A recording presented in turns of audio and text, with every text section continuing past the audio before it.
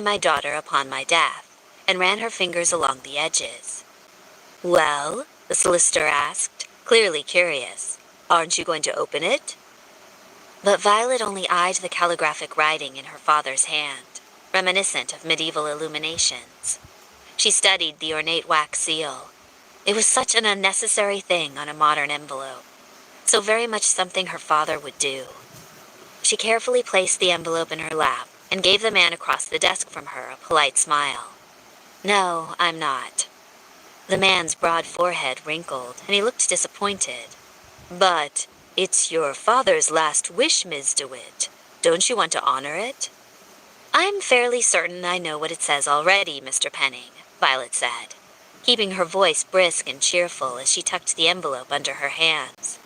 Now, is there anything else involved with my father's estate that you need me for?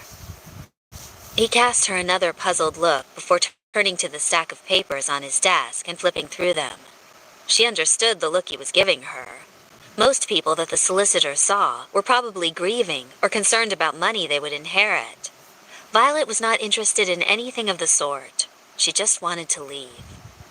Your father was a great man, Mr. Penning commented as he pulled out another piece of paper and peered at it through his bifocals. Yes. His work was so very respected.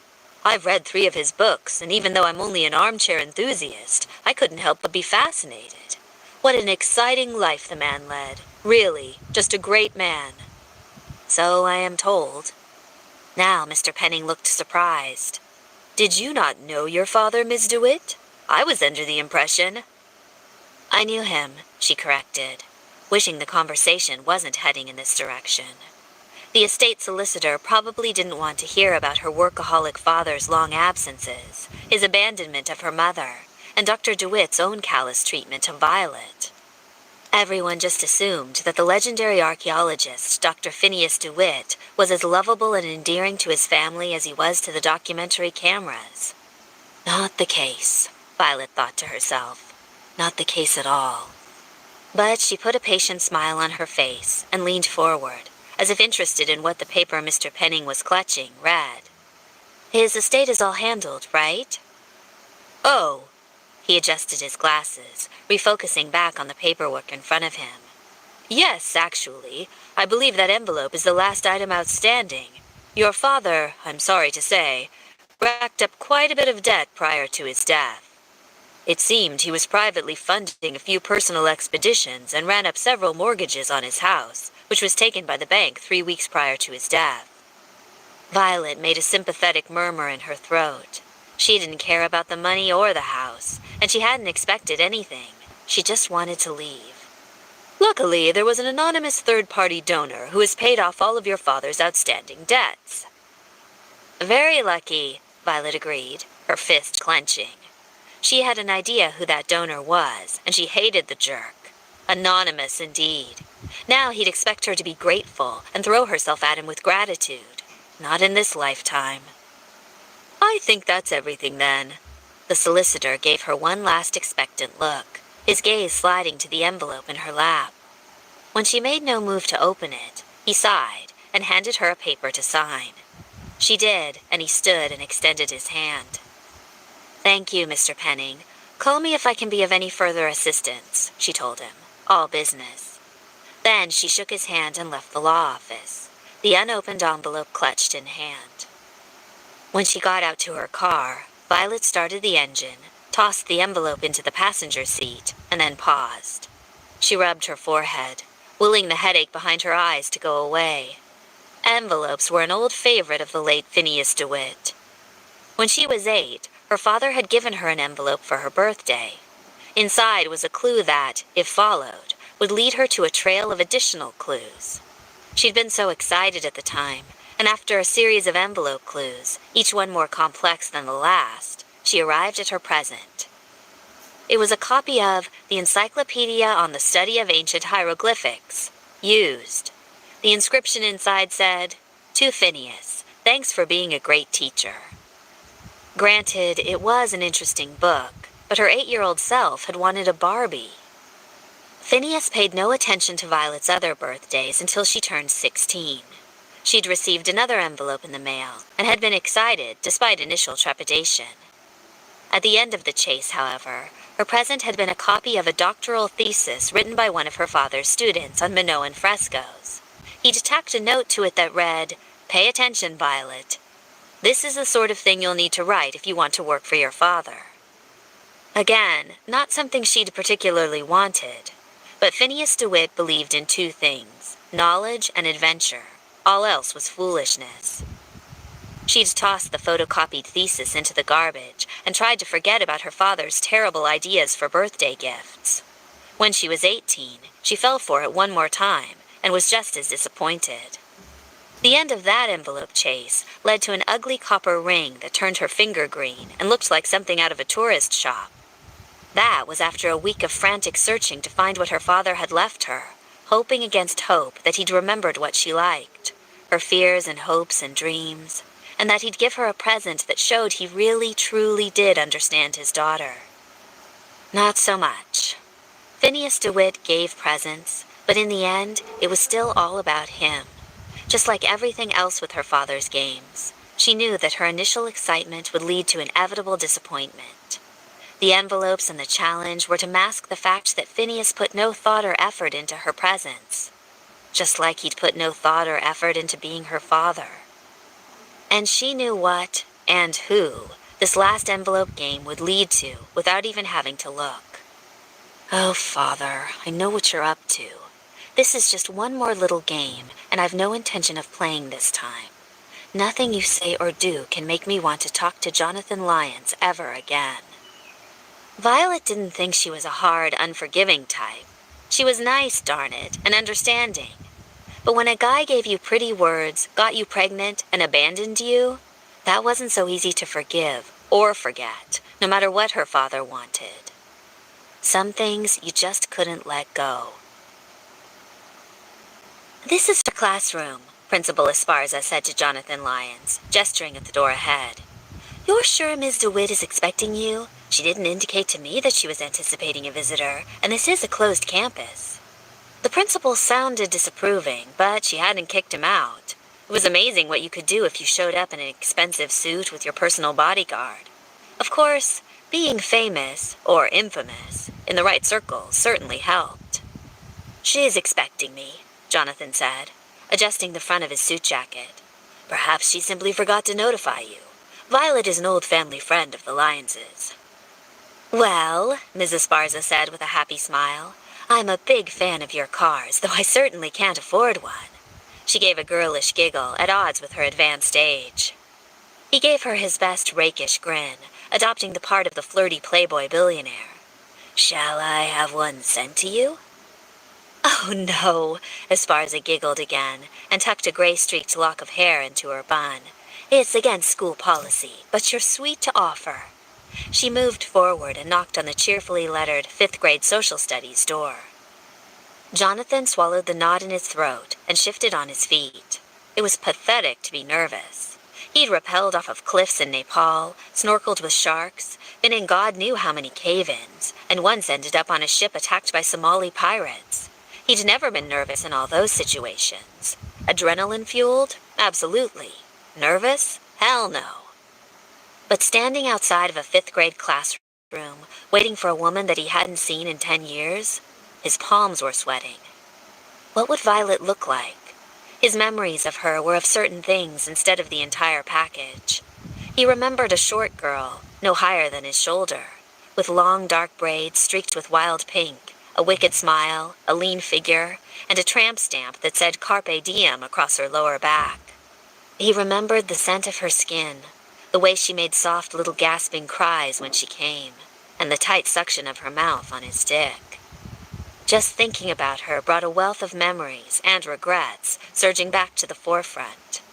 There wasn't a day that went by that he didn't regret that last night, the last hour, the last minute they'd spent together. She'd wanted to get married, wanted their little summer fling in Greece to turn into something real. She'd insisted on returning to the States and settling down. And Jonathan had been 19, taking a semester off of college, and was dazzled by the dynamic Dr. Phineas DeWitt, who seemed daily on the verge of yet another important archaeological discovery.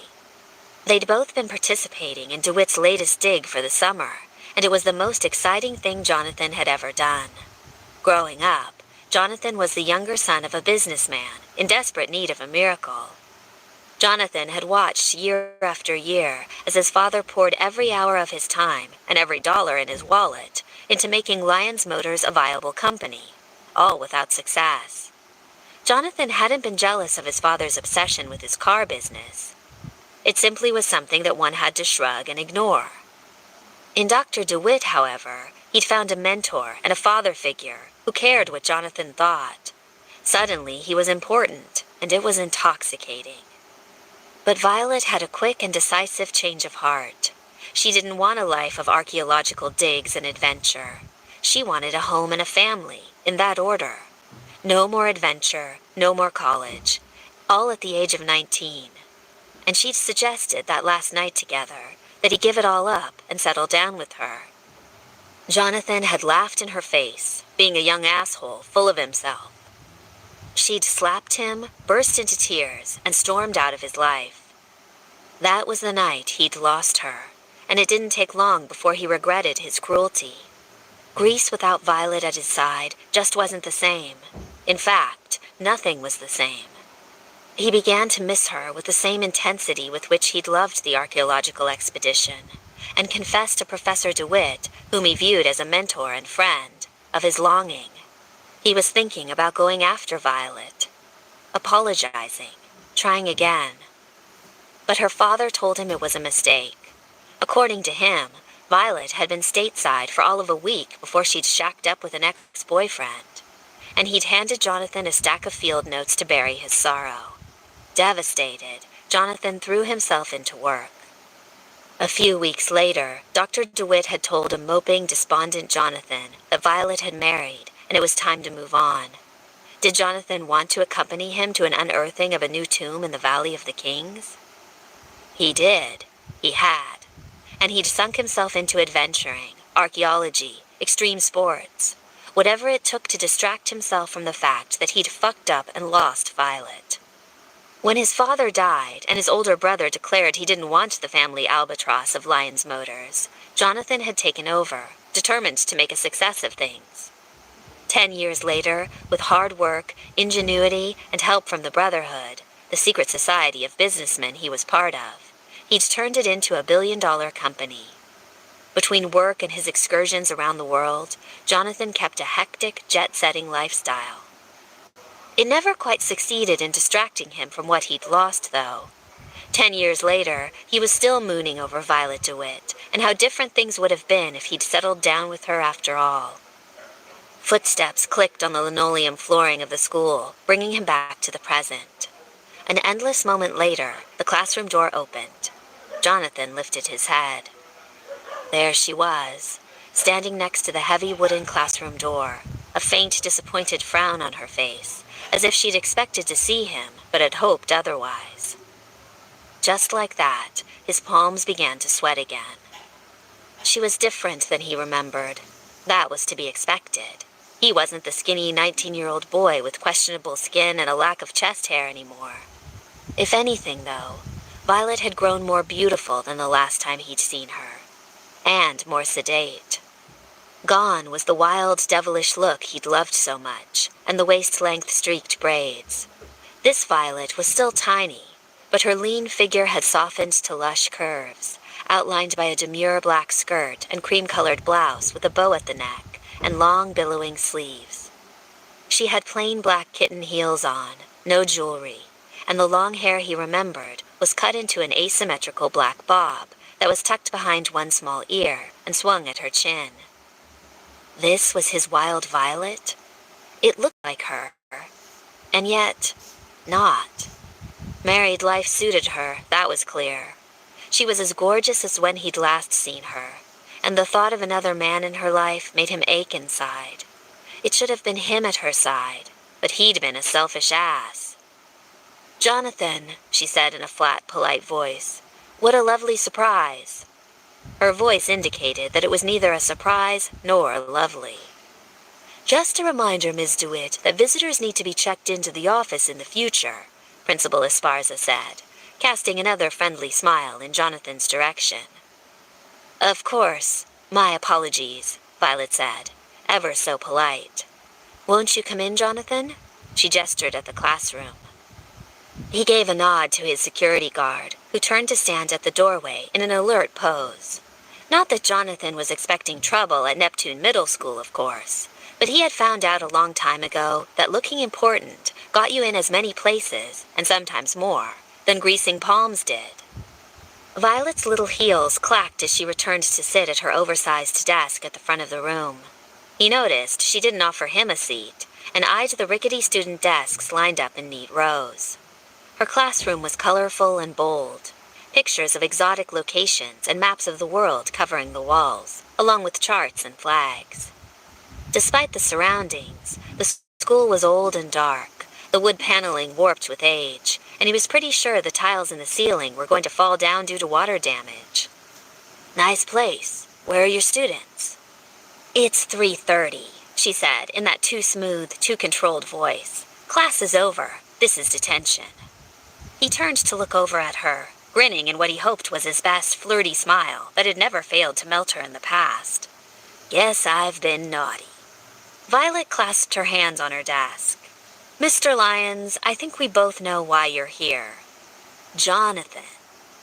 Mr. Lyons, she echoed, her gaze almost daring him to contradict her. She stared him down for a moment longer, then reached into her desk drawer and pulled out an envelope and held it out to him. He approached, taking the familiar envelope from her, noting that the seal on the back was still intact. You didn't open it? I'm quite familiar with my father's little games. I don't need to open it to know I'm not going to play along. This is all a ploy of his for some purpose I haven't yet figured out, nor do I care to. Jonathan wondered at her icy demeanor. Violet was being downright chilly to him, and he hadn't done a thing. You still holding a grudge from the past? Her eyes narrowed. That would be a yes. Look, Violet, I was a kid. You were a kid. We were young. We did stupid things, made stupid mistakes. Can't we get past that and work together? Work together? On what? He pulled his own envelope out of an inner pocket in his Fioravanti suit jacket and held it out to her. She simply gazed at him, arching an eyebrow. All right, he was going to have to do this the hard way. He flicked the envelope open, pulled out the paper inside, and read it to her. The first line was the middle school's address. The second line said, My daughter Violet holds the key. He looked over at her to see her reaction to the cryptic statement. Violet rolled her eyes. Well, what do you think? I think my late father missed his calling as a dramatic actor, Violet said. If there's a key to be found, it's probably in my envelope. You can have it. She nudged it toward him and took a stack of papers off the corner of her desk and pulled them in front of her. Then she picked up a red pen and began to grade, as if he wasn't there. Jonathan stared at her for what seemed like forever. She truly wasn't curious? She didn't want to know? Aren't you the slightest bit interested in what your father was hiding? No. She didn't look up, just kept on grading. Would you be surprised to hear that upon his death, not only were all his journals missing, but there was a rumor that he'd stolen something important from his latest dig? I would not be surprised, Violet said, still not looking up. She scribbled a note in red on a test, flipped it over, and went on to the next one. If it could create drama and tension for my father, he'd do it. That was my dig, Jonathan said. Your father stole from me. She ignored him. Don't you care? At that, Violet looked up and gave him another cool look. Should I care? I'm told that upon my father's death, an anonymous third party settled all of his debts and that they were not to be a concern of mine. I was also told to be thankful. Her mouth puckered on the last part, as if she'd bit down on a lemon. I consider this one of those handled debts. So, she knew he'd taken care of things and wasn't pleased. It didn't deter him. I want those journals. More than that, I want the steely he stole from my dig. It's irreplaceable. She looked back down at her test again and nudged the envelope with her other hand, easing it toward him a bit more. God damn it, Violet. Talk to me here. I am talking, she said, in that same even voice. I want to work together on this. I need those journals and what he stole. I told you, you're free to take my envelope. Irritated, he snatched it off her desk and tore it open. There was nothing but a symbol inside, one completely unfamiliar to him. I don't know what this means. That's really not my problem. She smiled faintly at him and pointed at the door, as if to suggest he should leave. It was clear that she was done with him, just as it was clear to Jonathan that if he was going to get anywhere, he'd need Violet's help. Violet would have access to information about the late Dr. DeWitt that he wouldn't. Memories, insider knowledge. I'll pay you $1 million if you'll assist me with this. She looked up from her paperwork, her eyes going wide with surprise. You're serious? I'm a billionaire now, or didn't you hear? I took over Lyons Motors. Hooray for you. Her face was impassive. So, $1 million for you to agree to be my employee until we figure out whatever this means. He waved the letter in the air. Violet thumped her pen on the papers, as if thinking. Then she shook her head. No. You're a school teacher. I'm sure you need the money. I am a school teacher, she agreed. And it's the middle of the school year. I can't leave. That would put the school district under terrible distress. It's an adventure, he cajoled, remembering how her eyes used to light up at the thought of something like that. His Violet used to love a thrill as much as he did. This time, the gaze she turned to him was steely. No, Jonathan. Why? He clenched his fist around the paper, dangerously close to losing his temper and storming out of the room. I don't happen to care about my father's little ploy to get the two of us together again. He inhaled sharply. So, she thought her father was deliberately throwing her at him? No wonder she thought he was the worst kind of scum, here to hit on a married woman. Look, Violet, while it's great to see you, I'm afraid I don't share the sentiment. I'm not here to fuck with your marriage, he continued, his heart aching. He wasn't sure what he'd hoped for from her. Maybe a bit of affection? Wistfulness over old memories? Wishing over what once might have been between the two of them? It was clear that whatever had been was dead and buried, and Violet didn't want anything to do with him. She was married anyhow. No sense in mooning after a happily married woman. I just want an old friend to help me with something important to me, all right? She looked up and tilted her head, frowning slightly, and tucked a lock of black hair behind her ear in a motion that brought back a wealth of memories. He remembered that thoughtful expression, and desire and longing came flooding back through him. 10 years, and he was still insanely in love with Violet DeWitt, Ice Princess act and all. No wonder she wanted to scare him off. What did you say? He toyed with the front of his suit jacket, thankful that it was buttoned up so it would hide any hint of the erection he'd just gotten at that small gesture of hers. I said, I'm not here to mess up your life, all right? She got to her feet, smoothed her skirt, and then came around to his side. She extended her hand. Let me see that letter. Finally, he was getting somewhere. Eager, Jonathan held both of them out to her. Violet skimmed the letters, and then cast him another puzzled look. What is it? He asked. Where did you get that I was married? Now it was his turn to be confused. Excuse me? I said, I'm not married. Wherever did you get that idea? The blood began to roar in Jonathan's ears. He watched, entranced, as she pushed a lock of hair behind her other ear. It made both of her ears stick out, which he remembered that she hated. But he found it adorable. His Violet. He'd given up on her so long ago because she'd married someone only days after she'd left his bed, and he'd regretted it ever since. You, he coughed, irritated at how hoarse his voice was. He felt like all the blood had rushed to his face. Well, that and one other extremity. Clearing his throat, he tried again. You called off the wedding? Again, she gave him a curious look. What wedding? Your father said that when you left, you married someone else, right away. She raised both eyebrows at him, as if to say, really? And you believed him? Jonathan, your family was funding all of his digs at the time. He'd have told you cows flew on the moon if it was what it took to keep you at his side. Well, God damn it all. He'd known that Phineas was a sly old dog, but he'd had no idea he'd been taken for a ride on something so important. You're not married? I don't see why it's any of your business, she yelped as he grabbed her hand in his. It was just as soft as he remembered, her nails bitten short. It was a habit she'd never been able to break. There was no ring on any finger. He'd been lied to.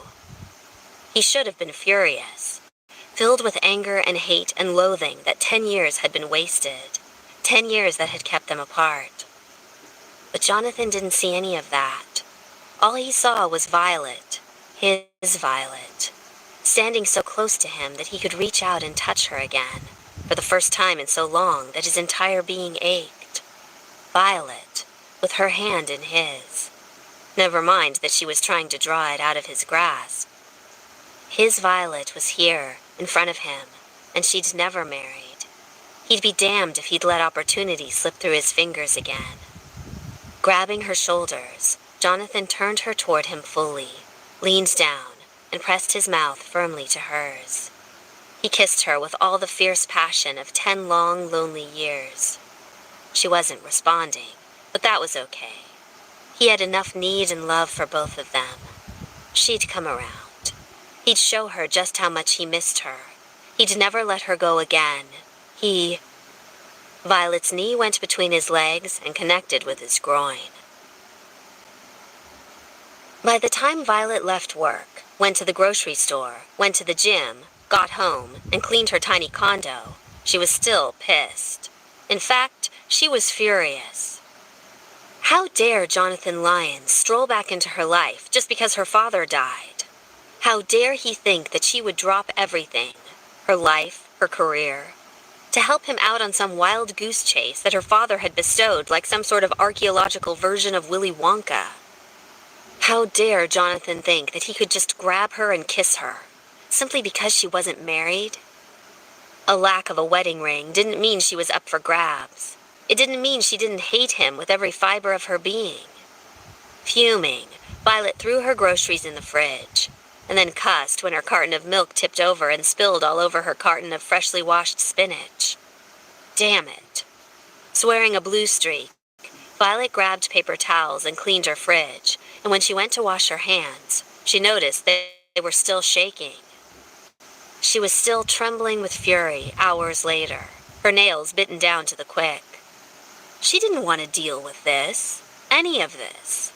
Her life was nice and compartmentalized. If it wasn't exciting, it was safe and secure, and there were no surprises. Violet didn't like surprises. They always ended up being disappointments. So she took a shower, changed into flannel pajamas, read a mystery novel in bed, and went to sleep. Or tried to, anyhow. Her entire body was a locked mass of angry nerves, and she stared up at the ceiling, just brimming with frustration. Jonathan Lyons had kissed her. He'd waltzed back into her life like he hadn't abandoned her 10 years ago, when she'd needed him the most. Still selfish after all these years. Some people never changed. She thought of the look on his face as she'd need him. It hadn't even been satisfying, really. She'd been so damn angry, and he'd looked so shocked and utterly surprised. And hurt. Like he couldn't believe that his Violet would harm him. And that just made her crazier with anger, like she was the unreasonable one. Twitching with frustration, Violet threw back the covers and stormed across the bedroom and into the living room. Her messy condo was tiny, but she didn't require a lot. She just needed a work area and a bed. Heading to her shelves full of books, she went to the section where she kept personal photo albums. Her mother's albums filled up most of the shelf, but there was one tiny album she pulled from the end and blew the dust off of. The cover was decorated with a Greek key design, and she'd written, Akrotiri 2004 on it in bold, stylized letters. Returning to her bedroom, she curled up in the blankets and began to flip through the photos.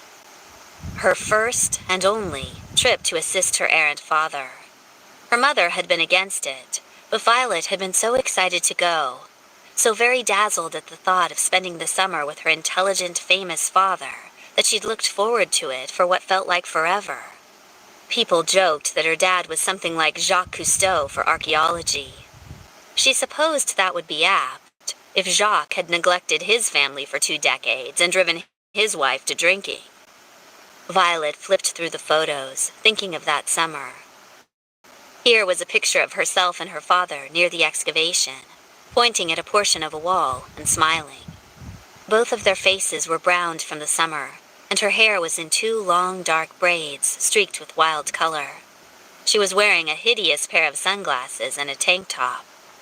Behind her in the picture, his hand at her waist, was Jonathan Lyons. God, she'd been so in love with him, so incredibly stupid, but in love. As soon as she'd gotten to Santorini to spend the time with her father, she'd discovered that he'd invited a whole host of his students to his summer expedition as well. She'd been hurt initially, having thought that she'd be special in her father's eyes. But her hurt soon turned to interest when she met Jonathan Lyons. Lyons Motors was famous, or infamous, for a line of cars that was rapidly becoming a joke, and he wasn't interested in the family business at all. Thin, a little geeky, and utterly enthusiastic about everything in the world, she'd thought Jonathan was cute. There was something so incredibly exuberant and earnest about Jonathan that she'd loved. Whereas every move her father made seemed to be completely calculated, Jonathan appeared to live in the moment, and she adored that. His excitement for the dig was unquestionable. He'd been the first on site every morning and the last to leave. If something needed to be researched, Jonathan threw himself headlong into it. He was 100% intensity, bundled into an attractive 19-year-old college boy. He'd been irresistible to her. By the end of the first week, they were spending a lot of time together. By the second week, he'd kissed her, and she'd flung him down on her bed and they'd screwed like rabbits. By the time a month had passed, by the time the second month had passed, she was pregnant. It wasn't that they weren't careful. They were. They used condoms every time. But even condoms aren't infallible, and they'd been full of youth and enthusiasm. And sometimes he stroked in her a few times before putting on a condom, just because it felt so damn good for both of them. Jonathan had approached sex with the same intensity that he approached life. He was voracious and insatiable. She had to admit, staring down at his photo, that he'd pretty much ruined her for other men. No other sexual experience had even come close. Which sucked. At 19, she hadn't even been upset that she'd come pregnant. She was utterly in love with Jonathan, and mentally linking their last names together and picking out names for the baby. If it was a boy, she'd call it Theseus DeWitt Lyons, and a girl would be Ariadne DeWitt Lyons, based on the myths of the labyrinth of Crete. She'd dreamed of marrying Jonathan and returning stateside to finish her college education and raise her family. It was clear that her father looked at her not as a daughter, but as just another student on his dig, and she craved a family. A real family.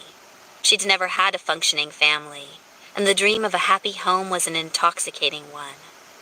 Instead of fantasizing about archaeological finds, Violet's head was filled with nurseries and starter homes, a husband and a wife and a child that was doted on and adored by both parents. That was her new dream, and she couldn't wait to get started with Jonathan. But she didn't want Jonathan to marry her just for the baby. She wanted him to marry her because he loved her, and because he wanted to marry her. That was part of the fancy, after all. She'd seen what it was like firsthand, when parents married for the baby instead of for love. His family had money, and she wanted it to be his idea for them to get married, not hers, or it'd seem like she was simply digging for his fortune. In reality, Violet didn't give two craps about whatever car empire the Lyons family had. Her perfect life involved a homey cottage somewhere, family dinners with both children and husband, and kissing her spouse as he went off to work for the day. Some women dreamed of careers. Violet dreamed of a nuclear, close-knit family. It was all she'd ever wanted after a childhood of her mother's depression and miserable hidden drinking binges, and her father's long absences. She just wanted to be surrounded by love. She'd been such a naive idiot back then. Irritated, Violet flipped to the next photo in her book. Another of Jonathan, their cheeks pressed together as they stood on the Santorini beach. She remembered that night. That was the night before everything.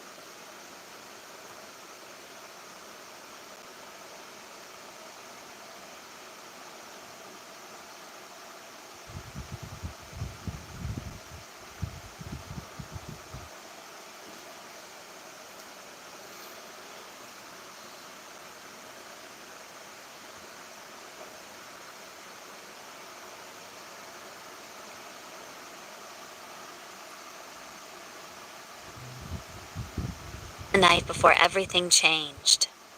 They'd had a weekend furlough, and they'd decided to spend it together.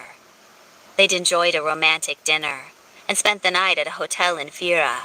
And in bed, Violet had confessed her hopes to him, that she wanted nothing more than to start a family. "It's not a bad idea. For the future," Jonathan had told her absently, playing with her long hair. That hadn't been what 19-year-old and pregnant Violet had wanted to hear. She turned to him in bed. "What are you going to do after we leave this dig? What happens to us?" "What do you mean?" he'd asked. She hadn't been happy that she had to spell it out. "When we leave here, what are your plans?" He'd shrugged. "Go back to classes. Start the next semester. Wait for Dr. DeWitt's next invite." That hadn't been what she'd wanted to hear. "And what about me?" He'd given her that heartbreaking smile. "In a few years, maybe we'll both be working at the same university." In a few years. A few years. At 19, a few years seemed like a lifetime. "But I want us to be together." "I want that too." He'd looked sad. No, he wasn't getting it. She'd clutched at his arm. "I want us to be together when we leave here. I want us to start a family together." She'd emphasized the last two words, hoping he'd realize what she was asking for and jump in with enthusiasm. "Start a family with you, Violet? God, I want nothing more. Let's do it." "I'd love to have babies with you, Violet. I never want to leave your side, Violet." Instead, he'd just furrowed his brow at her as if she were saying ridiculous things. "Start a family? Now?" "Yes, now." He'd laughed, and rattled off a million things he had going on. He needed to return to Dartmouth. He'd told Dr. DeWitt he wanted to go on his next dig, no questions asked. Then he had family members waiting for him to take an apprenticeship with his brother, the heir. It would be years before Jonathan could settle down and even think about family, and he was too young to consider it. Every word had broken Violet's heart a bit more. Betrayed, she'd slapped his face and ran. She'd stormed out of their room and left him in Fira and returned to the dig. Then, she'd cried herself to sleep that night, because she'd wanted the white picket fence and Prince Charming had other plans. He'd tried calling her the next day, over and over again. Tried seeing her, but she avoided him. Instead, she poured all of her heartache into a letter. She hadn't wanted to tell him about the baby and use it as a tool to force him to her side, but she had no choice. She still remembered the last paragraph of the letter, down to the way it looked on paper. "If you love me, Jonathan, please come home with me. I want us to raise our baby together. If you care at all about being a father, please come with me. Please, please, I love you so much." She'd more or less begged him to pick her, and he hadn't even bothered to respond. A sour taste filled Violet's mouth as she stared at the picture, and she slammed the photo album shut and tossed it across the room. Fairy tales were bullshit. Prince Charming had ignored her letter. She'd gone home, cried for 2 weeks, and lost the baby a month later, which made her cry harder. And then she'd picked herself up, returned to college, and vowed that her happiness would never be contingent on anyone else's plans ever again. In her mind's eye, she kept picturing Jonathan's look of pleasure earlier that day. "You called off the wedding? You're not married?" Violet thumped her fist into her pillow angrily, then flopped down on the bed, determined to sleep at some point that night. Jonathan had been shocked to hear that she wasn't married. So the saintly Dr. DeWitt had lied to his favorite protégé? Gee, there was a shock. Her father would have sold the shirt off his dead mother's back if it meant getting funding for a project. Violet had known that all her life. How could Jonathan not have realized that? Briefly, she wondered if he'd ever gotten her letter. It didn't matter in the end. Playing the baby card had been the only chip she'd had, and she'd lost that bargaining chip a month later. Jonathan wouldn't have stayed at her side regardless, not when he had other plans. She supposed things worked out for the best after all. If Jonathan hadn't turned her down, she might have ended up in a miserable marriage to the bastard, and he would have been trapped in a marriage because of a baby he didn't want. She'd seen his true selfishness. Yep, life always worked out the way it was supposed to, she told herself, as she settled down into bed again. But she still had trouble sleeping that night. 2. The next morning, Violet woke up 5 minutes before her alarm was scheduled to go off, bleary-eyed and miserable. She stared at her phone buzzing on her bedside with a text and picked it up. "Staff meeting at 7 a.m. in cafeteria. Mandatory. Be there." Groaning, Violet fell back in the pillows. Who the hell scheduled an impromptu staff meeting at 7 in the morning? It was going to be an especially miserable day, considering she'd only gotten about 2 hours of sleep. Ugh. Hauling herself out of bed, Violet took a quick shower and began to get ready for work. 40 minutes later, she pulled into the school parking lot with an extra-large coffee in hand and a throbbing headache. The parking lot was already full, which meant all of the staff was in for this early meeting. Oh, goody. Hurrying inside the school, she noticed there was a Lyons convertible parked in the fire lane in the front. Surely that was a coincidence, wasn't it? Lots of rich guys drove Lyons. Owning one of the flashy roadsters had turned into a status symbol a few years ago, when they'd been featured in one of those high-octane car movies. After that, Lyons Motors had turned from joke to success. Not that she followed how his company was doing. At any rate, there were Lyons cars all over the roads. It didn't mean that asshole was still here, did it? Eyes narrowed, Violet clenched her coffee in hand and headed to the cafeteria for the staff meeting. Despite the early hour, the tables had been unfolded and teachers filled the seats. Esparza's portable little podium was at the front of the room, and behind her, a row of seats was filled. Jonathan sat in one of the seats. Violet's hand clenched violently, and her coffee spewed out of the paper cup, slopping all over her hand, her white sleeve, and the floor. With a hiss, she dropped the cup and shook her hand to expel the stinging hot coffee, even as her friend Kirsten raced up with a stack of paper towels. "You okay?" "Just peachy," Violet told her. squatting in her heels and skirt to clean up her mess. "What's going on? What's with the meeting?" "Something about funding," Kirsten murmured, helping Violet mop up the coffee. "You know, the school district's been in the red for a while." Oh, no.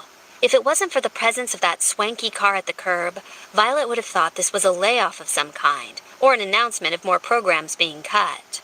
But the fact that Jonathan, Daddy Warbucks himself, was sitting at the front of the room in one of his expensive suits, it gave her a bad feeling, a real bad feeling. She sat down at the back of the room, noticing that Jonathan's intense blue-eyed gaze was fixed in her direction. God damn it. He'd probably seen her spill her coffee everywhere. She wanted to seem cool and unaffected by his presence. Too late for that. Fine then. He wanted to eyeball her from afar? Violet leaned in close to the coach seated next to her. "Know what this is about?" Coach Trammell shook his head. He was good-looking, but he already had a boyfriend, and was a long-time friend of Violet's. "Not a clue. You?" "Nothing," she said, making sure to smile and laugh in his direction. When she looked back over at Jonathan, his face was stark with anger and possessiveness. "Good. Let me know how it feels, Johnny boy. You gave up your claim 10 years ago." "Is everyone here?" Esparza called into the microphone, then beamed at the assembled teachers. "This won't take long, but I wanted to get all the teachers together to go over the good news." Oh no. Oh no, no, no. Esparza clasped her hands together, practically dancing with excitement from behind the tiny podium. "As you all know, Neptune School District has had issues with funding over the last few years. You are all aware that the repairs on the gymnasium cost quite a pretty penny, and we've been worried that we'd have to cut back on student enrichment programs in order to keep everyone employed, and that also means outdated textbooks for another year or two." Her smile grew brilliant. "But I'm happy to announce that Mr. Jonathan Lyons of Lyons Motors has taken an interest in the Neptune School District and has made an extremely generous offer to pull us into the black and even allow us to purchase iPads for students in need." There were several gasps out of the audience, and some of the teachers clapped with excitement. Neptune was one of the poorer school districts in their area, with a lot of low-income families, and it was no secret that they were struggling. Heck, Violet's own paycheck reflected that they were struggling. She hadn't had a raise since she'd started there 3 years ago. But it was what it was. "We'll be meeting with the school board over the next few days to determine the best way to allocate funds, but I just wanted you all to know how very excited we are about this." Esparza clapped so enthusiastically that for a moment she looked like an eager seal waiting for a fish. "And, in addition, we're putting forth a motion to have the school renamed the Jonathan Lyons Middle School." Violet thought she might throw up in her mouth. The last thing she wanted was Jonathan's name everywhere she turned for the rest of her career. God, she'd have to switch school districts just to get away from reminders of him. She looked over at Jonathan, still staring at her. Violet's eyes narrowed as the audience began to talk and excitedly clap again. Something wasn't adding up. Why was Jonathan taking such an interest in her school? Her school? The day after she turned him down and told him there was no way she could accompany him? No, no, no, no. The meeting ended with that. Violet surged to her feet as the rest of the staff did, hoping to blend in with the crowd. "Ms. DeWitt," Principal Esparza called over the crackling microphone, "could you please remain for a few minutes? I need to talk to you." Violet practically snarled with anger. She could just guess what this was about. Jonathan watched as Violet more or less stomped to Principal Esparza's side. Her arms were crossed over her breasts, and he noticed that one of the pale white sleeves of her blouse was now stained with coffee. Her breasts were heaving magnificently over her arms, though, and he had to force himself not to stare at them like a schoolboy. Instead, he thought of the way she'd leaned into the man she'd sat next to and smiled at him, laughed at him. Was that her boyfriend? An ex-lover? A current lover? Jonathan's hand clenched at his side, and a surge of jealousy roared through him. He wanted to be the only one who got her damn smiles. Not that she was smiling right now. She looked as if she wanted to shank him, actually. He grinned archly, knowing she was going to hate what came next. His Violet hated not being in control of things. And she would be his again. "Principal," Violet said in a crisp, almost cold voice. She refused to look over at Jonathan. "What can I do for you?" "Well, it's a bit unorthodox," Esparza said, her voice becoming a little overly soothing and motherly. "But I hope you'll hear me out and listen without making judgment, of course." "Let me guess," Violet said flatly. "He's handing out money in exchange for me traveling with him for the next few weeks." Jonathan bit back a smile at Violet's astute observation and at the way Esparza spluttered, clearly surprised that Violet had already figured things out. But his Violet had always been sharp. "I assure you, Miss DeWitt, it's all very above board," Esparza began. "It's just that Mr. Lyons is looking for an expert on history, and what with the school being so tightly budgeted and all." He hated to see the poor woman get so flustered. Getting to his feet, Jonathan pushed his hands into his pockets and affected his Playboy billionaire pose, all smiles and leaning elegance. "What the lovely principal is trying to say, Violet, is that I requested the company of an old friend for traveling. You told me you couldn't possibly leave the school in a lurch, and there was no money for substitutes. I ensured there was. It's the least I can do to spend some of my money in a philanthropic gesture." Violet turned to him, her eyes practically stabbing daggers at him. "I presume if I don't go with you, none of this windfall of magic philanthropic money will ever make it to the school district, right?" Actually, it would, but she didn't have to know that. "Nope," he lied. "And I have it on good authority that a few people will be let go at the end of the semester to keep the budget running. And no iPads or musical instruments for the children. Poor, poor children." He shook his head. "All deprived of a better education because of the self-centered needs of one teacher." Violet's hands clenched at her sides. She looked ready to spit nails, or attack him. He didn't care which. Either was better than the cold indifference she'd served him yesterday. He could take a fiery, feisty Violet who hated him. He couldn't do anything with a woman who pretended he didn't exist. "So, basically, I'm being blackmailed to go with you and chirp historical facts in your ear?" "Yep," Jonathan said lazily. "You going to do it?" "I don't have a choice, do I?" Violet ground out. "You do.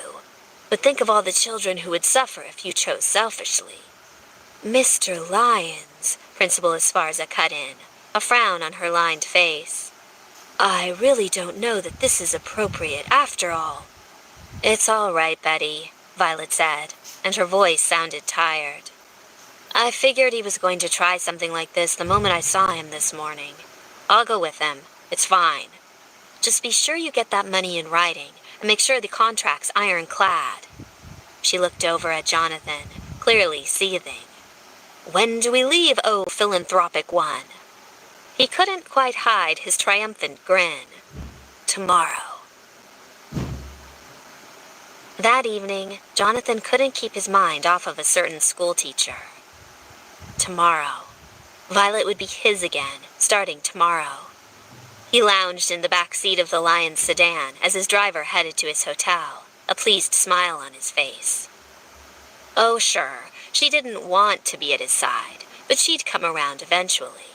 She'd always been prickly at first meetings. He remembered the first time she'd met him, back when she'd had those long, beautiful braids and a tart mouth. At 19, she'd had no patience for fools, and he'd definitely been a foolish boy, utterly giddy just to be in her presence. She'd been snippy to him then, too. It was clear that Violet wore a suit of armor around her heart, and she didn't let anyone get near.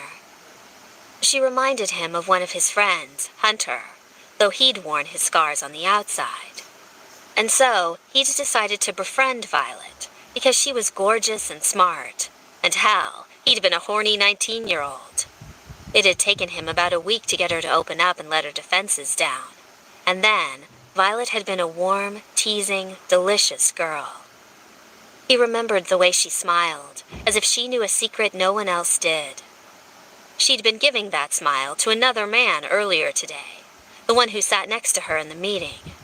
Jonathan's hand clenched his phone, fury bolting through him. Violet had said she wasn't married. That didn't mean she wasn't seeing someone. Jealousy snaked through him. If she wasn't married, she was still fair game. He'd simply have to seduce her back to softness, back to smiling at him like that. He wanted her, pure and simple. He'd always wanted Violet. He'd never stopped. The car pulled up in front of the hotel, and Jonathan got out, still lost in thought. To think that he was in Detroit several times a year for auto industry meetings, and had never known that his Violet was right under his nose, teaching at a local school. Fate worked in mysterious ways. Jonathan headed up to his familiar hotel room. He tended to be in Detroit a lot for business, and though it probably would have been fiscally wiser to purchase a residence here, he stayed in the Townsend because he couldn't be bothered with setting down roots. He didn't want a house, not if it meant coming home and finding it empty and hollow. As he entered the suite, he noticed things were set out the way he liked, without having to ask. He was here often enough that his assistant simply faxed his schedule to the manager of the hotel, who made sure that Jonathan's every need was met before he had to ask, and he was paid handsomely for it. Thus, he had extra pillows, bottles of his favorite water at the bedside, and bath sheets instead of a robe. He also had a hooker in his bed, as usual. The woman sat up as he entered the room and tugged off his tie. Jonathan barely glanced at her. He didn't have to. He knew what she'd look like. All the girls he got had a profile. Short, dark-haired. Jonathan didn't like romantic entanglements. He hadn't had a girlfriend since Violet. It was so much easier to pay someone for a quick fuck and then have them leave. She sauntered over to him, dressed in nothing but thigh-highs and a corset. Her tits were huge and probably fake, but she had a pretty face.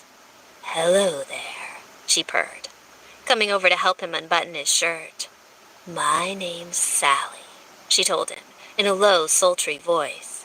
"And my safe word is kitty. I'm open for anything you might want to do." And she reached for his cock. He stopped her, grasping her wrist. "I'm tired tonight, Sally." She looked surprised, and then hurt.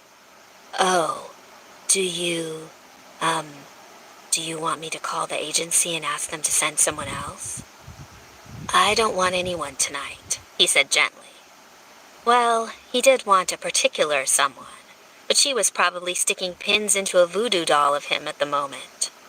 The thought of fucking Sally instead of Violet was displeasing, like wearing brown shoes with a black suit. There wouldn't be repercussions, but it just didn't feel right. The girl in front of him bit her bright red lip. "Oh." Sally still looked hurt, and he felt like an ass. He'd never turned down a girl before, and the agency had sent over just what he liked.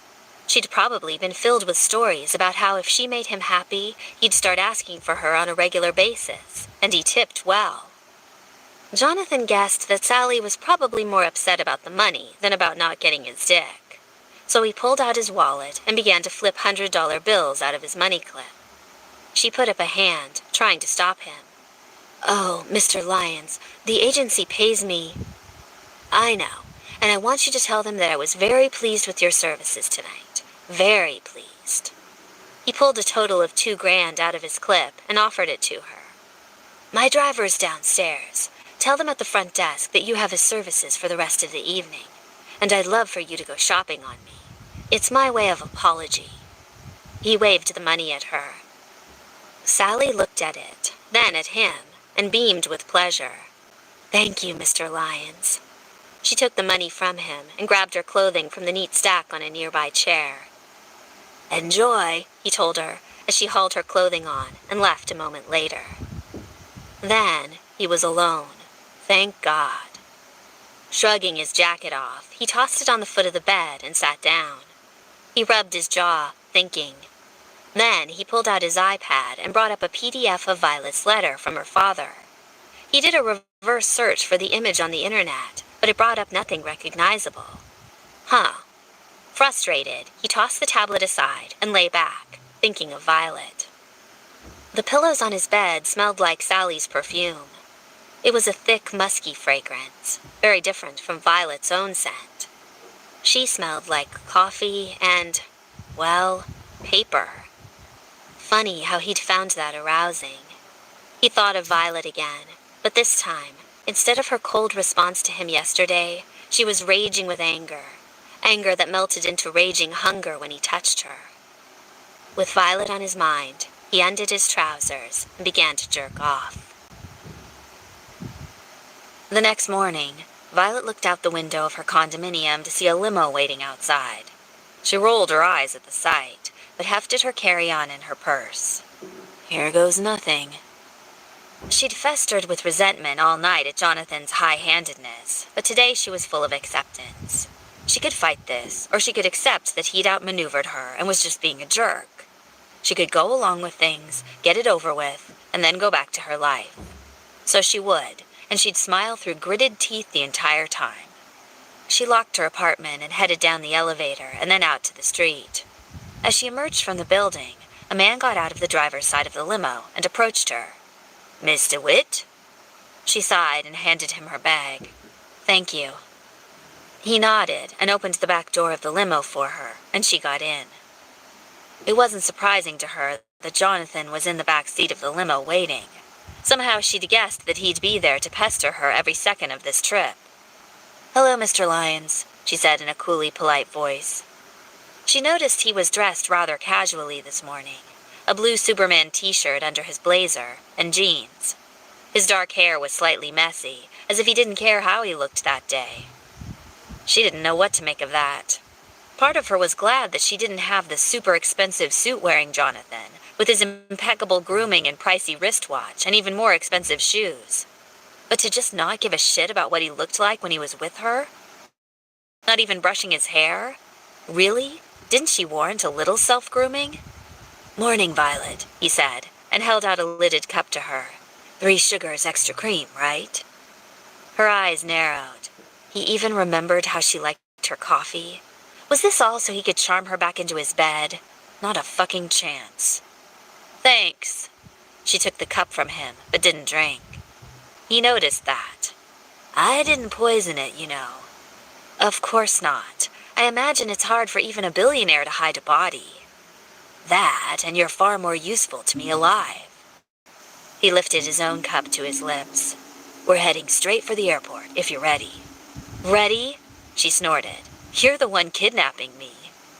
"It's not a kidnapping, Violet. Your father stole a one-of-a-kind steely from one of my digs."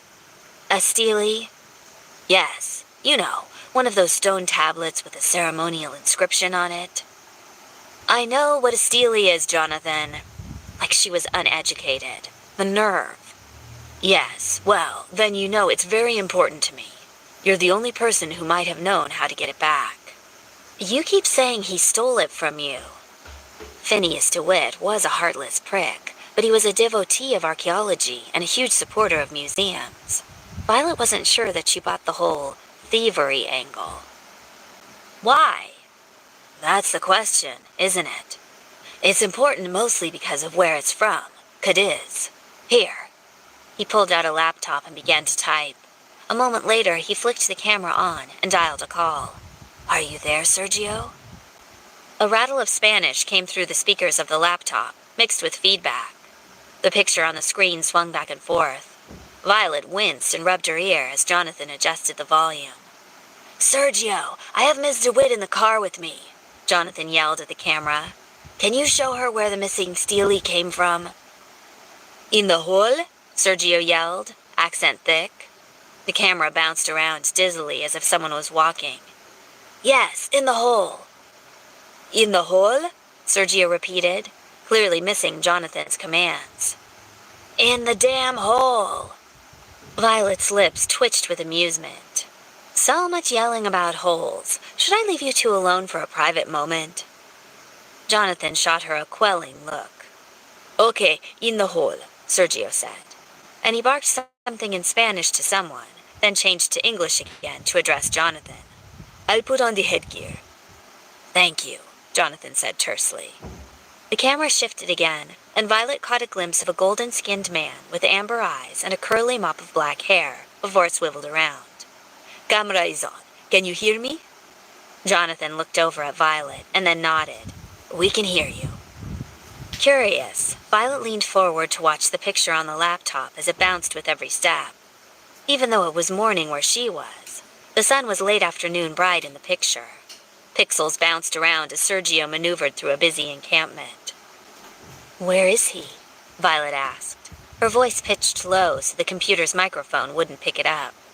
She found herself interested in spite of her irritation at Jonathan. "A dig I'm jointly sponsoring with a friend of mine. We're looking for what might be the ruins of Atlantis." "In Spain?" "Yes.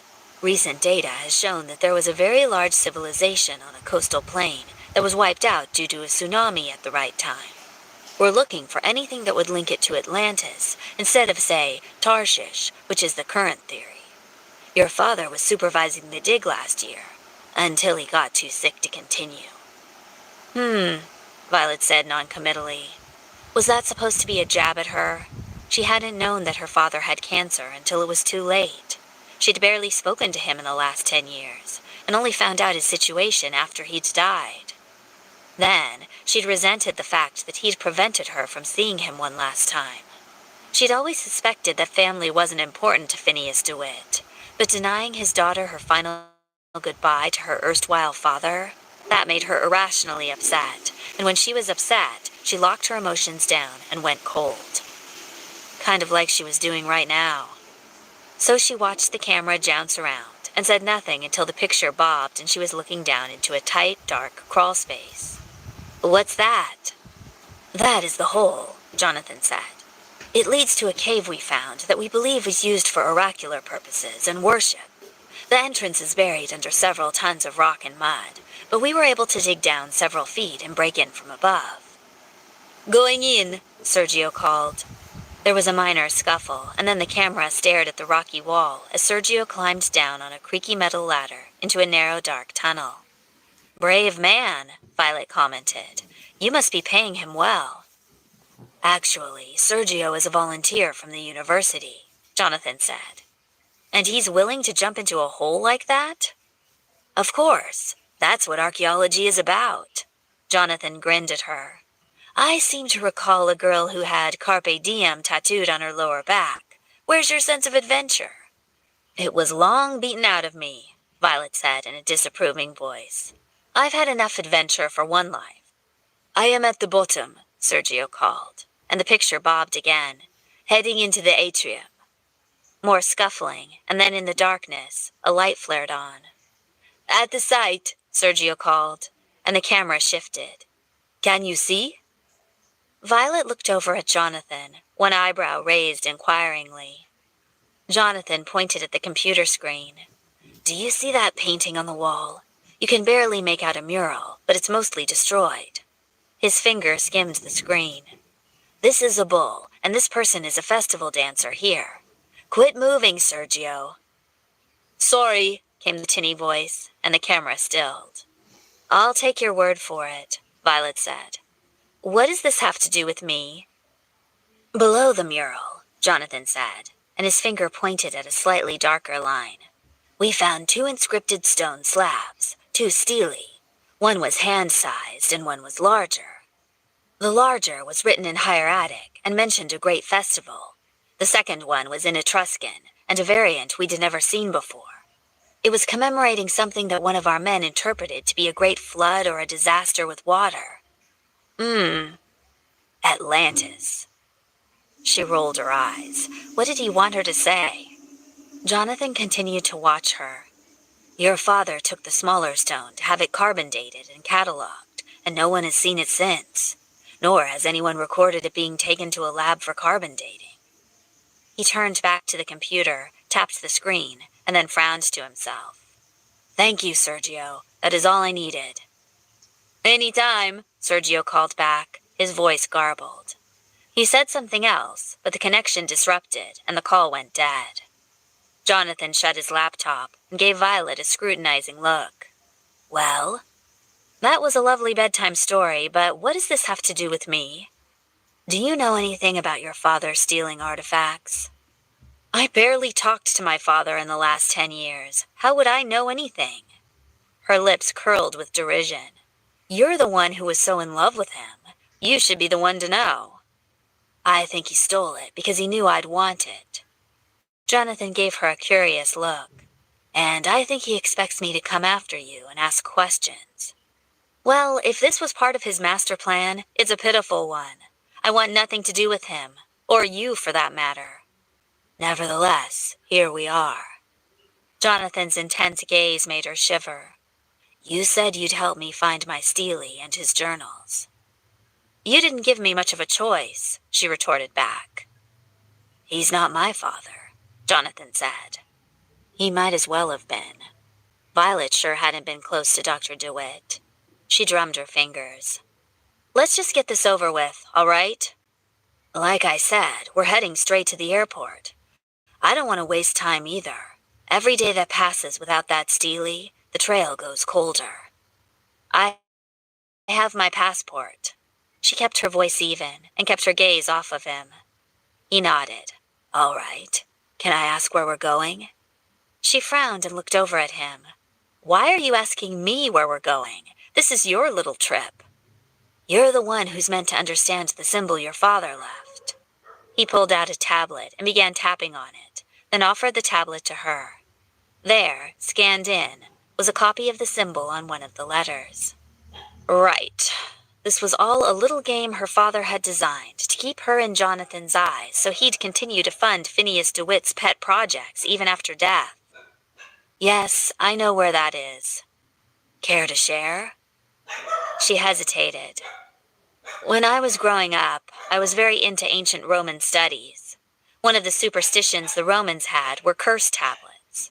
They believed that if you wanted to curse someone, you wrote the curse on a tablet and then hid it in a place that no one could find.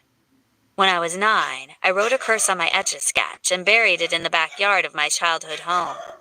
And because I wanted to find it later, I carved that symbol onto the tree. She pointed at the symbol on the paper. He took the tablet back from her and squinted at it.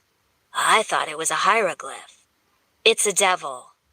He turned the tablet, still staring at it.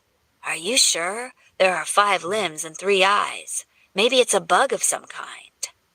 I know what I drew, Violet snapped at him. And I wasn't very good at carving, all right? His lips twitched in amusement. So, who did you curse? My father. He'd left my mother again, and she was depressed. He'd left her mother a lot in those days. What did you curse him with? This time, Violet's mouth curled in a wry smile, remembering her childhood anger. I believe I demanded that his pee-pee fall off. I have an incredible urge to cross my legs and slide farther away from you. You're lucky there's not an Etch-a-Sketch handy. He laughed, his smile so utterly brilliant that it lit up his entire face. In that moment, he wasn't billionaire Jonathan Lyons, daredevil and mogul. He was just 19-year-old Jonathan who'd made her heart flutter. Like it was fluttering right now. She took a big gulp of the coffee and turned to stare out the window, not caring that her mouth burned on the heat of the drink. The last thing she wanted was to get cozy with Jonathan again. At any rate, she said, turning her voice back to that cool diffidence, we need to head to Alamogordo, New Mexico. Is that where you grew up? Yes. Is the Etch-a-Sketch still there? No. My mother made me dig it up and then told my father about it when he returned a few months later. He didn't care. In fact, I seem to recall that he corrected me on my curse and said that the Romans would have never marked such a spot, as it defeated the purpose of the curse. So he turned it into a lesson? It isn't a lesson if you're already aware of the facts. So you marked it on purpose? Did you want him to find it? She had. She'd wanted her father to realize how furious and hurt she was that he'd left, and that Mommy spent all day in bed, crying and nursing a bottle of rum. She'd had no outlet for her anger, so she'd carved that symbol angrily into the tree, hoping that her father would return home the next day and ask about the symbol. What's this, Violet? And then she could show him. But he hadn't returned home until months later, and he'd never noticed the tree. It had been her mother, giddy with excitement that her husband was home and paying a bit of attention to her, who had brought up Violet's curse. Isn't that precious of our Violet? That was pretty much how her entire childhood had gone. Her father would leave, her mother would drink, Violet would rage, her father would return, her mother would smother him with affection, then he would leave again. All through this, Violet built resentment for her brilliant, flawed father. Violet, Jonathan asked in a low voice, you okay? Alamogordo, she said flatly. I agreed to be your guide, not your entertainment. He sighed with resignation, and she felt a bit like an asshole. 3. Violet was rather alarmed to see that the limo didn't head to Detroit Metro Airport, but instead went to a smaller airfield. Where are we going? He gave her that cocky look that made her nerves grate. The airport. She gritted her teeth. What airport is this? A private one. Clearly. She peered out the window at the small hangar. We're not taking a commercial flight? She'd been hoping for a multitude of passengers and some in-flight magazines to distract her from her company. Since we're just heading to New Mexico, I figured I'd fly us there. Fear made her eyes widen. What? We're not going to have a real pilot? He turned that intense, cocky look on her. I am a real pilot, Violet. I fly my planes all the time. Yes, but... She trailed off. It seemed rather impolite to say, I don't want to leave my life in your hands. But what choice did she have? She could refuse and turn around and leave. And then everyone in the school district would resent her. Yeah, like that was a choice. Violet sighed. If you crash, I'm going to be furious. I'll take that into consideration. She gave him a sharp look to see if he was joking, but he didn't seem to be. With a sigh, she continued to stare out the window and bit back any comments or concerns she had about taking a small plane. A half-hour later, when she saw the actual plane itself, Violet gave a moan of distress. You're kidding me, right? It's so small. Not that small. This is one of the bigger in its class, Jonathan said, staring up at it with what looked like affection. Cicada TBM 850, turboprop. We'll have enough fuel to make it to New Mexico without having to stop and refuel. Violet stared at it, then at Jonathan. And you're the pilot? I'm the pilot. She shook her head as he pulled out the tiny staircase for her to get on board. The plane was red and white, and she counted 3 windows going down the body.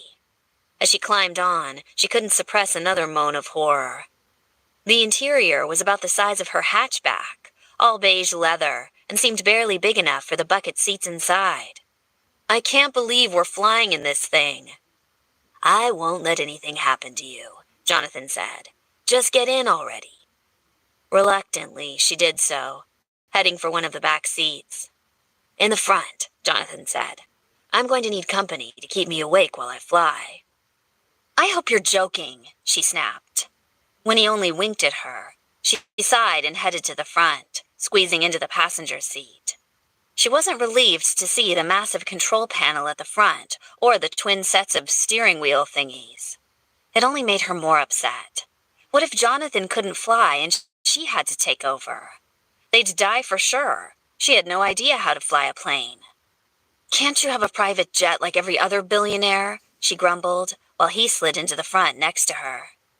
It's more fun to fly your own toys, he told her with a grin, buckling in.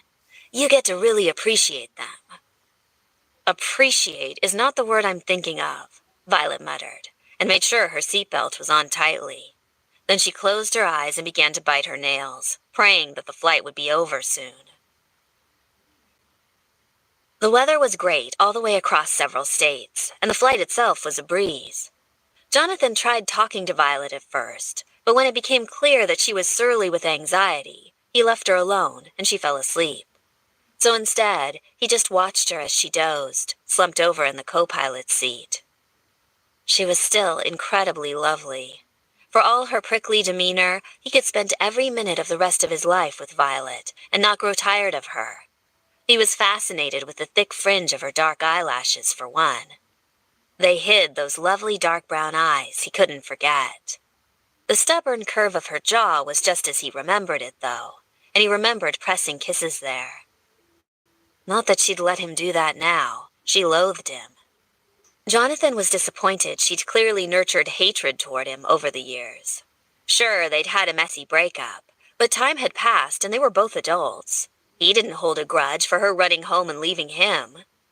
He didn't hold a grudge because she'd changed her mind on what she wanted overnight and demanded that they start a family, and when he hadn't liked that idea, run off back home to her mother. He figured they were both young and stupid at the time, and now they could be adults. Friends, if nothing else. But she acted like he was her mortal enemy, and he didn't understand it. He'd just have to win her over again. He'd won her once, back when she was a closed-up teenager. He'd talked and smiled and flirted and made an utter fool of himself until she'd broken down and started responding. He could do the same with a stiff, angry Violet. Just keep talking and bothering her until she exploded and told him what was pissing her off so bad, so he could fix it. Fuck, he'd do anything to fix it. He'd never wanted anyone but Violet. She was everything to him. He didn't care what it took.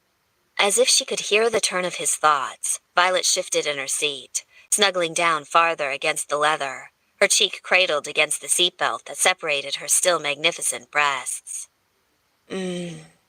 Jonathan. He froze, staring at the instrument panel.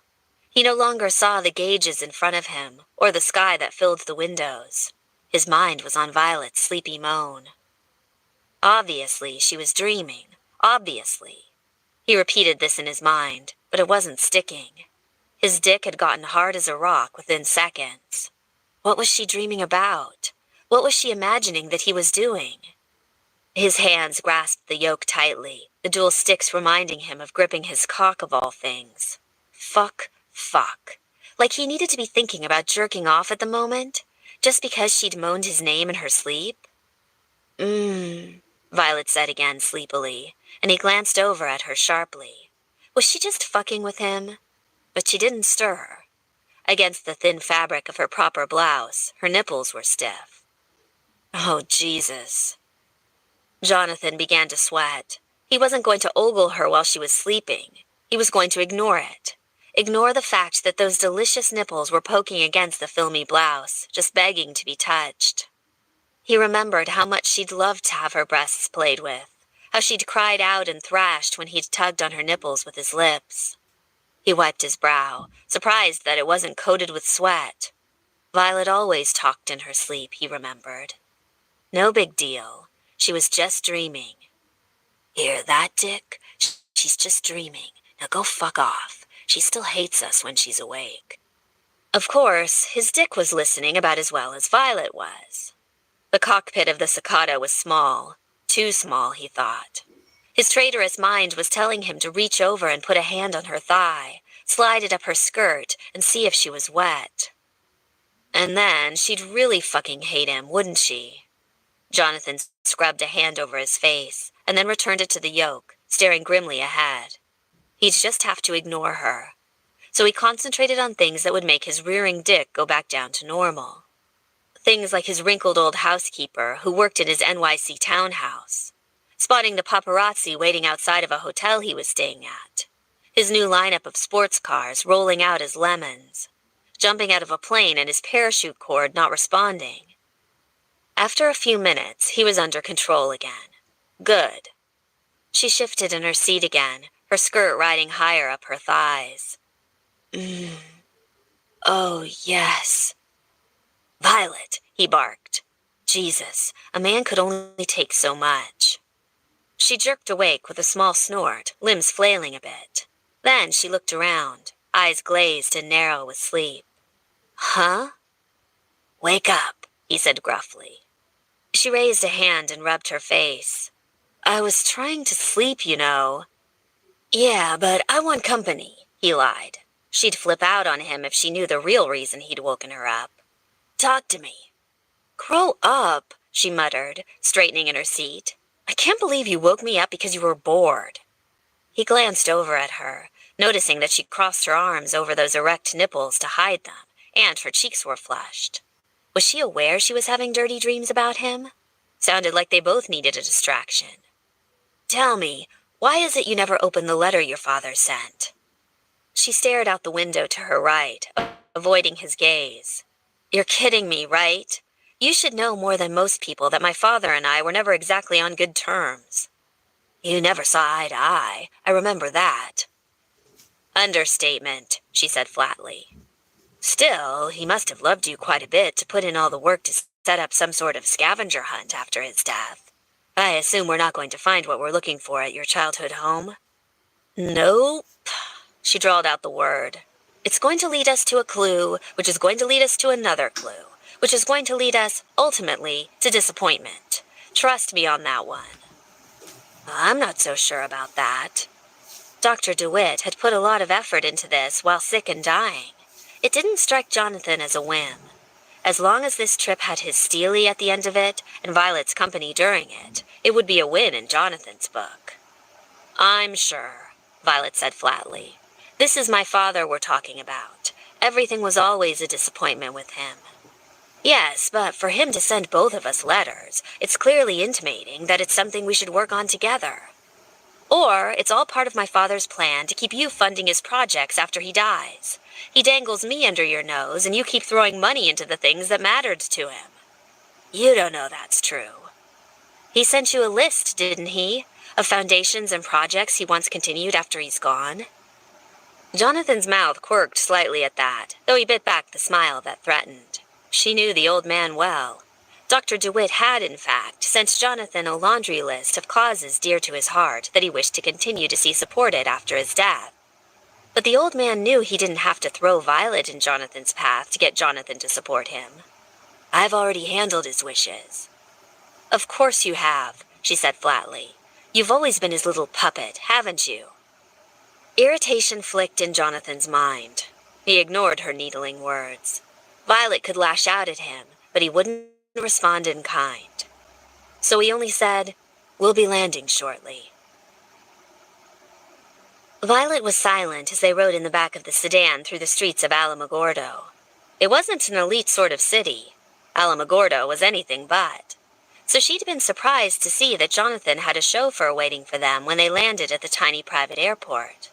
Apparently, he had really efficient assistants. She hated to say it, but she was feeling guilty.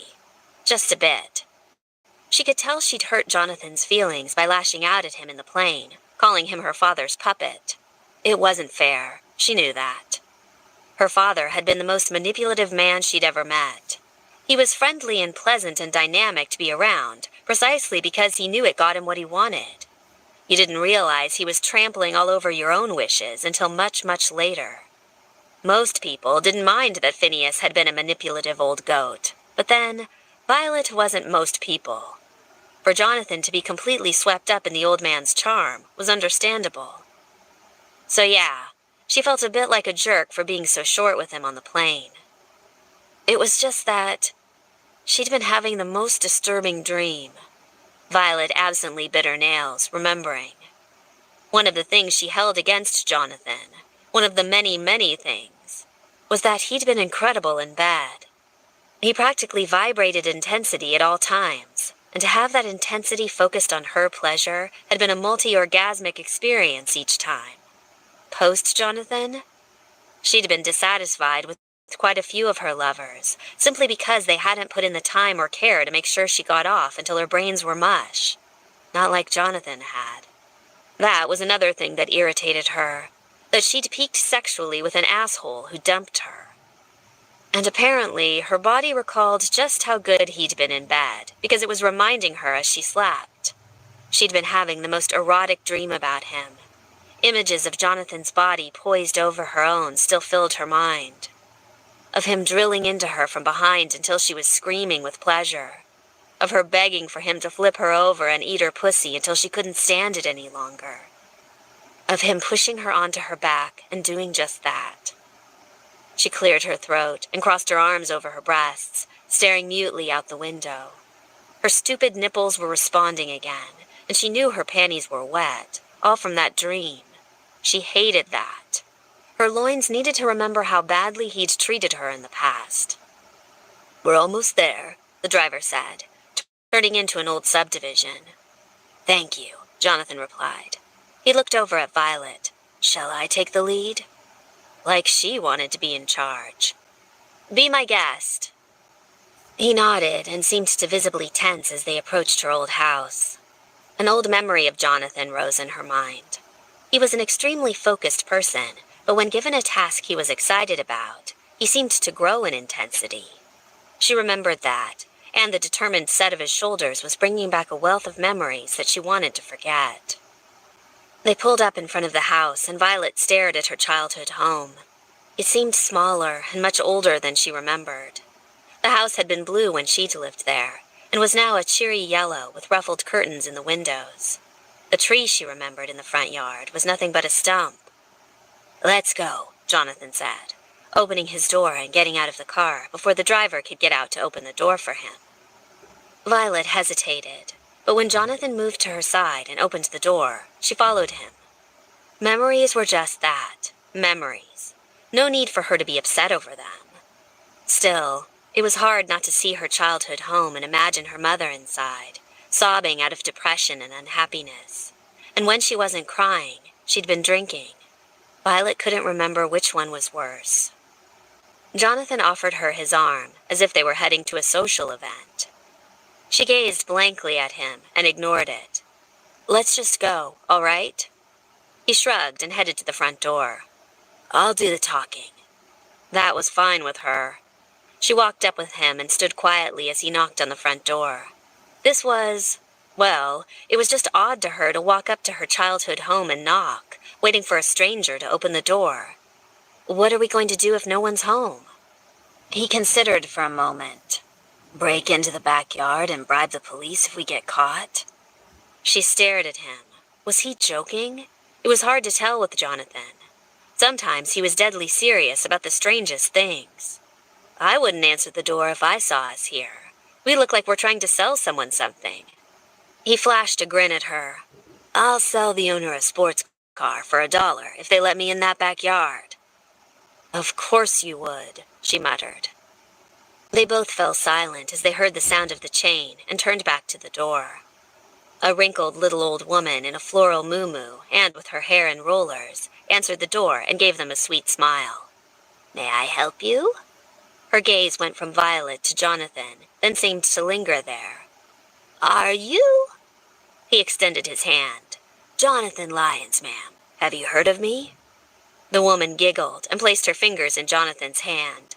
"Oh my, you're that man with the cars, aren't you?" "That's me." "Is this for television?"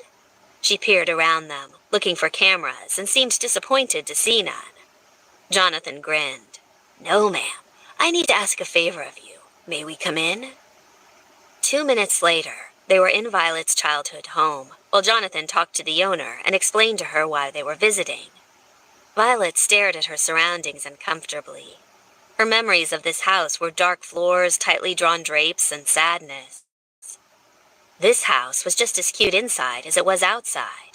Light, airy colors and open windows filled the living room with sunlight and cast shadows on the knickknacks that filled dainty shelves along the wall. A small table with Queen Anne chairs sat under one of the windows, and a rag rug decorated the retiled kitchen floor. "So you want to dig up a tree in the backyard?" She peered at Jonathan curiously, and then her face lit up. "You're with that nice man who came here last year, aren't you?" Violet turned at that. Last year? Had her father planned things that far back? The woman nodded. "A gentleman asked me if he could bury something under one of the trees in the backyard. Told me a lovely story about it meaning something to his daughter." She shrugged. "I thought he was a little cuckoo, but harmless." A reluctant smile spread across Violet's face. Cuckoo was a good description for my father. She wasn't so sure about harmless. "He told me to expect you in the future. Lovely man." She gave Violet a sweet smile. "Spoke so nicely about his pretty daughter, too." Before Violet could scoff at that, the woman continued. "Well, come on, I don't mind. Do what you like, just don't touch my daylilies." "We won't," Jonathan assured her. They made their way out to the backyard, and it too was transformed from Violet's memories. For a heart-stopping moment, she worried that the tree would be gone. Not that she cared, of course, but she didn't put it past Jonathan to come up with another sort of scheme to keep her at his side while they tried to figure out where the next lead would take them. But Violet counted trees and realized that the slim cottonwood she'd staked out as a child was, in fact, still there, just thicker and taller. Drawn to it, Violet headed forward, looking for the mark she'd made when she was young. Jonathan followed behind her, and when she got to the tree, she ran her fingers along the upraised ridges of the bark. There, faintly among the ridges, was her drawing. It did look like a squashed bug, just a bit. Violet smiled to herself. This is the tree. Mind if we dig at the base? Jonathan asked the owner. Go right ahead, the woman said with a tittering laugh. You're sure this isn't for TV? I'm sure, Jonathan said with a chuckle. Got a shovel? Violet waited as Jonathan got a few gardening implements from the owner, and then he returned to the tree. Dig here, Violet told him, pointing at the front of the tree. That had been where she'd hidden her Etch-a-Sketch back when she was a child, between two upraised roots. She stepped back and watched as Jonathan dug, all of his casual friendliness gone once more in the face of his focused intensity. He didn't have to dig far. Violet figured as much. After all, her father had wanted it found. A few shovelfuls of dirt in, Jonathan clanged against something, and all three of them paused and bent over to see what he'd uncovered. He leaned down and brushed the dirt away from a small metal box, then pulled it out and held it out to Violet. Do you want to do the honors? She waved him away with a hand. Violet would never admit that she was a little curious herself. This is your party. You go ahead. He examined the box for a moment, holding it up. To Violet's eyes, it looked like a plain lockbox. She half wondered if they'd find an Etch-a-Sketch inside, and her heart twanged painfully. But when he opened the box, Jonathan reached inside and pulled out two thick cream envelopes with her father's familiar red wax seal. One has my name on it, and one has yours. Violet stared at the envelope with her name on it. She was surprised her hand didn't tremble when she reached forward and plucked it from his grip. She didn't open it, not yet. Instead, she waited as Jonathan tore his open, his eyes that dark, sharp, intense stare that made her shiver and remember her dreams from earlier. He flipped the paper open, scanned it, and was almost disappointed. Just one word, Glorastes. I'm not sure what that's referring to. He showed her the paper, his gaze turning to her. What's yours say? Reluctant, Violet flipped hers over and gently eased the seal open. Her heart thumped as she saw her father's familiar, crabbed cursive writing with certain letters bolded. There were 8 lines of it, and she scanned it and then began to read. I met a traveler from an antique land who said, 2 vast and trunkless legs of stone stand in the desert. Near them, on the sand, half sunk a shattered visage lies, whose frown and wrinkled lip and sneer of cold command tell that its sculptor well those passions read, which yet survive, stamped on these lifeless things, the hand that mocked them and the heart that fed. Violet frowned down at the paper. Poetry? Really? You got a made-up word and I got poetry? Was my dad on crack his last days? She looked up, and to her surprise, Jonathan's face was lit up with recognition. What? She asked warily. And on the pedestal, these words appear, Jonathan murmured, getting to his feet and dusting off his jeans. His intense gaze held hers. My name is Ozymandias, King of Kings. Look on my works, ye mighty, and despair. Her eyebrow went up. Ozymandias? Shelley, he said excitedly, and his hands gripped her arms and he pulled her into his arms. It's Shelley. She was going to ask him to explain when he grabbed her and pulled her against him in a quick, brisk kiss of excitement. Before she could chastise him, he pulled away from her, grinning, and turned and grabbed the elderly woman and gave her a big smacking kiss on the cheek. Shelley, he pronounced again. The elderly woman tittered. Violet didn't laugh. It was a nothing kiss, just excitement. Still, Violet's cheeks flushed as she remembered her dream from earlier, and Jonathan's mouth between her legs. She forced herself to remain outwardly indifferent. "Do you mind explaining what you mean by Shelley?" Jonathan turned back and gave her a brilliant smile, his solemn face lighting up in a way that made him impossible to look away from. "Percy Bysshe Shelley," he explained. "He wrote the poem Ozymandias when he saw a statue of Ramses the Great in London." "So," she said thoughtfully, tapping the paper on her hand, "knowing my father, we're either to follow the rabbit trail after Shelley himself and go to London, or research Ramses the Great. What does your clue have to do with any of this?" "No idea," Jonathan said, that boyish smile still on his face. "But I'm positive there's a connection somewhere. We just have to figure it out." Violet nodded, staring at the paper. She traced her finger over the lettering.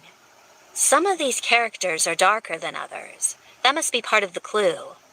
She folded up the letter. She'd figure it out later. Right now, she couldn't stop thinking about that brief press of his mouth against hers.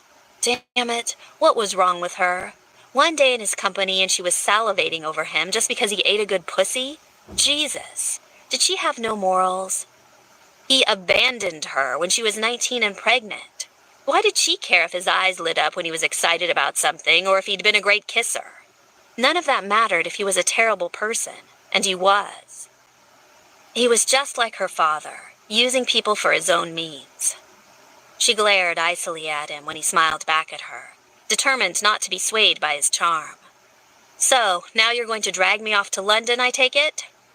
His exuberant expression died slowly, his face smoothing. "Unless you think we should start with Egypt?" Violet shrugged. "I'm just the hired help. You're the one calling the shots." He nodded, lost in thought, and tucked his letter into his jacket. He turned back to the owner of the house and gave her another charming smile. "I cannot thank you enough, madam." "You could give me one of those fancy cars you sell," she told him, and then tittered behind a liver-spotted hand, her curlers jiggling. He bowed over her hand as if responding to a command. "It's done. I'll have one delivered." Her eyes widened into two circles. Mr. Lyons, I didn't mean... I was just teasing." "I know," he said, "but I shall insist." He took her hand in his, kissed the back of it, and grinned. "Cherry red?" She gave him an awestruck nod. Again, Violet had to resist the urge to roll her eyes. If the man was going to give a car to every person he ran across, he'd be broke in days. That was no way to run a business, Violet thought grumpily. They thanked the woman once more, and Jonathan texted her information to his assistant, and then they headed back out to the waiting car. Once they were inside, Jonathan grabbed her and dragged her across the seat toward him. "Jonathan." His mouth covered hers, and he kissed her again. Shocked, Violet remained frozen as he pulled her against him, and his lips coaxed hers apart. Memories blasted through her, along with his kiss. Memories of his excitement on the dig. He'd never been more turned on than when they had a breathtaking discovery. Adrenaline made him hard as a rock, whether it was from archaeology or something else. It appeared that adrenaline was pumping through him right now, and he'd forgotten that she hated him. She tried to pull away, but his tongue slicked against hers, and she weakened. It coaxed into her mouth, firm, decisive thrusts that were just as intense as the man himself. His hand moved to her nape, and he held her against him, groaning her name between hot, fevered kisses. "Violet. God, Violet." The way he said her name made her nipples harden. Her mouth parted under his, and she fell into his spell. The flavor of him was sweet against her mouth, tasting faintly of mint. His lips were firm against hers, as insistent as his grip on her. When his tongue thrust into her mouth and then curled along her own, she moaned. Oh God, he'd always been such a good kisser. He knew just how to push her buttons. Violet gasped, realizing what she was doing. She was kissing the man she hated above all other men, the man who had betrayed her and left her without a care in the world. She jerked away from him, hauling backward. "No, Jonathan." "Violet," he murmured, and the look in his eyes was sleepy with lust. She slapped him across the face. That got his attention. He pulled away, clearly surprised at her violent response. He released her, and his hand went to his jaw. My apologies. I didn't realize you were so unwilling. I will always be unwilling with you, she hissed. You think you can just waltz back into my life and throw me into your bed like nothing has happened? The look in his eyes grew intense again. If I could throw you into my bed this moment and know you would stay there, I would in a heartbeat, Violet. No, she cried furiously. You don't get to touch me, ever again. He raked a hand through his hair, clearly frustrated. I realize we parted badly, Violet, but fuck, we were two stupid kids. Can't we be adults about this? Be adults about this? She laughed, the sound hysterical. You're the one pawing me every chance you get. I love you, Violet, he said quietly, his tone deathly earnest. No loud crowing of affection for Jonathan, just quiet, solemn intensity. I never stopped loving you, ever. I want you back. She trembled, her entire body shaking violently with the force of emotion swirling through her. You lost my love when you abandoned me. He shook his head. I was 19, Violet. What 19-year-old wants to settle down and raise a family? You should have thought about that before you got me pregnant. He stilled. She sucked in a breath. The look on his face was terrible in its bleakness. What did you say? He could have been carved from granite for all the emotion he showed. I was pregnant, and you still abandoned me, Violet said softly, because screaming at him in the face of such stillness seemed unnatural. Don't pretend like you didn't know. I didn't. He sounded deflated. I told you I wanted to go home and start a family immediately, and when that wasn't clear enough, I left you a note. I never got a note. She didn't know what to think of that response. Well, you don't have to worry. I lost the baby a month later, so I'm not going to hit you up for child support. All her anger was exhausting her. She'd carried it for so long, and spewing it now just felt lackluster. She shook her head. Look, I just want you out of my life, all right? Whatever we had between us died 10 years ago. I want this done so I never have to see you again. He stared at her. He kept staring at her for so long, utterly still, that she grew unnerved. What? She snapped. There was a baby. The words were calm, flat. Don't start this game, Jonathan, she said wearily. Just don't. You can't reverse 10 years of hatred with a bit of pretending, okay? So don't even try. As she watched him, he seemed to leach of color, the light, the intensity in his eyes that was so very Jonathan, seeming to die in front of her. He sat back, looked at her for a moment more, and then turned to the driver, who, Violet was horrified to notice, had been listening to the entire conversation. Hotel, please, Jonathan said hoarsely. Violet sat back in the seat, her arms crossed, her mouth still bruised from his kiss, and stared out the window as they pulled away from her childhood home. Why did she feel like the bad guy here? She was the wronged party, not Jonathan. 4. Now he knew why she hated him.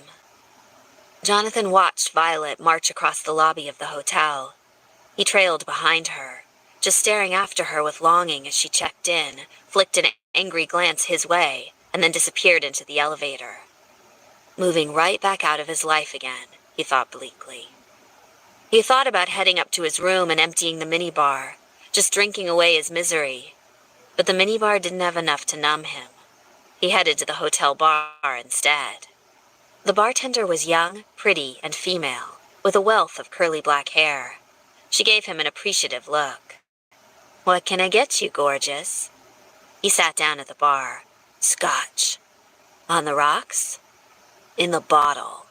He tapped the front of the bar. Just bring it. Bad day. She gave him a sympathetic look and turned to get the bottle. One of the worst, he agreed. Second only to the day that Violet had left him. He took the glass she poured in front of him, slammed it, and waited for her to fill it again. He didn't normally drink to oblivion. He didn't like to have his senses dulled. But today he just wanted to fucking forget. There'd been a baby. He rubbed his forehead. He should have known there was a baby. He should have fucking guessed. It made sense now. Why his carefree, stubborn, independent Violet had gone from enjoying the summer to demanding that he abandon college with her and start a family right away. He'd been so goddamn dumb, so wrapped up in assisting Dr. DeWitt that he'd never even considered the reasons behind why Violet had been so upset and gung-ho to leave Greece and return to the States. She'd been pregnant, and she'd wanted it, and wanted him. And he'd abandoned her. Hadn't even fucking chased her down to tell her that he wanted her. He'd thought she was married and out of his reach, but that had been a lie told to him by Violet's father. Today, he'd lost everything. He'd always thought of Dr. DeWitt as a mentor and a father figure. He knew the old man was a wily bastard, but he'd always admired his tenacity to get what he wanted. He trusted the man despite that, thinking that because Jonathan was one of his closest friends, there was a level of respect between them. Turns out it was all bullshit.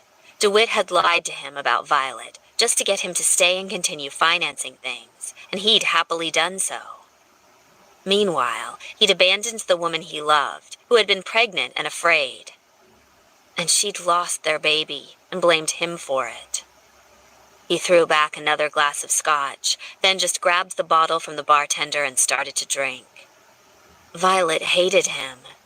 He'd been so fucking overjoyed to find out that she wasn't married, that she'd never been married, because it meant that somewhere, somehow, he could still make Violet his. Now, that dream was gone. He couldn't fix this. He couldn't make her love him again, not with the shadow of a miscarriage that was his fault, between them. He'd lost her for good, and this time there was nothing he could do to fix it. Jonathan chugged the scotch. It tasted like shit, but what did it matter? Nothing did. Nothing mattered anymore. The next day, Violet flicked off the TV in her hotel room and glanced over at the phone. She debated for a minute, then called down to the front desk. "Hello, I'm looking for Mr. Lyons. Could you patch me through to his room?" The operator connected her. The phone rang for several minutes, just as it had last night. No one picked up. He wasn't answering. She was starting to get concerned. Not that Jonathan was pouting and ignoring her. She didn't care about that. But that he wasn't contacting her at all. She felt emotionally drained after her big confession, like a hollow shell of Violet DeWitt. She wasn't even angry anymore, just tired. So tired. More than anything, she just wanted to be done with him and go back to her nice, quiet life. Weren't they supposed to be doing this stupid scavenger hunt together? Just sitting in a room and it felt like a... What could she do? Pretty sure that if she just up and went back home to Detroit, he'd withhold the money he'd dangled in front of the school and state that she'd reneged on her end of the deal. What would the school do if she cost them the money? They wouldn't be happy, that was for sure, especially the next time that budget cuts came around. But seriously, exactly how long was she supposed to stay in her room and watch episodes of House Hunters while waiting on him? She clicked off the remote a moment later and swung her legs over the edge of the bed. Fine. If he wasn't going to answer her phone calls, maybe he'd answer when she showed up at his door and explain to her what the hell was going on. Violet slipped on a pair of shoes and tossed a sweater over her t-shirt, then headed down to the lobby. She approached the front desk and gave the woman there a polite smile. "Could you please tell me which room is Mr. Lyons? I'm working with him on a project and can't seem to connect with him at the moment." The girl at the front desk bit her lip.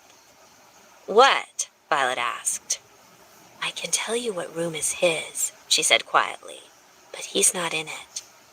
Alarm pounded in Violet's veins. Where is he then? The bar. The bar? That didn't sound like Jonathan. He wasn't much of a drinker, except in social situations. That was one of the reasons she'd fallen for him originally. He was a refreshing change from her alcoholic mother. Violet glanced at the clock on the wall. It was 10 in the morning. What on earth? You're sure? The girl nodded. He's been there since I started my shift late last night. All day? Frowning, Violet thanked her and headed over to the hotel bar. The bar area was dark and atmospheric despite the early hour, and deserted. Chairs were flipped over on tables, and someone ran a vacuum over the carpets. Violet scanned the room and paused when she saw a booth in the far back still covered in half-drunk bottles. There was a pile of laundry on one corner of the table. When the laundry moved, though, Violet realized that it was a person. Jonathan. Pursing her lips, Violet strode forward. She made a mental note of the empty bottles of vodka and the myriad glasses on the table with red stirring straws and residue on the rim, remnants of mixed drinks past. There were several near-empty bottles of Crown Royale, a few other liqueurs she didn't recognize, and in this sea of bottles, Jonathan appeared to be asleep, his head resting on the table. His jacket had been pulled over his face as if to hide it from sunlight. Her lip curled in disgust. There was nothing worse than a drunk. She'd had a lot of experience with sloppy drunks. Her mother had been one, and Violet had spent her childhood making excuses for her mother's behavior. She hated seeing someone normally so vibrant and intelligent dulled by drink. It filled her with a helpless anger. She reached over the bottles and snatched the jacket up. "Jonathan?" He groaned and sat up with a jerk, peering at her. His eyes were red and bloodshot. His face was unshaven, and his hair was a mess. His suit was wrinkled, and it looked suspiciously like the one he was wearing when she'd last seen him. His gaze focused on her, and that stark expression returned to his face. "Ah, fuck. Violet." "What's wrong with you?" she hissed, throwing his jacket at him. His mouth twisted to the side. "The better question might be to ask, what isn't wrong with me?" She ignored that. "Have you been drinking all night?" "Dunno." He shrugged his shoulders and reached for one of the bottles with alcohol still in it. "Don't care." "Well, I care." He smiled thinly. "We both know that's a lie, Violet." She bit her nails, thinking, "Aren't we supposed to be going on to Egypt and looking for your Steely so we can continue this pointless little scavenger hunt?" "Like you just said," he slurred. "It's pointless." He raised his glass to her and then chugged it. She drummed her fingers on her arm. This wasn't like Jonathan. Getting excited over minor discoveries, chasing down adventures, that was Jonathan. This miserable drunk in front of her who didn't care, that wasn't Jonathan. If anyone could accuse Jonathan Lyons of something, it was that he cared too much and tended to get too wrapped up. She frowned to herself. Actually, that wasn't always true either. He'd abandoned her. Hadn't he? That wasn't the action of a man who cared too much. Unless everything she'd thought had been a lie. Either way, she was his partner until they were done, for better or for worse. "Jonathan, please, we need to continue this. Not because I particularly care what little scheme my father has cooked up, but because I have students to get back to, and I can't until you release me. You're holding me here." "I wish I was holding you," he said, and there was such bleakness in his tone that it made her suck in a breath. "Very funny, Jonathan," she said, hating that her voice shook. "You know what I mean. You have me here until we're finished with this, so let's get going." But he didn't move. Instead, he traced a finger around the rim of a dirty glass, and then gave her a morose, red-eyed stare. "No, Violet, I don't think I ever had you." "If you're going to be like this, I'm going back up to my room," she warned. He shrugged, poured himself another drink in the dirty glass, and raised it in a toast. "Bottoms up." Violet stormed away, angry and confused. Why was he acting like this? What she'd told him had been no surprise. Was it? Even if she asked him, could she trust that what he told her was the truth? All of a sudden, she didn't know anymore. That night, she called down to the front desk again.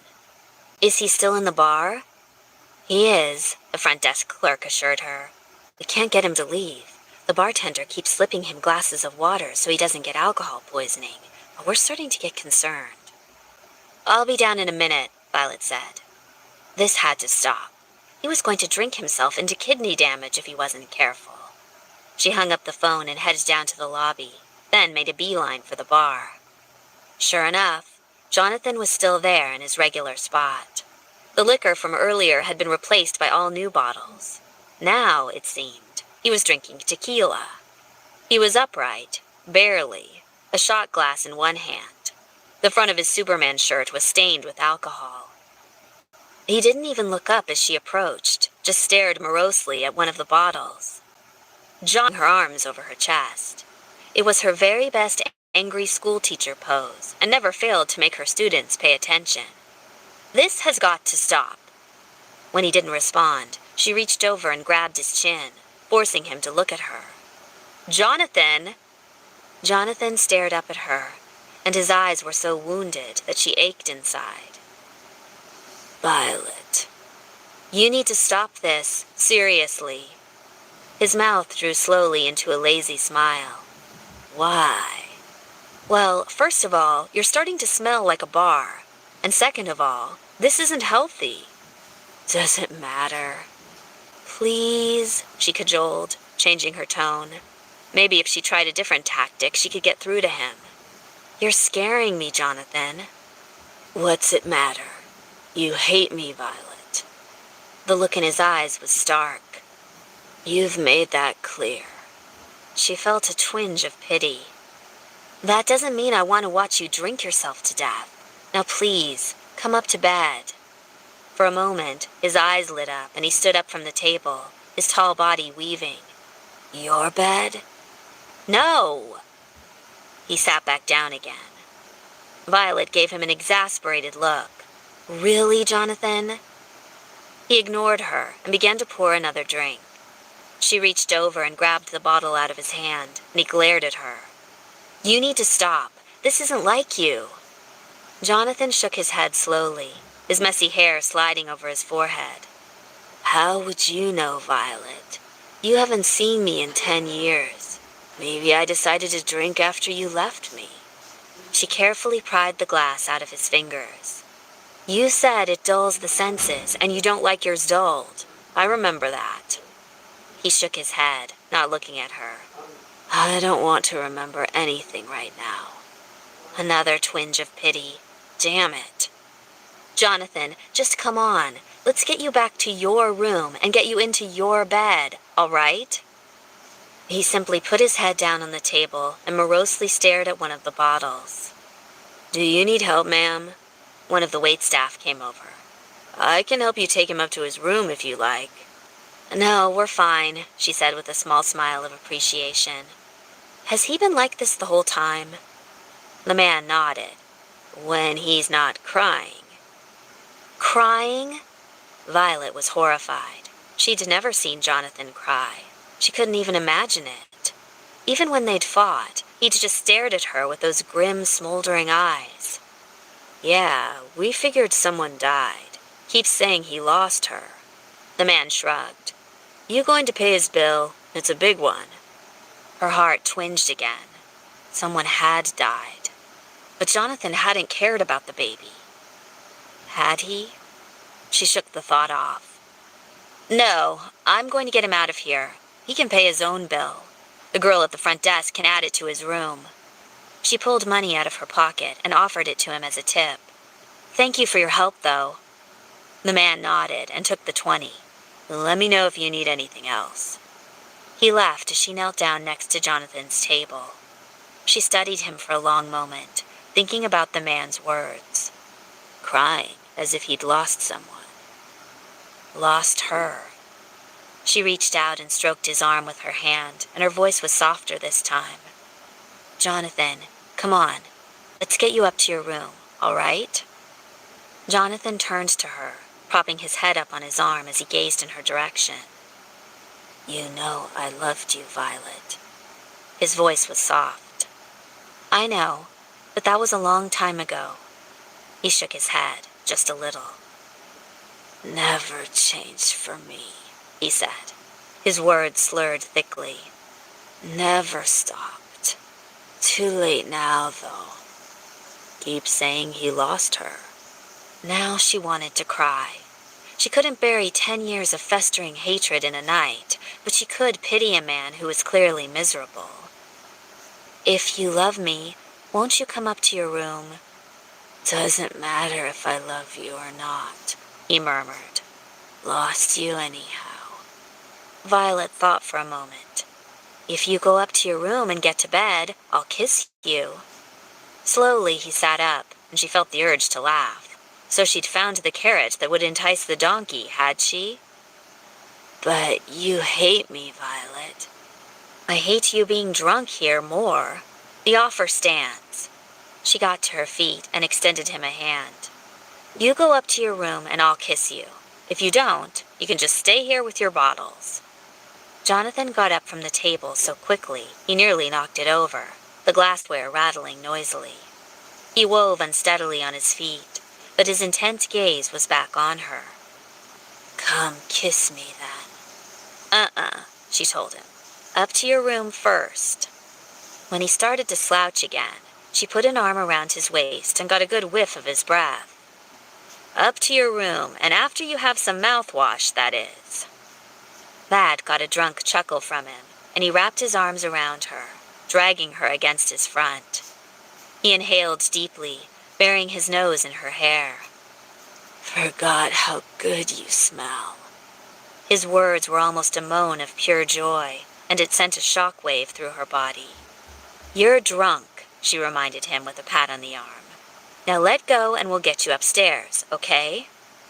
He leaned on her heavily as they made their way, slowly, toward the lobby elevator. The girl at the front desk gave her a grateful look as Violet passed by, and held the elevator open for them as Violet and her handsy, drunken companion continued to grab her and exclaim how wonderful her hair smelled. Eventually, though, she got him up to his room and managed to get the key card out of his wallet and in the door.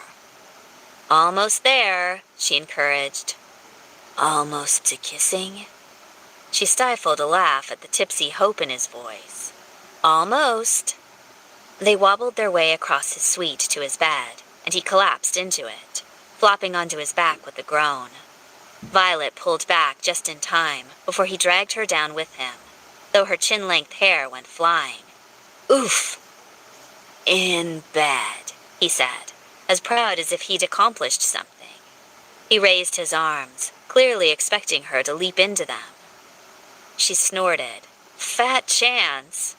She glanced down at his legs and then gestured at his feet. "Let's get these shoes off of you, okay?" Violet leaned in and bent over to untie his laces. For a billionaire with tons of money, he sure did have some grubby sneakers on. "I don't mind when you're angry at me, you know." She continued to work on a knot in the laces. "That's a good thing, then, because I'm angry at you a lot." "It's when you ignore me I can't stand it. When you give up on me and cut me out, it's like you're gone again, and I hate it." Damn it, she needed to stop feeling sorry for the man.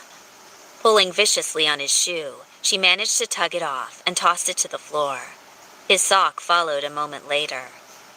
"Other foot now." "Miss you," he said softly. She ignored him, prying off his other shoe, then jerked off his sock. "There we go. You should probably take off your jacket, too, and that shirt is filthy. Come on." He sat up slowly, and she helped him remove his clothing. When his shirt came off, he groaned and fell back on the bed, scratching his chest.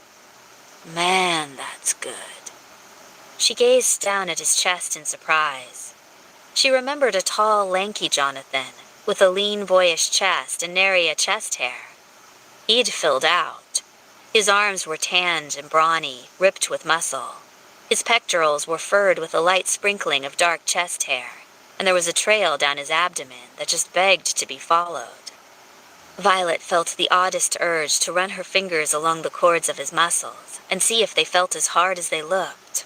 Oh, Jesus. He even had a super flat abdomen and little taut ridges down at his hips.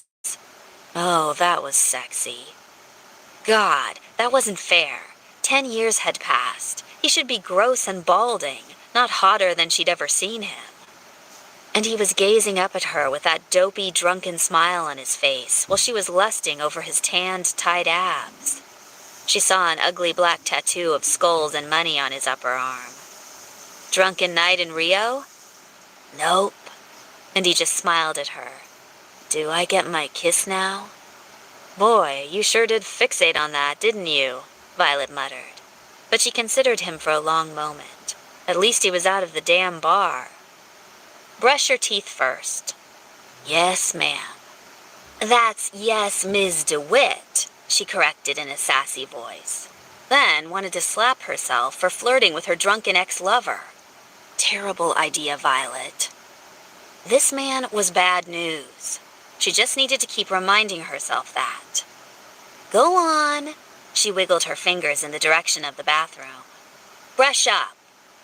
He bounded up from the bed and nearly cracked his head open, running into the wall. She smothered a giggle and sat down on the edge of the bed as he wove his way, stumbling, to the bathroom, and began to vigorously brush his teeth. He kept glancing back to her as if checking to make sure she was still on the bed and hadn't escaped. If it had been anyone but Jonathan, she would have been amused. But since it was Jonathan, she was just confused. He'd been so upset over their fight that he'd taken to drinking, and now that she was with him, he was acting like a giddy, albeit drunken, schoolboy. It didn't make sense, really. Unless everything she'd thought about him was a lie. Maybe he really hadn't known about the baby. She wanted to ask him about it, to get a real, straight, honest answer out of him. But he was drunk. There was no point in questioning a drunk man. It would have to wait. She clasped her hands and watched as he rinsed his mouth, then used mouthwash with great gusto, swishing away to ensure his mouth would be clean enough for their kiss. Then he wobbled back into the room and gave her a slit-eyed smile, his eyes practically closed out of a mix of exhaustion and alcohol. Kiss me now. Lay down, she commanded, getting up off the bed and patting one pillow. He more or less staggered into the bed and then looked over at her, waiting. She leaned in, and then at the last moment, kissed him on the forehead. Cheat, he murmured, eyes closed. You're too drunk to appreciate anything more, she told him. He made a sound that might have been affirmation, and before she'd even pulled the blankets up over him, he was asleep. She stared down at him, thinking. She didn't know what to do with him, or what to think. Jonathan still drove her crazier than crazy in every possible way. Why was it that 10 years apart felt like an eternity? And yet it felt like yesterday at the same time. He rolled over in the bed and hugged the pillow, exposing his backside and the wallet sticking out of his pocket. Oh, right. She reached over and pulled it out of his jeans so it wouldn't disturb him while he slept, intending to put it on the nightstand. Instead, she stared at it for a moment, and then snuck another peek at him, still fast asleep. So she opened his wallet, unable to resist her nosiness a moment longer. It was full of money. That was no surprise to her. He was a billionaire. That interested her less than what else was in the wallet. Was it stuffed full of condoms? Pictures of other women? She dug around, knowing it was a shitty thing to do, and not caring. Behind several platinum and black credit cards, she found a picture tucked away. Aha! But when she pulled it out, it was her own face staring back at her. The picture was creased, the edges worn, and it was obvious that it had been carried in this wallet, or others like it, for a long, long time. The photo was of Santorini, her and Jonathan standing in front of the Akrotiri ruins. both of them wearing hats and stripes of white zinc on their noses. They looked like dorks. They looked so happy. 19-year-old Violet's braids were hanging over her shoulders, and she was gazing up at a smiling Jonathan with an adoring look. Violet felt a weird little lurch in her stomach at the sight of that. Once upon a time, she'd adored him, and judging from this photo, that was how he'd wanted to remember her. She carefully put the folded photo back into his wallet and looked for any other photos of women. There was nothing, just the photo of her. Frowning, she closed his wallet and put it on his bedside table. At her side, Jonathan moaned in his sleep. She stiffened, listening and watching him. To her horror, a harsh sob racked his body. "Violet," he moaned. He sounded so tortured. Heart aching, she reached out and touched his arm. "I'm here, Jonathan. Go back to sleep." Immediately, his sobs died down and his breathing calmed, and he returned to sleep. Violet stared down at the man she thought she knew. She didn't know what to do. For a long, painful moment, she wanted to turn and run right out of his room, out of the hotel, and keep running all the way back to Detroit. Pick up her nice, safe, quiet little life again, and forget all about the billionaire who'd used her and hung her out to dry. Running away was sometimes a lot easier than staying and facing things, and she was a big fan of running. But she didn't leave. Instead, she reached over and brushed the curls off of Jonathan's brow, and then sighed when he didn't wake up. Well, shit. She spotted his phone on the other nightstand and got up, heading for it.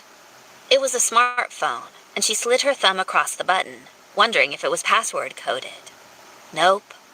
Her heart thumping, she went to his list of recent contacts. Several businesses scrolled past the screen, and then she found a name. Cade. Chewing on her lip, she considered it for a moment, and then dialed. It took a few rings before someone answered. Then a man's cheerful voice came on the line. "Hey man, what's up?" Is this Cade?" Violet tried to keep her voice calm. "Are you a friend of Jonathan's?" The man's tone immediately became more guarded. "Who's this?" "My name is Violet." "Oh, damn. Violet, huh?" She frowned. "Yes? Why?" "That Violet?" "That Violet what?" she snapped at him, growing irritated. What did this man think he knew? From a long time ago? The one who broke his heart? She felt her cheeks heating. That's personal. That's also not a no. The man's voice grew kind. "What can I do for you, Violet? And why are you calling me on John's phone?" She glanced over at the man sleeping in the bed, his brow furrowed as if his dreams still tormented him. "I think I broke him again," she whispered. Cade agreed to head to New Mexico, but he couldn't get away for another day. In the meantime, Jonathan woke up, surly and dark, and headed right back to the bar. The front desk called Violet again, as if she could stop him. And through more cajoling of a drunk man, she managed to get him back to his room to sleep it off again. She didn't know if she could keep doing this. It was too hard on her heart. Her mother had drank herself into a stupor so many times that Violet felt herself mentally distancing every time someone picked up a bottle. Now, Jonathan was doing the same thing, and it made Violet's soul ache. Jonathan was being impossible, and refused to listen to reason when she tried to talk to him. It was like he was trying to shut everything and everyone out, and the bottle was the only way he could do so. Which was why she was ridiculously relieved when she got a text from Cade on her phone. "I'm here. Shall we meet?" Violet raced down to the lobby. She hoped desperately that Cade would know what to do with Jonathan, because she was running out of ideas, and he was starting to get frustrated with her bribes of chaste forehead kisses.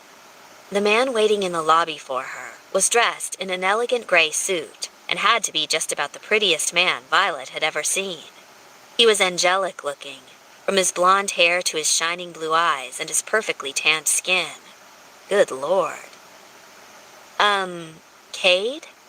He strolled forward, extending his hand. Cade Archer. She shook it, giving him a nervous smile. Violet DeWitt. You look just as Jonathan described you. She blinked in surprise. He described me to you? In glowing terms, Cade said, tucking her arm into the crook of his and leading her toward the hotel's elevator. Then he gave her a wry grin. He was also drunk as a skunk. She wanted to laugh, but it only made her feel a bit bitter. So he only brings me up when he's drunk? That's the only time Jonathan ever opens up, Cade agreed. The rest of the time, he's locked down tighter than Fort Knox. If you want to go cliff diving, he's your man. If you want to talk about feelings, he's the last person you'd head to. Violet chewed on her lip as she considered this. Does he have a drinking problem then? I can't seem to get him to stop. Cade shook his head. I've known him to drink all of twice in the time I've known him. The other time was at his father's funeral. He was beside himself with grief. Got drunk, talked a ton about you, and then clammed up and refused to speak of anything again afterward. Well, that didn't make her feel much better. I don't know what to do to get him to stop drinking right now. We fought, and I said some harsh things. I guess I hurt him worse than I imagined. He gave her a friendly smile. I find that hard to believe. He also hadn't seen Jonathan the last few days. Violet shrugged. He's in a funk. We're supposed to be searching for a message left for us from my father, but Jonathan won't get out of bed. Or if he does, he heads to the bar. I'm trapped until we finish this. Trapped? Cade looked curious. Trapped, she agreed flatly. He's basically bribing people to keep me at his side, all under the guise of being charitable. That also doesn't sound like Jonathan. Is that so? Violet said politely. Perhaps you and I should compare Jonathans and see which one is the real one, because he and I seem to be having a hell of a time together. Well, Cade said, as they strolled across the lobby, the Jonathan I know is extremely loyal, very passionate about his work, and willing to do anything to win someone over to his cause. He's a bit single-minded, but a good man, very intense, very determined, and a bit of an adrenaline junkie. Okay, so that did sound like him. Don't forget the part about not being able to keep his hands off of women. That time, Cade gave her a curious look. Really? I've never known Jonathan to act like that.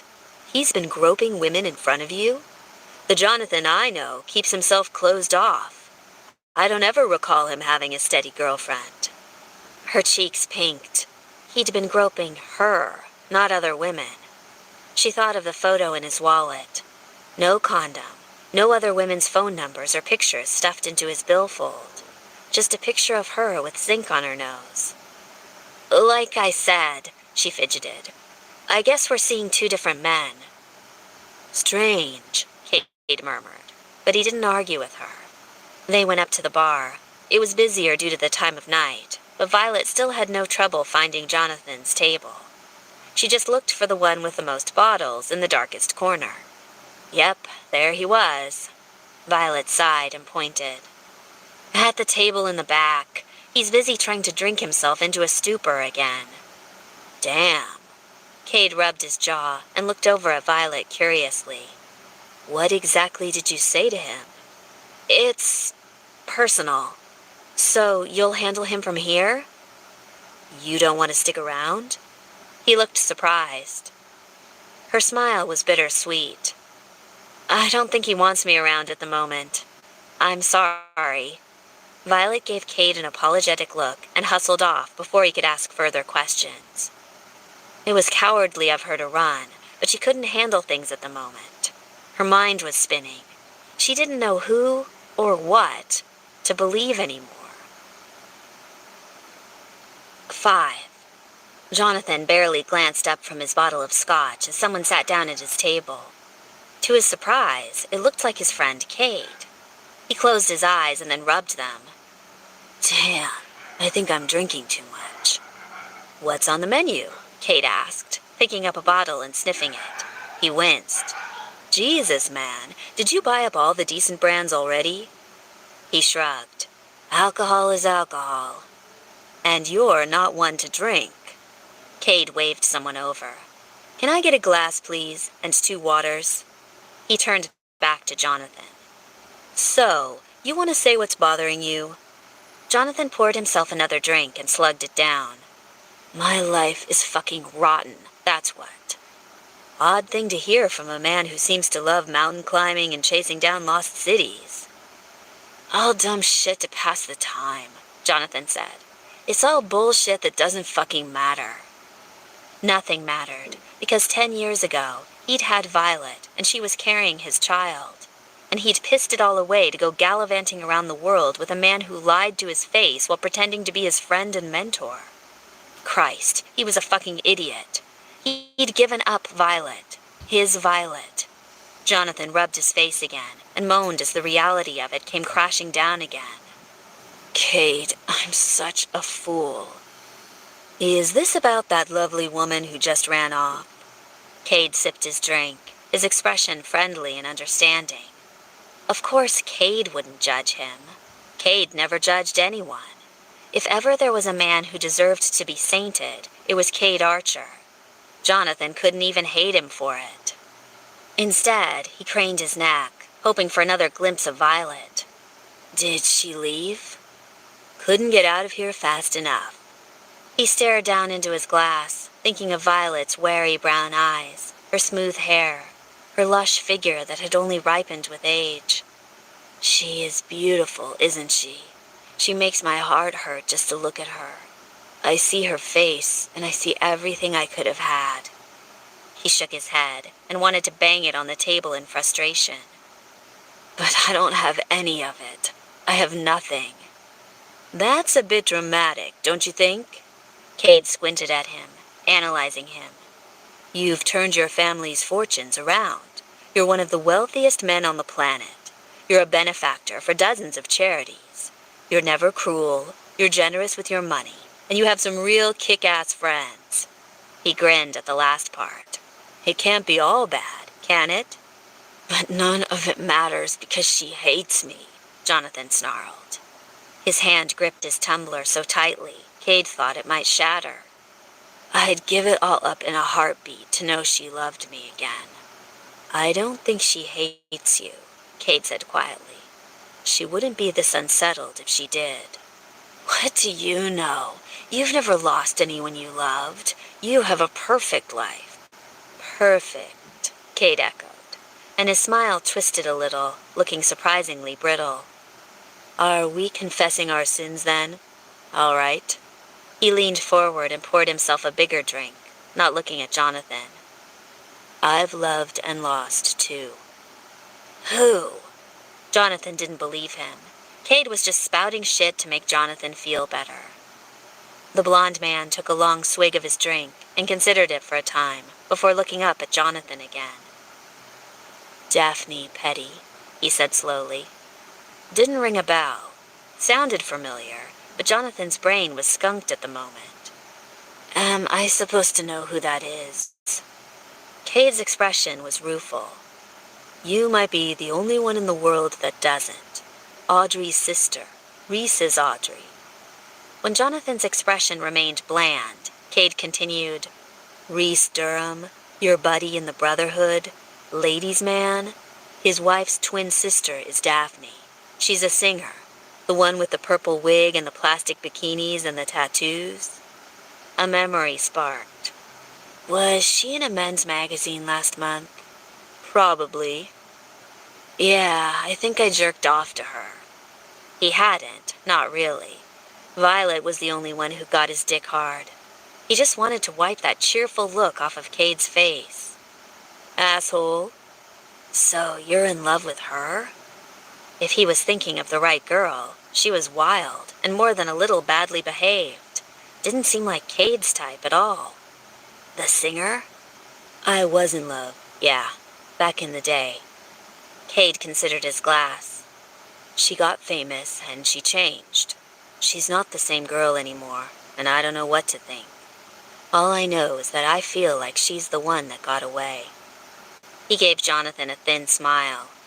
"So, you're not alone in the heartbreak corner." He was surprised to hear all of that coming from Cade. "Yeah, but you didn't destroy her life, did you?"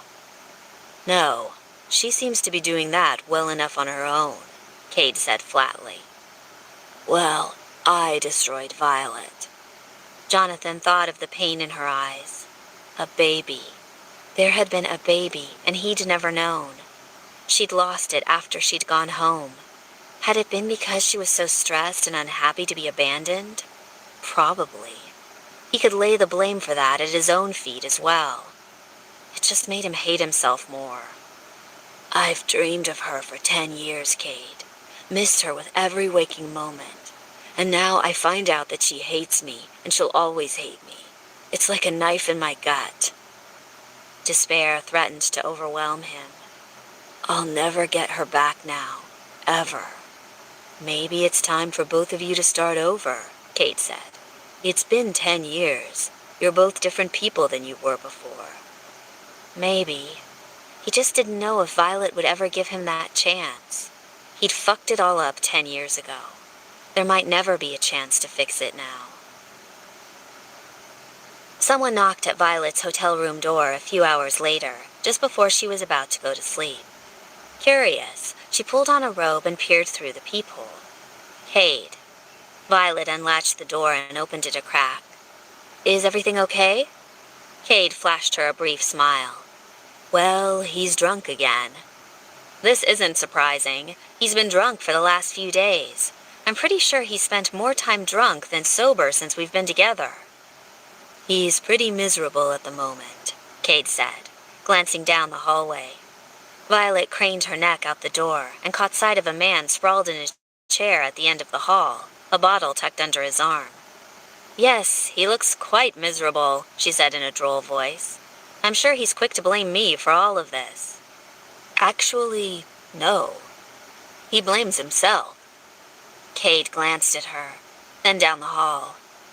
"He's pretty sure he's destroyed his own life and ruined yours, and places responsibilities for his actions squarely on his own doorstep." She felt a twinge of pity at that. "Well, you can assure him I'm just fine." "I would if I could get a word in edgewise." "What do you mean?"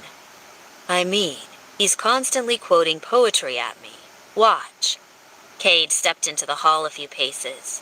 "Jonathan, ready to go upstairs?" "I was a child and she was a child," sing-song to the drunk voice down the hall. "In this kingdom by the sea. But we loved with a love that was more than love. I and my Annabelle Lee." Someone in the next room banged on the wall in response. Violet pressed her fingertips to her mouth to keep from laughing. It wasn't funny. It wasn't. "Is that Edgar Allan Poe?" "Is that what it is?" Cade grimaced.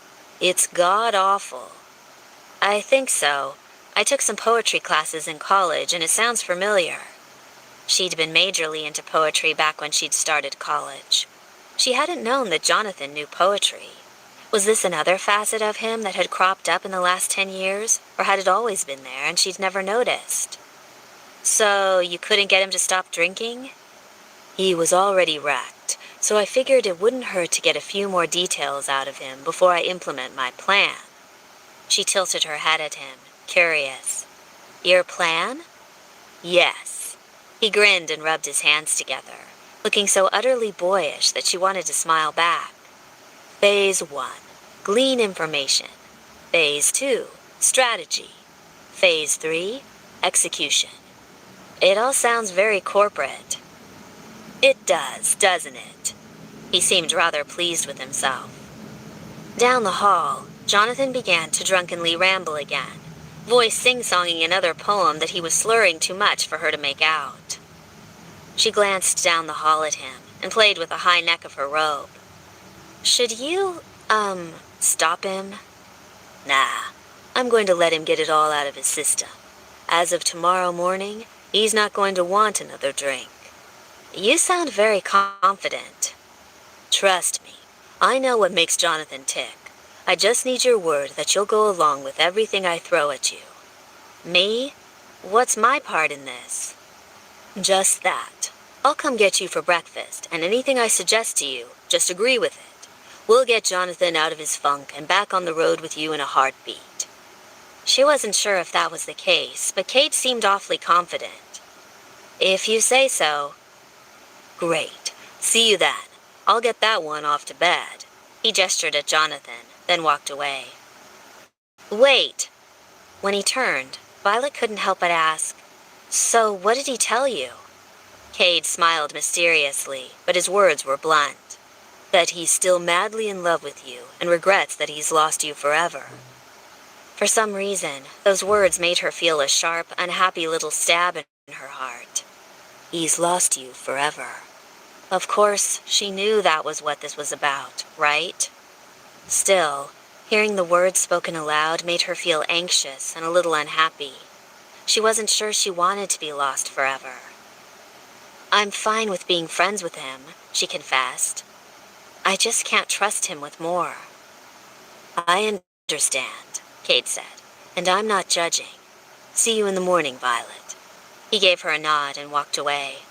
A moment later, she heard him moving to Jonathan's side, encouraging the drunk man to get out of his chair and back to his room. As she shut the door on them, Violet caught a few more lines of Jonathan's drunken poetry spouting. And this maiden, he rambled, she lived with no other thought than to love and be loved by me. Come on, Cade murmured, and then they were silent. But Violet had the words ringing through her head for a long time afterward. She lived with no other thought than to love and be loved by me. The Annabel Lee poem had a wretched ending, if she remembered correctly. The next morning, promptly at 9, someone knocked at Violet's door. She answered it, her brain full of whirling, uneasy questions. She'd had a sleepless night, filled with more dreams of Jonathan and lovemaking, and it made her restless. There was a rational reason she kept dreaming about his mouth on her skin, she told herself. She hadn't had sex in well over a year, and now she was hanging out with an ex-lover. It made plenty of sense. Sensible explanation or not, she was still waking up aching and full of need every morning, and today was no different. She'd dressed conservatively, though, since she didn't know what Cade's great plan was to get Jonathan out of his funk. She'd worn slacks and flats, along with a plain black boat-neck sweater. It would be serviceable clothing for just about any situation. Still, when she answered the door and saw Cade standing there in another impeccable gray suit, she wondered if she was underdressed. "Violet," he greeted her cheerfully, "you look lovely this morning." "Thank you," she murmured, stepping out of her room and making sure the door was locked behind her. She didn't see Jonathan, and strangely enough, she was disappointed. "Are we alone?" "No," Cade began. "Why? Did you want to be?" From around the corner, Jonathan walked slowly toward them, sunglasses covering his eyes. He scowled at Cade, who only gave her an oblivious smile. "Why, no," Violet said, surprised. "I was just curious. What crawled up your ass and died?" "Everything, if my brain is any judge of things," Jonathan said bluntly. "My head is fucking killing me." "That's your own fault." She couldn't stop staring at his hair. It was an absolute disaster, and several days' worth of beard growth was lining his jaw. He looked like a mess. A deeply, deeply hungover mess. So she increased the volume of her voice. "I'm starving. Shall we go down and eat?" Cade offered her his arm with a smile, and she took it. Jonathan just scowled at both of them. When they got to the hotel dining room, Cade insisted on pulling her chair up for her so she could sit down. That earned him a sharp word from Jonathan. What was Cade's game? He seemed unruffled by Jonathan's increasingly sour mood, but it had to be an act of some kind. She spread her napkin on her lap, curious, and watched the men. Jonathan more or less slumped in his chair and put a hand to his forehead. It was clear he was feeling his drinks. Cade, however, seemed cheerful and alert. When the waitress came over, Jonathan ordered whiskey. I'm not sure we serve it this early, the girl stammered, looking at him with alarm. Cade frowned at him. Are you sure you want to do that? We need you sober. Fuck off, Jonathan told him, and then pointed at the waitress. Whiskey. $100 tip for you if you bring it in the next 2 minutes. Yes, sir, she said, flushing. Can I get anyone else a drink? Orange juice, Cade told her. Same, Violet said, opening her menu. Now, Violet, remember, breakfast is on me, Cade told her, and reached over to pat her arm. He smiled at her and clasped her hand, giving it an encouraging squeeze. Jonathan frowned at the two of them. He ripped his sunglasses off and glared at her over her menu, his eyes bloodshot. Then he stared at Cade. Why is breakfast on you? This was a good question, but Violet was going to play along with it. Thank you, Cade. I appreciate it. She pulled her hand from his and pretended to consider the menu. But Cade remained cheerful. I told Violet that since I was taking the reins on this project, I'd also handle her expenses. Jonathan's eyes narrowed, even as the waitress brought his drink over and placed it carefully in front of him. He ignored her, his eyes still fixed on Cade. What do you mean, you're taking over this project? And now she understood Cade's plan. He was going to make Jonathan jealous. Part of her wanted to throw her napkin on the table and smack both of the men silly for acting like this.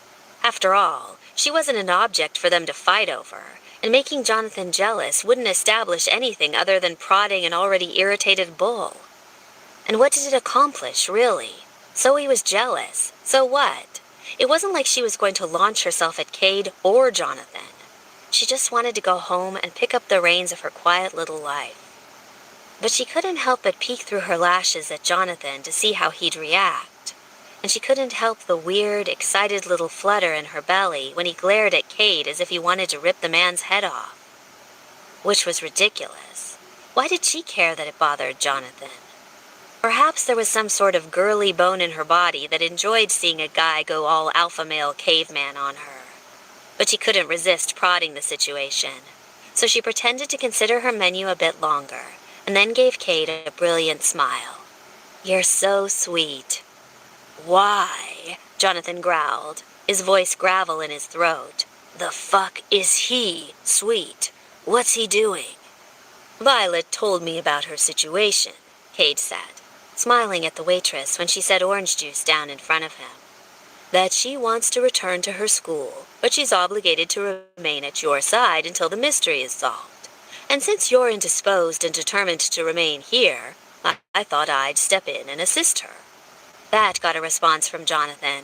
The whites of his eyes showed, and his nostrils flared. Cade, he gritted, back off. Why? Cade wouldn't be deterred. He gestured at Jonathan's drink. It's clear what your plans are. Back off, Jonathan repeated, clearly furious. He's just trying to help me out, Jonathan, Violet interjected, unable to resist rubbing salt in the wound. I asked him to come. You've been impossible to talk to the last few days. To her horror, a knot formed in her throat, and she had to blink repeatedly to keep from weeping like an idiot. She hadn't realized how stressed she was until she said it aloud. I didn't know what to do. All you do is drink and yell at me. The look Jonathan gave her was utterly tortured. Violet, please. No, she said, and her voice wobbled. She got to her feet. I can't do this, all right? I can't stay here forever, not when I'm needed at the school. And I can't sit here and watch you drink yourself into a coma like my mother did. You forced me to do this stupid scavenger hunt when all I wanted to do was forget that my father existed. So now I'm here, and you need to decide what it is you want, because either we finish this or I get to go home. She threw her napkin down on the table, her appetite gone. I'll be in my room.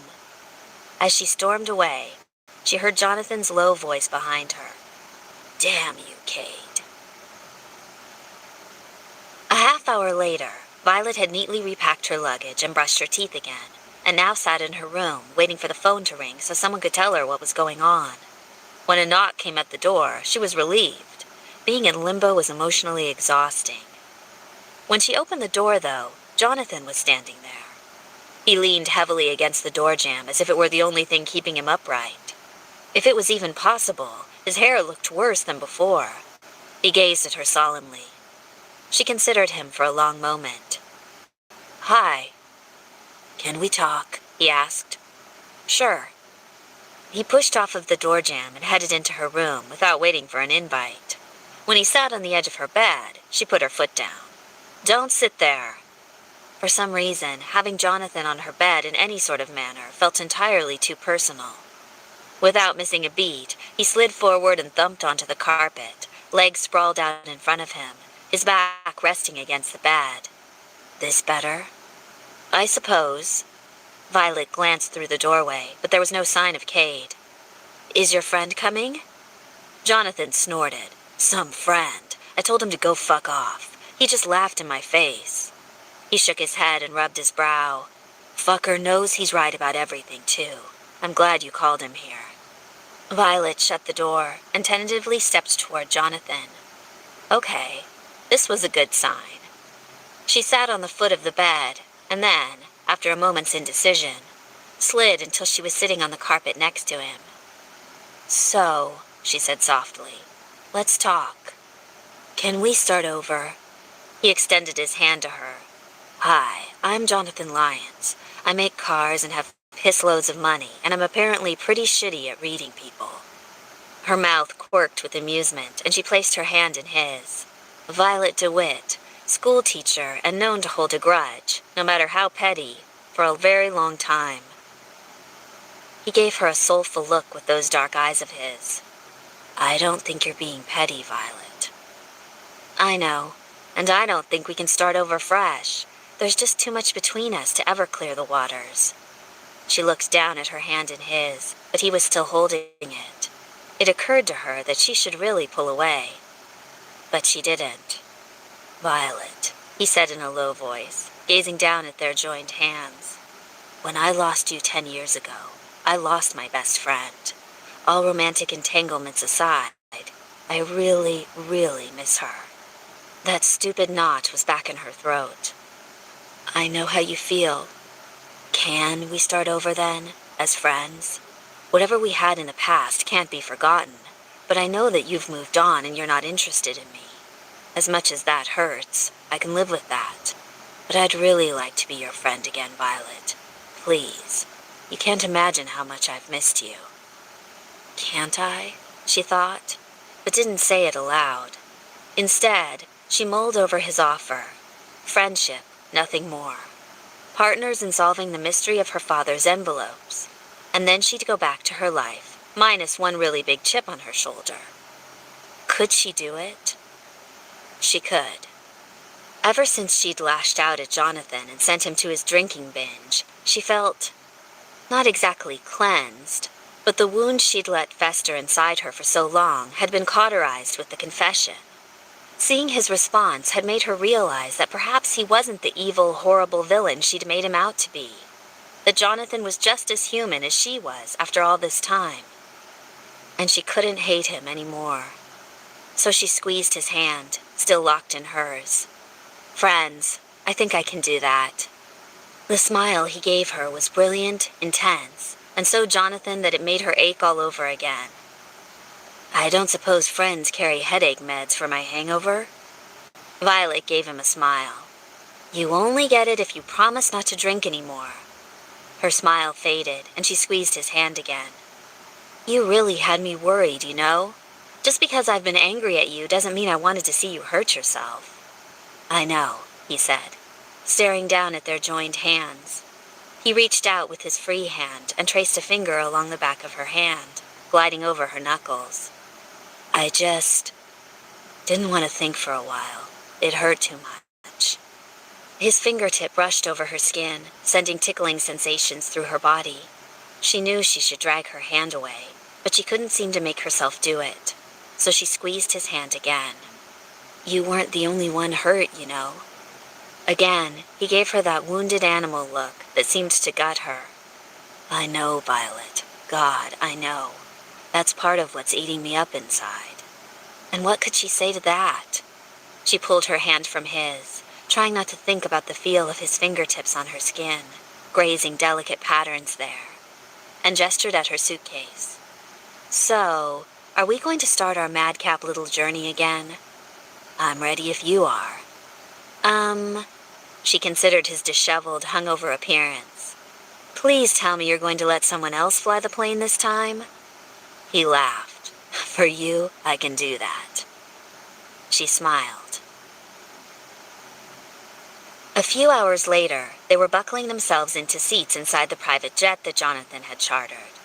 Violet had taken one of the seats in the back of the plane, and Cade, Jonathan saw, took a seat in the front, most likely so he could give Jonathan and Violet some privacy to chat. He decided maybe he wouldn't kill Cade after all. Jonathan slid into a seat across from Violet, pleased when she didn't flinch or frown as he did so. Instead, she gave him a tentative smile, and he returned it. It was a fresh start. He was so fucking relieved that they were trying again, that he didn't even care that they'd vowed to be just friends. He'd take any piece of Violet he could get in his life. If he was friend-zoned permanently, then he'd live with that, just as long as she wasn't glaring at him with hatred any longer. Violet fastened her seatbelt and tightened it. Can I just say how happy I am that you're not flying this plane? He tried not to gaze over long at the way she smoothed her clothes and tucked a strand of hair behind her ear. He didn't want to make her uncomfortable.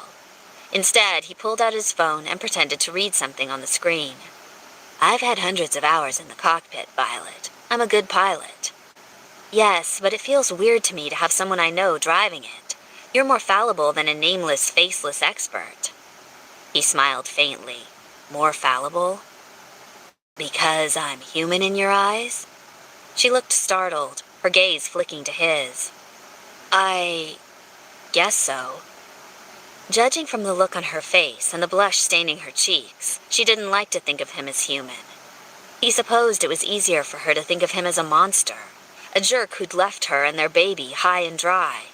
His gut clenched at the thought, and he felt the urge to vomit.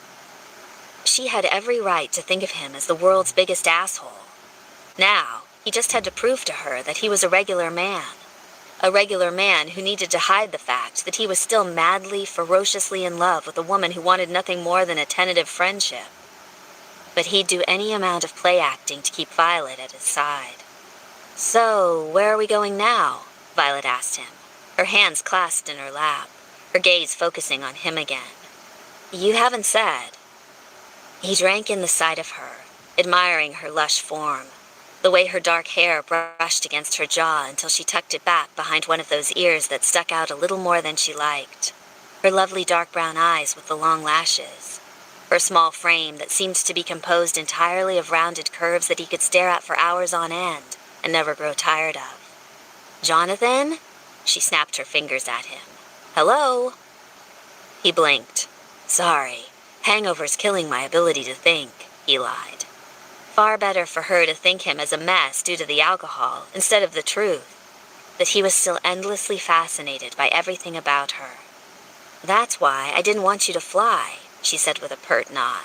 Now, where are we going? New York City first, he said. We need to drop Cade off, and I have a meeting to attend tonight that I can't miss. It was Brotherhood night, something he'd almost forgotten in his drunken stupor.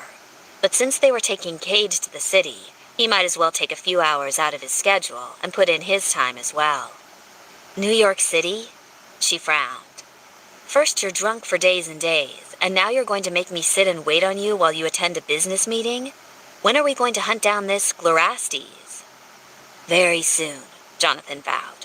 I promise. If I could get out of this, I would. It's something that's been scheduled weeks in advance. She rolled her eyes, but there was no anger in her face. So your schedule is more important than mine? Trust me when I say that nothing is more important to me right now than you. God, it nearly choked him trying to keep those words light and easy so she wouldn't get skittish on him. I'm asking you to humor me, as a friend. Another word that choked him. Friend. But it worked. She nodded.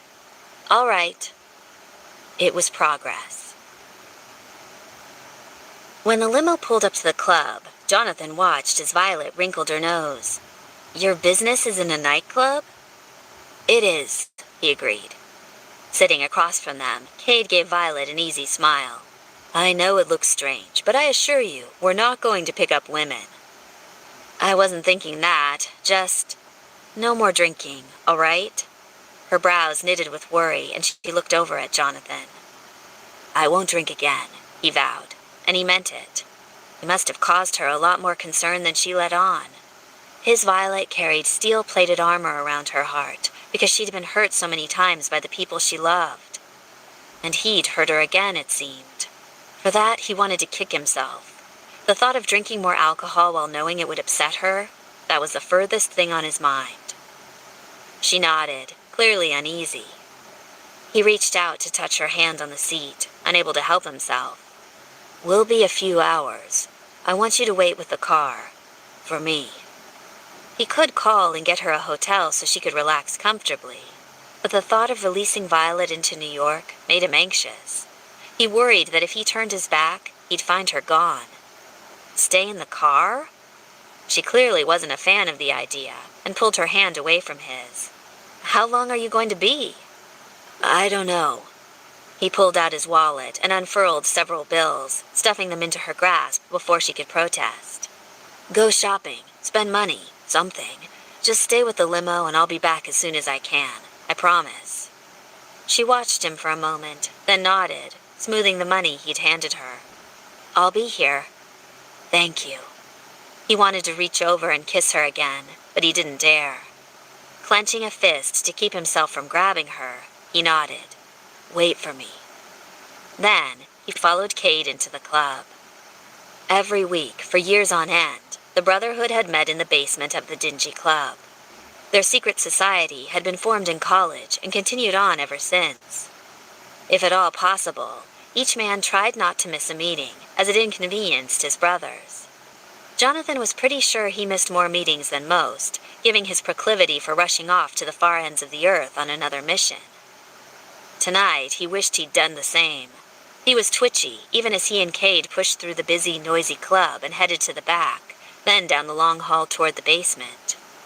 Hunter's bodyguard was already there, standing to guard the door, and out of habit, Jonathan gave him the signal. He touched 2 fingers onto his shoulder, and then slid them over his arm down to where his tattoo was. Cade made the same gesture, and the man nodded and stepped aside. Then, they headed into the smoky basement, the smell of cigars wafting through the air. As Jonathan stepped down the stairs behind Cade, he could hear one loud female voice above the murmur of the others. Come on, Flush. Mama needs a destination wedding. That'd be Gretchen, Cade said. Again. Jonathan said nothing. Truth be told, he'd hated when Hunter started dragging his fiancée to all of their supposedly private meetings. It rather ruined the spirit of secrecy, but Hunter wouldn't be deterred. If he was there, Gretchen would be there. The other men's fiancées and wives knew about the club, but didn't show up like Gretchen did. Used to be, he hated seeing Gretchen's face across the poker table from him. Now that Violet was back in his life, he got it.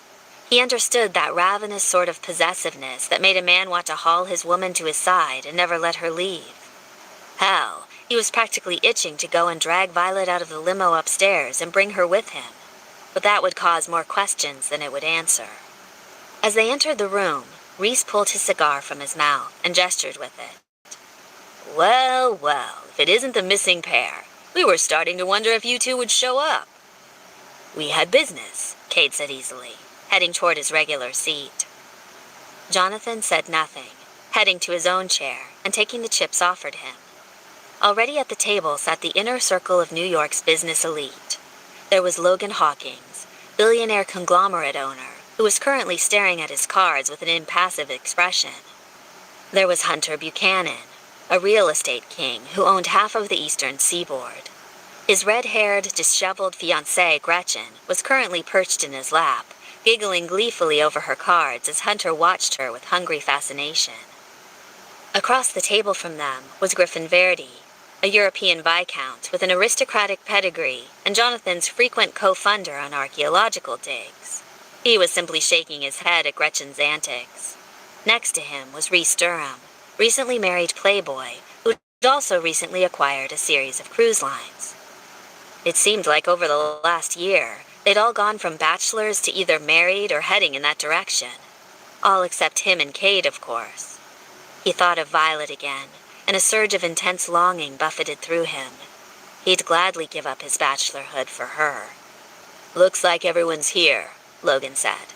"This meeting of the Brotherhood is officially called to order." "Fratres in prosperitatem," they said in unison, raising their glasses. Jonathan raised an empty one for the toast. When Rhys offered him a bottle of his favorite scotch, he shook his head. Normally, he had a glass just to be social, but the thought of it crossing his lips today seemed revolting. He wouldn't touch it, not with Violet waiting for him. "So, boys, what's on the business menu tonight?" Gretchen picked up the deck of cards and began to shuffle, ignoring the looks the others sent her way. "World domination?" No one said anything. She sighed. "Eventually, you guys are going to talk business in front of me. Eventually." "Not tonight," Rhys said, and only grinned when Gretchen flipped him the bird. Impatiently, Jonathan tossed his ante into the pile. So, no business tonight? Why had he come to the meeting then? He thought of Violet, sitting out in his car, and he longed to be beside her, just drinking in her presence. "Down, boy," Cade murmured. "It'll do you good to give her a breather." Jonathan glared at him. "Give who a breather?" Griffin asked, turning to them. "No one," Jonathan said, before Cade could respond. His relationship with Violet was private. Private and rather tangled. Cade nodded in Griffin's direction. "How's that lovely southern belle of yours? She's still adjusting to being the next Viscountess Montagna Verdi?" Count on Cade to say the right thing to distract the man. Jonathan bit back a smile as Griffin grimaced, swiping his cards off the table. "We are having visitors this week," Griffin said, tone clipped. "My townhouse is currently infested with Mama and them. They're helping Mei Li pick a location for the wedding." "You trust them to do that?" Rhys asked. "Of course not. That's why I hired a wedding planner to be at Mei Li's side at all times. My lovely Mei Li is kindness itself, but she has appalling taste in clothing." For a moment, Griffin had a besotted look on his face, then shook his head and cleared his throat. "Yeah, like you're marrying her for her taste," Gretchen said with a snort. "I mean, she said yes, so we know her taste in men sucks." Griffin ignored Gretchen's jab. "I'm just bloody thrilled she's no longer trying to get her hound to be the ring bearer." Rhys nearly spit his whiskey on the table.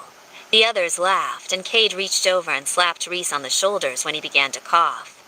It was no secret amongst them that Griffin was the latest to become engaged, to his polar opposite, a redneck southern girl who was as friendly as Griffin was aristocratic and reserved. Again, Jonathan thought of Violet and her wry, reserved smile. She wasn't open like Griffin's Mei Li. Maybe she had been once, but the Violet waiting in the limo was guarded, like she was just waiting for the next blow to fall, and she was positive it was coming. He hated that he'd done that to her. What had happened to the wild girl with Carpe Diem tattooed just above her backside? But he knew that answer now. She'd been abandoned while pregnant and then lost the baby. It had changed her, and he'd lost her for good. "You in?" Jonathan stared at his cards without seeing them, his mind still on Violet. He'd give anything to make things right with her. Maybe being friends was a step in the right direction after all.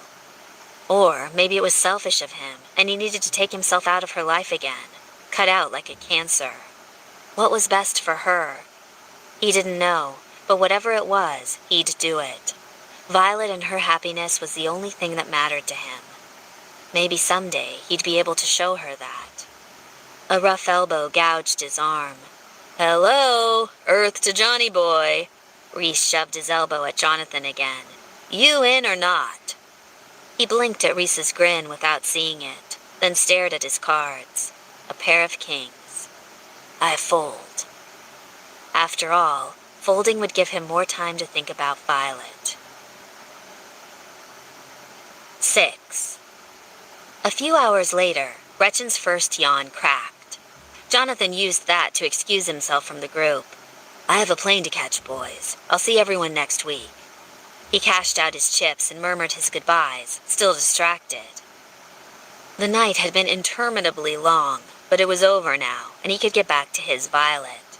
Practically bounding up the stairs, he headed out of the cellar and down the hall, back into the club that was still pounding with a wild beat. He fished his phone out of his pocket, ready to text the limo driver to bring Violet back. But as soon as he hit the street, he was surprised to see it parked nearby. Had they been waiting there the entire time?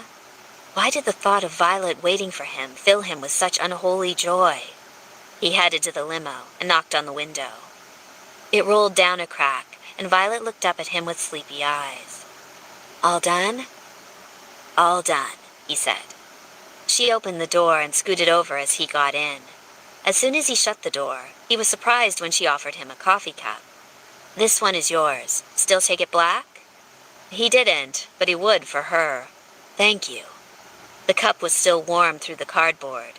You went and got coffee? Several rounds of coffee, actually. She gave him a rueful grimace. I drank the first one and we went back again, and even took a trip into the restroom. I wanted something to drink to pass the time. You didn't go shopping? She made a face. Of course not. Here's your money back, minus the cost of the coffee, of course. She held the money out to him. He took it, strangely pleased at the thought of Violet waiting for him, even thinking of him enough to get him a coffee. I'm sorry that took so long. She waved a hand. I did some research on my phone while you were in your meeting. I figured I could work while you were there, since this is what you hired me for. What did you find out? Well, Violet put her coffee cup down in a nearby holder and lifted her phone, dragging her thumb across the screen.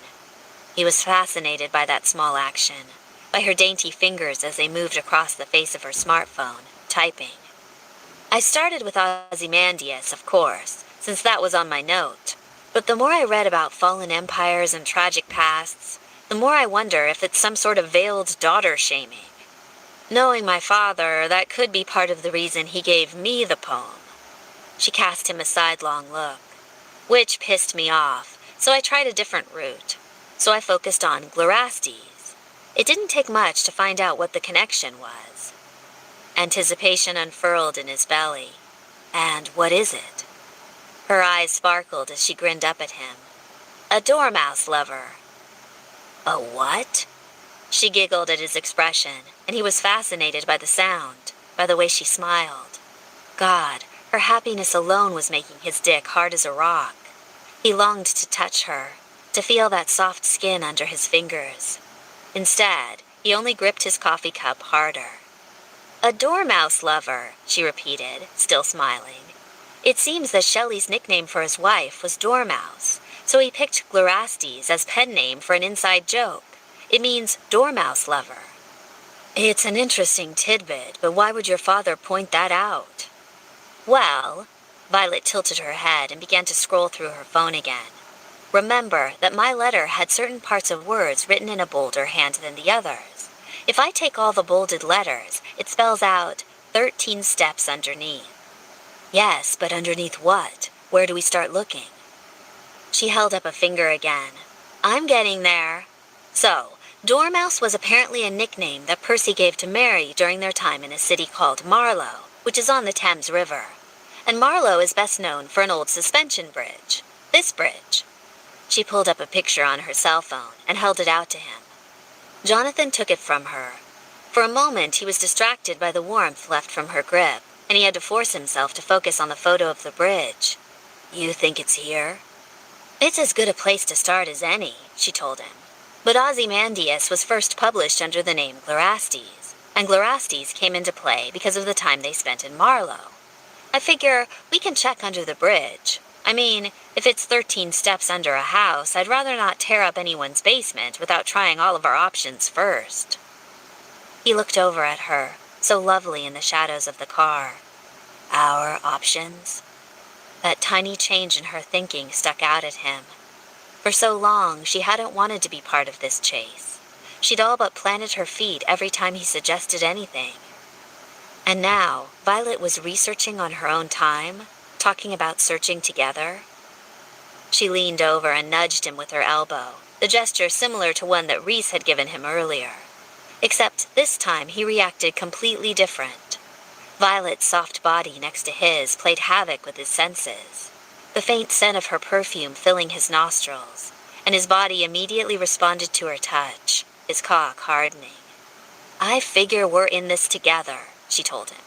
"Whatever my father wants us to find out, he wants us to find it out together." Together, he agreed. He liked the sound of that. Violet fidgeted and shifted in her chair, trying to get comfortable. Despite the late hour and the relative poshness of the leather chaises in the private jet, she couldn't relax. Maybe it was the 3 cups of coffee she'd gulped down while sitting in the limo. Maybe it was the fact that they were on their way to London for the next part of the scavenger hunt, that she was feeling excited despite herself. She suspected it was all those things, but throw in a very sexy, intense Jonathan Lyons sitting across from her, sleep was impossible.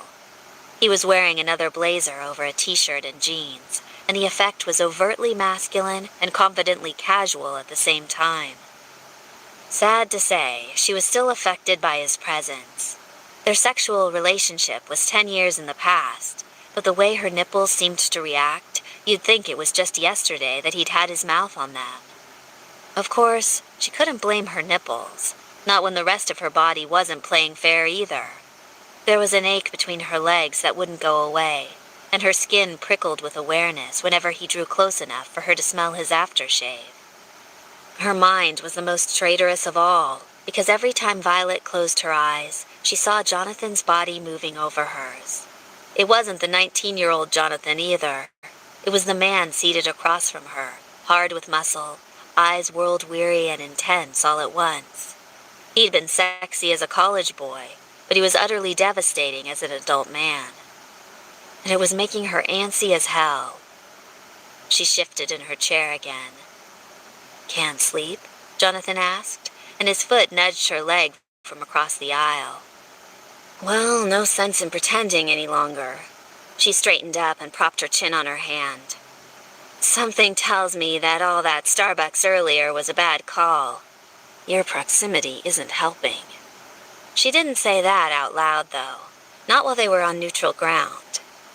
But still, the man should have guessed that his sitting directly across from her in a plane with at least a dozen other empty seats would rattle her, right? Or he should have known that when he sat with his legs open and sprawled as if he owned the place, it would make her body break out in goosebumps. Heck, he probably did own the place.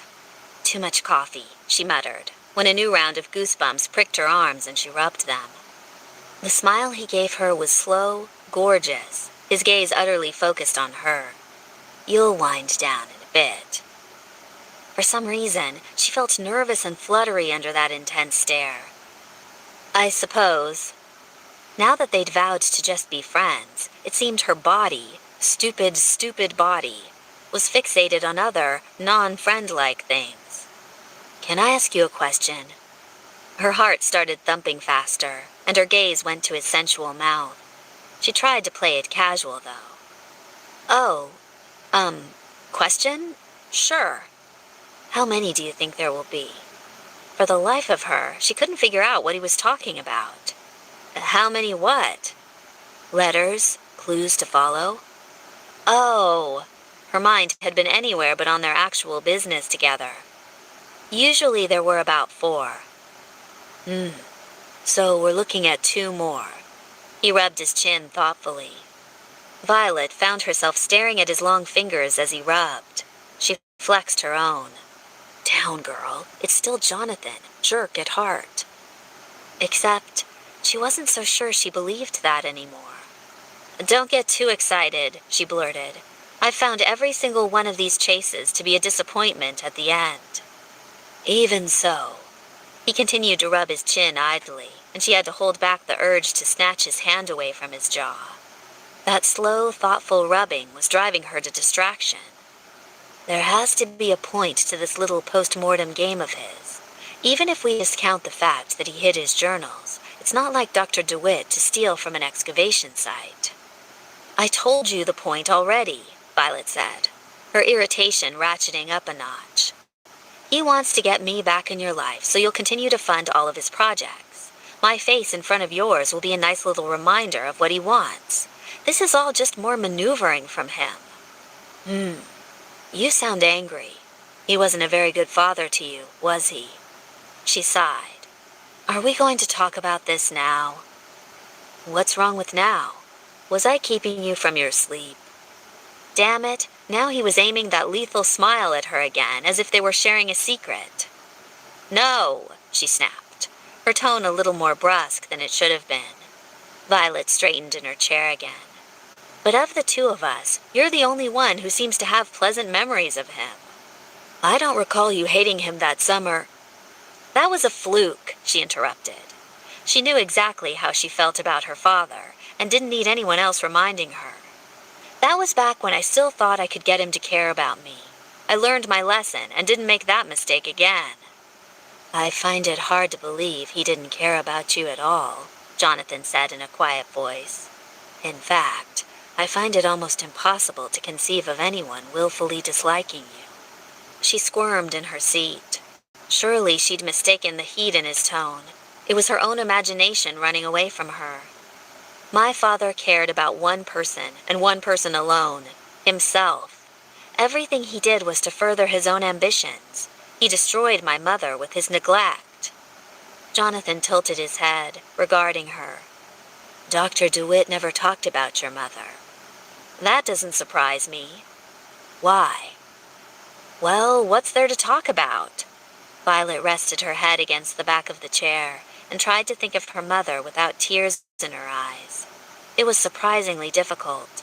All her lingering memories of Connie DeWitt involved her depression, her drinking, and how it had affected Violet. She married him when she was 20 and he was 50. My mom was one of his students, back when he still taught at the university. She was young and pretty and totally in love with him. He was an old perv. Jonathan didn't laugh.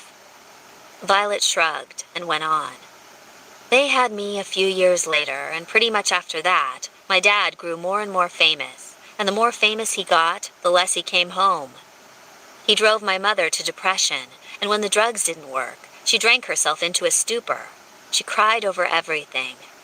Her throat went dry, and she thought of her lonely childhood, full of dark rooms and tiptoeing quietly through the living room because Mom was passed out drunk on the couch. At least when Mom was asleep, she wasn't weeping. The weeping was worse than anything. My father would show up a few months later and everything would be great for about a day or two.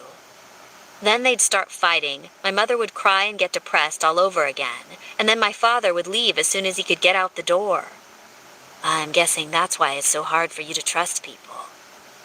She gave him a sharp look, her hands twisting in her lap. But there was no judgment in Jonathan's gaze, no reproach, just that wicked intensity she found so enthralling, like she was a puzzle he'd put aside for 10 years and had decided to solve again. Except she didn't need solving or saving. She was doing just fine on her own. I'm sure my father seemed like a paragon to you, but he was only good to people who could get him what he wanted. The rest of us he just didn't give a crap about. I never knew, he said softly. That's because I never let anyone know that it bothered me, Violet confessed, and was surprised to hear those words coming out of her own mouth. How many years of therapy had it taken for her to get there? Violet knew she wasn't good at sharing. Hell, she sucked at it. She expected everyone around her to come after her with an agenda. No wonder she'd assumed the worst about Jonathan. You don't know that it's not true, she chided herself. Still, she kept thinking about his days-long drinking binge and how upset he'd been when she'd attacked him. Drinking yourself into a stupor wasn't the action of a happy person. She knew that from experience with her mother. You drank to forget the world. Maybe she'd withheld too much of herself from him once upon a time.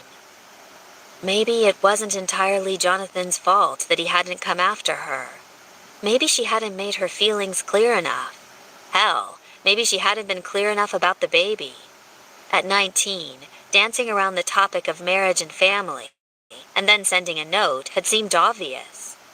10 years later, it just seemed childish. Maybe she hadn't let him in long enough to have him see the real girl underneath all the armor. The scared, lonely, pregnant teenager who just wanted a family of her own that wouldn't drink or disappear on her. She bit her lip. God, she hated thinking about the past. Violet glanced back at Jonathan.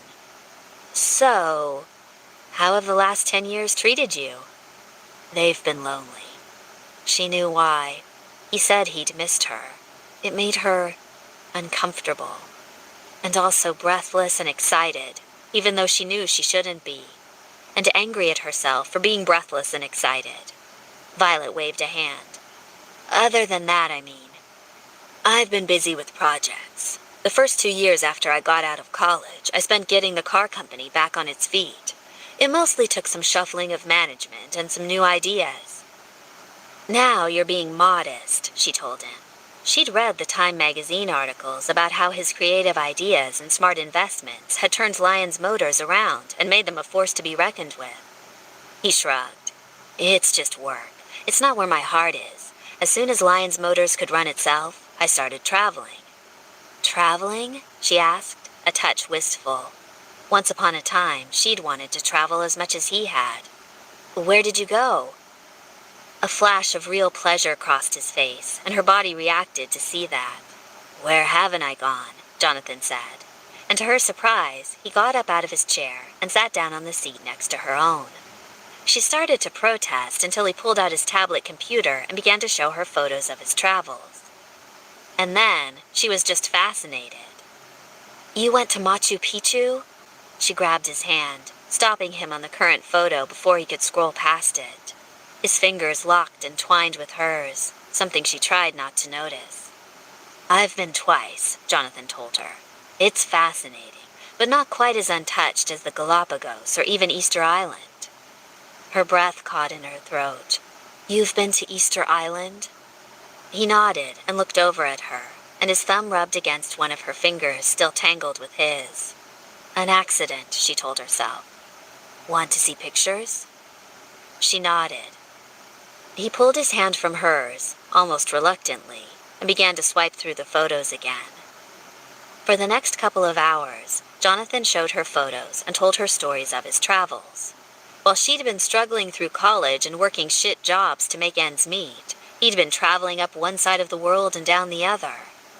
There were photos of Antarctica, Tibet, the Great Wall, the Australian outback, water caves in Thailand, Mongolian steppes, and more incredible locations.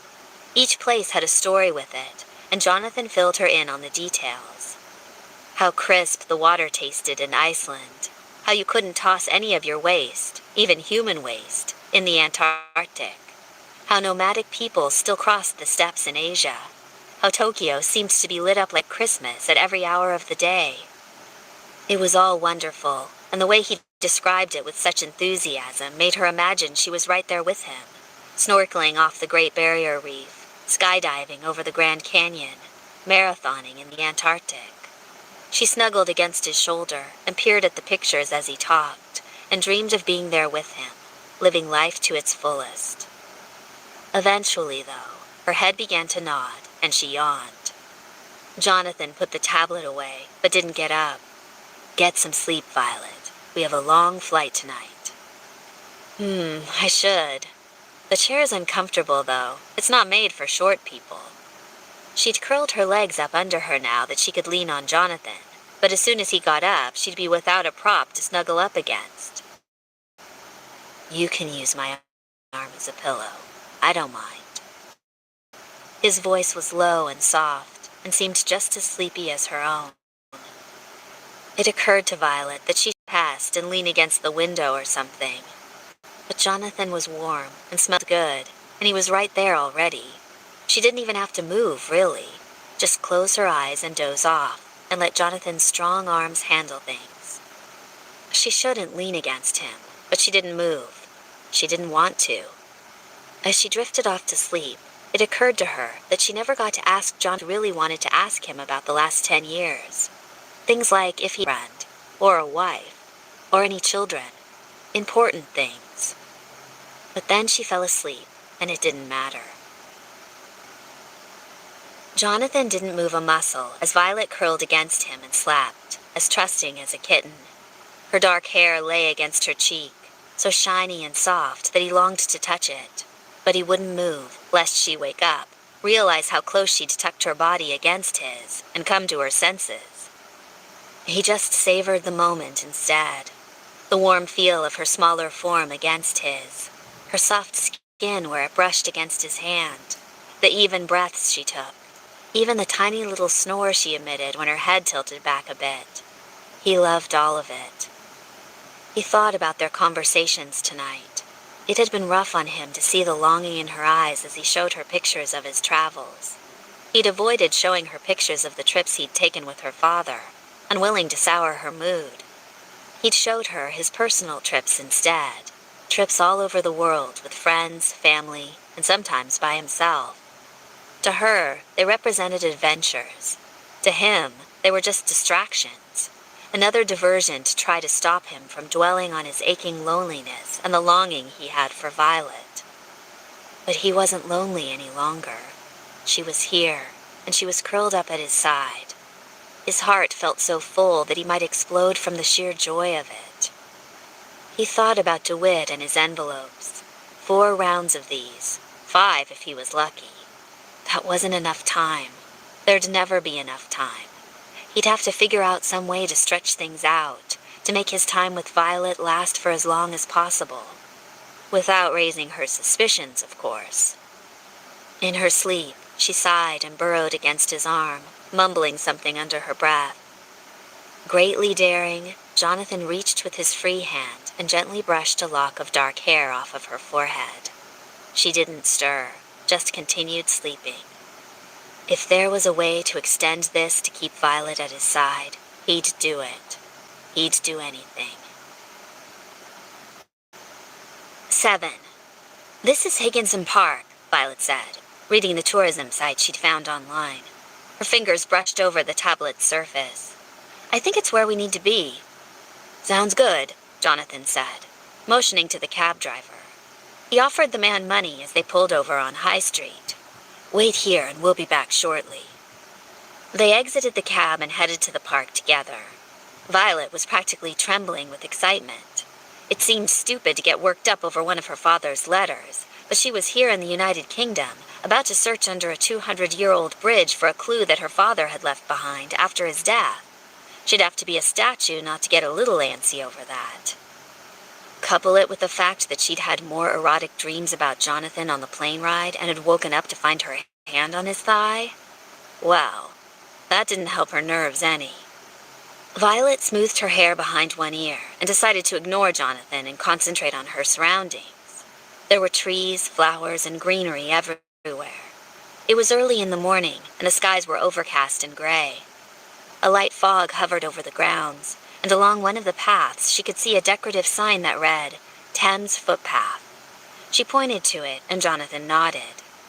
There were a few vendors just setting up down the road, and Violet suppressed a yawn. Maybe after they found her father's envelope, they could head to a nearby coffee shop and get something to wake her up.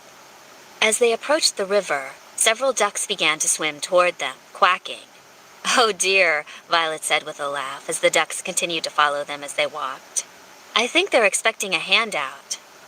Unless they want a stick of gum, I don't have anything for them. She laughed again, tucking another lock of hair behind her ears. The laugh died when she saw the intense, almost hungry look Jonathan cast in her direction. God, how had she ever thought that they could hang out together as friends? Jonathan didn't know how to be friendly with a woman. All he knew how to do was devour her with his eyes. Like he was doing right now. Averting her gaze, she took another experimental step forward, and the ducks continued to swim alongside. We should get something to distract them, she told him. And you. Do you want to go to a nearby coffee shop and get something to eat? I suppose I could, he said slowly. Do you want something too? That'd be lovely, she told him, flashing him a smile. 3 sugars, extra cream? He nodded and jogged down the path, heading in the opposite direction from where she stood. She watched him go, admiring the lines of his shoulders in his jacket and the way his ass filled out the back of his jeans. Damn you for not having a potbelly and a bald spot, she thought with a self-deprecating grin. Then, she turned and marched toward the Marlow Bridge, tablet clutched tightly in hand. Following the footpath, she soon came to the bridge and edged toward a plaque set amongst the bricks, curious despite herself. Marlow Suspension Bridge, it read, along with the name of the designer. She scanned it, but there was no mention of Ozymandias, no mention of Percy Shelley, and she felt a bit of doubt. What if they were grasping at straws? Surely her father hadn't meant for them to take 13 steps underneath the bridge. After all, 13 steps underneath pretty much led right into the water. Violet gazed at the quacking ducks who were eager for a handout. Then she shrugged and sat on the grassy bank, undoing the buckles on the ankle of her high heels. After her disorienting wake-up, she'd armored herself in her schoolteacher attire. In a knee-length wool skirt, a demure long-sleeved cardigan, and low strappy heels, she felt like her normal self, her controlled, careful self. That was the woman she was now, she told herself. Not the girl who'd fallen in love with an intense, soulful-eyed college boy so long ago. The fleet of ducks quacked and streamed away from Violet, and she looked up to see Jonathan returning, 2 coffees and a small brown bag in hand. He frowned down at her as she removed her first shoe. "What are you doing, Violet?" "Getting ready to go into the water." Nearby, a goose honked. He gazed down at her, his expression intent. "It's cold. I should be the one doing it." "It is cold," Violet agreed, her hands moving to her other shoe and working on the straps. "But it's also my father who sent us on this chase, so I'm the one going in." He was silent for a long moment, no doubt formulating a new argument, Violet figured. She was surprised when he capitulated. "Very well," Jonathan said. "Just be careful." "I will," she told him, and tossed her other shoe on the bank. "You'll have to feed the ducks and keep them away from me," she said, and glanced up at him. Her breath escaped her throat. Jonathan's intense gaze had moved from her face to her legs, and his hands were clutching the coffees so tightly she could see the whites of his knuckles. The expression in his eyes was pure lust as he regarded her stocking-clad legs, which she'd thoughtlessly sprawled on the embankment.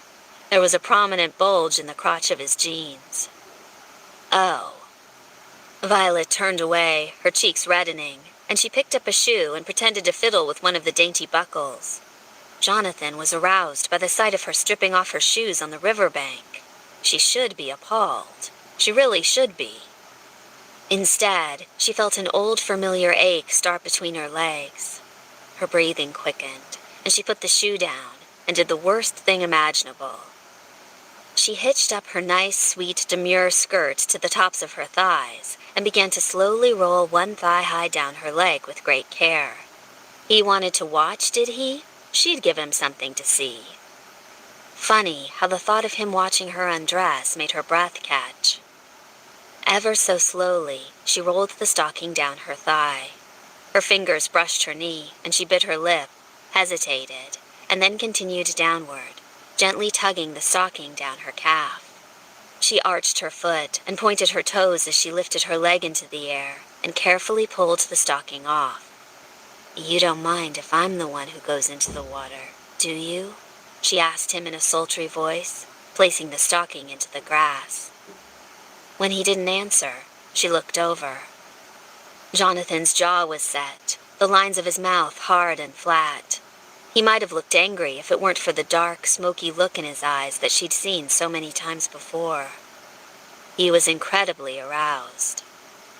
And suddenly, Violet felt as if she were playing with fire. What was she doing? Why did she care if Jonathan was aroused by the sight of her stripping her stockings off? Jesus, was she insane? Violet suddenly wanted to kick herself. This was not the way to keep him in the friend zone. This was just her torturing him with what he couldn't have. It was rather classless of her. One of the geese honked again, as if to agree. Angry with herself, Violet jerked at her other stocking, shoving it down her leg as unsexily as possible. When both of her legs were bare, she got to her feet and paused on the bank. She'd originally planned on taking off her cardigan so she could see how Jonathan reacted to her wearing nothing but a skimpy camisole underneath. But that suddenly seemed like an incredibly stupid idea. What was she thinking? Violet frowned to herself and buttoned her cardigan up higher. "Just hold my coffee until I get done, all right?" "Of course," he said, in that low, ardent voice. Shivers rippled through her. She ignored them, ignored him. Brushing off her skirt, she headed to the edge of the water. 13 steps in, right? 13, he agreed tensely. "Be careful." "I'll be just fine," Violet assured him, glad for the distraction. She tiptoed to the edge. It was hard to tell how deep the water was from the bank, but there was a bridge, so that meant deep, right? Violet swung one foot over and dipped the other in, trying to determine how deep it was. To her surprise, it only came up to her calf. Wow, it's not all that deep. Maybe the river's low at the moment. She took another step in and let her hitched-up skirt drop, since it was clear that it wasn't going to get wet. Another step in, and she turned around, glancing back at Jonathan. "Do you think that it's 13 steps from the bridge or 13 steps into the water?" "Your guess is as good as mine." "Well," Violet said, and put her hands on her hips. "Nothing to do but wander around and hope I hit something with my feet then." "Be my guest," Jonathan said. "I'll just be here on shore with coffee and muffins." "Beast," she teased, feeling a bit more at ease. It didn't sound like he was holding her little striptease against her, which was good. "If you break out those muffins, watch for the ducks. They'll chew off your arm to get to that bread, I suspect." Even now, they were hovering near him, ignoring her. "I'll save my muffins for you," he said, and the amusement was back in his voice. Good. She was relieved to hear that. Violet trudged along the muddy bottom of the river, moving slowly and feeling around with her toes. The water was cold, but shallow, and she took her time, not wanting to step over something and miss it. It got deeper as she moved farther in, and she ended up hitching up her skirt a bit more. There was a little graveyard and a church across the river, and she wondered if she was starting from the wrong side. Did that have meaning? Was Shelley buried there and they were looking in the wrong place? Now that they were here, the clue seemed awfully vague. "How's it going?" Jonathan called after a time. "Nothing," she said, turning around and moving a step or two over, then heading back the way she came, toward the bank. She looked over at him with his coffee, sipping it as he watched her.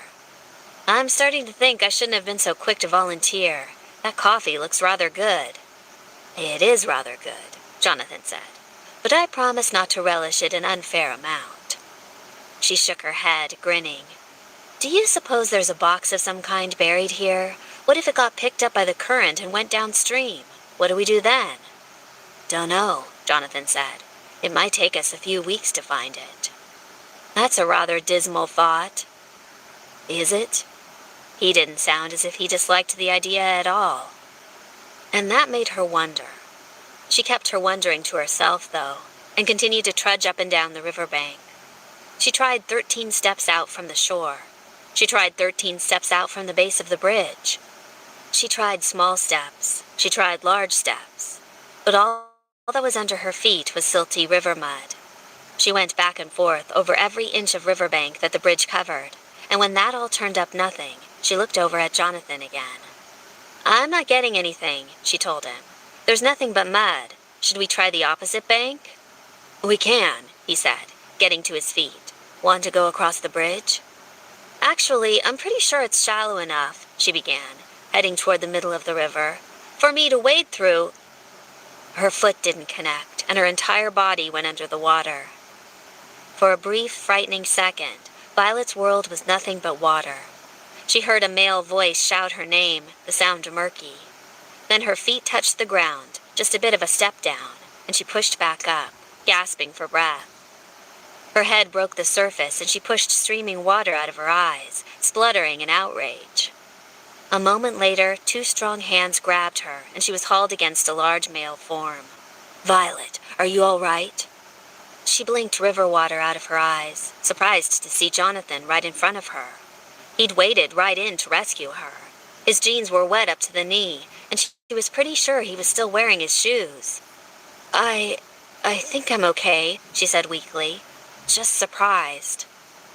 Christ, you scared the shit out of me, he said in a ragged voice, his fingers tied on her arms.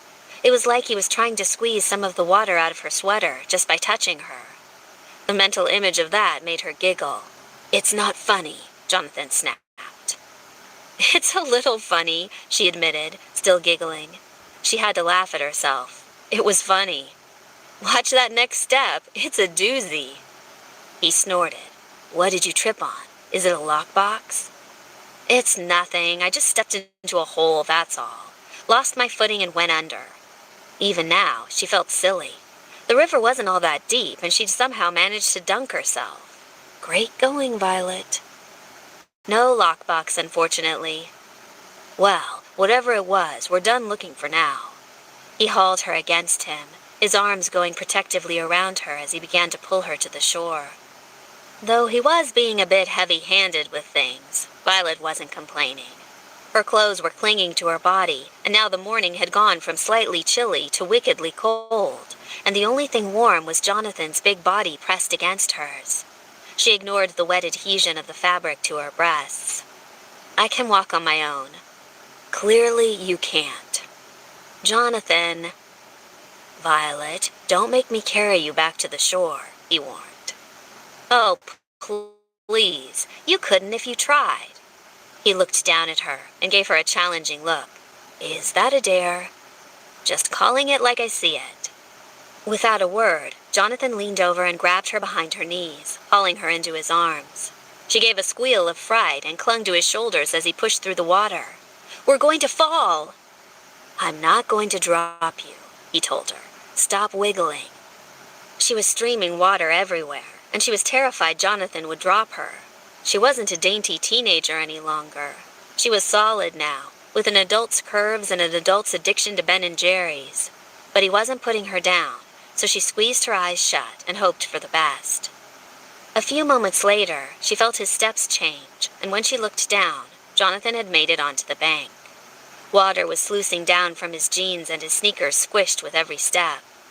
He paused and gently set her feet down on the pavement, giving her a smug look.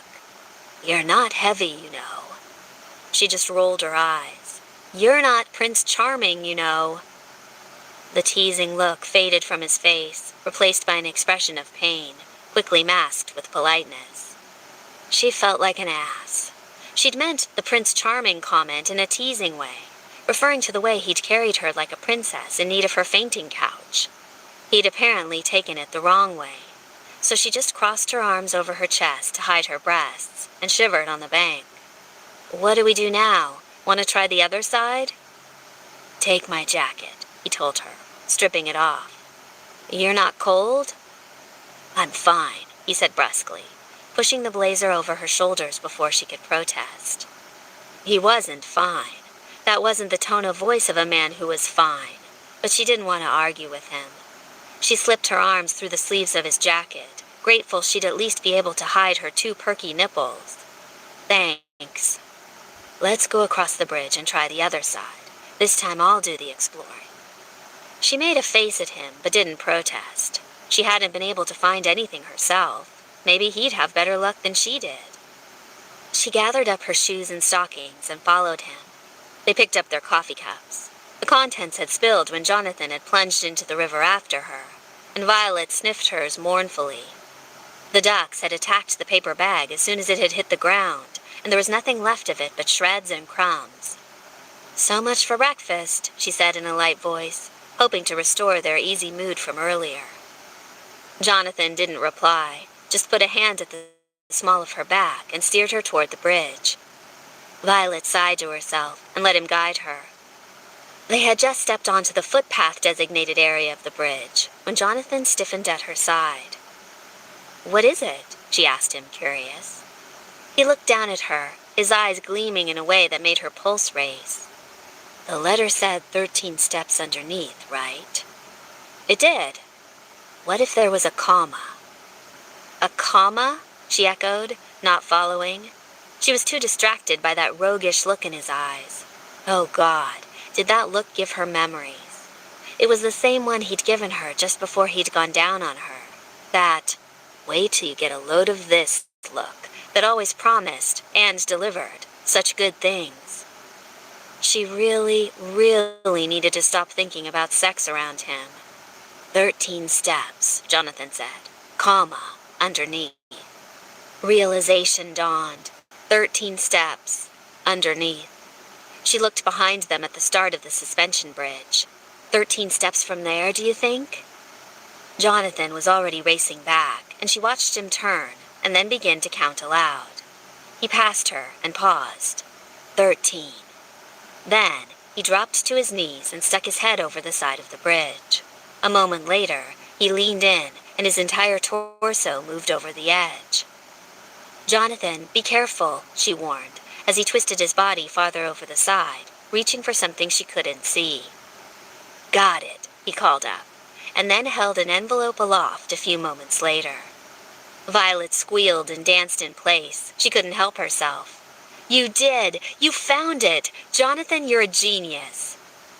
He sat back on his haunches, just grinning up at her like he'd won an award, and Violet had to clench her fists to keep from going over and planting a big happy kiss on his face. She should have been grumpy that he was able to find it so easily, but she was simply excited that he'd found it. It felt like they were a team.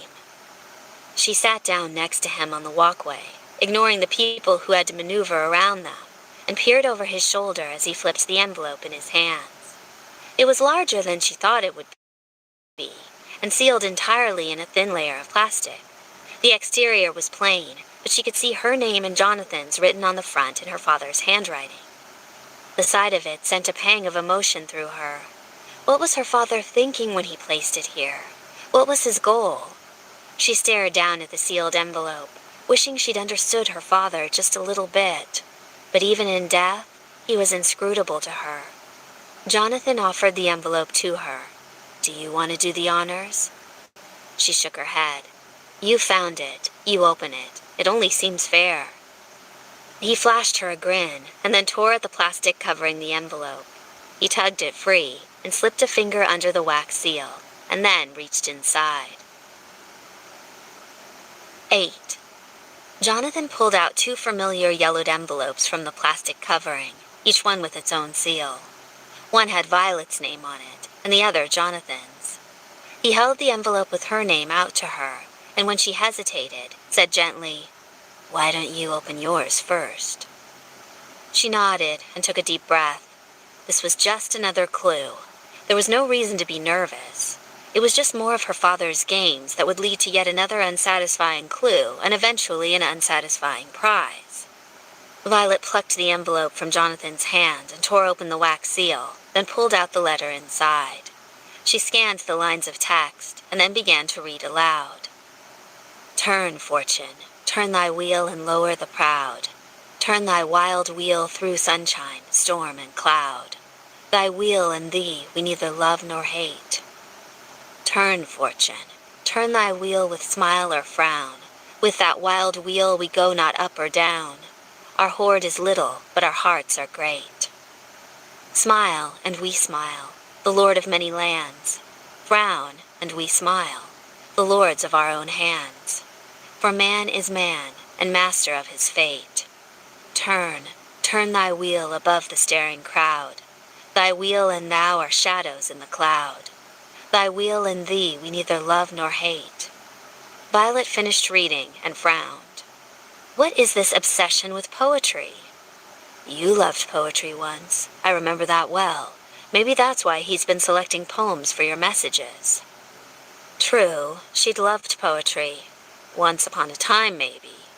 Back when she'd been romantic and silly. She'd lost all interest in it when reality had slapped her in the face. Ignoring Jonathan's astute comment, she scanned the letter again, looking for hints. I don't see a clue like before. There must be a message in the meaning of the poem itself. Either that or yours has the message and mine is just fluff. She looked over at him. Do you recognize this poem?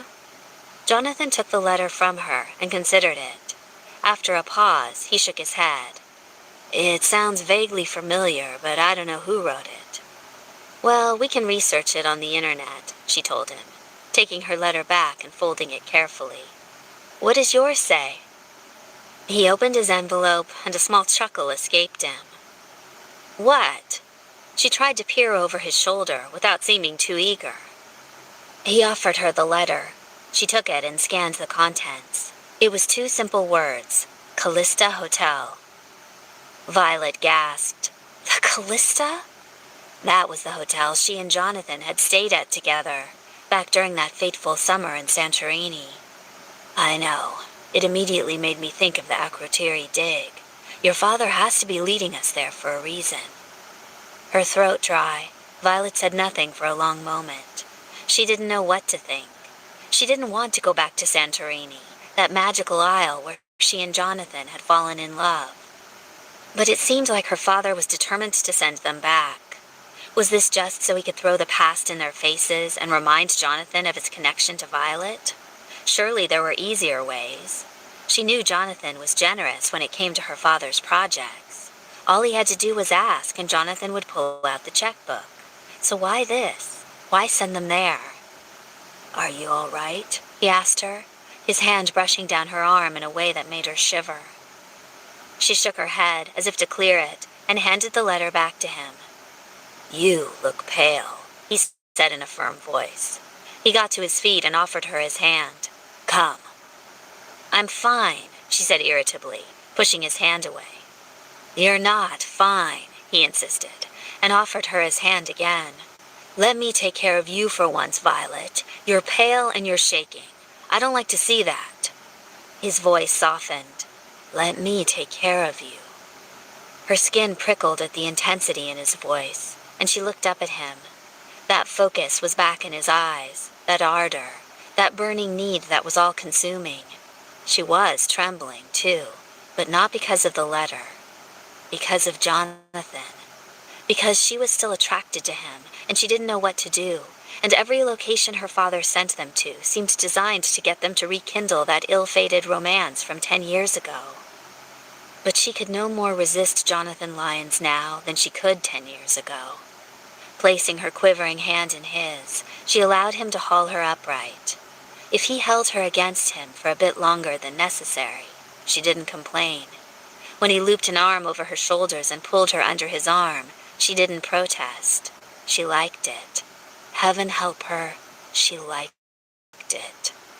Come, he said gently. Let's get you some coffee and breakfast, and we'll talk. He led her across the green grassy park. The sun was coming out, and the fog had lifted, but the air was still brisk, and she still shivered in Jonathan's jacket.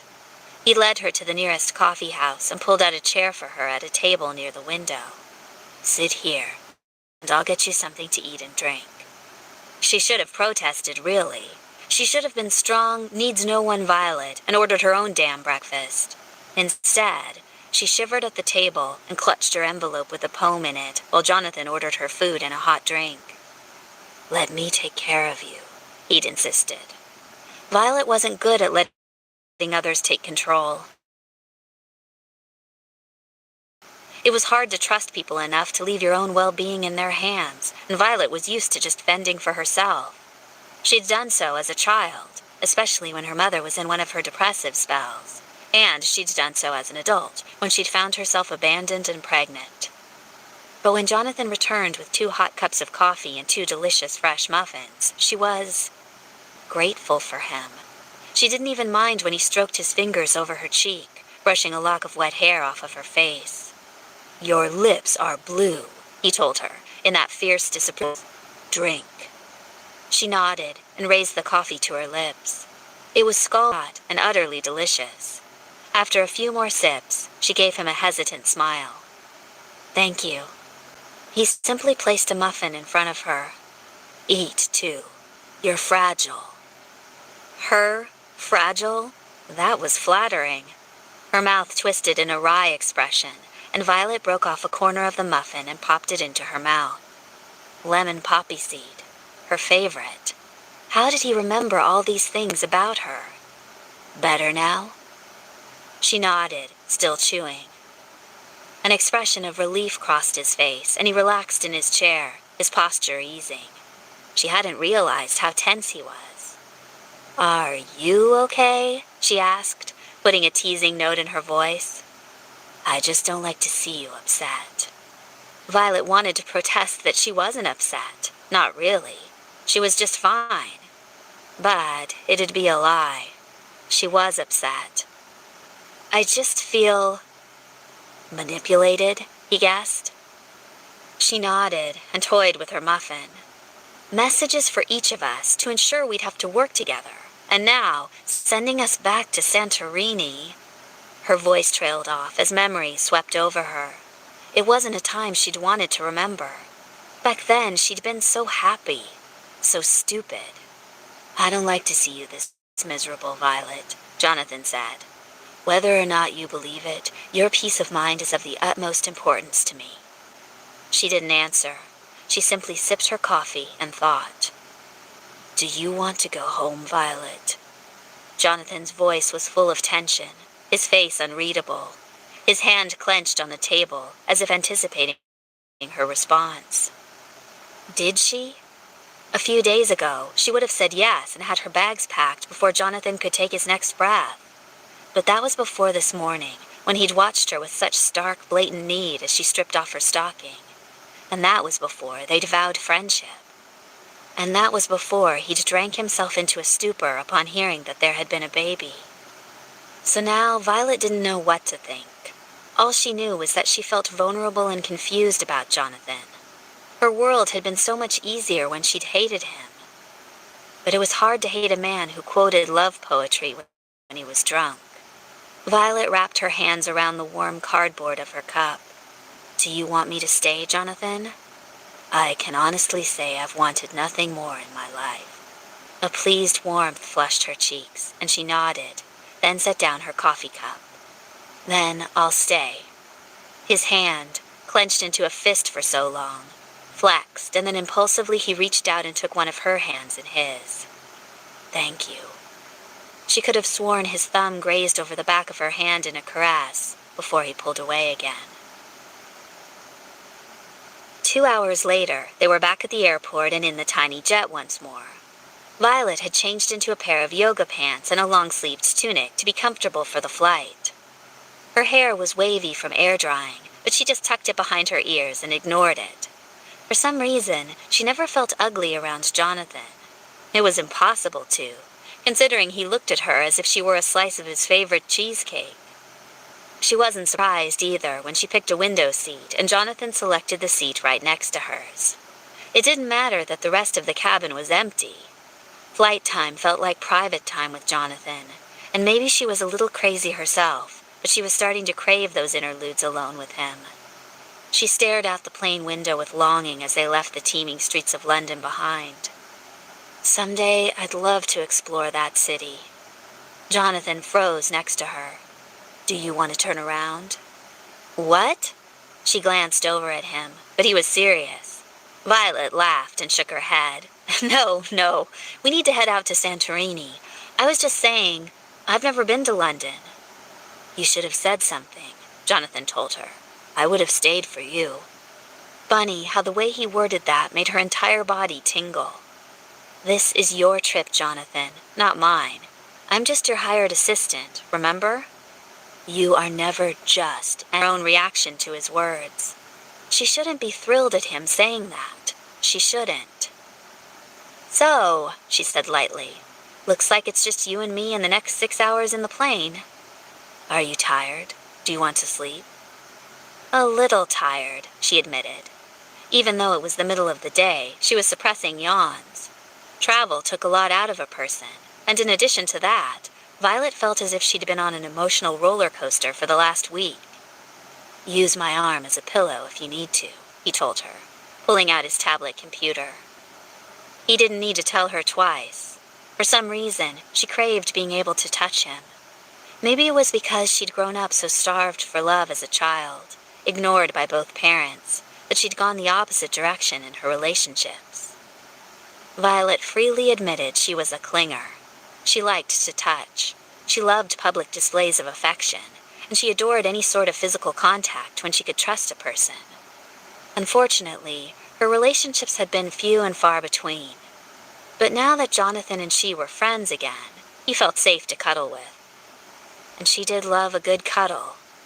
Violet wrapped her arms around his biceps and rested her chin against his shoulder, peering over as he began to pull up a search engine. "What are you looking at?" "I thought I'd research your poem, see who the author was. Maybe there's a connection there we're supposed to pick up, like the Marlow Bridge." Good idea." He looked over at her, surprised. "Why, thank you, Violet." Why was he so surprised and pleased by her compliment? She wasn't that mean, was she? Her fingers stroked his arm idly. "Geez, I must really be rough to be around if you're thrilled about me saying, 'good idea.'" "Not at all. I thought you hated me." His expressive face was grave, his eyes soulfully dark. "Oh, Jonathan," she said softly, and patted his arm, his rather nicely muscled arm. "I don't hate you, not anymore. I didn't know about the baby." He stared ahead, as if unable to look at her. His voice was grave, wounded. "If I'd have known, nothing on earth would have stopped me coming to your side. I swear." "But I'd left you a note," she wanted to protest, but kept those bitter words silent. Jonathan had been firmly in her father's clutches, and who knew better than she how much of a manipulator the old man had been? So she only squeezed his arm. "I believe you." Strangely enough, she did. For the first time in what felt like forever, she was able to think of the lost baby and her abandonment without resentment, just a pang of sadness. The frustration and grief in Jonathan's face actually made her ache for the pain he was going through. At least she'd had 10 years to adjust to it. It was fresh to him, and it seemed childish to throw this in his face now. So she distracted him. Deliberately brushing her breast against his arm, she leaned over and gave him a curious look. "My poem?" His eyes took on a glazed look, and then he seemed to give himself a mental shake. "Of course." His fingers danced over the tablet, and she watched him type a few of the phrases in. "Ah, here we go. Lord Tennyson. The poem is called Idylls of the King. Song from the Marriage of Geraint." He read on for a moment more and made a disgusted sound in his throat. "Apparently it's a poem about one of King Arthur's knights and his marriage was torn apart by lies. Well, damn, your father is a bastard." Violet couldn't help it. She giggled. He looked so very disgruntled. At her laugh, Jonathan gave her a sour look, his entire body tense with anger. "Do you think that's the message your father is intending for us to take away from this?" "I certainly hope not," Violet said, her mouth still twitching with amusement. "Do you see yourself as one of Arthur's knights?" His shoulders relaxed a bit, and she gave his arm a placating rub. "I suppose that's a stretch, yeah. What is the message here, then?" "I don't know," Violet admitted. "Is it something to do with Lord Tennyson himself?" He tapped on the tablet for a bit longer, reading, and eventually shook his head. "The man had a colorful life, but I don't see a connection to Santorini." He looked over at her. "I feel like my clue pertains to us. I'm just not sure how we tie in with the poem, unless it's in an insulting way." "Well, I wouldn't put it past my father to throw in a few barbs from beyond the grave," Violet said. "Don't worry about it too much, really. I'm sure something will be glaringly obvious to us once we get to Santorini. And you figured out the bridge, so I'm sure you'll puzzle out this next part." He nodded absently and rubbed his chin, still staring down at the information on his tablet. A line of worry creased his brow. For some reason, she didn't like seeing that worry there. "Since we're on the subject of poetry, do you know more?" "More poetry?" he asked her, distracted. "What do you mean?" "I don't recall you being a poetry buff when I knew you before," she teased. "If I remember correctly, I was the one with the English minor." His mouth crooked in a half-smile as he put the tablet away and leaned back in his chair, focusing his attention on Violet. "I had a change of heart about the English language after we parted. I ended up minoring in English poetry, actually. Major in business. It's a weird combination. I'll say. She was fascinated, though. Business and poetry? Had she influenced that? Did he take up his love of poetry because he'd wanted to be closer to her? Violet's heart squeezed. Can you recite me something? Poetry?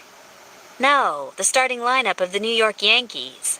She rolled her eyes. Of course, poetry. A smile flashed across his face. He rubbed his chin, thinking, and then turned to her, eyes gleaming. How about some more Shelley? She shrugged. That's fine. Hit me with it. You don't hit people with poetry. You astound them with your eruditeness and your learning. He wagged his eyebrows at her. Violet laughed and shook her head. Just hit me with it already. He made a great show of clearing his throat, and Violet couldn't stop laughing. Then, grinning at her, he began to softly recite. The fountains mingle with the river, and the rivers with the ocean. The winds of heaven mix forever with a sweet emotion. Nothing in the world is single, all things by a law divine. In one spirit meet and mingle, why not I with thine? See, the mountains kiss high heaven, and the waves clasp one another. No sister flower could be forgiven if it disdained its brother. And the sunlight clasps the earth, and the moonbeams kiss the sea. What is all this sweet work worth, if thou kiss not me? The breath caught in Violet's throat. He'd recited every line in an achingly tender voice, gazing directly at her. There was no mistaking the look in his eyes, the soft caress of his words. Her heart fluttered, and she was filled with longing for him, for what they'd had once upon a time, back before everything changed and went to hell. Her hand lifted to his cheek, and she gently stroked the curve of his jaw with the backs of her fingers, admiring his beauty, his intensity, his love for her burning in his eyes. And she wanted to experience that again, so badly. She was terrified of it, though. What if she fell for him again and he hurt her worse than before? She wouldn't be able to handle it. And yet, she couldn't stop touching him. Her fingers brushed under his chin, and she tilted his face toward hers, compelled. The look in Jonathan's eyes was smoky with need. What is all this sweet work worth? He whispered, leaning in. If thou kiss not me. Hell if she knew the answer to that. She kissed him. 9. If this was a dream, Jonathan didn't want to wake up. Violet, his Violet, was cuddled up next to him on the plane, looking at him with soft eyes as he recited love poetry to her. Then, she'd touched his jaw and drawn him toward her, and incredibly, she'd kissed him. It was no more than a quick brush of her lips over his, but it was enough. When she didn't pull away, he took the initiative. If she was waiting for him to kiss her back, he wouldn't let the opportunity escape. His lips parted against hers, his tongue stroking against the soft seam of her mouth. To his surprise, Violet's mouth opened against his, accepting his unspoken request. With a groan, Jonathan turned and slid a hand to her nape, holding her against him as he deepened the kiss. His tongue slid against hers, and she was just as delicious and soft and wonderful as he remembered. And she kissed as fiercely now as she did then. Violet didn't sit back and appreciate a kiss. Her tongue moved against his, her lips caressing his own, and she made fierce little noises of pleasure in the back of her throat with every stroke of his tongue, as if she were tasting a delicious dish. It made his cock excruciatingly hard, and his craving for her intensified. He pulled away from her mouth, and she made a protesting sound, her eyes closed. Unable to resist that tiny plea, Jonathan continued to kiss and nibble at her soft upper lip. I love you, he wanted to tell her. I've never stopped loving you. But he knew that saying it again would scare her away. When she came to her senses, she'd likely regret this moment, see it as weakness. He needed to say something to keep her with him, to let her know that everything he did, every breath he took, was wholly hers. Jonathan's teeth tugged on her lower lip, and he noticed how her head tilted along with his, following his movements, her eyes closed in sheer bliss. He loved that. He wanted to continue to watch her lose herself in ecstasy. Her hands clung to him as if she were starved for love, and it gave him hope. "Let me pleasure you, Violet," he whispered against her mouth. Her eyes flew open. What? He silenced her protest with another fervent kiss. "Let me do this, Violet. I won't ask for anything more. Let me make you feel good." Another tiny whimper rose in her throat. Her eyelashes fluttered, but she didn't push him away. Instead, he felt her fingers dig into his hair at the nape of his neck. She was holding tighter to him. Triumphant, Jonathan pressed his mouth to her jaw and began to issue quick, desperate kisses to her soft skin. God, she was lovely. He craved her like oxygen. He longed for that blissful look that was currently on her face. It haunted his dreams, made it impossible for him to see another woman, not when Violet was still consuming his mind. He nibbled at her throat, licking and nipping the soft skin there, waiting for her to push him away, to protest that this wasn't what friends did. But she only moaned and clung to him, and he had to fight back his own groan of delight. She was enjoying his touch. He vowed then and there that he'd make it so damn good for her that she'd come back for more. This time, it'd be all about her, pleasuring her, watching her face light up with ecstasy, feeling her tremble in his arms. That would be satisfaction enough for him. And he'd take nothing for himself, because there was nothing on earth that could compare with the softest flutter of Violet's eyelashes in response to his touch. Nothing he could do that would bring him half as much pleasure as making her quiver. He wanted to do more than just kiss her on her face and neck. An image of him burying his face between her legs surged into his mind, and he had to bite back his response. If this was about Violet, she had to want it too. He'd have to kiss her and caress her until she was begging for it. And he remembered that his Violet loved to be touched more than anything. Jonathan brushed a hand up and down her arm, enjoying the feel of her small frame under his. She was wearing a long-sleeved knit top that he wanted to rip off so he could feel the soft skin underneath, but he'd follow her lead. His hand smoothed over her shoulder and brushed over her nape, caressing. She moaned in response, her head tilting back even as she pressed her body closer in his arms. "Jonathan," she breathed. God, he loved the sound of his name on her lips. "I'm here," he murmured softly, gliding his hands over her clothed form, stroking down her back and then smoothing over her hip. "Your hands feel unbelievable," she told him. "Why do you feel so incredible?" "Because I know just how you like to be touched," he told her, nipping at her ear. "Your body remembers how good I can be to you." She shuddered against him. For a moment, he worried he'd pushed her too hard, but then her mouth pressed against his neck, and she practically crawled into his lap. "Touch me. Take off your top," he told her. "Then I can touch you everywhere." She hesitated for a moment, and his heart thudded a warning. Had he lost her? But she only opened her eyes and gave him a dazed look. What about? She licked her lips. "Will someone see?" "Violet, love, we're at 30,000 feet.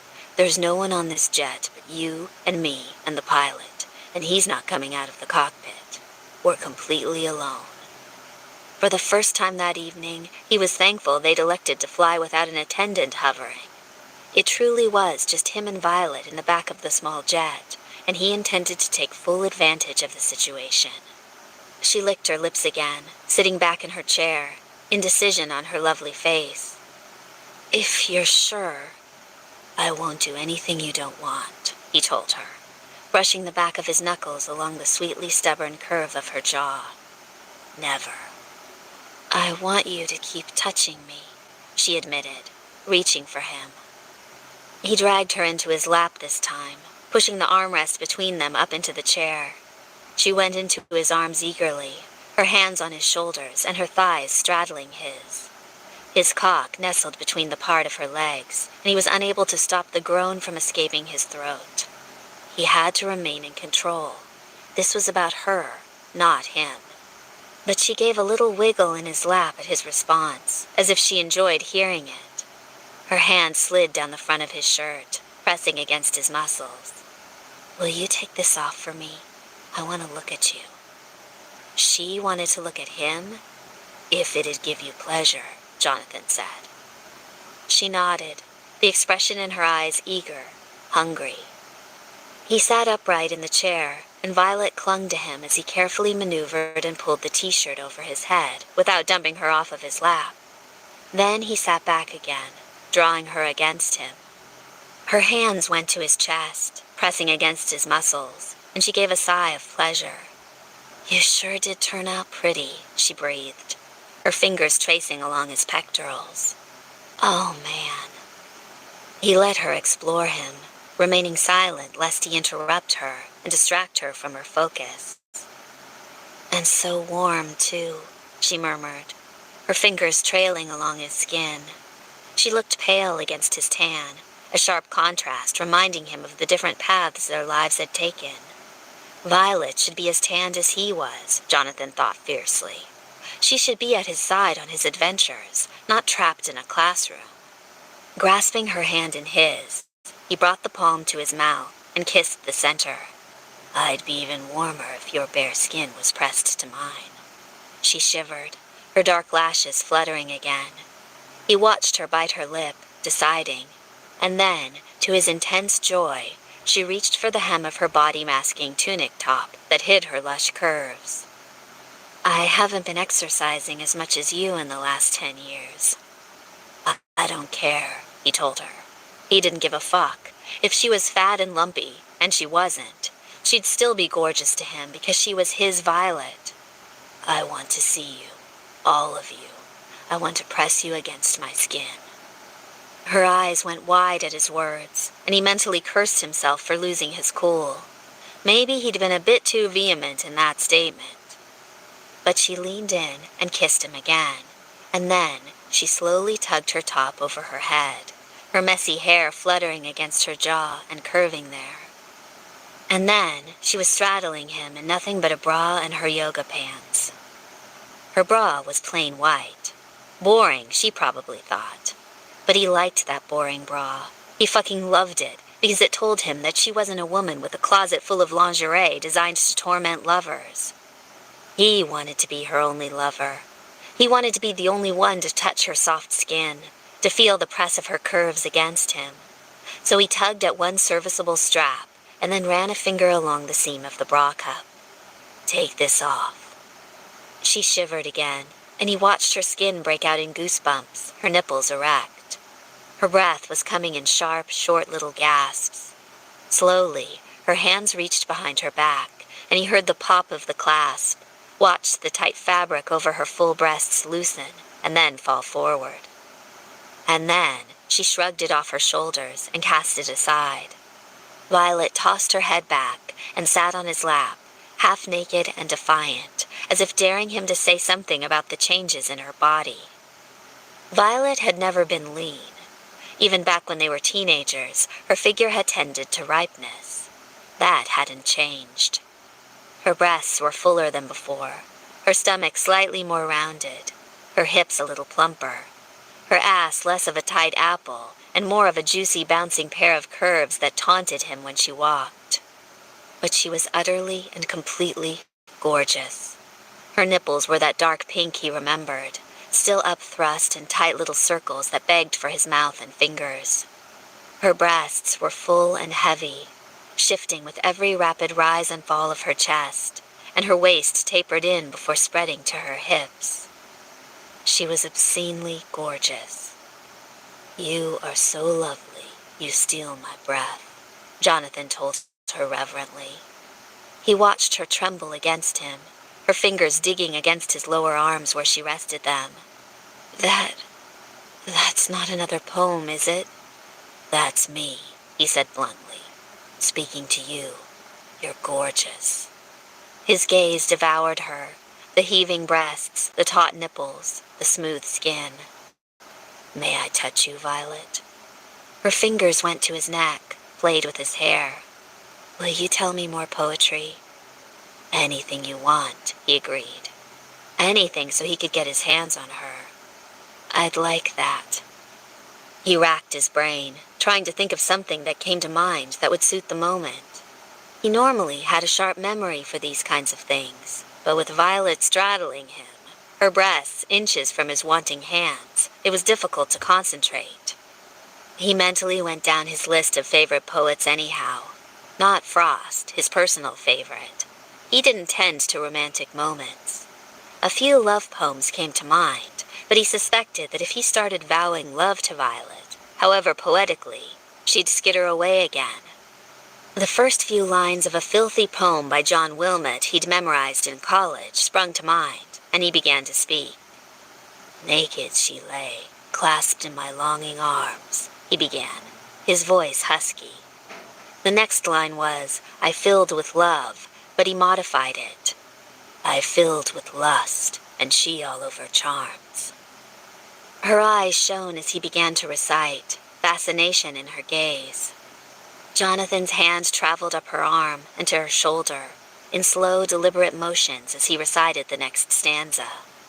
"Both equally inspired with eager fire, melting through kindness, flaming in desire, with arms, legs, lips close clinging to embrace, she clips me to her breast and sucks me to her face."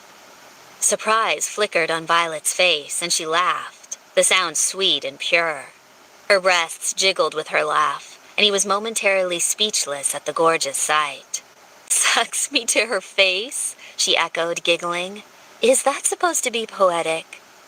"It is," he said, a bit of a smile on his own face.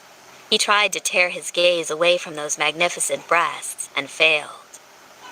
"This is also the only poem I know of that uses the word cunt."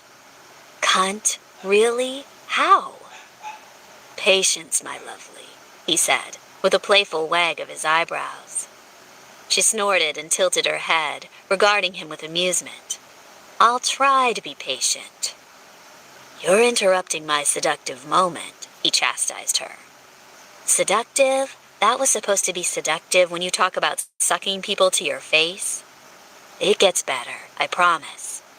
She nodded, biting her lip to contain more laughter. "I'll do my best not to laugh then." "Laugh all you want," he told her. "It makes your breasts bounce very enticingly." She sucked in a breath at his words, and he was pleased to see the soft desire return to her eyes. His hand went to her waist and brushed against the soft skin there, and he felt her tremble. "Shall I go on?" "Please," she whispered. All laughter vanished, replaced by need. His fingers caressed her shoulder, and then moved to brush against the curve of her mouth. "Her nimble tongue," he continued in a low voice, "love's lesser lightning, played with my mouth, and to my thoughts conveyed swift orders that I should prepare to throw the all-dissolving thunderbolt below." Before she could laugh at the newest absurd euphemism, he went on, "My fluttering soul, sprung with the pointed kiss, hangs hovering o'er her balmy brinks of bliss." And he trailed his fingers down her neck to her breastbone, and waited. A whimper escaped her throat. "If you don't touch me." He leaned in and kissed her mouth gently, feeling her breasts brush against his own bare chest. "But whilst her busy hand would guide that part which should convey my soul up to her heart in liquid raptures, I dissolve all o'er." Jonathan trailed off as she burst into giggles.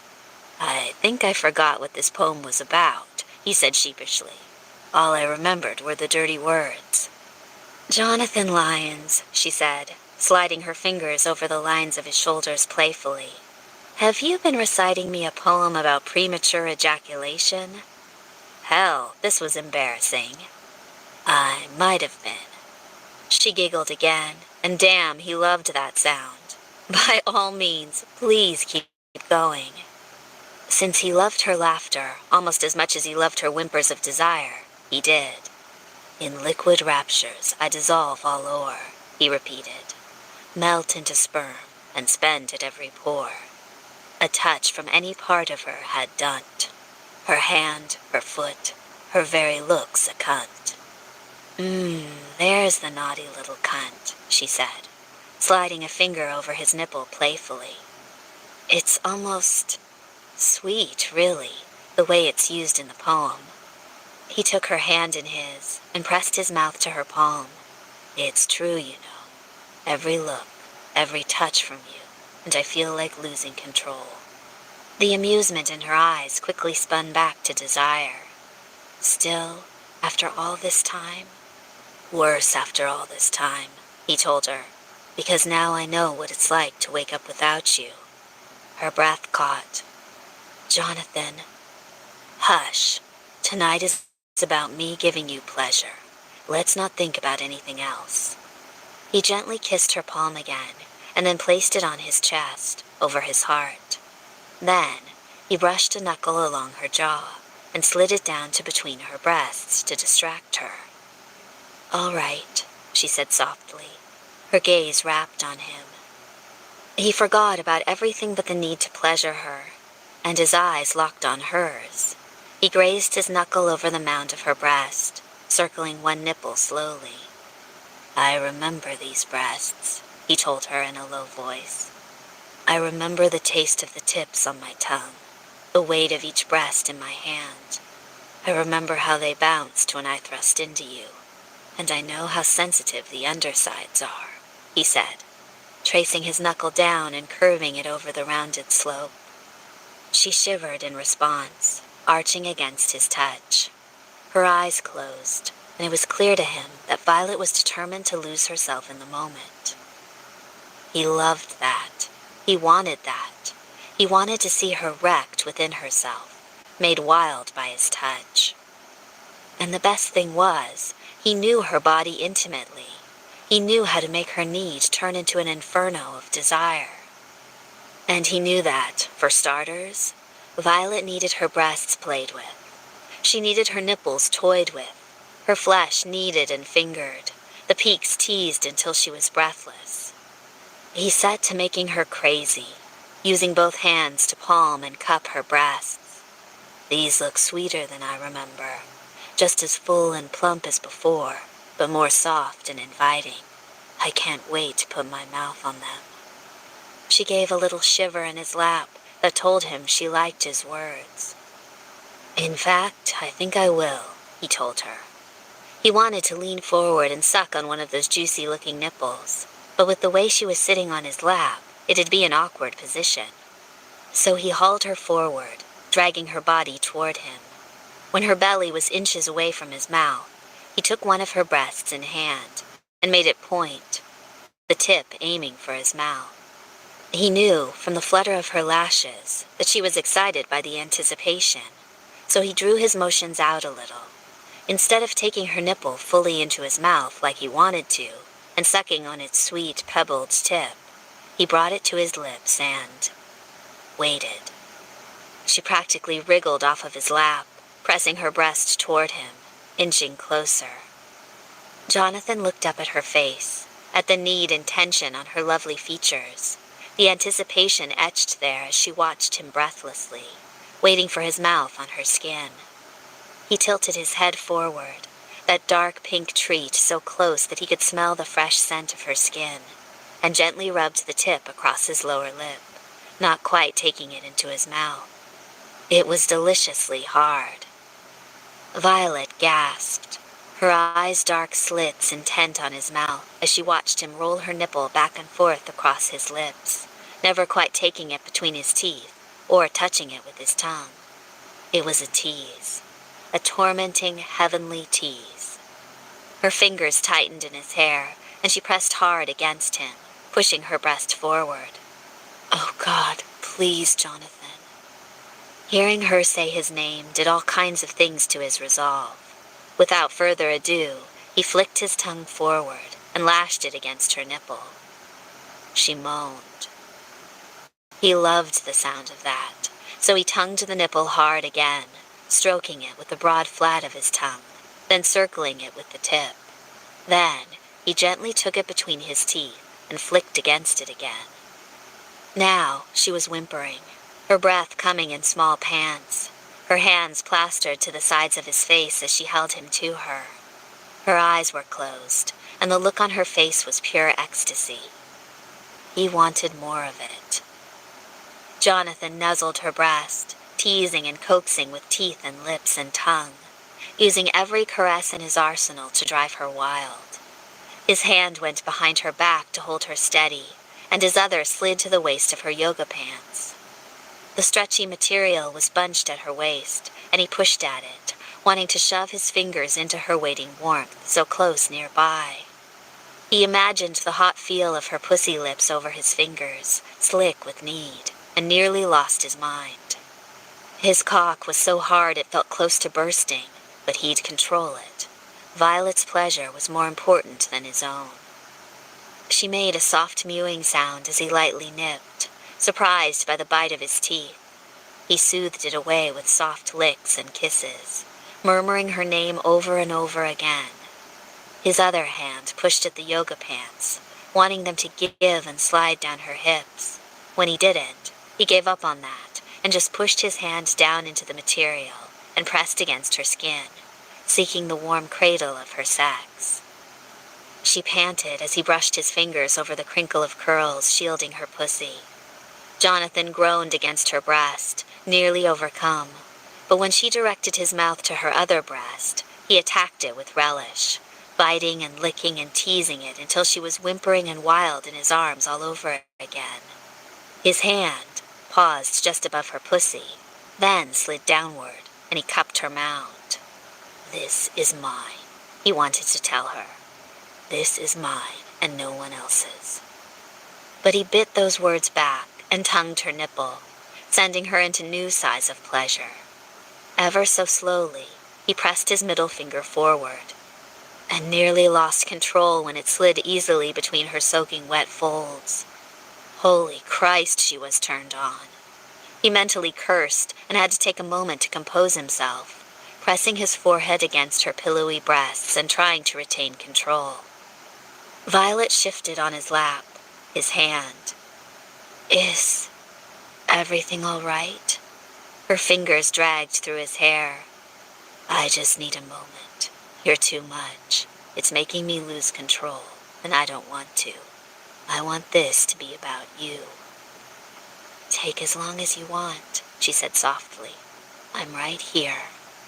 And she stroked his hair again, the move almost loving. When she touched him like that, he almost believed she loved him again. Almost. The realization that this was probably no more than a quick release for her dashed his erection faster than anything. He continued to press his face against her breasts, heartache nearly destroying him.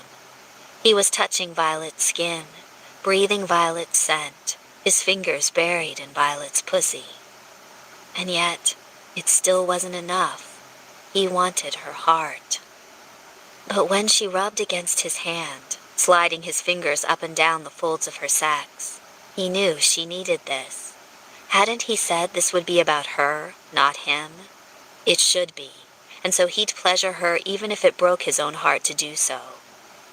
So he kissed the sides of those soft breasts and looked up at her, easing a finger forward until it dragged against the hood of her clit. She nearly jumped off of his lap, crying out, "Oh!" Now that was beautiful. He rubbed over it again, even as she squirmed against his hand, half trying to pull away and half trying to brush against his fingers harder. When she arched her back again, his mouth latched onto one of her nipples, and he sucked hard even as he rubbed her clit, enjoying the tiny wail that escaped her throat. His sensitive, delicious, lovely Violet. He could never get enough of her, never have enough, even if he lived to be 100 years old. And he wanted more. Jonathan released her nipple with an audible pop, pleased to see the tip wet and gleaming from his mouth, and a dusky red from his sucking. "I want you to lay back on these chairs for me," he murmured, still gliding his finger back and forth across her sensitive clit. Where? Violet panted, glancing around the small cabin. Here. Jonathan reluctantly pulled his fingers from her sweet, wet warmth and dragged her off of his lap and onto the seat next to him. She sat there, blinking and dazed, still drugged by passion. Do you want me to lie down? Nope. He grabbed the waistband of her pants. But these have to go, because I'm burying my face between your legs. She gave a shuddering gasp and fell back against the leather seats, her heavy breaths bouncing with the movement. And for a moment, Jonathan wanted to go back to them, to suck and tease and lick them until she was crying out all over again. But the scent of her arousal was in his nostrils, and he wanted more of her. Fighting his own need again, he tapped her hip. Lift, please. She did, and he dragged the pants off her hips in one smooth move, until the fabric bunched at her thighs. Her hips were exposed, the sweet, rounded curves of them just as generous and beautiful as he remembered. The thatch of hair between her legs wet with need above her creamy thighs. His mouth watered at the sight. One more tug, and the pants were at her knees. She wiggled a bit and kicked them off, then pressed back against the seat, watching him with heavy-lidded eyes. What do you want me to do now? I want you to scream my name, he told her in a low voice, pushing forward. She was seated in the leather airline chairs, the armrest pushed up so they made a little couch, and it didn't leave much room for him. That was fine. All he needed was a place to kneel. He pushed her legs apart and slid to the floor, kneeling there. And then her thighs were spread before him, and the lusciousness of her was inches away, and he couldn't resist. Like a starving man, he dropped his mouth to her and began to feed. Her gasp of delight was almost as delicious as the taste of her on his tongue. Hot, musky, and just a bit sweet. He couldn't help his own groan as he lapped at her warmth. She'd always had the prettiest pussy he'd ever seen. Soft, beautiful folds that surrounded her clit and her core like it was a flower. He pushed his tongue deeper between those folds and savored each long, delicious lick. There were few things on earth better than Violet DeWitt's pussy on his face, and he intended to savor every moment of this. Each flick of his tongue brought more of her slickness to the fore, and he lapped it up as if she were his favorite treat. Each brush of his lips against her skin told him something, where she was the most sensitive, what nips made her shiver in response, what brought more of that sweet honey to the forefront for his tongue. He studied her like he'd studied poetry, analyzing each sound, each phrase, and then memorizing it for later. But for now, he wanted to worship at her clit, that tiny center of desire. He tilted his face and angled his mouth, heading for it like a beacon, and began to kiss and lick it with small, methodical strokes. He knew from the past that she liked a slow and steady build. Violet never got off fast, but when she did get off, it was magnificent. He wanted to see that again, and so he took his fingers and parted the lips of her sacs, spreading her before him like a feast, and focused his attentions on the clit that poked out, begging for attention. Jonathan, she sobbed, and when he looked up from her lap and saw her eyes, he saw need written there, sharp, clawing need. He could relate. His own erection had returned, full force, and was pressing hard against the edge of the seat as he leaned over and lavished his tongue on her flesh. I'm so close, she begged. Please, please push me over. I will, he promised, and returned his mouth to her flesh, teasing the little stiff nub of her clit with his tongue. Her hips bucked against his mouth, and his steady, slow licking motions, and he couldn't resist sliding his fingers between the seam of her sacs and searching for her core. He paired two of his fingers together and teased at her entrance, circling it the way his tongue circled her clit. She nearly came off of the chair in ecstasy. Oh, God! Oh, yes! Be still, he growled at her. though his own hips were thrusting unmercifully, uselessly, against the edge of the chair that he was pressed against. She nodded, clutching at the chair she rested on. She was a gorgeous sight, all flushed cheeks and pale skin, her breasts heaving with every gasped breath, her hair a messy nimbus about her face. Her legs were sprawled wide with his face between them, and he wanted to memorize the sight of her like this, so full of need and so utterly beautiful that it made his heart ache. "Please," she said again, urgency in her tone. He set upon her once more, back to the slow, steady licking of her surely aching little clit. He pressed his fingers into the well of her sex, having to stifle his own groan at the way her cunt clenched and pulled at him, as if she were trying to suck him in deeper. Violet's moans of pleasure grew louder, and so he began to pump his fingers slowly in and out of her, curling them ever so slightly, and dragging them against the front wall of her core as he pulled them out, looking for the spot that would guarantee a deliciously brutal orgasm. The rhythm of his tongue against her clit continued, his pace picking up just a bit and matching her quick, panting breaths as if they were the metronome he had to follow. Gasp, lick. Gasp, lick. Her juices covered his mouth. Her scent was in his nostrils and coating his fingers, and he was in heaven. He never wanted to leave this spot ever. If he died at this moment, he'd die a happy man. But his Violet needed to come. He crooked his fingers inside her and rubbed hard, and was rewarded with her choked cry of surprise. Ah, yes, that was a new trick he'd picked up in the intervening years. He'd never done that to her before, and he was guessing that her other lovers had never bothered to try and find it. For a moment, he was filled with a vicious jealousy that gave way to a possessive sort of pleasure at the way she arched and sobbed when he brushed his curled finger against it again. She was his. This was her, and she was all his. No man had touched her like him, and he was going to fucking give her the best orgasm she'd ever had.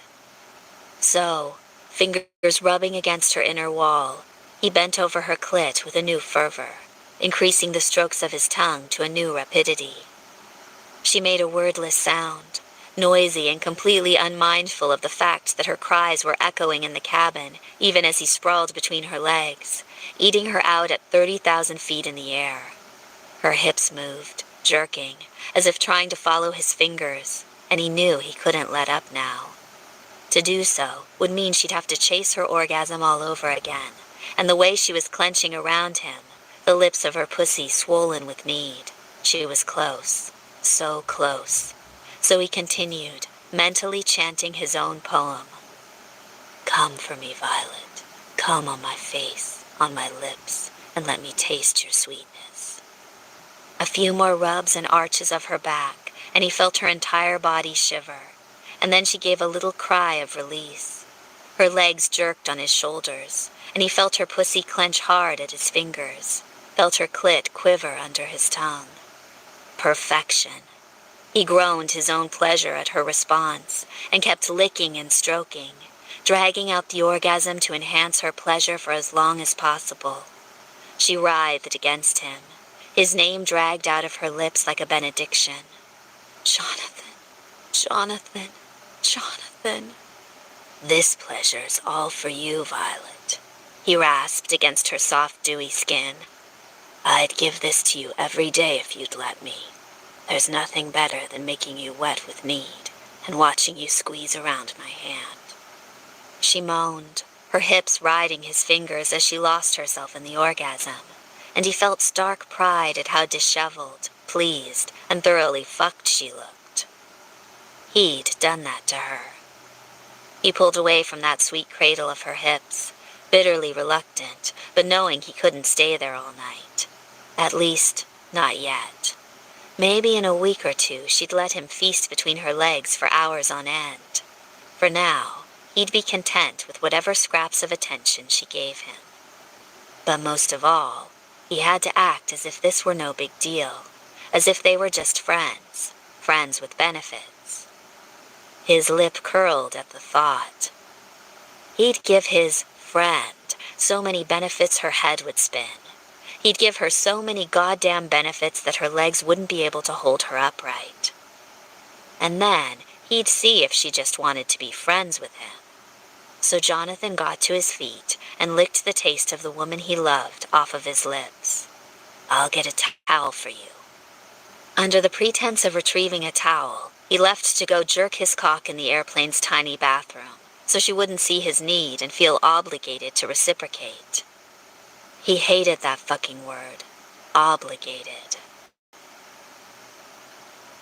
Violet stared at Jonathan's bronzed shoulders as he stalked toward the airplane bathroom at the back of the jet. She was dazed and breathless and just all over. Wow. Okay, so he'd learned a few things since they'd last had sex together. The sex had always been great with Jonathan, but that right there had just blown her ever-loving mind. She'd never come so hard. Hell, she was wondering if she could ever walk again. She felt deliciously, thoroughly used. And she felt really, really good. And yet, as she watched him disappear into the bathroom, the old doubts resurfaced. Oral sex on an old flame and demanding nothing in return? That wasn't how friends acted. This was a one-way trip back to heartbreak.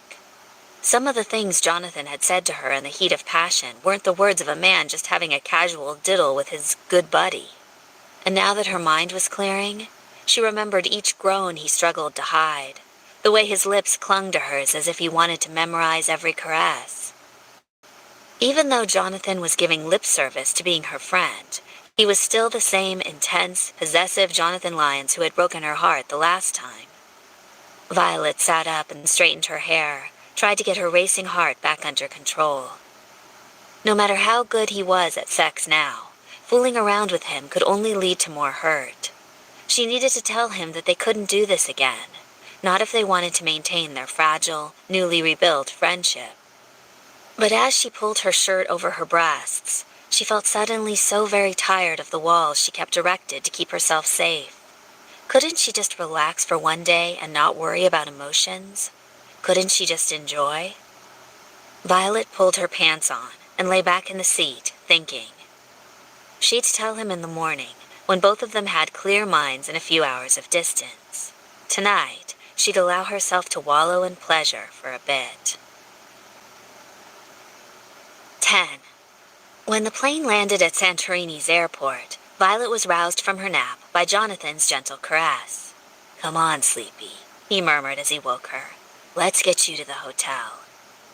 She might have protested or said something about working on the envelope hunt, but her brain was mush after the intense orgasm she'd had earlier. She'd fallen asleep before he'd even emerged from the bathroom.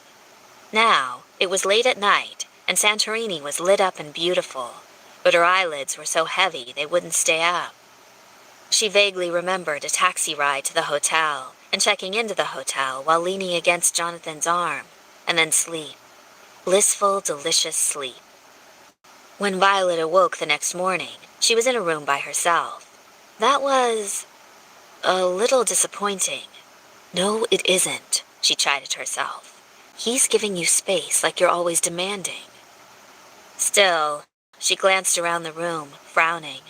Where was Jonathan if not with her? Her gaze fell to a note on the bedside table, scrawled in his familiar bold handwriting. "I'm in room 211 if you need me. Call me when you get up and we'll have breakfast and plan our next move. Jay."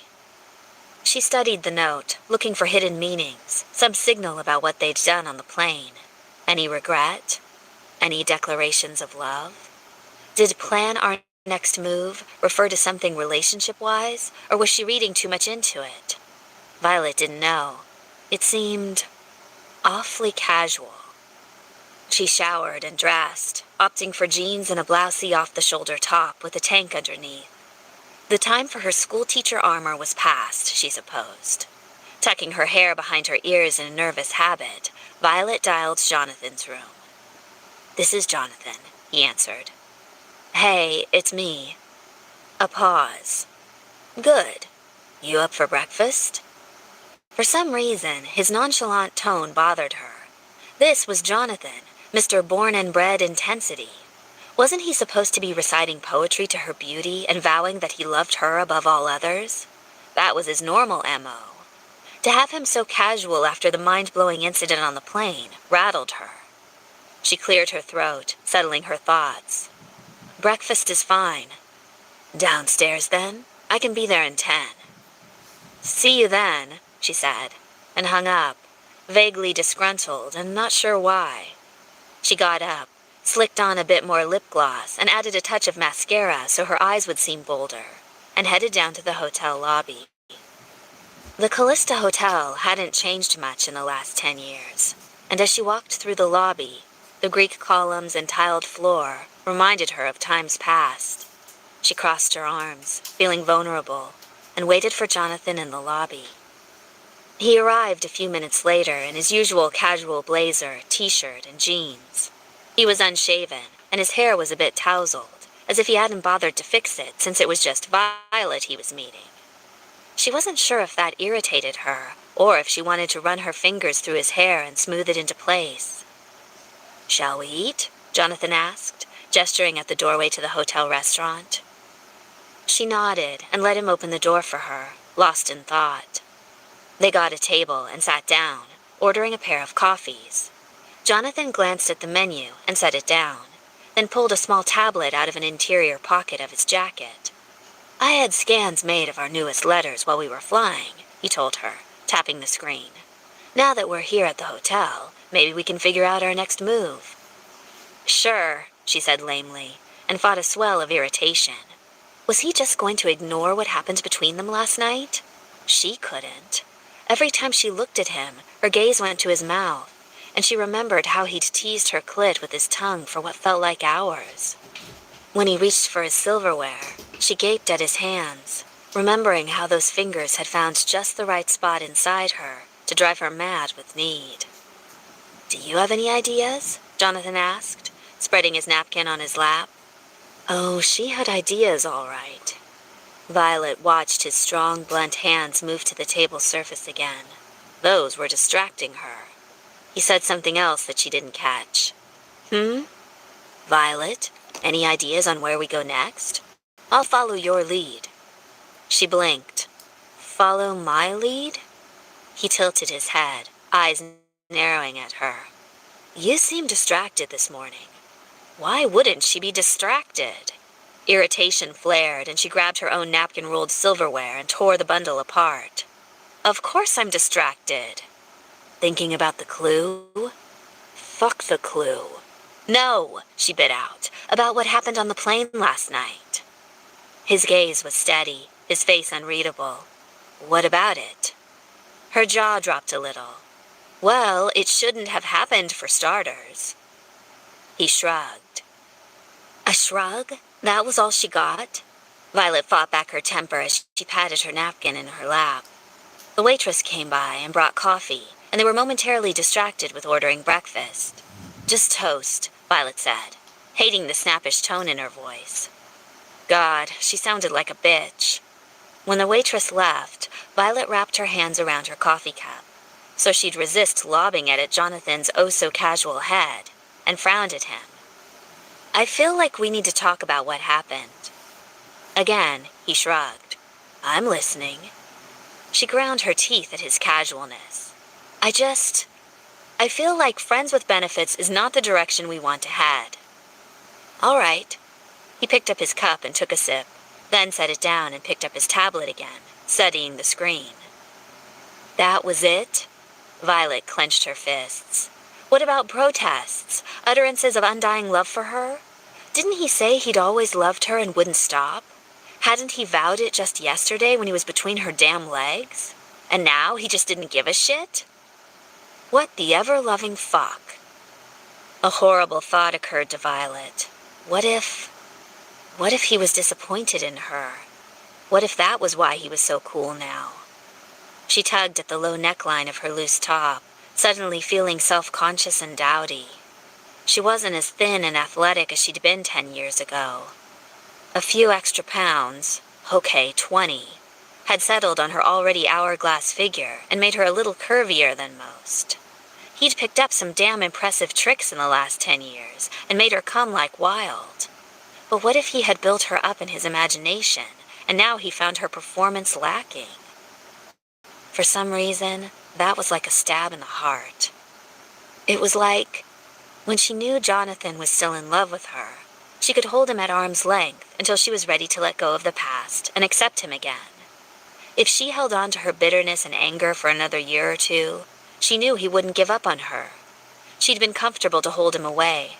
It was safe, and Violet liked safe. But this new, casual Jonathan, who didn't give a shit if they had sex or not? This man was a stranger, and she didn't know what to do, and she wasn't sure she liked it. "All right," she echoed. "That's all you have to say?" He looked up at her again. "What do you want me to say? I told you that you could call the shots. I said it was about you. If you don't want to do it again, that's fine." That was fine? He'd given her the best orgasm of her life and taken nothing for himself, and that was fine? "Okay then," she said, feeling a bit lost. "Let's go back to just friends." "Just friends," he agreed. Why did she feel like she was the one losing this battle? "So," Violet said, after taking a steadying sip of her coffee, "we're here at the hotel. We have a poem that talks about nothing in particular. What do we do?" Jonathan shrugged again, a gesture she was beginning to hate. "I'm sure something will come to us. Maybe we need to explore the city. The poem mentioned wheels. Maybe we need to look for wheels of some kind." It was as good a lead as any. "Just looking for wheels seems rather vague to me. And if we don't find the wheel my father referred to? Then we wait here for a while and see what hits us. Something will pop up." He seemed so very casual about the entire thing. "So, we just lounge around on a Greek island and enjoy the sun and sand? Is that what you're saying?" He grinned, a flicker of the old Jonathan rising to the surface. "Is that such a bad thing?" It wasn't, not really. Santorini was lovely from what she remembered, and the weather seemed to be nice today. "Do you think we should check out the ruins?" "We're not part of any sort of archaeological dig, so I don't know if they'd just let us out there unless we pulled strings. We can, but if it wasn't one of your father's digs, it would seem strange for him to send us out there." That was true.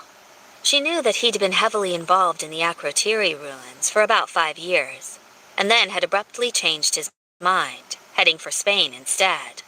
Why Spain, she hadn't known and hadn't cared. "So, we're basically stranded at the moment." "I guess we are. Want to go sightseeing?" She blinked at his suggestion. "Shouldn't we work on this?" "We should, and we will. But for now, why don't we just enjoy the day? Take some time off. You seem tired."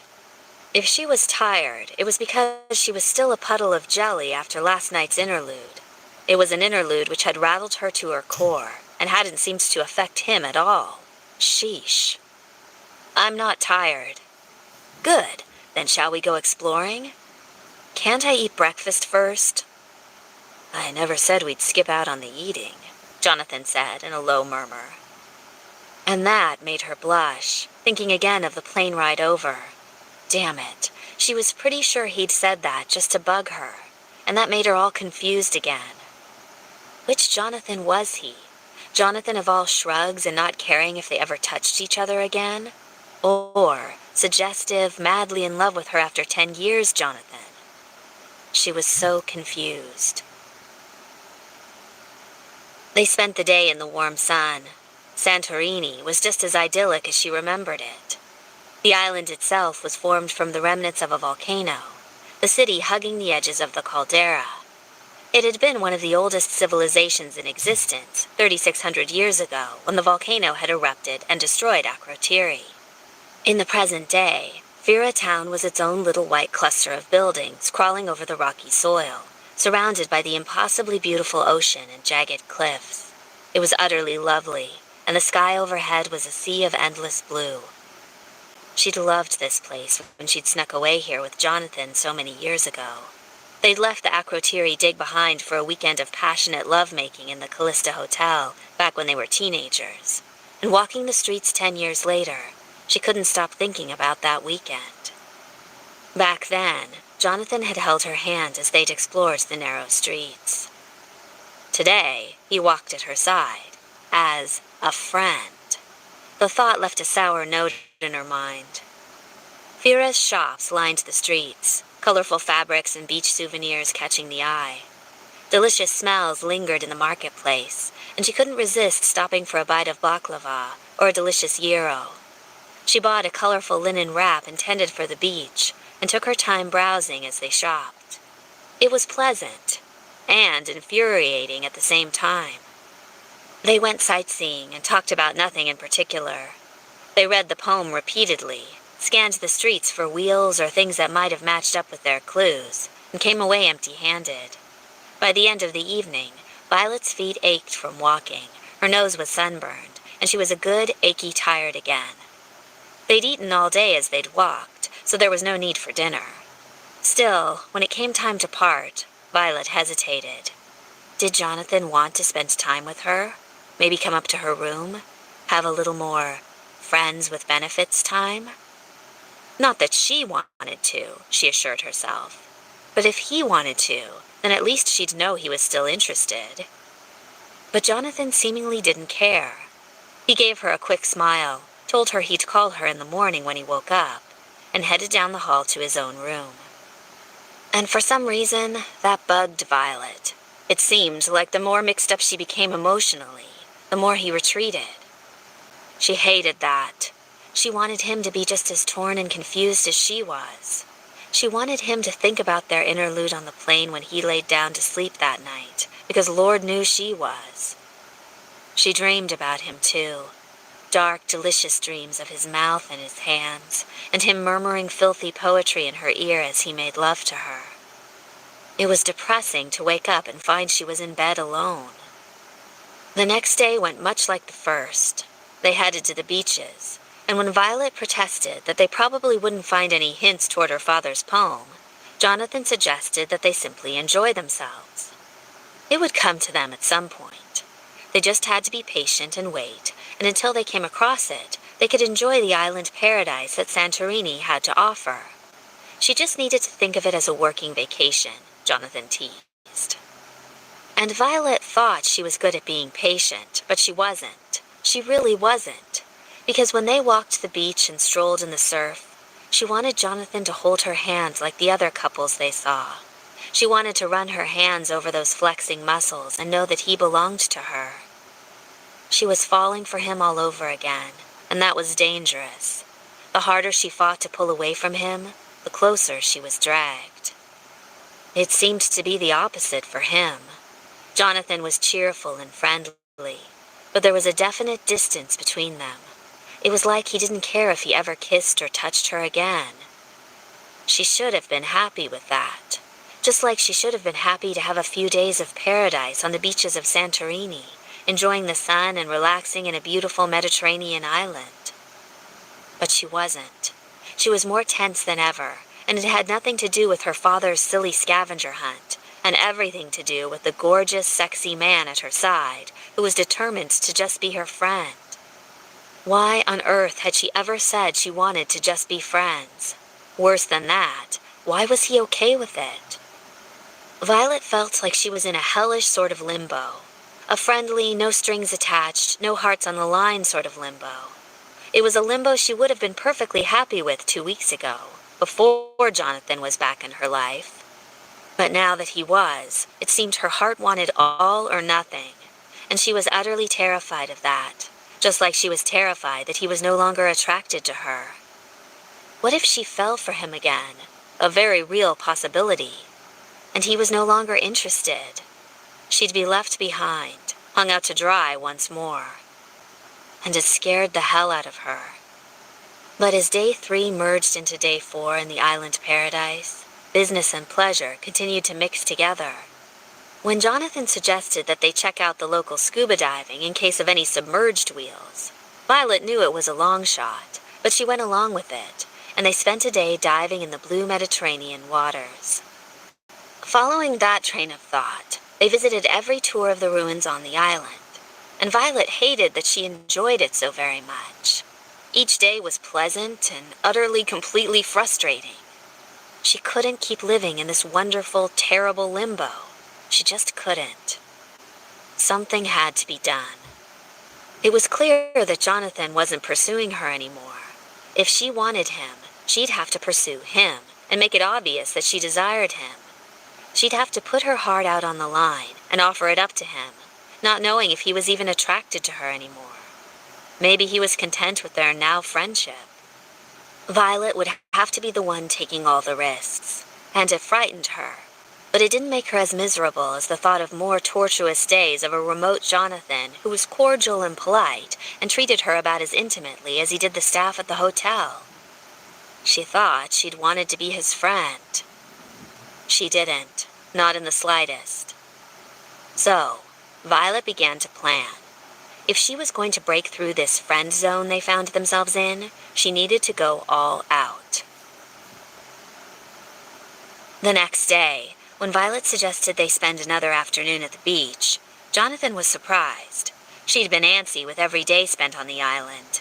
It was obvious to him from her frustrated body language and from the way she kept frowning at him like he was doing something wrong. But what exactly he was doing wrong, Jonathan didn't know. He was giving her space, just like she wanted. He didn't touch her anymore, even though it was fucking killing him.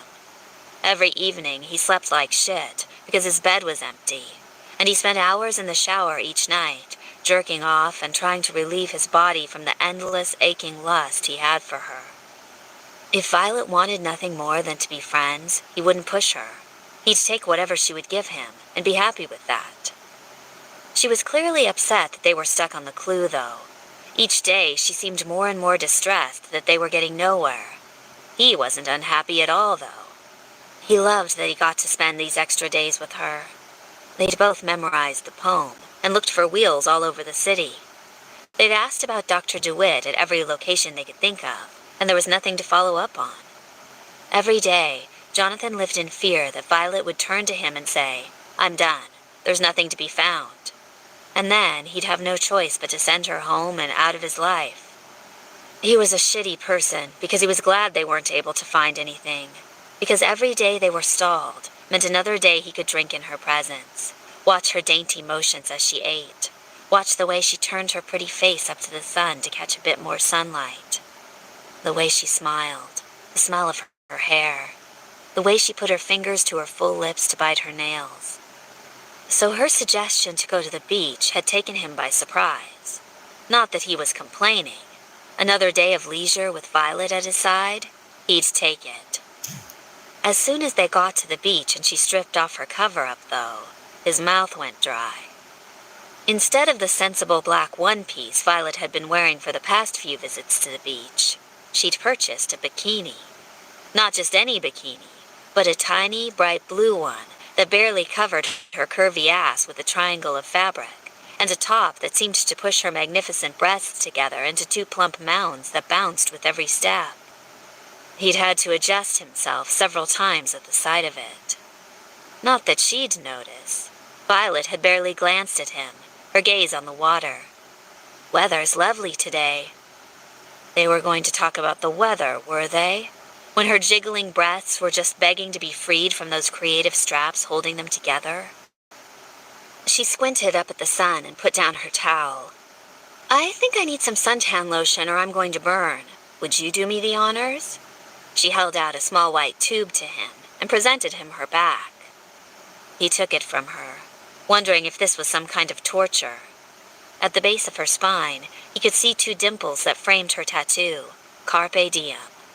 Staring at that tattoo was going to get him into trouble. His gaze moved up, to her shoulders. Probably a bad call. Jonathan stared at Violet's nape for a long moment, tempted by the tiny bow of her swimsuit tied there. It was just begging to be pulled apart, and then her breasts would tumble free from their confinement. And then he'd have everyone at the beach staring at his woman. Well, more than they were already staring. He was already casting scowls in the direction of a few men. With an angry squirt of suntan lotion, Jonathan pressed his hand to Violet's shoulder. She shivered, squirming. "That's cold." God, his dick was so fucking hard at the moment. He was going to embarrass himself if anyone saw the hard-on he was sporting in his own swim trunks. But Violet needed to be protected from the sun's rays, so he continued to stroke the lotion into her skin. A rather delicious kind of torture, especially with the soft little sounds of pleasure she was making at his touch. Thank you, she said when he was done.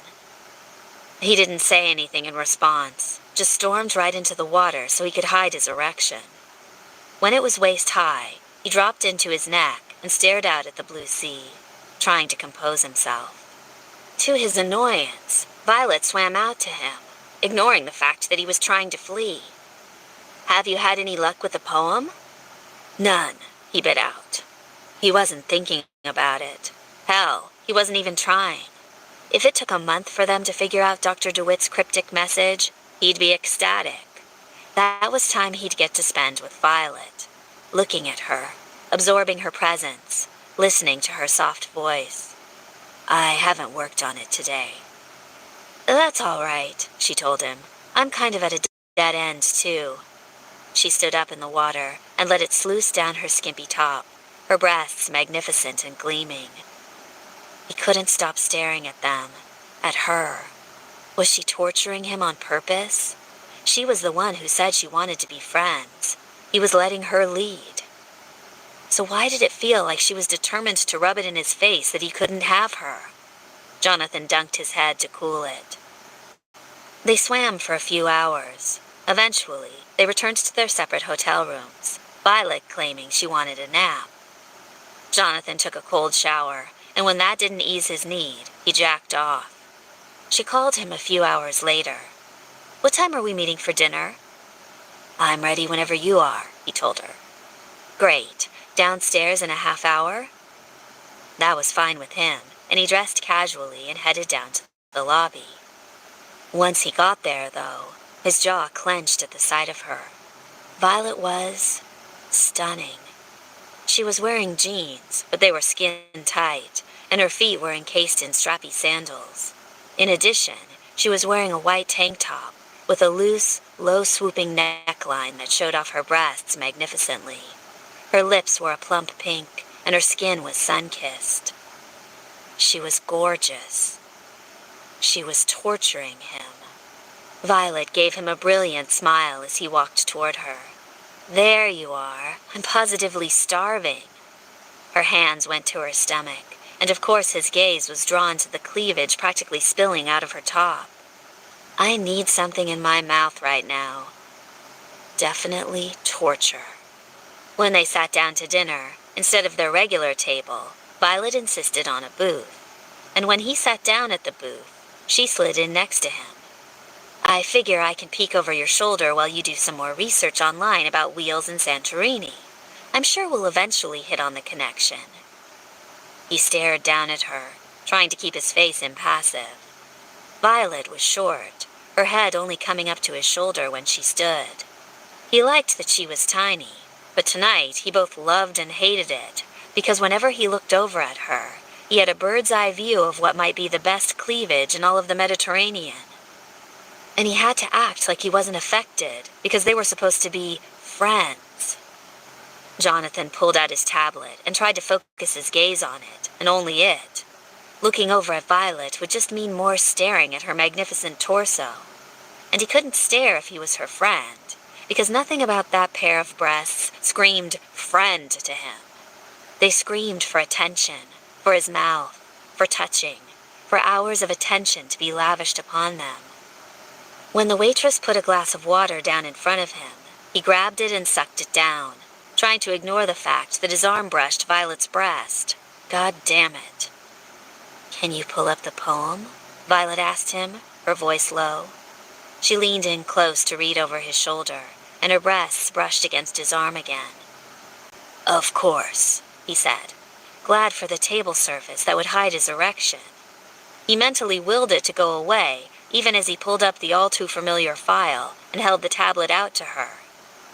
She didn't take it, just leaned against his arm and read, her lips moving in a way that made him think of sex. Then again, everything she did made him think of sex. After a moment, she shook her head. I've still got nothing. You? How on earth could she possibly expect him to be able to concentrate when her thigh pressed against his in the booth, and every movement made her magnificent breasts rub up against him? Nothing. She leaned a bit closer and pointed at the first paragraph of the poem that had them stumped. Turn, fortune, turn thy wheel and lower the proud. It mentions fortune and wheels several times in there. You don't think we need to look for a local fortune teller, do you? We can do whatever you like, Jonathan said briskly, offering her the tablet again. She ignored it and nudged his arm. We're supposed to solve this together. I'm afraid I'm no help on this. I shall be the pockets. You can be the brain. Violet gazed at him with a frown on her pretty face, but she let it go. They ate their dinner in silence, Violet picking at her food. He scarfed his own down as quickly as possible so he could get back to his room and jerk off. Sad how he was now needing to seek release for his body on a regular basis. Just being around Violet cranked his libido to the extreme. Violet ordered a dessert. He declined, and since he didn't want to seem rude and abandon her, got a coffee for himself. The dessert was a confection of whipped cream over cake, topped with a cherry, and it made him think of her breasts again, how they were soft, pillowy mounds tipped by cherry-red nipples and hell, he needed that cold shower as soon as possible. She took a small spoonful of the dessert and lifted it to her lips. When she gave a small moan of pleasure, his entire body went rigid in response. Oh my God, this is so good. Do you want to taste, Jonathan? He looked over at her. Damn it, he needed to quit looking over, because now he had an eyeful of her deep cleavage, so creamy and looking far more delicious than any dessert. And even though he should have told her no, when she lifted the spoon toward him, he opened his mouth for it. She fed him the bite, watching him expectantly. He tasted nothing, his mind full of Violet's skin, Violet's taste. Good, he said gruffly, and nearly groaned aloud when she licked her own lips again. He wanted to thank every deity in the world when she didn't offer him another bite, and grimly drank his coffee, staring ahead at nothing. It was the longest dinner in the world. By the time the check arrived and he paid, he'd ignored Violet as she moaned and chatted her way through her dessert, licking her fingers and lips with gusto. He paid and he got the hell out of there. As soon as he was back in his room, Jonathan practically ran for the damn shower. He turned it on, straight up cold, and began to undress, ripping his clothing off. He'd jerk off a few times, and then maybe he'd be able to concentrate on something other than Violet. He hoped. Christ, he was reaching for his cock more often than a schoolboy lately. A knock sounded at his door. Cursing, Jonathan zipped his pants again. When his cock continued to jut out, a blatant sign of what he was about to do, he reached into his pants and adjusted himself, flattening the length and tucking the head of his cock against his belt. It was painful, but fuck it. A little pain might distract him. With that, Jonathan headed for the door, shirtless. A quick look through the peephole showed that it was Violet. Concerned, he unlatched the door and opened it. Is everything all right? Her gaze went to his naked chest, and then she looked up at him. He could have sworn her eyelashes fluttered a bit. I do have a bit of a problem. Can we talk? Of course. He opened the door wider and gestured for her to enter. If Violet had a problem, it was his problem as well. His heart panged. He hoped she wasn't asking to leave. He wasn't ready to let her go yet. Even if her being here tortured him, it was the sweetest, most delicious torture he'd ever experienced, and he wasn't about to give it up. He turned to face her, hating the slight frown marring her forehead. What can I help you with? Well, it's hard for me to say. She twisted her hands and bit her lip, then began to pace in his room. Damn it, she was going to ask to leave, wasn't she? Fury and possessiveness swept through him, and he clenched his fists as he slammed the door to his room. If you're asking to go home, my answer is no, not until we find whatever it is your father left us. She looked surprised at his short temper. What the hell crawled up your ass? You, he wanted to snarl. You, Because you don't want to be here with me, and I've done everything in my power to try to make you mine again, and it still isn't enough. Nothing. It doesn't sound like nothing to me, she said, and put her hands on her hips. The movement only emphasized her curves, and he almost wished she'd put her arms down again. Almost. Do you want to sit down so we can talk? I don't know. Is this going to take long? Her nostrils flared, and for a moment, she looked as if she wanted to punch him. Why are you being such a dick to me? What did I do? He was being a dick, and that was unfair to her. It's not you, it's me, he said gruffly, and turned to the bathroom. A moment later, he had the shower off, and emerged to see her sitting on the edge of the bed, her hands twisted in that nervous way again. I'm sorry.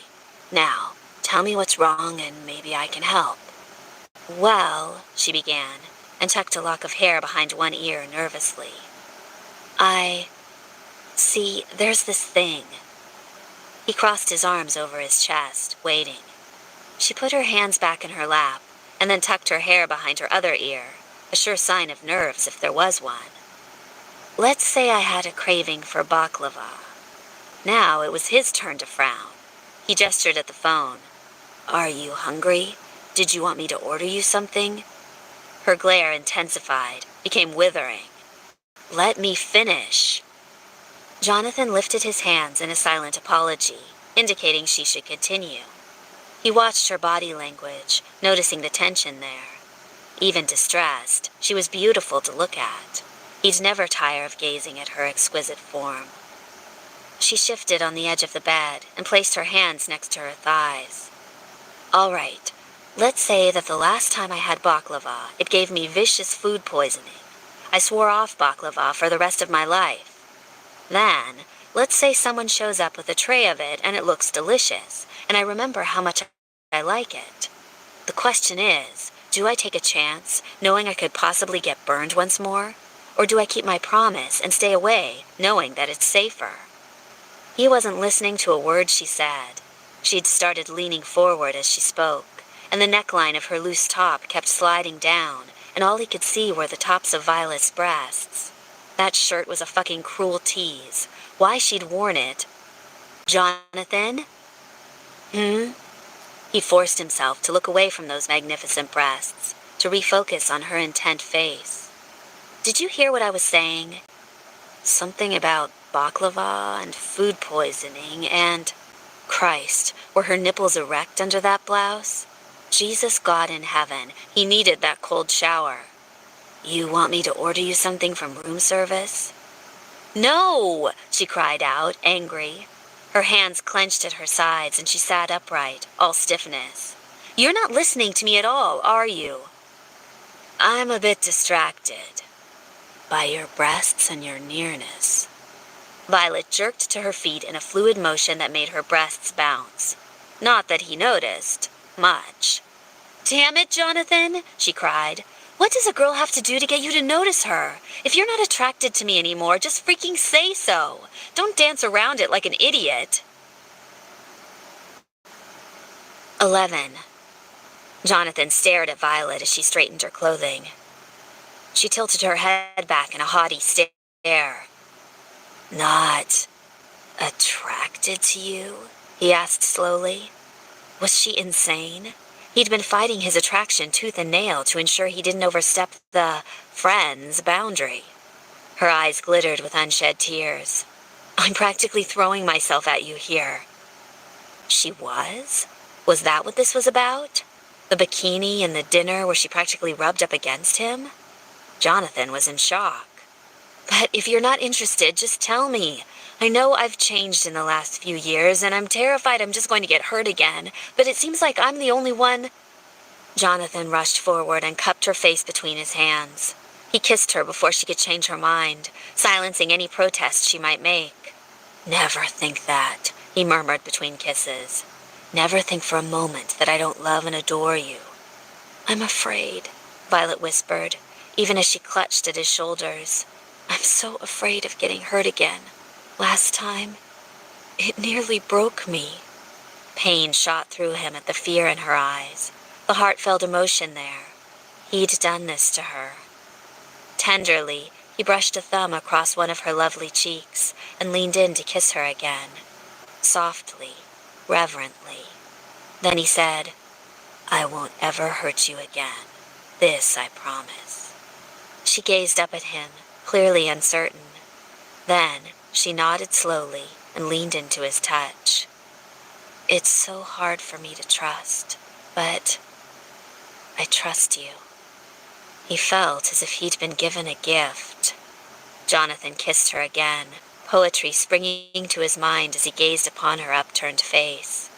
"I loved you, even now I may confess. Some embers of my love their fire retain. But do not let it cause you more distress. I do not want to sadden you again.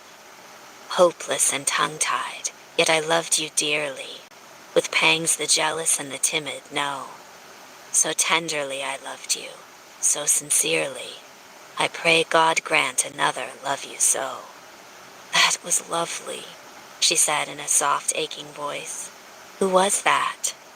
"Pushkin," he murmured, leaning in and kissing her eyebrow reverently. He wanted to cover her entire face with kisses, and began to do so, touching his lips to her forehead, her cheek, her nose, in gentle touches. "I thought of you every time I heard that poem. Except, I fear, the last part." "The last part?" she murmured, leaning into each kiss that he pressed to her face. "I don't want another to love you," he confessed, lightly placing his fingers under her chin so he could turn her heart-shaped face up to his. "Because I wanted you for myself. I've never stopped loving you, never stopped wanting you. Every second of every day, my heart has always been yours." Violet's beautiful eyes gazed up at him, shimmering with emotion. She didn't respond, but her hand curled behind his neck and she pulled him down for a kiss. As his lips met hers, she murmured against his mouth, "Make love to me." "Everything I do for you is out of love," he told her, between quick, fervent kisses. "It is all making love, because I do it out of love for you. But touching you, that is worship." "Then worship me," she murmured, her other hand sliding to the front of his chest and pressing over his heart. "Show me your love." He groaned, a surge of need flaring hot and hard through him. A mental image of tossing Violet on the bed and ripping her clothing off, savagely pounding into her as she screamed her pleasure and dragged her nails over his back, filled his mind. He shuddered. There'd be time enough for that later. For now, he wanted to seduce her, to make love to her so slowly and sweetly that she couldn't help but fall in love with him again. He'd confessed his love. Over and over again, he'd confessed it. She'd never responded in kind. He knew that. He knew her heart was guarded, and it was up to him to break those barriers once more. "Are you on the pill?" he asked her, making sure she knew exactly what he was asking for. A wry smile curved her lovely mouth. "Always." He nodded. "I'm clean." Hesitation stiffened her body. "I am too, but I still want you to use a condom. Just, in case." She bit her lip. In case the pill failed? She didn't want to be left alone and pregnant again? For a moment, he felt like the world's biggest asshole. He'd left the woman he loved pregnant and abandoned all those years ago.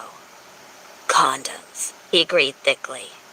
He went to his bathroom and dug through the toiletries packed by one of his assistants. He always kept condoms on hand and found a strip of them after a moment's searching. Taking one in hand, he returned from the bathroom, placed it on a nightstand, and saw her face lined with worry again. He hated that she was so anxious about what should be a beautiful act of love. It had been love between them once. Jonathan resolved that it would be again. He'd make her lose that worry. He wanted her to drown in his touch, not stress about whether she would get pregnant again. This would be all about her, once more. Striding across the room to her, Jonathan took Violet in his arms and kissed her again. The kiss started out soft and sweet, a gentle press of lips. When her mouth parted under his and her body relaxed, his kisses became more focused, more intense. His tongue feathered over her soft lips in a tease, and when she gave a soft little gasp of pleasure, he nearly groaned in response. God, he loved this woman. Let me make love to you, Violet. Let me worship you. Let me give you nothing but pleasure.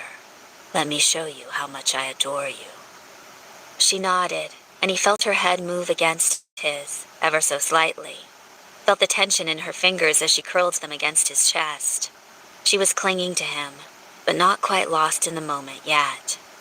He had to break through that fear of hers, that wariness that kept her from losing herself to him. What would it take? He remembered her response to him on the plane. That had been sweetly beautiful. Had she been off her guard, and that was how he'd been able to break down her defenses? Was it time for him to take her off her guard again? Did Violet have to be pushed out from behind her walls in order for her to enjoy herself with him once more? If that was what it took, he'd do it. He'd give anything to see her screaming her pleasure again.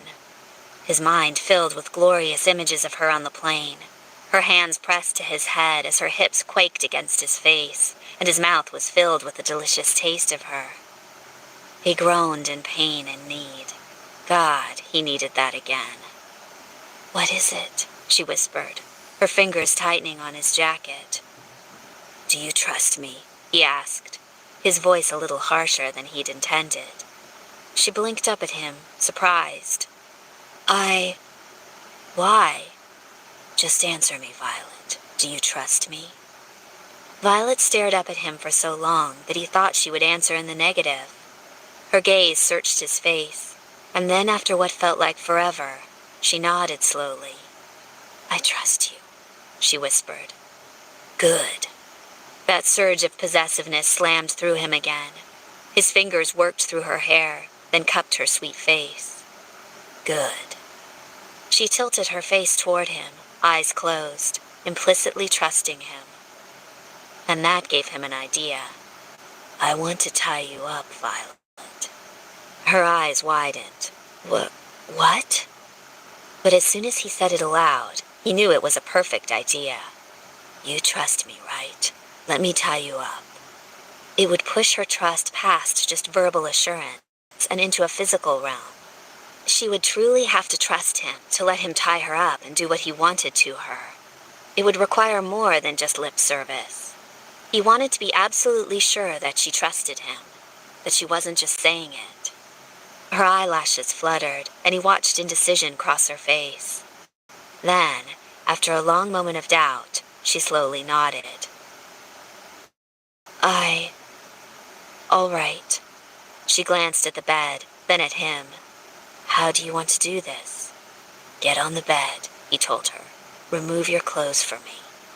She trembled visibly, but nodded. He loved her willingness.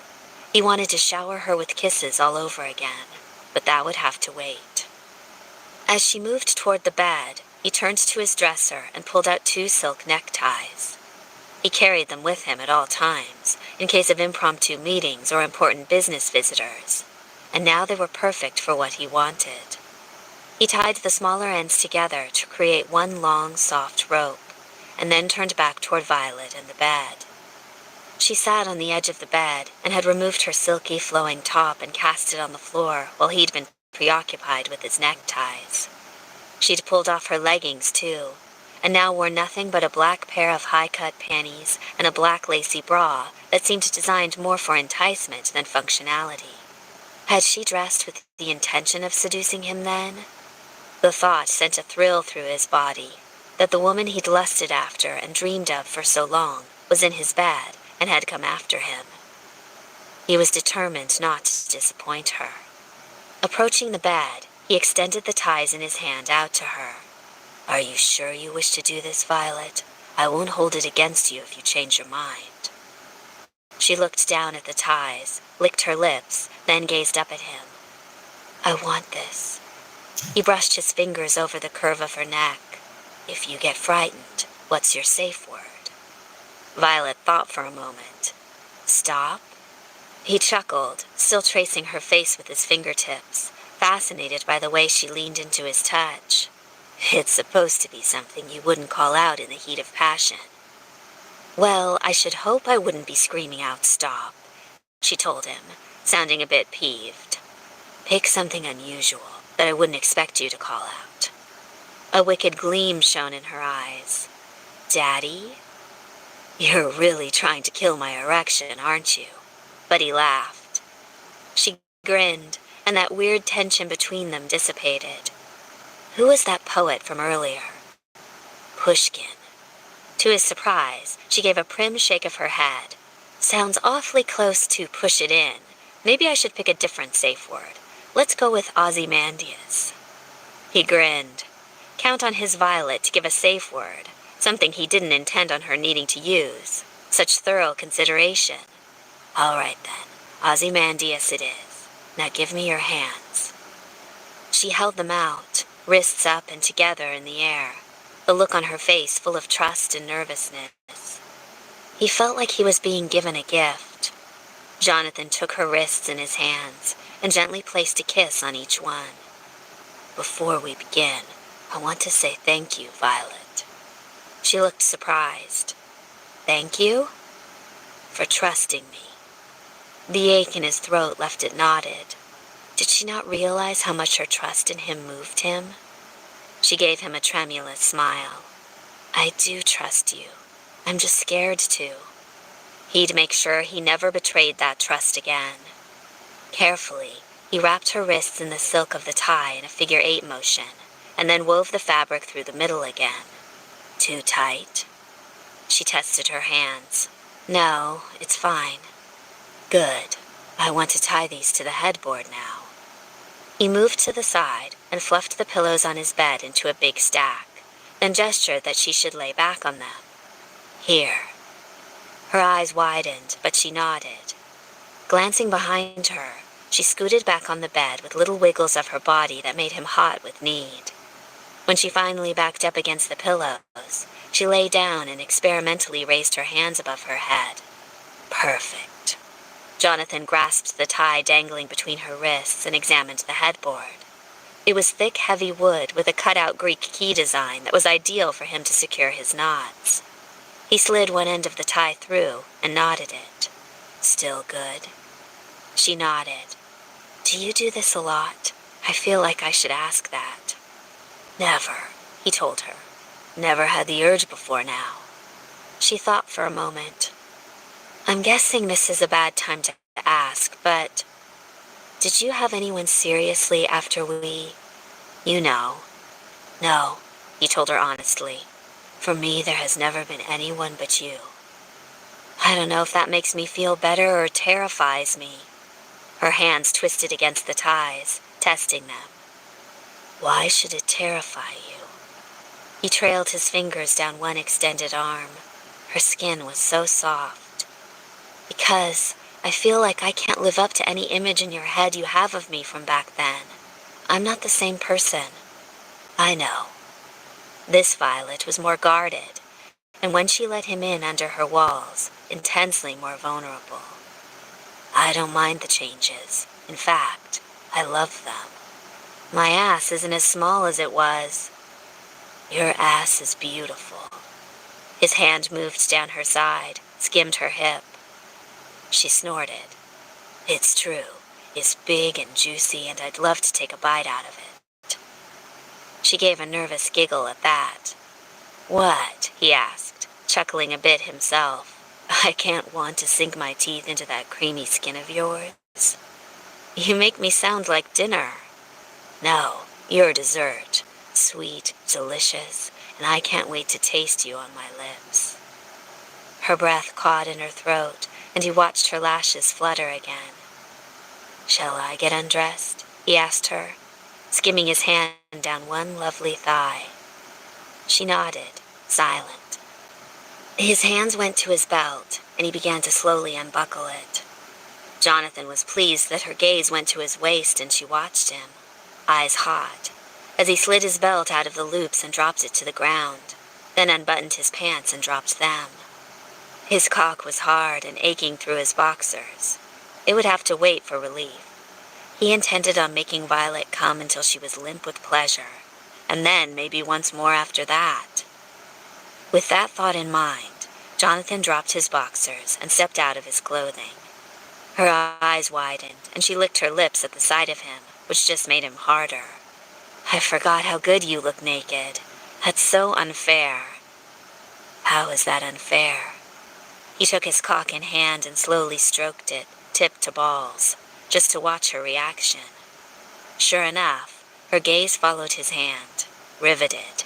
He liked that. Because you shouldn't look that delicious.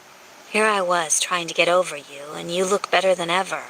I mean, you've got a six-pack practically up to your throat. As he stroked his hand down his cock again, her gaze followed, and she licked her lips once more, then made a soft whimper in her throat. Are you just going to sit there and tease me? She asked. Nothing wrong with a bit of teasing, Jonathan told her, and gave his cock another fierce stroke with his hand, enjoying the way her eyes gleamed in response. Whets the appetite. But I already had a healthy appetite, she told him. Healthy, but not ravenous. And are you ravenous? For you I am. She gave a little shiver. Then show me. How could he resist that suggestion? Jonathan took a few steps toward the bed and crawled in next to her, his gaze locked on her face. He watched her nervous eyes flicker over his body as he draped his bigger form over hers, and then he was on all fours over her helpless form. Her body was trapped below his. Jonathan grinned down at her, feeling wickedly in control. He liked that Violet was his to do with as he liked, and he intended to exercise that control. Still trust me? Of course. She sounded more confident than she looked.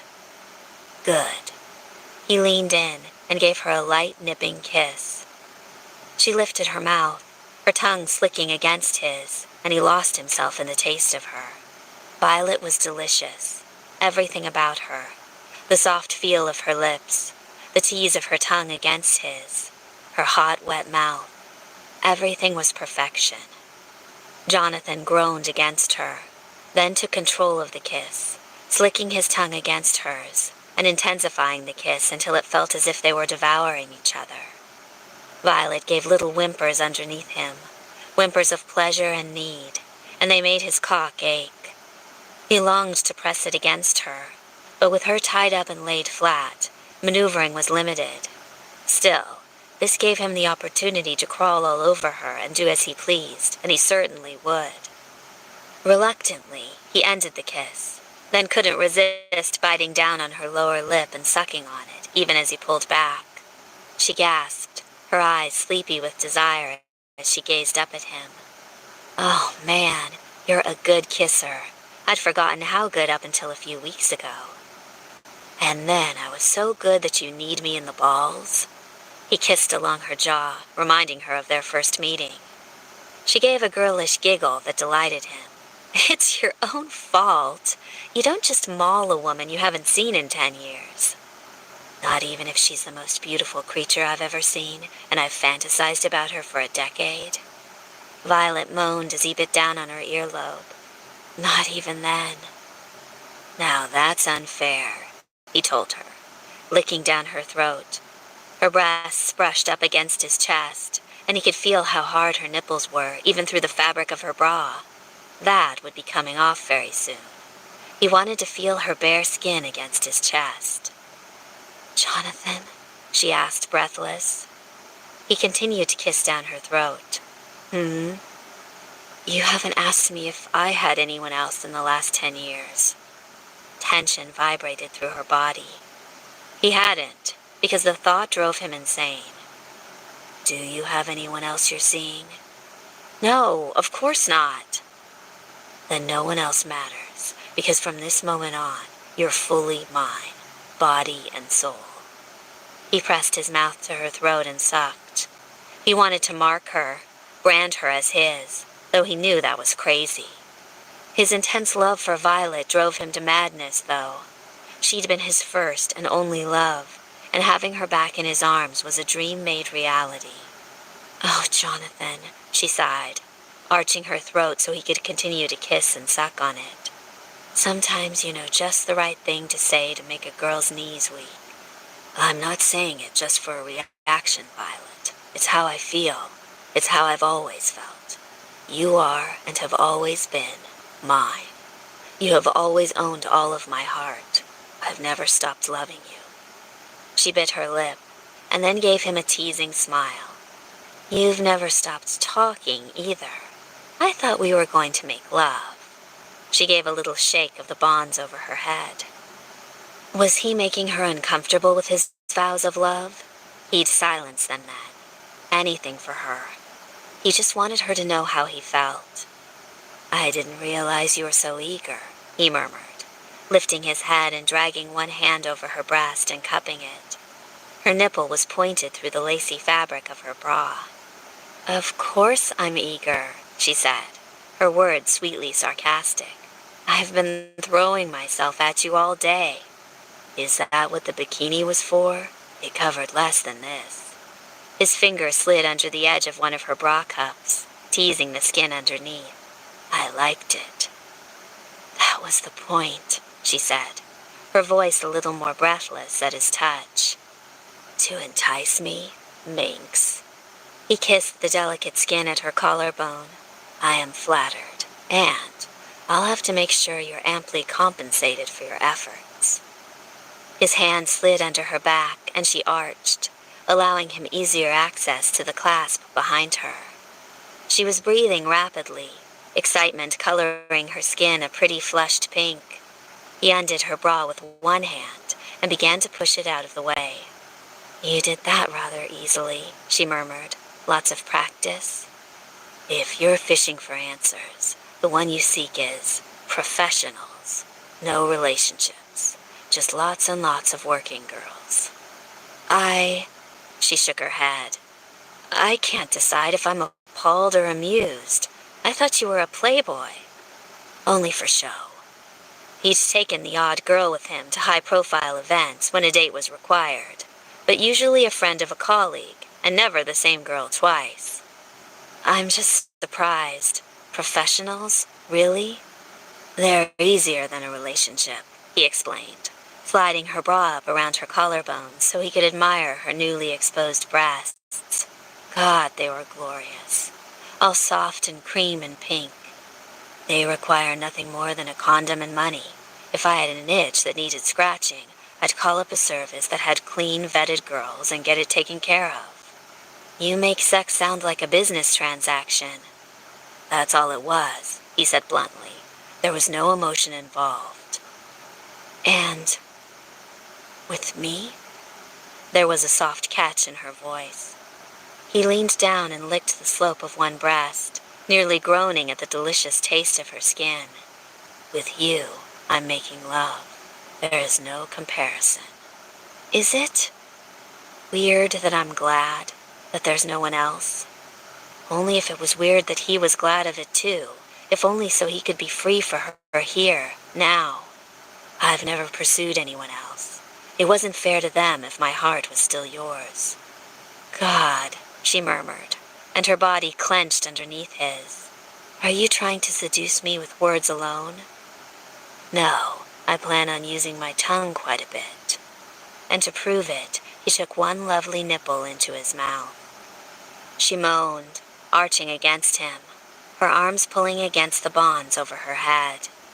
The little tip was tight with need, and he swirled his tongue over it, teasing her. He knew the touches she liked the best, rough, quick licks on the underside of her nipple, but he wanted to draw out the pleasure. He wanted her entire body to quiver and ache. His mouth worked on the one nipple, while he shifted his weight, easing his body over hers. He wanted to press the entire length of his skin against hers, to rub his cock against her sex and feel her rock against it. All in time, he told himself. He needed to pace himself. The most important thing was blowing Violet's mind. That was his goal. He wanted to palm her other breast and work it even as his mouth worked the first, but he needed the hand to prop himself up on the bed. For a moment, he cursed his great idea of tying her hands up. He wanted nothing more than for Violet to touch him, to show him that she wanted him as much as he wanted her. Christ, he was dying for her touch on his skin. as she wiggled underneath him and moaned. Again he regretted his idea. He wanted Violet wild and writhing in his arms, fully participating. She was helpless while tied down to the bed. Then an idea hit. He pulled his mouth from her nipple, pleased with her murmur of protest. "Tell me what you want me to do to you, Violet." Her gaze was unfocused, passion-glazed. "What?" He leaned down and kissed her breast. "Do you like my mouth here?" "Yes," she breathed. "Then tell me where you want it next." She stared at him for a long moment, as if incredulous that he was going to make her take the driver's seat. Then she flung her head back and groaned. "Can't you just wing it? You're doing great so far." "I want you to lead me," he told her. "This is about your pleasure. You tell me where you want it, and I'll put my mouth there." She sucked in a breath of that, but was silent. Was Violet shy about asking for what she wanted in bed? He tried to remember, but his memories were of equal partners, of greedy hands and passionate kisses stolen after long days at the dig. But now, Violet had gone silent. He rested his chin on her soft, lovely skin and waited. She shifted. You're really going to make me say it?" "Why wouldn't I?" "Because I'm not as thin or as pretty as I was when I was younger. I'm not exciting." She bit her lip. "I grew up and got boring and dowdy." Was she insane? "And I was fine with that until I saw you and you turned all breathtakingly gorgeous, and now I feel like, well," she sighed. "I feel like I'm not holding up my end." "You're mad," he said, leaning down and licking one pert nipple. "I see no flaws when I look at you. Nothing but lush skin and delicious curves just begging to be tasted." "That's kind of you," she said with a small nervous smile. "I'm not being kind, Violet." He tongued her nipple again. "Being kind would have nothing to do with taking you into my bed. I desire you. I want you more fiercely now than I did in the past. My cock aches to be buried deep inside you once again. And I want you, the you with the short hair and the mistrust in your eyes, because that's the woman I loved once and still love. The things I loved about you, your sharp wit, your sharper tongue, your smile, none of those have changed. You're still the same woman I fell in love with 10 years ago, and the same woman I fell in love with all over again yesterday and the day before." She seemed to tremble underneath him. "Why is it that poetry sounds sweet, but your words sound even sweeter?" "Because you know they come from my soul," he told her, and kissed between her breasts. "And you know I want to pleasure you more than anything else in the world. You know that, right?" He felt her tremble again, and when she was silent, he looked up. She gave a jerky nod. "Then, tell me what you want." 12. "Oh, sure. He made it sound so easy. Tell me what you want me to do to you, Violet." Great words in theory, but now that she was in bed with Jonathan, naked, and he was all glorious and tanned and she was not, it wasn't quite so easy to spit out things like, "I want your face between my thighs," or "I want your cock deep inside me." All Violet could see were her pasty pale thighs against his sun-browned skin, her soft curves against his hard muscles. One of them had been working out in the last 10 years, and it wasn't her. She had no idea why she was so fidgety. He'd seduced her on the plane, and she'd been a little anxious, but not wildly nervous like this. He'd gone down on her and had made her feel beautiful. So why was she trembling like a schoolgirl at the thought of demanding that he do the same now? Because the stakes were different. Because now her heart was fully committed, and she didn't want him to be disappointed in her. Because for the last week she'd been wondering if he'd been repulsed by touching her, and it had made her question her own desirability. Violet didn't think she was disgusting, of course. She was just shorter and a little curvier than most. The problem was that she wasn't the same long-haired wild child she'd been when he'd known her. She didn't want him to be disappointed, because she wasn't disappointed in him at all. If anything, she loved the changes in his body. So she licked her lips and tried to push her nervousness away. He was gazing up at her with those intense eyes, that full-on stare that told her she was the center of his universe and nothing else mattered. It was hard to speak up under that intense scrutiny, to say lewd, dirty things about what she wanted. "Tell me," Jonathan murmured, and leaned down to tongue her nipple again. She gasped, arching her back so she could thrust her breast against his mouth. "But you're doing so well on your own." "I want more, though. I want to make you wrung out and limp from pleasure." "You're already on your way there," she protested. The heat was back in his eyes. "Tell me what you want from me." I want more kisses." God, she was such a coward. One eyebrow raised, and just that small gesture made her wetter. "Anywhere in particular?" She sucked in a breath. "My mouth?" He crawled over her again, and Violet strained at the ties on her hands. His big body covering hers was sinfully delicious. She liked that he was almost a foot taller than her. He could cover her entirely. It made her feel dainty and delicate in a way most men didn't. Jonathan braced his hands at her sides and gave her a slow, sultry smile before he leaned in and lightly brushed his lips against hers. As he did, his cock brushed against her sex, and she realized he'd dropped his knees so his erection would rub against her sensitive flesh with every touch of his mouth against hers. Violet moaned. When her mouth fell open, Jonathan's tongue slicked inside and he began to slowly, sensuously kiss her.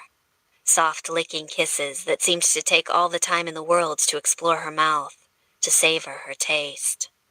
She was entranced by those kisses, drugged by their sweetness. And with every flick of his tongue, he'd give a little thrust of his hips, grinding his cock against her folds. Folds that were already slick with need and aching for a touch.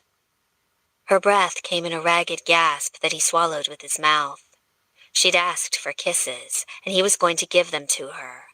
Over and over, he made love to her mouth, slicking and tonguing until she was lost in the feel of his mouth, his lips against hers, the taste of him on her tongue, the feel of his cock pressed against her pussy in a silent but firm suggestion. It was so good. So damn good. Violet's legs fell open farther, until she was spread wide on the bed underneath him, and when his cock dragged between her folds, she felt all of him. And it was incredible. She moaned again, lost in the sensation. His tongue danced over her lips. "What do you want now, Violet?" Oh, she was being asked to think? She couldn't think of anything but his mouth on hers, his cock gliding through her folds and brushing against her clit with every little movement of his hips. "Violet?" "Hmm?" Her lips clung to his, not wanting him to pull away. God, he had great lips. "Tell me what you want, or I'm going to stop." She whimpered. "You're cruel." "No," he said softly, and kissed her parted mouth again. "I just want you to be a full participant in this, love. I don't want you to feel like you don't have a say in things just because your hands are tied. You might be the one in the ropes, but you're still the one in charge." She shivered at that. Slowly, she dragged one leg up and wrapped it around his hips, pushing with her foot to press his cock harder against her pussy. "I want more of that." This time, Jonathan groaned. His mouth dragged across her jaw. "You want my cock inside you?" Oh, hell yes, she did. But not yet. "Soon," she promised. "But I want you to keep teasing me." "Is that so?" He licked at the side of her neck. "I think I can manage that." She lifted her other leg, both now hitched around his hips. "Show me." God, she felt so wicked, demanding this of him. "Look at me," he told her, and his face lifted from her neck. "Look at me when I touch you." She hadn't realized that her eyes were closed. She'd just been lost in the way he was making her feel. It seemed insanely difficult to drag her eyelids open, but she did, and saw the strain on his gorgeous, intense face, the dark pupils, the thick eyelashes, the strong features. He rubbed his nose against hers in a surprisingly tender gesture, and as he did, he swiveled his hips. The motion ground his cock against her pussy, dragging over her sensitive clit with exquisite sensation. And as he did, he continued to watch her. That was so erotic. Violet sucked in a breath, her gaze locked to his dark blue eyes with their amber flecks, to the gaze that seemed to be demanding more and more of her. And all the while, he continued to slowly grind against her clit, until she could feel her juices dragging over his skin and wetting them both. She moaned. "Like that, Violet?" She nodded, unable to look away, unable to speak. She was wrapped up in Jonathan's intensity. He pushed against her, the surge focused on rubbing the head of his cock against her clit. He spread her lips with his erection and dragged back and forth through her juices, his face hovering inches away from hers. "You're mine," he told her in a soft voice, even as his cock slid against her clit again. "My Violet, my love. You know that, right?" She trembled underneath him again. I... Shh, he said, and leaned in to kiss her. "You don't have to say anything. Just know it." Her body flexed underneath his as he rocked against her again. This was a sensual feast, but it was also torture. Her body demanded more than just rubbing. Her nipples ached, begging for more attention. She strained at the bonds on her wrists again. "Are your arms all right, sweetheart?" "I want to be around you," she said breathlessly. "Not this time," he told her. "This time I'm pleasuring you." But he'd done that last time, too. When would it be her turn to pleasure him?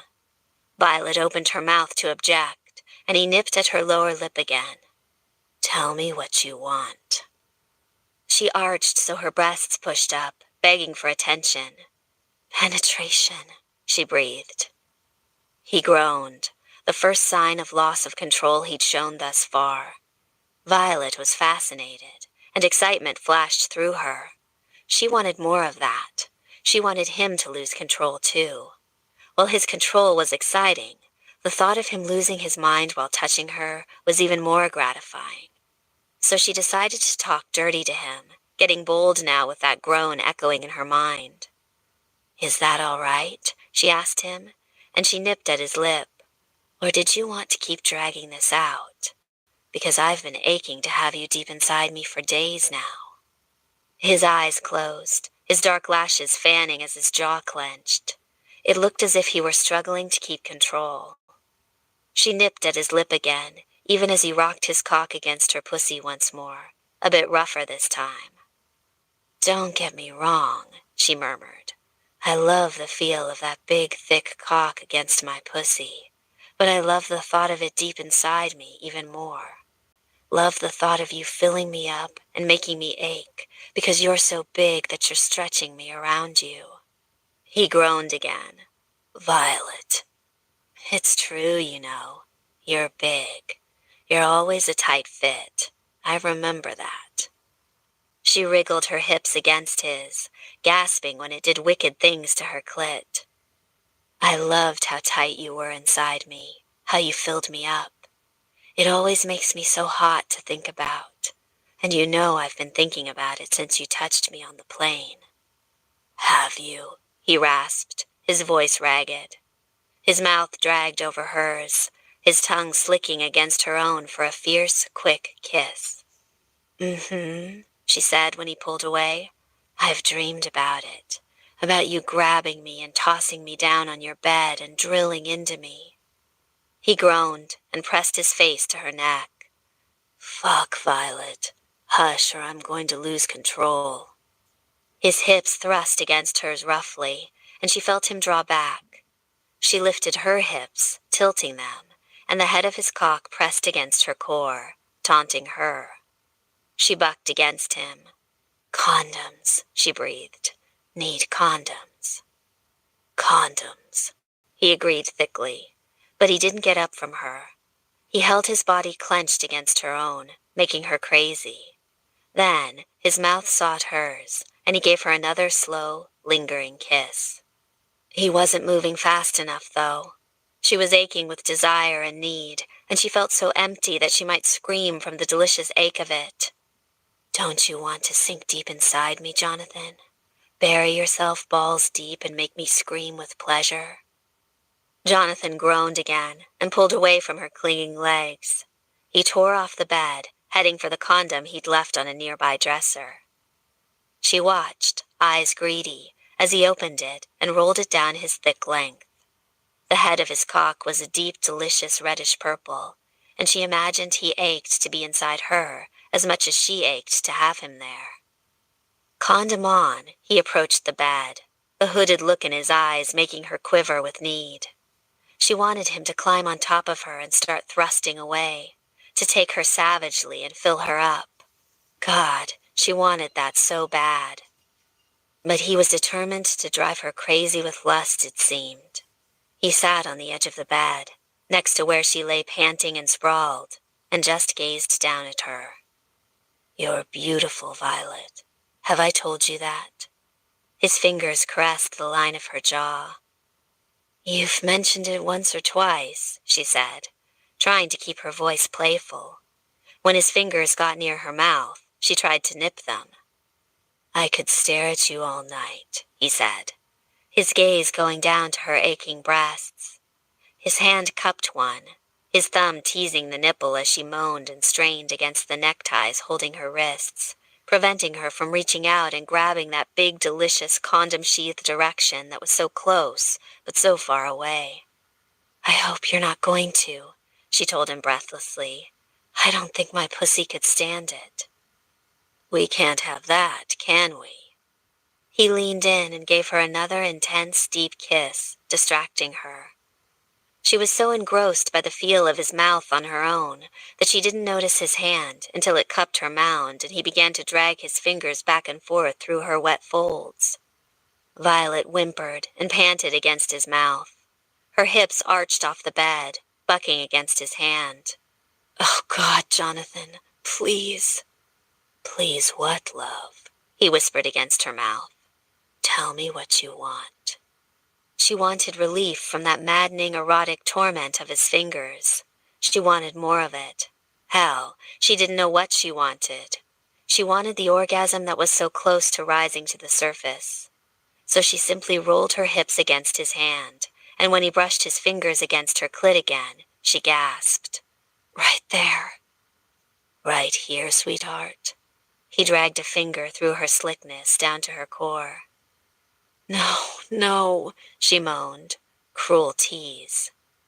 "Here," he murmured, and circled her clit with two of his fingers. She gasped. "Yes, oh God, yes, right there." "Tell me it's what you want."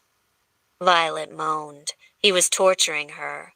"I want it, Jonathan," she said, practically sobbing the words. "Please, please, play with my clit." "I love hearing you say that," he told her, then shifted on the bed.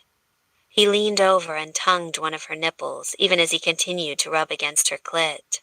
Violet moaned, the dual sensations bringing the budding orgasm closer to the front. She forgot all about wanting penetration and wanting to drive him crazy. She was the one losing her mind now. His fingers found a slow, steady pace against her clit, and it was as maddening as it was delicious. "Faster," she moaned, even as he gently bit down on her nipple. "Oh, God, and keep doing that."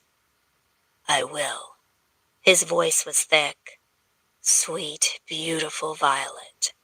She felt his hand shift, and his thumb pressed against her clit. Then he began to rub slowly back and forth, even as she felt his forefingers push into her core. Violet moaned, tightening her muscles against him. Yes, she cried out again. I'm so close.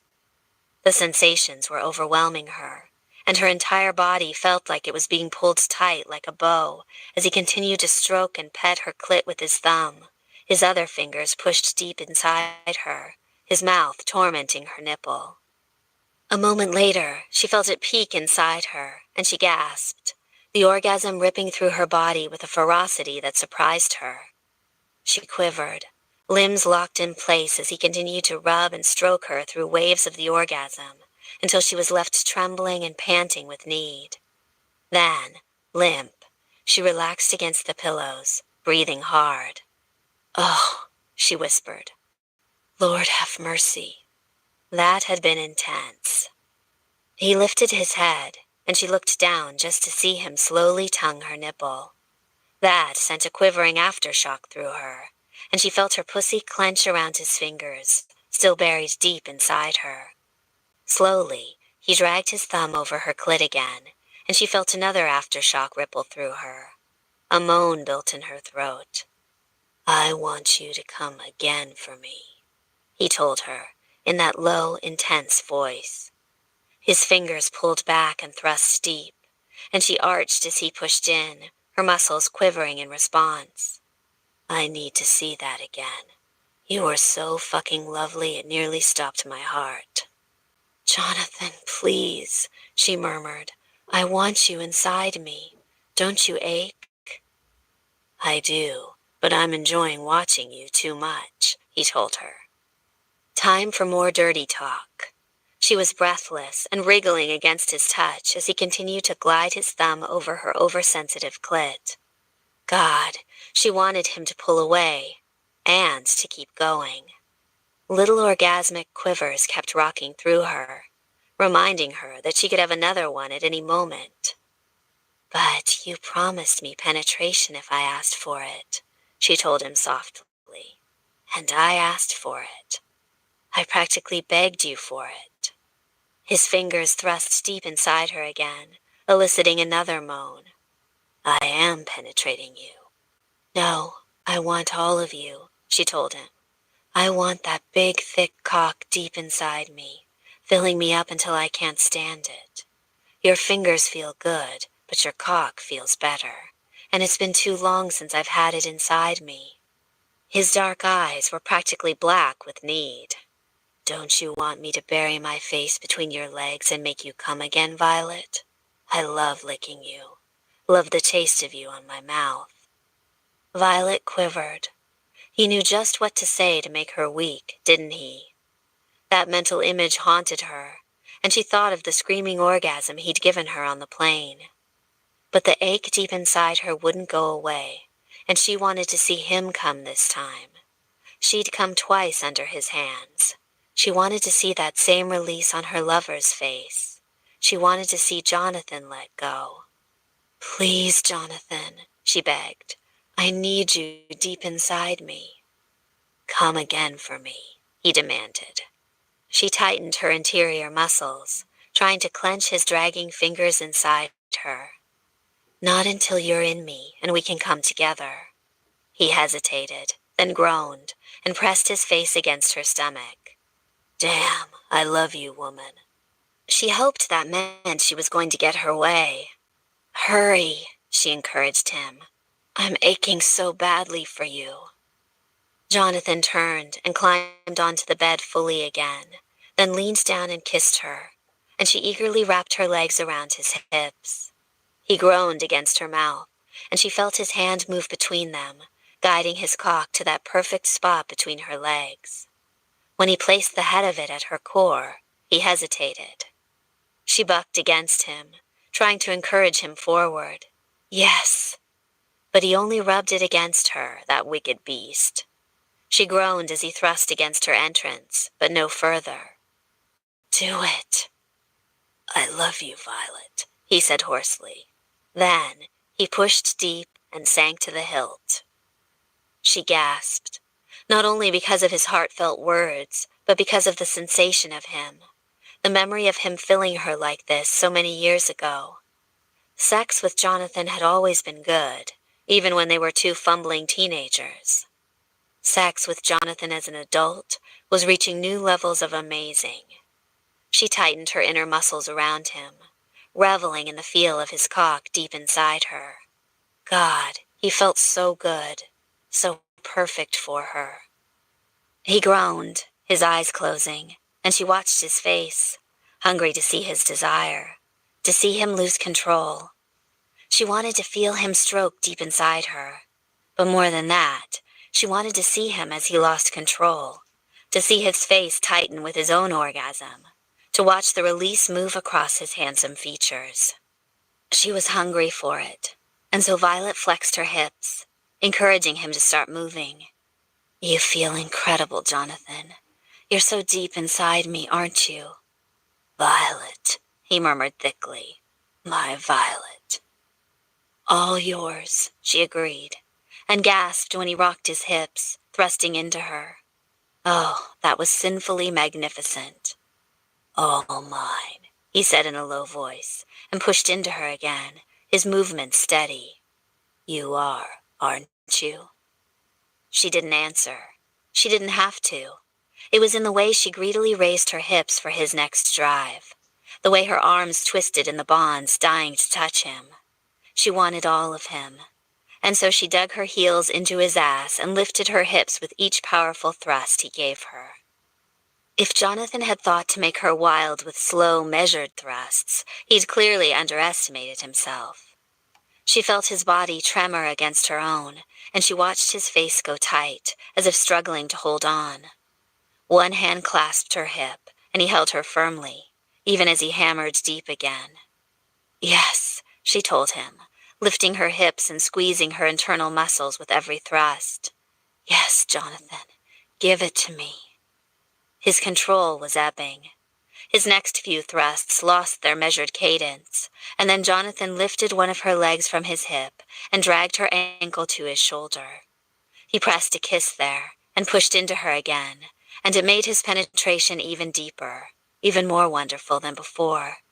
Violet gave a soft cry and bit her lip. Oh, God, that was wonderful. And all the while, he started to thrust harder and harder. She heard the slap of his balls against her ass, felt his skin smack against her own with the power of his drives. It was wonderful. More than that, the look on his face had gone rigid, inches away from losing control. He was thrusting into her so hard that her breasts were bouncing with every movement, and the bed in the hotel room was squeaking loudly. She didn't care. She loved it. She was so fixed on Jonathan's pleasure and the look on his face that she was surprised when she felt the onset of an orgasm begin to bloom deep in her own belly again. Oh, she cried out, shocked. Normally, she needed for her clit to be manipulated in order for her to come, but Jonathan's wild driving into her was doing it for her. Oh, Jonathan, she gasped, urgency building inside her. Her toes curled, and her ankle dug into his shoulder. Oh, keep going. Come for me, he growled, his voice harsh with need. The bed squeaked louder, and Jonathan slammed into her harder and harder.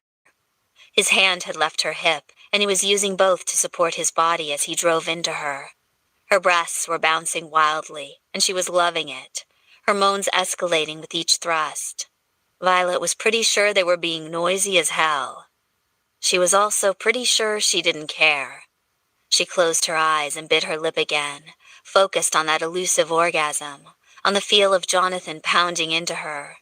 Oh, God, please keep going, just like that. Oh, God, yes, yes!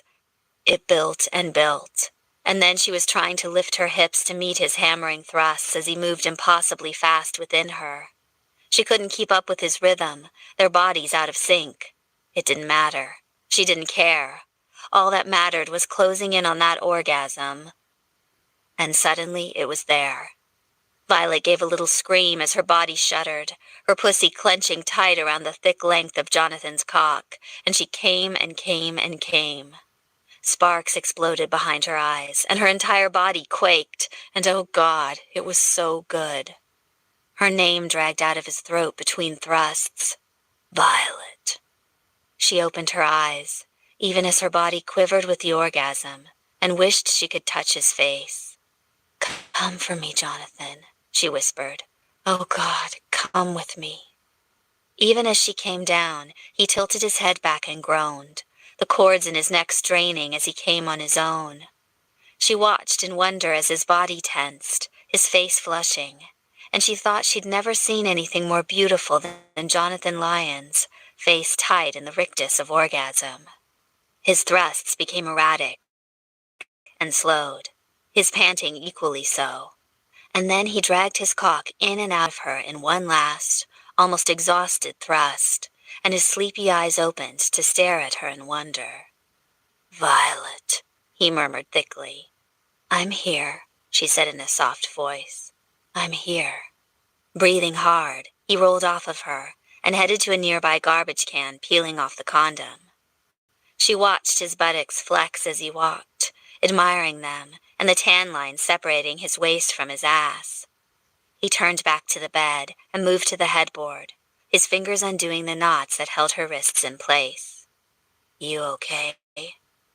"I can honestly say I completely forgot what my safe word was supposed to be," she said breathlessly. He tensed. "Did I hurt you?" She snorted and sat up as the bonds on her wrists released, and she rubbed them. They didn't hurt except for where she'd been straining against them. "Don't be ridiculous, Jonathan. If I was screaming, it was because I was out of my mind with pleasure." He relaxed and got back into the bed.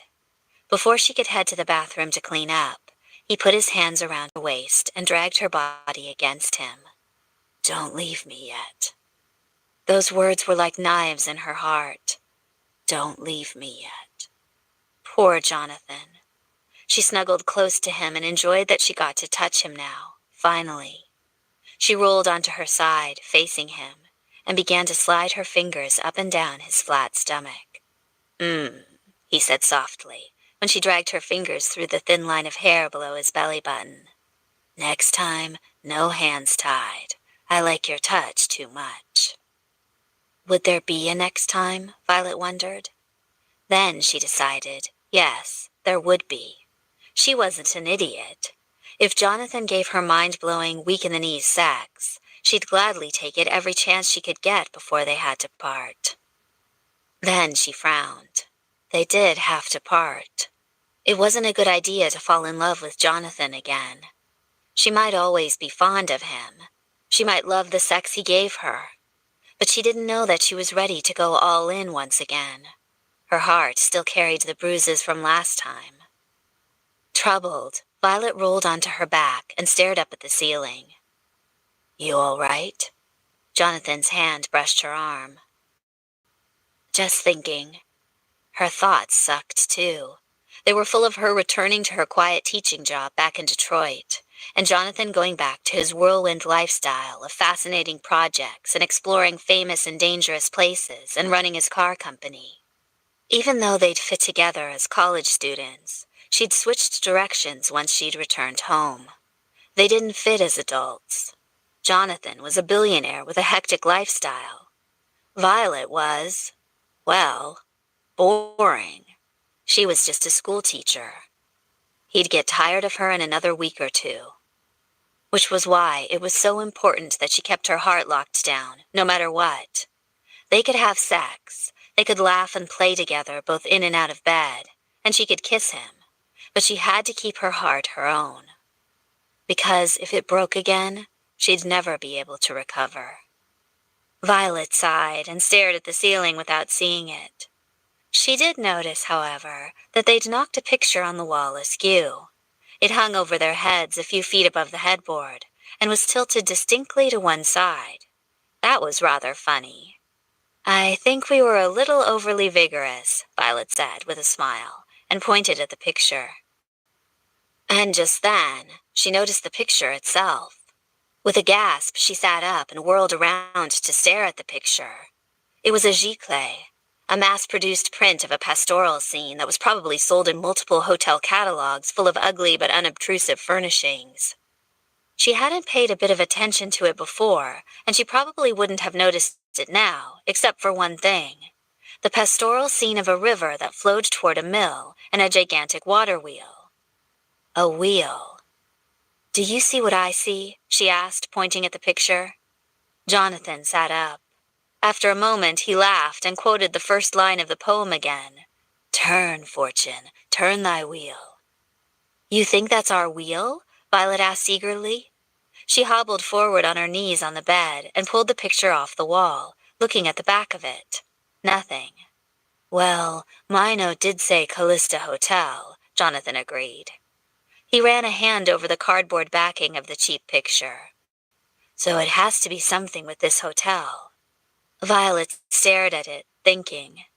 This isn't an original. I wonder if the other rooms have a similar painting in them. Jonathan gave her a musing look. "You want me to rent out the entire hotel?" "Can you do that?" He gave her that slow, lazy smile that made her heart turn over. "A billionaire can do whatever he wants, love."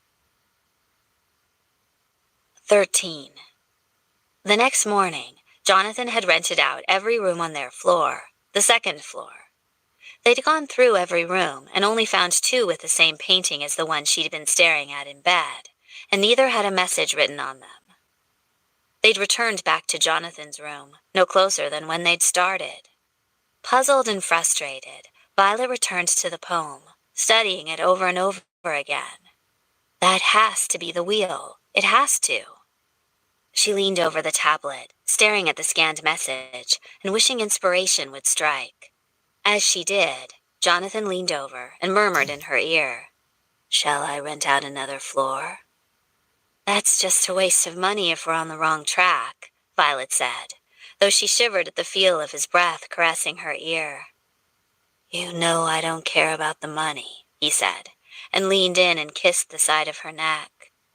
Violet gasped and arched, giving him more access to her throat. After last night's marathon loving, they'd slept for a few hours, and she'd woken up to Jonathan's hungry kisses in the middle of the night. They'd made love twice more, each time more fierce than the last, and when dawn had hit, Violet had fallen into an exhausted, dazed slumber. Even now, she was curled up in the blankets, naked, and seated at the table in their room, despite the late afternoon hour. After finding no luck with the second floor, they'd returned to their room and made love again. And again. Jonathan had just showered, and he smelled fresh and clean, and she wanted to lick the droplets of water off of his bronzed skin. God, the man was delicious. "Some of us are trying to work here," she teased him as he continued to nibble at her neck. She squirmed away from him with a grin and pointed at the tablet. "Look what you made me do." Her fingers had hit the screen when he'd kissed her, and she'd accidentally zoomed in, the handwriting on the note enlarging to an extreme degree. "It's fine," Jonathan said, his mouth moving to her ear and his nibbling continuing on her earlobe. "Just ignore it. We'll work on it later." "You're incorrigible," she told him with a grin. Big teacher word there." He gently bit her earlobe and slid a hand into the blanket, cupping one of her breasts. "That turns me on." "Everything turns you on," she teased. "Everything about you," he agreed, and she forgot all about working for the next few hours. When Violet begged for mercy, Jonathan got dressed and headed downstairs to get them something to drink. They'd cleaned out the minibar of bottled water during their steamy night, and they were both thirsty. As she waited for Jonathan, Violet took a quick shower and pulled on one of Jonathan's shirts, since her clothes were still in her room. He wouldn't mind her borrowing it. Heck, he'd probably like the way the slogan on the front of the t-shirt stretched tight across her breasts. While she waited for him, Violet grabbed the tablet and returned to the bed, determined to puzzle out the poem. The tablet was still open to the screen she'd left it at, and the giant font glared at her as soon as she tapped the screen. She flicked her fingers over the surface, trying to reduce the font down, and as she did, she noticed something curious.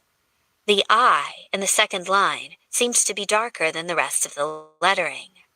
It was impossible to tell when she was viewing it from afar, but close up, it was clearly darker. Curious, Violet scanned through the rest of the poem. A few more letters were also darker. She got a pen and a piece of scratch paper from the bedside table and began to mark them down. Turn, fortune, turn thy wheel and lower the proud. Turn thy wild wheel through sunshine, storm, and cloud. Thy wheel and thee we neither love nor hate. Turn, fortune, turn thy wheel with smile or frown. With that wild wheel we go not up or down. Our hoard is little, but our hearts are great. Smile and we smile, the lords of many lands. Frown and we smile, the lords of our own hands. For man is man, and master of his fate. Turn, turn thy wheel above the staring crowd. Thy wheel and thou are shadows in the cloud. Thy wheel and thee we neither love nor hate. She stared at her notes, thinking, I, V, I, meant nothing to her. There were no darker symbols in the last paragraph, so she wondered if the spacing had anything to do with it. On a hunch, she separated out the letters by paragraph. Roman numerals. 433. The Callista Hotel had 4 floors. She gasped. That was it. It had been in front of their faces all this time. They just hadn't paid attention to the lettering because they'd been so focused on the poem. The door opened, and Jonathan came into the room with a plastic grocery bag filled with bottles of water and a small bag of what smelled like fresh baklava. I thought you might be hungry. She launched herself from the bed with a squeal and leapt for his arms. I figured it out. Jonathan dropped the bags and held onto her as she flung herself against him. You got it? I got it. Room 433. She grinned up at him, her arms going around his neck. $10 says that the room has one of these ugly wheel paintings. How did you solve it? His hands went to her backside, and he groaned. And why aren't you wearing panties? She was dressed in nothing but one of his t-shirts. I'm wearing this because I haven't left your room in the past 24 hours, she teased. She grabbed his hand and dragged him to the bed. Look, I'll show you. He sat down on the bed, and she crawled in next to him, pulling over the tablet and her notes, showing him her discovery. That's incredible, Jonathan murmured, and then turned to look at her, a smile on his face. You're incredible. Violet beamed at him, ecstatic. She'd figured this one out on her own. And with him smiling at her, she did feel pretty incredible. At that moment, Violet felt like she could take over the world. And when his gaze went from smiling at her to down at her mouth, Violet realized he was aroused. Grabbing her bare ass had distracted him, it seemed. And she was feeling rather sexy and empowered herself. She wanted him, and she wanted to be the one in control. So, with a wicked expression on her face, Violet leaned in for a kiss. As his mouth met hers, she placed her hand between his legs and stroked the bulge in his pants. Jonathan groaned, his hand tightening over hers. What about the room? It can wait, she said, stroking his cock through his jeans. It's my turn to be in charge. With a smile, she moved her hand to his chest and gave him a subtle nudge, indicating he should lie back. Jonathan fell backward onto the bed, his eyes hot as he watched her. With sure hands, she grabbed the buckle of his belt and undid it, stroking her hand over his cock every so often to keep him excited. Next were the buttons on his fly, and then she was shoving his jeans down his hips. He lifted them to help her, and she grabbed his boxers next, pulling them down and exposing what she wanted, his cock. He was erect and ready for her, thick and hard already. Violet gave a little shiver of pleasure at the sight of that and leaned over him. I've been wanting to do this to you for days. Have you? He whispered, his voice ragged. Oh, yes. Her hand slid around the base of him, encircling him with her fingers. She loved the thickness of him, loved the smooth flesh of his cock, the soft skin peppered with raised veins that felt fascinating under her fingers. That's why it was such torture for me to have my hands bound last night. I wanted to grab this and take it into my mouth. He groaned. But there's nothing stopping me now, is there? Her voice was breathy with desire. She leaned down and licked the head of him, loving the way his body clenched and tensed as she did. And it's just as tasty as I thought. Jonathan said nothing, but his hand went to her hair and wrapped in the strands there, as if needing an anchor. She liked that. Violet licked him again and again, using her tongue to bathe the head of his cock in firm, teasing strokes. She circled the divot in the center with her tongue, lapping up the pre-cum that beaded there. You're delicious, you know that? Not as delicious as you, he murmured. I love the taste of you on my tongue. Yes, but now it's my turn, she purred, so don't distract me. And when he started to speak again, she took the head of him fully into her mouth and sucked. His head fell back on the blankets and he groaned. Violet made a soft sound of pleasure low in her throat, and with one hand on his shaft, the other moved to his sack and began to massage it as she continued to suck on the head of his cock, rubbing it with the tip of her tongue. She pumped him with one hand, leaning over him, and then began to take him deeper, working him into her mouth with slow, easy motions. She loved teasing him with her lips and tongue, his cock filling up her mouth and making her stretch to take him in. Violet, he groaned as she squeezed her hand around the base and continued to suck him deep. I'm not going to last. She released him with an audible pop. Poor baby, she murmured, not sorry in the slightest, and leaned down to give him another wicked lick. Is Big Bad Violet going to make you lose control? His fingers dug into her scalp. She is. She's a wicked woman. I like that, she said in a low voice, and then bent over his cock again to take him into her mouth once more. This time, when she took him deep, she felt his hand press against the back of her head, a silent suggestion for more. She was happy to oblige, pumping him with her mouth over and over again. Then she felt him tense underneath her. Violet, I'm going to come. She made a little hum in her throat to let him know that was all right, and sucked him deeper. With a curse, she felt him buck, and his cock hit the back of her throat. Then she felt his hot seed spurt, pouring down the back of her throat, and he gave a pained, ecstatic groan. Oh, God, Violet. She pulled off of him slowly, swallowing his spand, and then gave the head of his cock a parting kiss. That, she decided, was entirely too fun. You certainly didn't last long for a man who can torture me for hours on end. He groaned and threw an arm over his forehead, still panting. I can't help it. You have an incredible mouth. Flattery, she teased, then slid off the bed. Where are you going? I'm going to brush my teeth, and then we're going to go check out room 433, she called to him, feeling rather satisfied with herself. He groaned again and didn't move from the bed. Give a guy a minute to recover?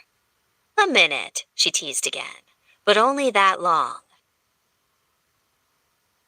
Violet returned to her own hotel room to get dressed. She'd snuck out of Jonathan's room wearing not much more than a towel and dashed to her own room, which was just a few doors down. Thank goodness they had the whole floor to themselves. Then, after she'd dressed and fixed her hair, Violet stared at her reflection in the mirror, blushing.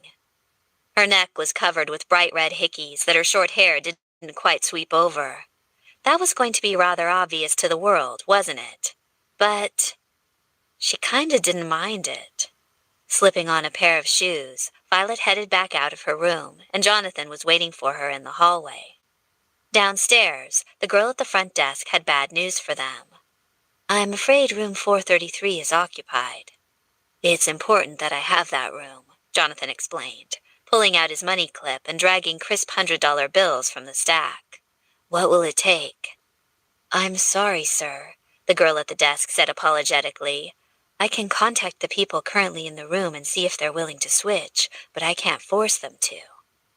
Violet put her hand over Jonathan's money, lowering his hand before he could start flinging money at the girl. She smiled at the front desk attendant and then snagged Jonathan's arm, dragging him away. When they were out of earshot, Violet suggested, "Why don't we go up and ask if we can talk to them for a minute?" They didn't need the whole room, just the painting. Theoretically, they could still be wrong about it. Jonathan looked over at Violet and then nodded, putting his money away. He pulled her under his arm, casually dragging her against his side. "Let's see what we can do then." A few minutes later, they'd headed up to the 4th floor and found the room they were looking for. A Do Not Disturb tag was hanging from the door. "Oh no," Violet said. "Maybe we should come back later." Jonathan ignored it and knocked on the door. She winced, anticipating an angry man showing up to berate them. A minute passed, and then she heard someone shuffling to the door. It opened a crack a moment later, the chain still on the door, and an old man peered out at them. He stared at Violet and Jonathan. "We have enough towels." "I'm not here with towels, sir," Jonathan said, smiling. "We were wondering if we could see the painting in your room," Violet interjected.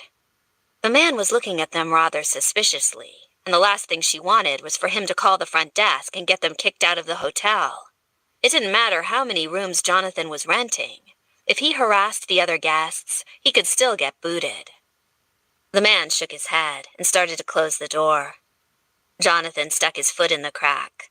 "I will pay you $10,000 to give us that painting on the wall." The man's eyes widened. "It's true," Violet chimed in. "He's loaded, I promise. Show him, Jonathan." On cue, Jonathan took out his money clip and waved it at the man. He stared at it for a moment longer and then held out his hand. Jonathan removed his foot from the door and handed the man the wad of money. The door shut, and Violet felt a twinge of worry. What if he didn't open it again? But a moment later, he did, and Violet and Jonathan smiled nervously at the old man, who was dressed in nothing but an undershirt and a pair of old boxers. On the bed, his elderly wife sat, wearing a floral bathrobe, the remote in her hand. He gestured that Violet and Jonathan could enter. "We just want the painting," Violet said quickly. This was so awkward. "Take it," the man said. "It's an ugly thing." "Thank you," Jonathan said, and strode for the bed. Violet bit her cheek to keep her face impassive as Jonathan pulled the painting off of the wall, nodded at the old couple, and then headed out the door. She trailed behind him, holding in her excitement. Jonathan was unreadable, his face stone, as they walked to the elevator. When the elevator doors shut, he turned and grinned at her. "That went well." She snorted, twisting her hands together as she stared at the painting in his hands. "If you call handing over all your money well, then yes, I guess it did." "That's pocket change." For him, maybe. For the rest of the world, it was a life-changing amount. She shook her head and focused on the picture. "Is there anything on the back of the painting?" "Not that I see. We'll pull it apart once we get back to my room." "Our room," he corrected. "I want you moving into it tonight." That was high-handed of him. "You haven't asked me," she said in a light voice. "That's because you're mine, and I plan on licking you for hours to ensure that you know it," he said, that intense look on his face again. All right, that convinced her. "Well then," Violet fanned her flushed cheeks with her hand. The elevator dinged and they returned to their floor. She wanted to run for the room, her anticipation sky high, but she forced herself to walk slowly and steadily next to Jonathan, who didn't seem to be in the same anxious hurry that she was. But then, a few moments later, they were in his room. Jonathan set the painting down on the bed, and it was almost identical to the painting in their room. This one was a different angle of the pastoral scene, and the water wheel dominated most of the picture. "This has to be it," Violet said excitedly. Jonathan turned it over and ran a hand along the cheap cardboard backing. "Let's see if we can't pull this off." Violet watched anxiously as he pried up the tabs on the back and slowly removed the backing. There, on the underside, taped to the mat, were two envelopes with a single word written on the cover of each. The handwriting was familiar. Violet, Jonathan. One for each of them. That's it, Violet breathed. She reached for the envelope with her name, tracing her fingers over her father's handwriting. On the back, she could feel her father's wax seal. He'd gone to so much trouble for all of this. She didn't understand. In her experience, her father was a man who was interested in little beyond his own personal wants. To arrange all of this for her to discover, with Jonathan at her side, after his death, it made her wonder if there would only be the steely and journals at the end of this scavenger hunt, or if there would be something more meaningful. Jonathan picked up the envelope with his name. Do you want to open yours first? She ran a finger along the edges of the thick envelope, curiously hesitant. $10 says it's another poem, she told him, trying to keep the teasing note in her voice and failing. For some reason, she was oddly emotional. What if this was the last envelope? It would be the last tie to her father. A man she'd never been close to, yet who, after his death, had wanted to involve her in this enough that he'd dragged Jonathan into it. She didn't know how she felt about any of this. Sealing herself, she broke the wax seal on the envelope and pulled out the paper inside and began to read. I went to the Garden of Love and saw what I had never seen. A chapel was built in the midst, where I used to play on the green. And the gates of this chapel were shut, and thou shalt not writ over the door. So I turned to the Garden of Love, that so many sweet flowers bore. And I saw it was filled with graves, and tombstones where flowers should be, and priests in black gowns were walking their rounds, and binding with briars my joys and desires. Violet blinked as she finished reading it.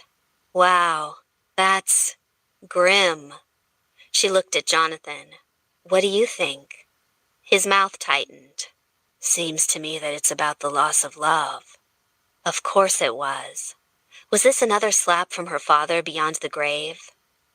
Violet examined the writing, but didn't see anything bolded or out of the ordinary.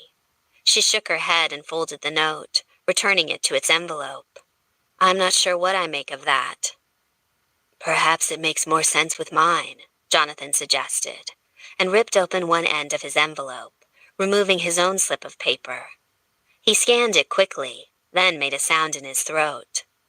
What? Violet asked, scarcely breathing. What does it say? Wordless, he held the paper out to her. She plucked it from his hand and read it. There is a latch under my gravestone that opens a secret compartment. You'll find the answers you seek there. Violet felt cold. Goosebumps rose on her arms. He was sending them back to his grave? His grave was in Detroit, at home. He'd sent them to England and New Mexico, and now Greece, all so she could go back home. I don't understand. Violet, Jonathan said softly. He reached out and stroked her arm. Are you all right? I don't know, she answered. It was an honest response, too. She didn't know how she felt. Part of her was furiously angry, and part of her was disappointed. He sent us all over the place just to have us turn around and go right back to Detroit? What was the point? Why not just send us there in the first place? Maybe there was a message, a meaning of some kind, in each of the locations in the poems. Her lip curled with anger.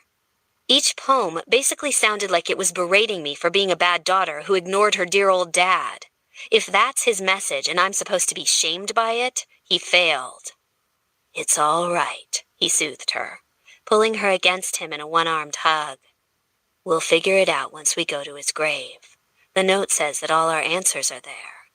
She pulled away from Jonathan, shaking her head. I don't want to go. What? This is nothing but manipulation, all of this. She gestured at the letters. It's just another one of his stupid games. What are we going to find at the end of this? A copy of his favorite lecture? His favorite book? I'm hoping to find my Steely, Jonathan said quietly. His notes would be a bonus, of course, but I want to take the Steely back to the excavation in Cadiz. She shook her head. After all this emotional turmoil between herself and Jonathan, after being dragged from country to country, only to find out that her father just wanted her to visit his grave, she felt manipulated by him once again. I don't want to go. Jonathan's voice was low, calm. I'll be with you, Violet. It's fine. He can't hurt you any longer. We're together again. It's like the last 10 years didn't happen. It was like he'd slapped her across the face. The last 10 years didn't happen? Like hell they didn't. Violet's body went cold. Her heart felt like ice. But the last 10 years did happen. We can't change that. It's just a bad memory now. She flinched. It wasn't just a bad memory for her. Fuck that. She'd been abandoned and devastated, and had lost everything.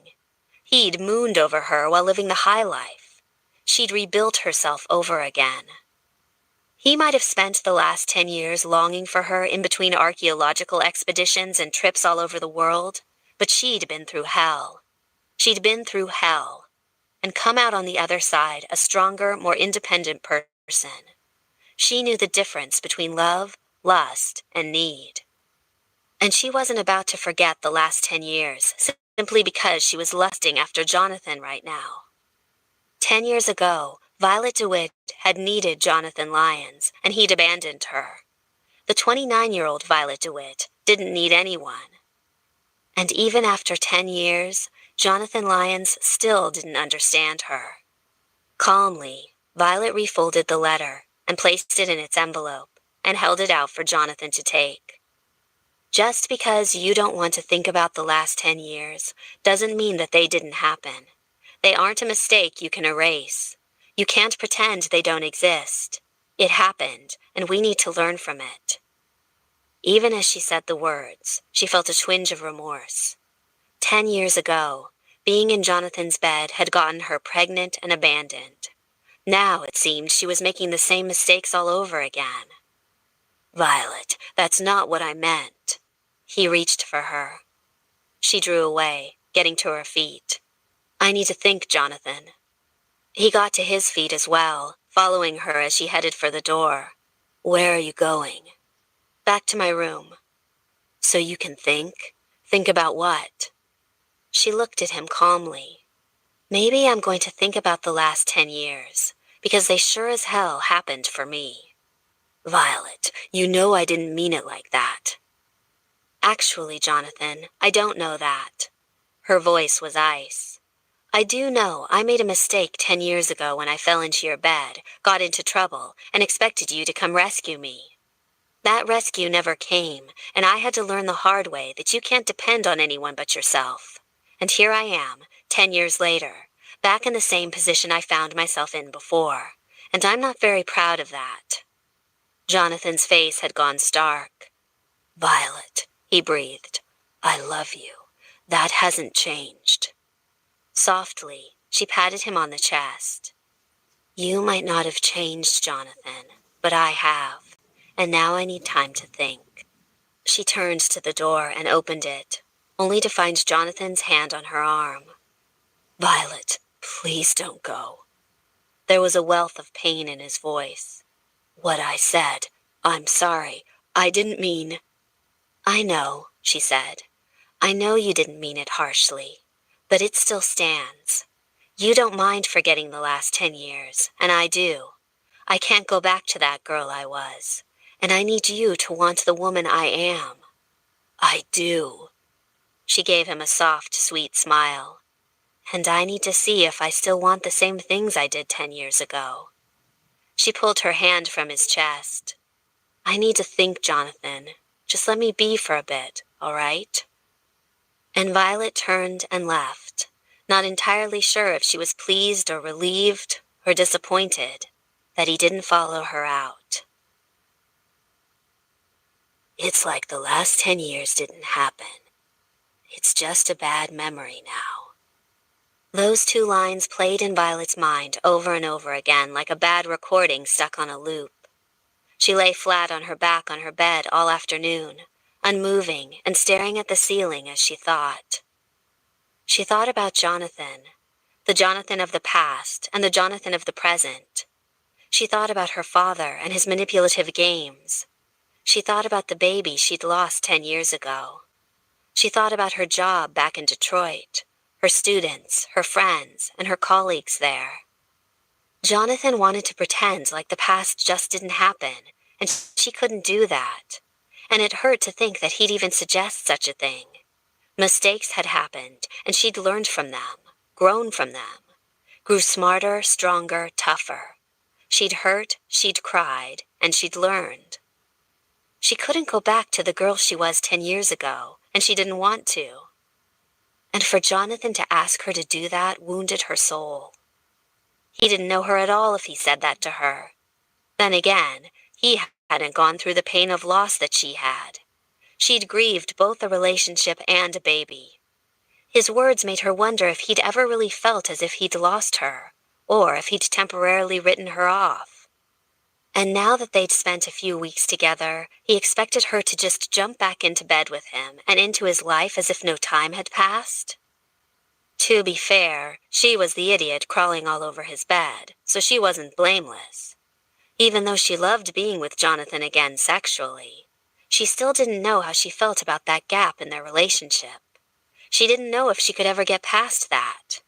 The sex was great, but what was sex without love? Jonathan said he loved her, but she didn't know. She just didn't know anything anymore. 14. After agonizing for hours, Violet made up her mind. She quietly packed her bags and dressed for a flight home. She called in a ticket at the airport, arranged for a taxi, and when she could put it off no longer, she headed down the hall for Jonathan's room. Her heart ached and felt like a stone in her breast.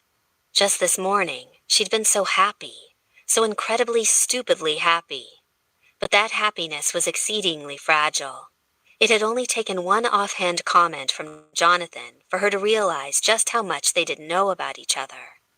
And she was too responsible now to plunge headlong into another bad relationship that would only leave her aching and empty again. Better to cut her losses now, while she still could. If she got in any deeper, she might not be able to stand it. Tucking her hair behind her ears, Violet clutched her purse close and knocked at Jonathan's hotel room door. She heard him bound across the room, and the door swung open. Jonathan stood there, his shirt rumpled, his hair a mess, and his face looking tired and aged, despite the fact she'd seen him only a few hours ago. "Violet," he murmured, and held the door open wider. "Come in." "Actually," she said softly, "I can't." Her heart ached, and tears threatened. "I came to tell you goodbye." "No," he breathed. His eyes narrowed, grew hard. "Violet, no. Don't do this to me." He reached for her as if he wanted to hold her, and then drew back as if sensing she would pull away. "Violet, please, let's talk about this." "There's nothing to talk about, Jonathan. Coming here was a mistake.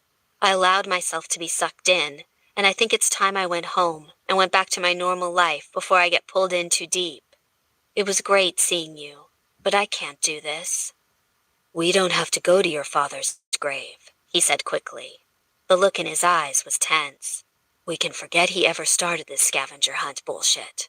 Just stay with me, please." She shook her head, backing away a step or two. "Don't make this more difficult than it already is." "Make this more difficult?" He barked a laugh, and it was hard, ugly. "It doesn't seem like it's difficult for you to leave me at all. This is the second time things have gotten intense, and you've turned and ran." "That's not fair." She clutched her purse against her side like it was a lifeline. "I don't give a shit about fair, Violet. I love you." His voice was ragged, and the pain on his face was terrible to see. "I've always loved you. It's never changed." But I've changed, Jonathan. I think that's where we keep having a difference of opinion. I have changed, and I don't know that you have. Her smile was apologetic, sad. You're not even giving me a chance. God damn it, Violet. At least give me a chance. She knew she wasn't, but she also knew she didn't have to give him a chance. It was obvious to her how these things would turn out. Let's say I did. Let's say I jumped right back into your bed and we continued on our merry way. What then? His brows furrowed. What do you mean? I mean, what happens next for us? He looked exasperated by her question. Whatever you want. I don't care, Violet, as long as we're together. That's all that matters to me.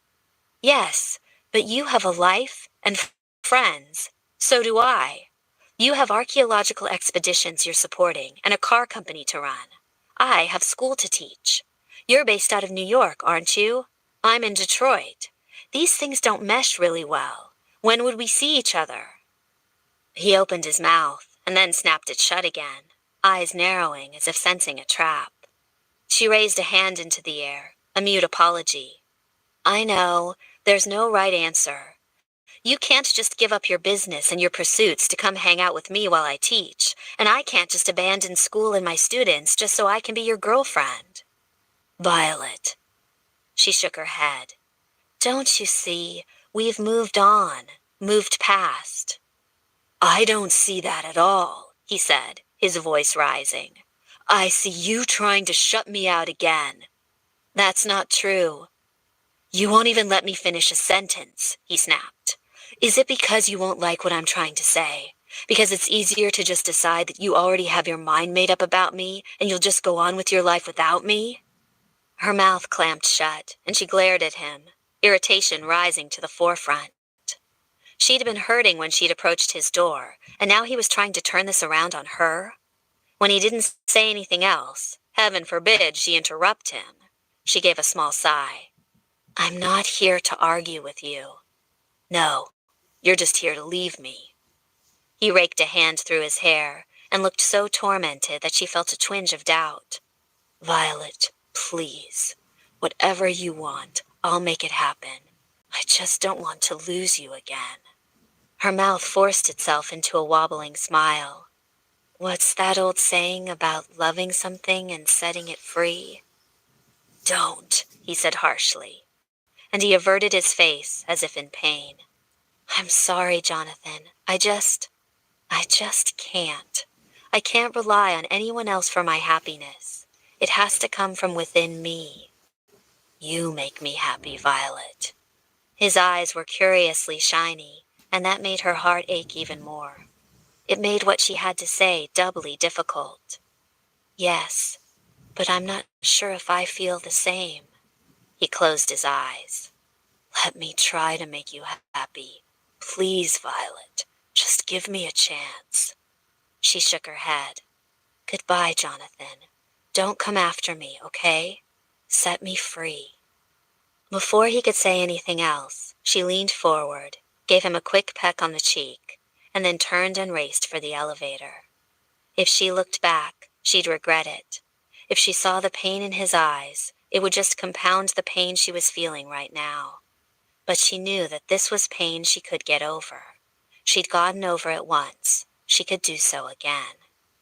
As she hit the button for the elevator, she distantly heard the sound of a lamp smashing into a wall. Violet was gone again. His Violet had abandoned him once more. She said it was to spare them both, but he knew the truth. Violet was scared, and so she was running again. Don't come after me, okay? Set me free. God. He clenched his fists, his shoulders heaving as he looked for something else to throw. The TV was close by, and he grabbed the flat screen and slammed it into the wall, viciously enjoying the shower of broken pieces that rained down onto the carpets. Fuck everything. His heart had just been pulled out of his chest and stomped on by a petite, gorgeous woman who he loved with all of his soul. Someone who he didn't make happy. That gnawed at him worse than anything. He couldn't make her happy. Even if she stayed with him, she'd still be miserable. He couldn't win her love back. There was no love for her to give him. Violet didn't even want to try. He thought she was letting down her walls, letting him back into her heart. Instead, she'd closed right back up again and shut him out as if she felt nothing for him, as if he was nothing. And he was helpless to do anything about it. She didn't want him to come after her. She didn't want him at all. With an angry snarl of rage, he ran his hands over the dresser, smashing everything on it to the ground. Without Violet's beautiful, smiling face at his side, Dr. DeWitt's post-mortem scavenger hunt held no meaning for Jonathan. He left sunny Santorini and headed for his newest pet project, the dig at Cadiz. But even the glowingly enthusiastic reports from the archaeology team couldn't rouse him out of the dark cloud of apathy hanging over his head. After 2 days in Spain, he headed back to New York to bury himself in work.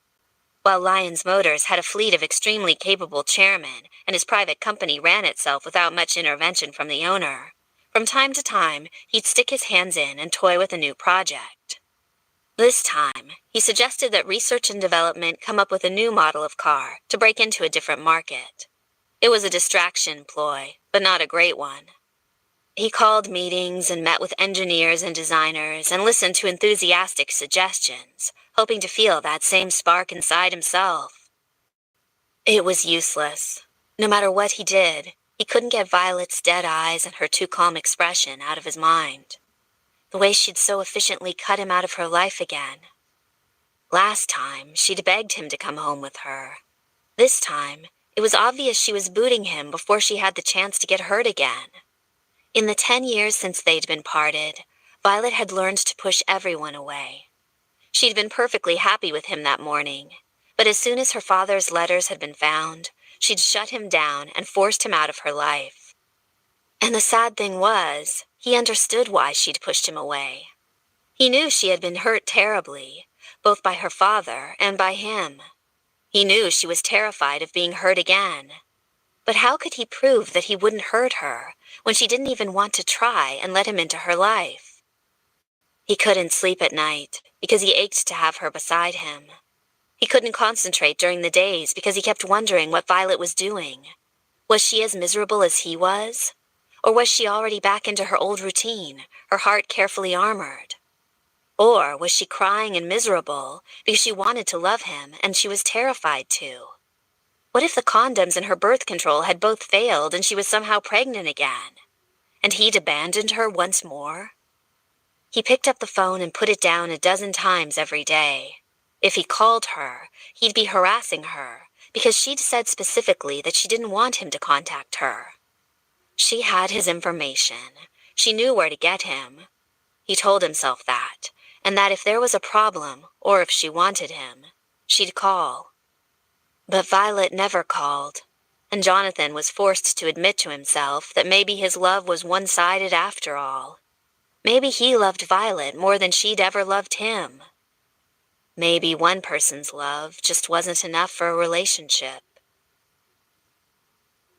"You look like shit, man," Reese called, as Jonathan sat in his familiar spot at the poker table.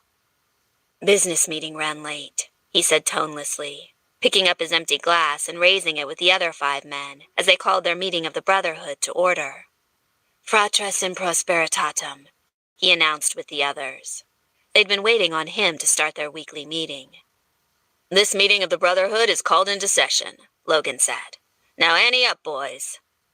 He began to deal cards around the table as the men settled in for a long night of cards, cigars, and business talk. Jonathan put down his empty glass and pushed it to the side of the table. Normally, he'd enjoy a bit of scotch with his cards, but he'd lost all taste for alcohol ever since he'd seen that awful look in Violet's eyes when he'd drunk himself into a stupor. Not that it mattered if he drank anymore, if Violet was cutting him out of her life. He considered the glass, and then shook his head. To Jonathan, it still mattered. "Seriously, you look like shit," Reese told him, chewing on the end of an expensive cigar as he picked up his cards. "Everything okay?" "Fine," Jonathan said, his tone clipped. Hopefully that would end the conversation. You should be in a good mood, Hunter said, his voice gravelly and rough. The scarred billionaire sat directly across from Jonathan, and for once, his fiancée wasn't perched in his lap. No girls tonight. Jonathan snorted to hide the twinge of envy he felt. It seemed like all his friends had paired off in the last year. Their weekly meetings were frequently interrupted by Reese's new wife, Hunter's fiancée, and Logan's bride-to-be. Even Griffin, the starchiest asshole of their bunch, had recently gotten engaged and tended to let his frizzy-headed girlfriend lead him around by the balls. Quite happily, if the content look on Griffin's face was any indicator. The last bachelor of their group was Cade. He frowned, and himself.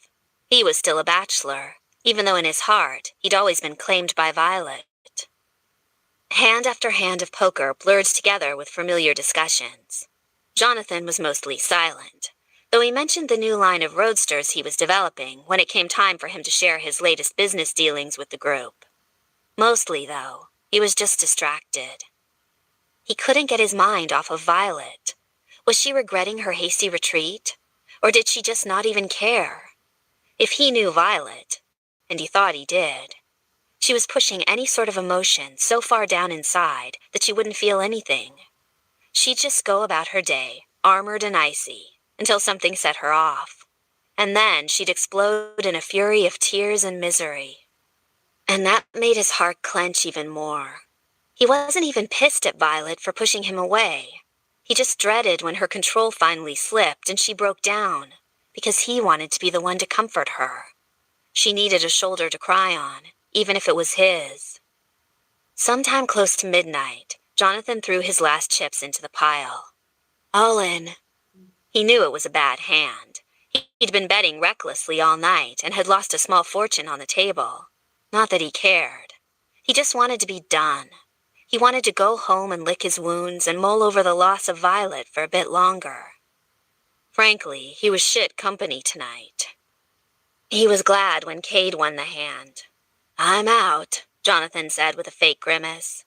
Just as well. Time for me to call it a night anyhow. He stood from the table, said his goodbyes to his friends, and headed up the stairs and out of the club, heading to his reserved parking spot. Wait up, a voice called behind him as he pulled his keys out. Jonathan turned, frowning at Cade Archer, who'd followed him out. The blond man had his hands shoved in his light-colored jacket and was squinting down the street, looking for his driver, who was likely hovering nearby with Cade's ride. Archer headed over to Jonathan and paused nearby. What is it? Jonathan asked, his voice terse. Just wondering how things went with Violet, Cade inquired. You two have a lot of history. Fuck off. That well, huh? Cade's grin remained. I'm sorry to hear that. I know you care for her very much. Jonathan clenched his teeth, his hand tight around his keys. Part of him wanted to punch Cade in the mouth. Cade, who was the definition of kindness. And part of him wanted to spill his guts. Can I ask what happened? Cade said after Jonathan hesitated. She closed me out again. Again? He gritted his teeth. I thought you knew this story already. Humor me. 10 years ago, Violet asked me to run away with her. I declined and she left without me. It seems she begged me to come after her and I never got the message. She was pregnant and miscarried my baby. It felt like a raw wound, just admitting it aloud. God, he was a shitty man. He didn't deserve a woman like Violet. He had to force the next words out of his throat. This time, we fucked and she got scared and left me again. Told me not to follow her. Was all Cade said. That wasn't what Jonathan wanted to hear. What the hell does that mean? So she asked you to follow her before and you didn't? I didn't know she was pregnant. Her father told me she'd gone home and married someone else. I thought she was gone. So you didn't fight for her. Did you even call her to see if she was okay? To close the door? So you could both move on? He ground his teeth again, his jaw clenched. No, I was pissed. and hurt, and 19, fresh off of losing his first and only love. God damn it, what? She got scared and left you this time, and you're here? He scowled at Cade. She told me not to follow her. Cade looked nonplussed at Jonathan's increasingly violent mood.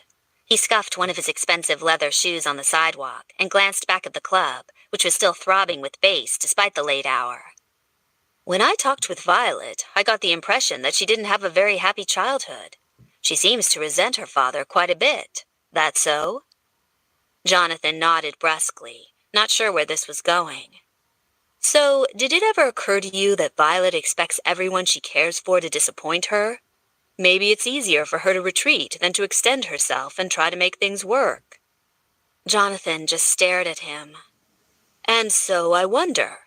I mean, of course she's going to push you away. You've hurt her in the past, and she's afraid of being hurt again. I guess I'm wondering why you're not fighting for her. His mouth went dry. Of course. He was so fucking stupid. So lost in his own misery that it didn't even occur to him to go after her. It all seemed so incredibly obvious now. Violet was pushing him away because she was scared of being hurt. He didn't go after her last time, and he'd lost her for 10 years. This time, there was nothing holding them back but fear. And Jonathan needed to show Violet he wasn't afraid. He grabbed Cade by the collar. You are a genius, you know that? Cade grinned. Glad I could be of help. 15. Violet sipped her cup of coffee and stared at the new sign in front of Neptune Middle School as the workers adjusted it. There was some sort of sick irony in knowing that she'd have to walk into work every day at Jonathan Lyons Middle School. Fate was a cruel, cruel bitch that way. Hey, long time no see, someone said behind her, and Violet turned away from the sign and saw her friend Kirsten.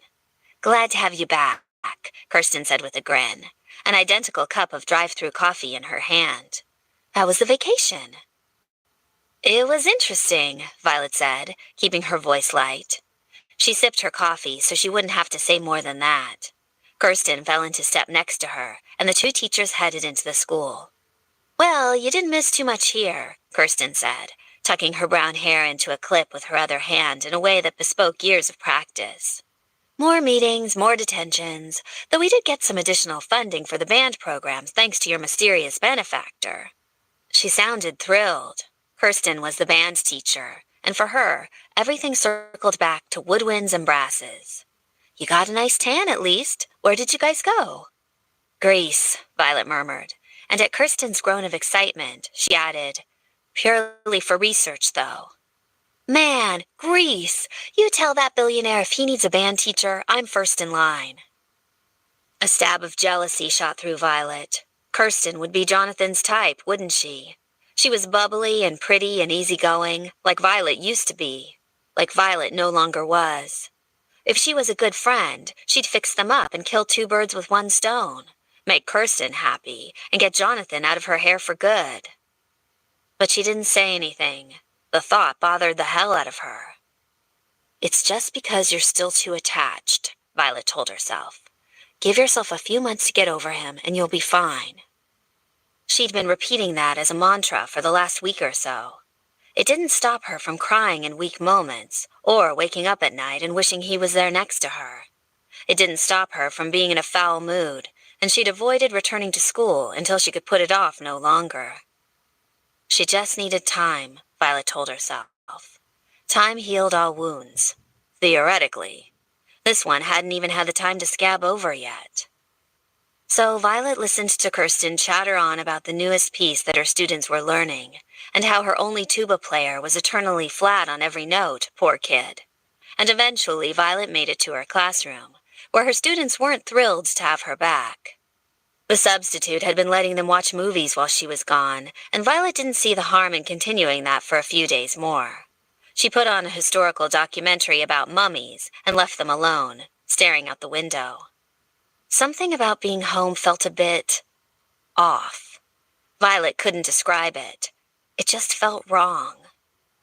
It wasn't until she was in the teacher's lounge bathroom during lunch hour that she got her first inkling as to what was bothering her. She was seated in one of the stalls, her head cradled in her hands. She wasn't using the bathroom, just hiding from the world. If she was in the bathroom, she wouldn't have to answer questions about Jonathan or the trip she'd been on, and everyone at the school was curious. They meant no harm, but no one could tell from Violet's stiffly smiling face that she didn't want to talk about it. Someone in the next stall tapped on the adjoining wall. "You don't have a tampon, do you?" "Of course," Violet murmured, reaching for her purse hanging on the hook. She pulled out a tampon and passed it under the stall.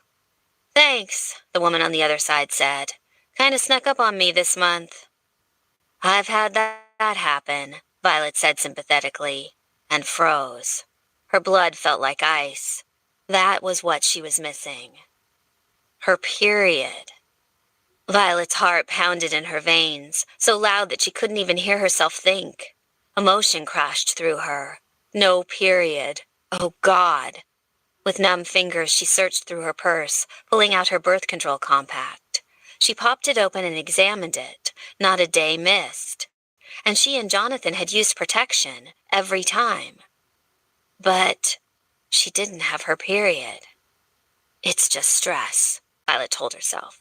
"Just stress. You're stressed with the whole Jonathan thing, and that's why you can't sleep at night. It's throwing you off. You're not pregnant. You're not."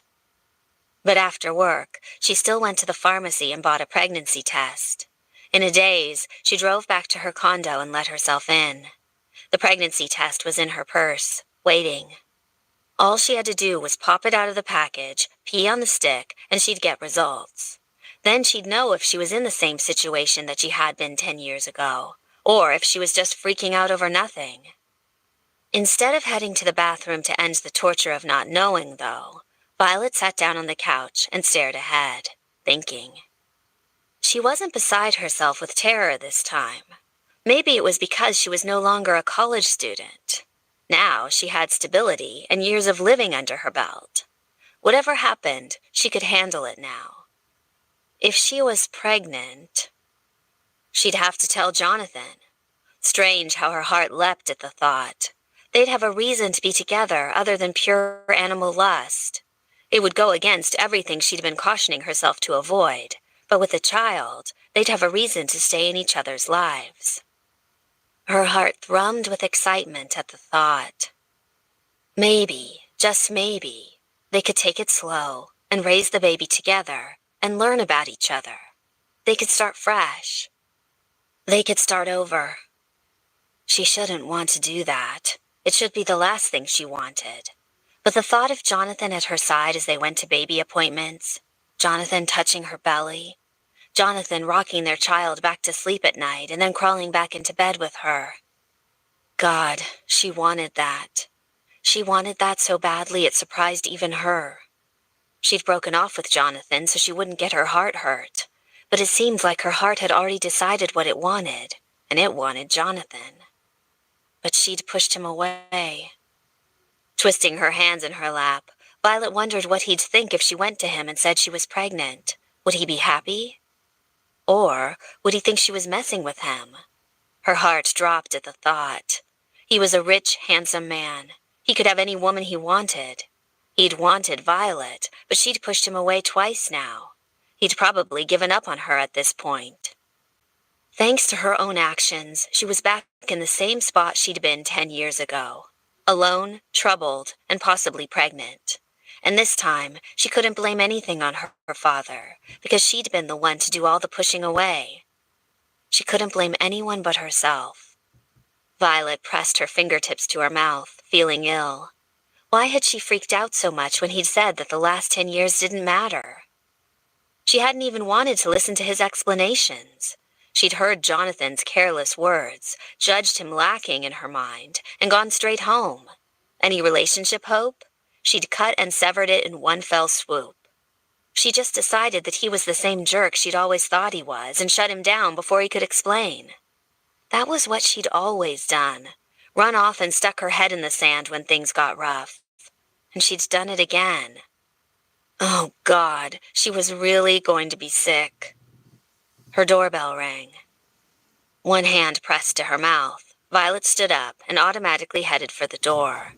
Of all the times for one of her neighbors to ask to borrow something, now was not the time. That pregnancy test was burning in the back of her mind like a brand, and she couldn't stop thinking about Jonathan and... She opened the door and stared dumbly at the man on her doorstep. Jonathan looked like hell. He hadn't shaved in a few days, and there were dark circles under his eyes. His dark hair was a tousled mess, and his jacket and the shirt underneath both looked as if they'd been slept in. While his normal look was casual, she was surprised to see him so rumpled. Heck, she was surprised to see him at all. "Jonathan," she said, since she couldn't think of anything else to say. What are you doing here?" The look on his face was grim, stubborn. "I'm here to fight for you." Her eyes widened. "You what?" "I'm here to fight for you," he repeated, placing a hand on the door in case she was going to try and slam it in his face. He stepped forward, devouring her with his eyes. "I didn't fight for you last time. I just assumed you were out of reach, and I let you go out of my life. I'm not making the same mistake again." Blank with shock, she stepped aside and let him enter. "Come in." He entered, and she watched him, still hardly able to believe he was here after all. His big shoulders seemed to eat up her tiny apartment. She wondered what he thought of her place. It was small and cluttered with books and miscellaneous objects that appealed to her. On one wall hung a map of the Roman Empire. On another, she had a row of delicate antique ginger jars. There weren't many personal pictures. She owned no pets. She had no ex-boyfriends who had left their stamp. She wasn't even a great housekeeper. How embarrassing. Swiping a messy throw off one of her chairs, Violet folded it nervously. "What are you doing here in Detroit again? I thought you were based out of New York." "I am. I was." He scanned her apartment, then turned to look back at her. "I might be staying here for a while, though. Maybe for good." Her heart pounded as if she'd run a mile. "Oh? Why is that?" "Because you're here, Violet. If you're here, this is where I want to be." He moved toward her, stalking like some big, delicious predator, and took the trembling hand she had pressed to her lips and kissed her fingertips.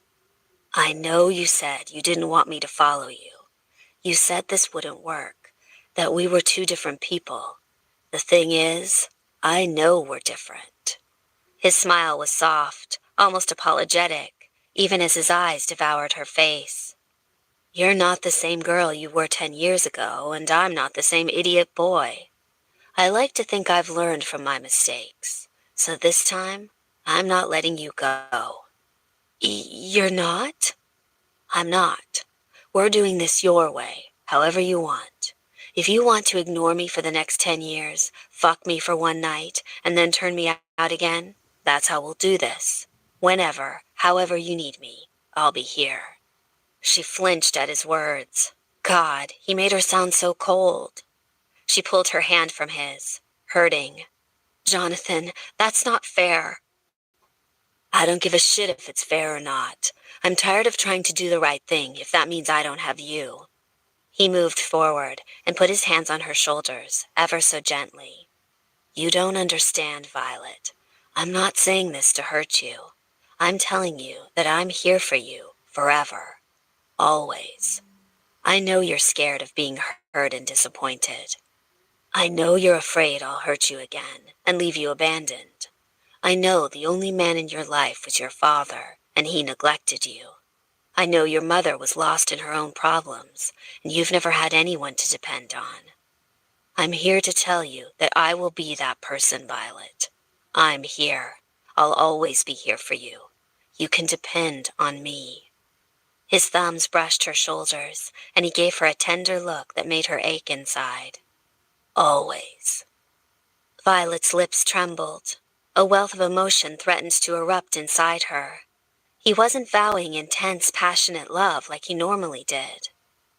He was promising to be by her side, always. And that was exactly what she needed to hear. what she needed so desperately and yet was terrified to ask for. "Jonathan, don't turn me away, Violet, please. Whatever capacity you want me in your life, I'll be here. Even if it's not as your lover. Even if you just want a friend, I'll be here."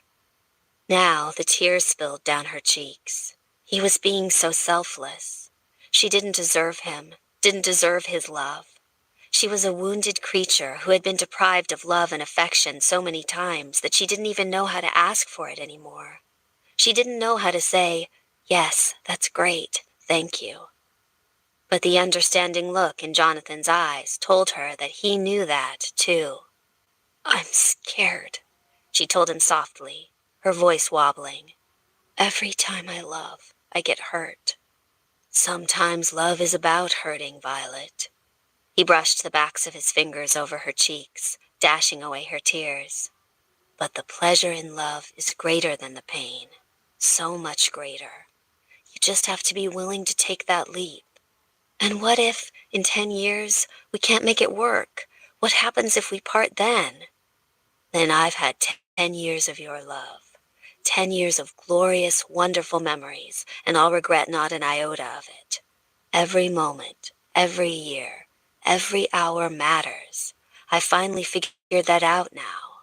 His mouth twisted in a wry smile. "Remember when I told you that the last 10 years didn't count? I was wrong.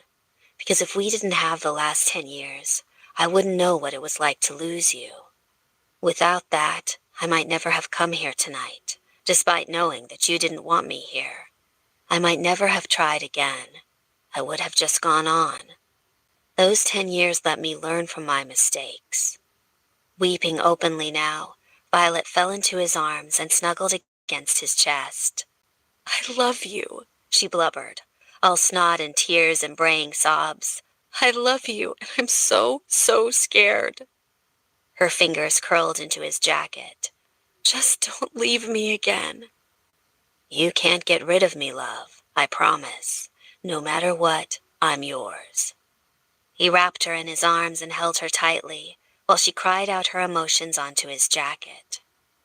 They remained like that for a long time.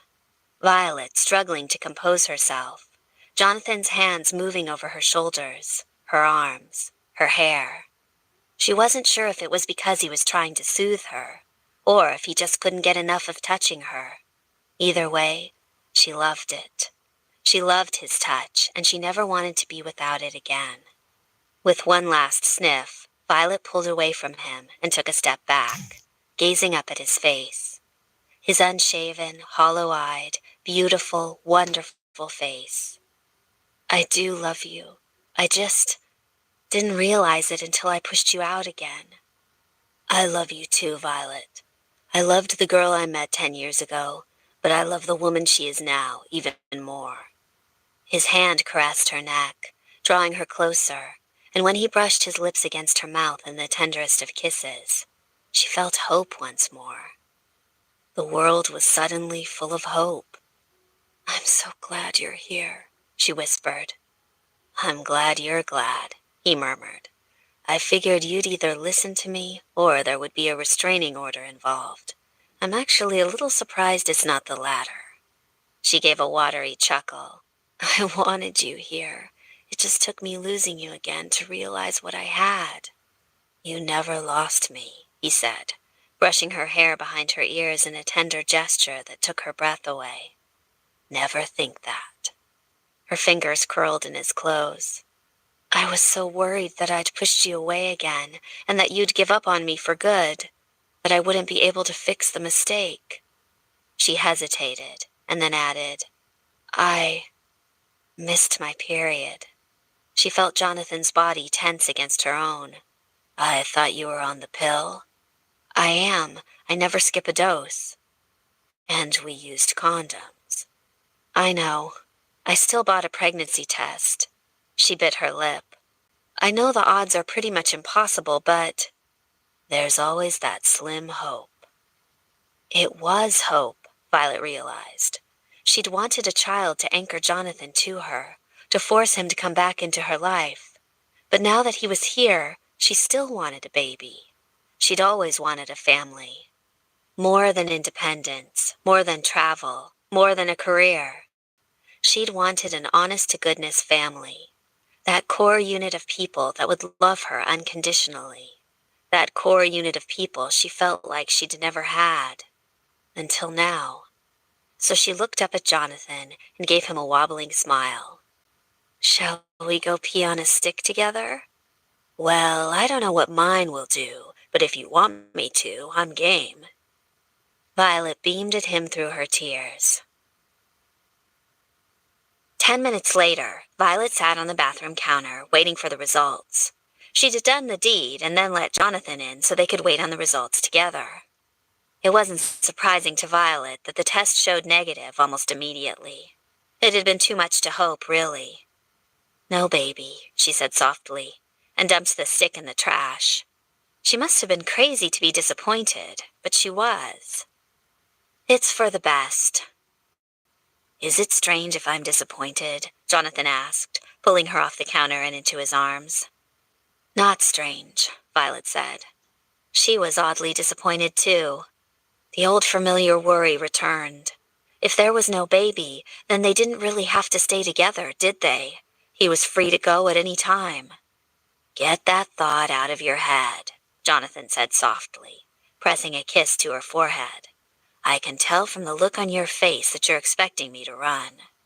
She really was transparent, wasn't she? "I didn't say that." "No, but you were thinking it." His mouth twitched in a smile. "Just because there's not a baby now doesn't mean there can't be one in a year or two." Her skin prickled at his words. Not fear, but anticipation and excitement. Just the thought of being 2 years down the road with Jonathan filled her with an intense sense of pleasure. "So what happens now? We leave the bathroom?" Violet rolled her eyes, but pulled out of his arms and walked down the hall. She was heading for the living room of her condo when Jonathan tugged her hand, heading toward her bedroom instead. Well, she didn't have a problem with that. She let him pull her toward the bedroom, wincing when she spotted her unmade bed and the dirty clothes on the floor. "I'm not a great housekeeper." "I'll get you one," he told her, moving to sit on the side of her bed and pulling her down next to him. "I don't want you buying me a housekeeper," she told him. "I'm a teacher." "Then you shall remain an impoverished teacher, and I will take the housekeeper," he told her, dragging her smaller form against his so he could nibble on her ear. "Do you have a house here in Detroit?" It was difficult to concentrate with his tongue flicking against her ear. "I thought you lived in New York." "I fly into Detroit a lot for business and live mostly in New York. I usually stay in a hotel when I'm in Detroit, but if you're here, this is where I want to be too." "But what about my teaching?" "I wouldn't ask you to give up your job for me." He brushed her hair aside and kissed her neck, her cheek, everywhere he could kiss her. "I have a few private planes. I'll just fly back and forth a lot more, provided you'll fly with me occasionally. We'll make it work." "I guess we will, won't we?" There was that hope, beating a frantic pattern in her breast again. "I do have meetings every Thursday night that I can't miss, but if you don't mind losing me one night a week, the rest of them are yours." "You'd relocate for me?" It sounded like he was going out of his way not to inconvenience her. Her with a paltry job. He was a billionaire with an enormous company to run, and he was worried about inconveniencing her? "Violet, you don't seem to get it. I'd do anything for you." She turned to him and flung her arms around his neck. "I love you, Jonathan." He fell backward on her bed, his arms going around her waist as she fell onto his chest. His eyes were mysteriously shiny again. "You know I'm never going to get tired of hearing you say that." "I'm scared of being in love," she admitted to him. "I'm afraid of putting myself out there and getting hurt." "The last thing I want is to hurt you," he told her in a husky voice, gazing up at her with love. "I'm starting to figure that out." Her fingers brushed through his hair, and she leaned down to kiss him, then pulled back again. "But it's going to take me a while to get comfortable with things. I imagine I'm going to be difficult from time to time." I like difficult. And I'll probably close you out when I get hurt or upset. I'll just have to push my way back in again. And I'm a terrible slob. It's a good thing I'm getting that housekeeper." She laughed, feeling light and airy and wonderful. "I guess it is." "Just as long as you never leave me again," Jonathan said, his fingers tightening on her waist. "I can put up with any difficult moments, any messy floors, anything you throw at me. I won't leave again, I promise," she said, and traced a finger through the stubble on his jaw. "I do love you. I love you more than anything in the world." She smiled and snuggled against his chest, pressing her cheek against his heart. She loved hearing that. She had a feeling she was going to constantly need to hear it, just to believe it, but Jonathan was good about telling her. His hand slid down her body, caressing her hip. "Can I say how glad I am you didn't slam the door shut in my face?" Her lips twitched with amusement. She felt so light, so wonderful, so utterly carefree at the moment. She loved him. She loved him, and he was all hers. For as many times as she wanted, for as long as she wanted. Violet felt a surge of possessive pleasure mixed with desire. Her hand moved down his front in a caress, gliding from his chest to his crotch. She felt him harden immediately under her hand. "You do seem glad. Nice and glad." Jonathan groaned, his hands tightening against her. "You're distracting me, aren't you?" "Is that bad?" "Hell no. Distract me all you want." She couldn't stop smiling. Her hand caressed his cock through the fabric of his jeans thoughtfully. "Tell me a poem?" "A poem?" he echoed, clearly distracted. "Yes, tell me something romantic." She stroked her hand up and down his cock. He was quiet for a long moment. As he thought, her fingers dragged over the outline of his cock, and she circled the head through the fabric, causing him to twitch underneath her. "Do you like Rossetti?" "I'm sure I will." "All right, then." He sucked in a breath when she dragged her nails over the denim, and then began. "I loved you first, but afterward your love outsoaring mine, sang such a loftier song. Something, something." She giggled. "Something, something?" "I can't seem to think of the rest of it at the moment. I'm rather distracted." His hand slid over her back, tugged at her bra clasp through the fabric of her top. "I think I'd remember more if we were naked." "Is that so?" "It can't hurt." "I'm willing to give it a try," she teased, sitting up. She smiled down at him and pulled her blouse over her head, tossing it onto the floor. A moment later, her bra followed, and she sat in front of him proudly, naked from the waist up. Jonathan groaned and dragged her body back down against his, seeking her mouth in a kiss. "God, you're beautiful. I am the luckiest man alive." She smiled down at him. She was the one feeling lucky. This wonderful, smart, gorgeous man loved her ridiculously, loved her even when she was being impractical and frightened. So she kissed him fiercely, trying to show him all the love that she was brimming with at the moment. Her tongue brushed against his lips, and then she pulled back. "How's that memory coming?"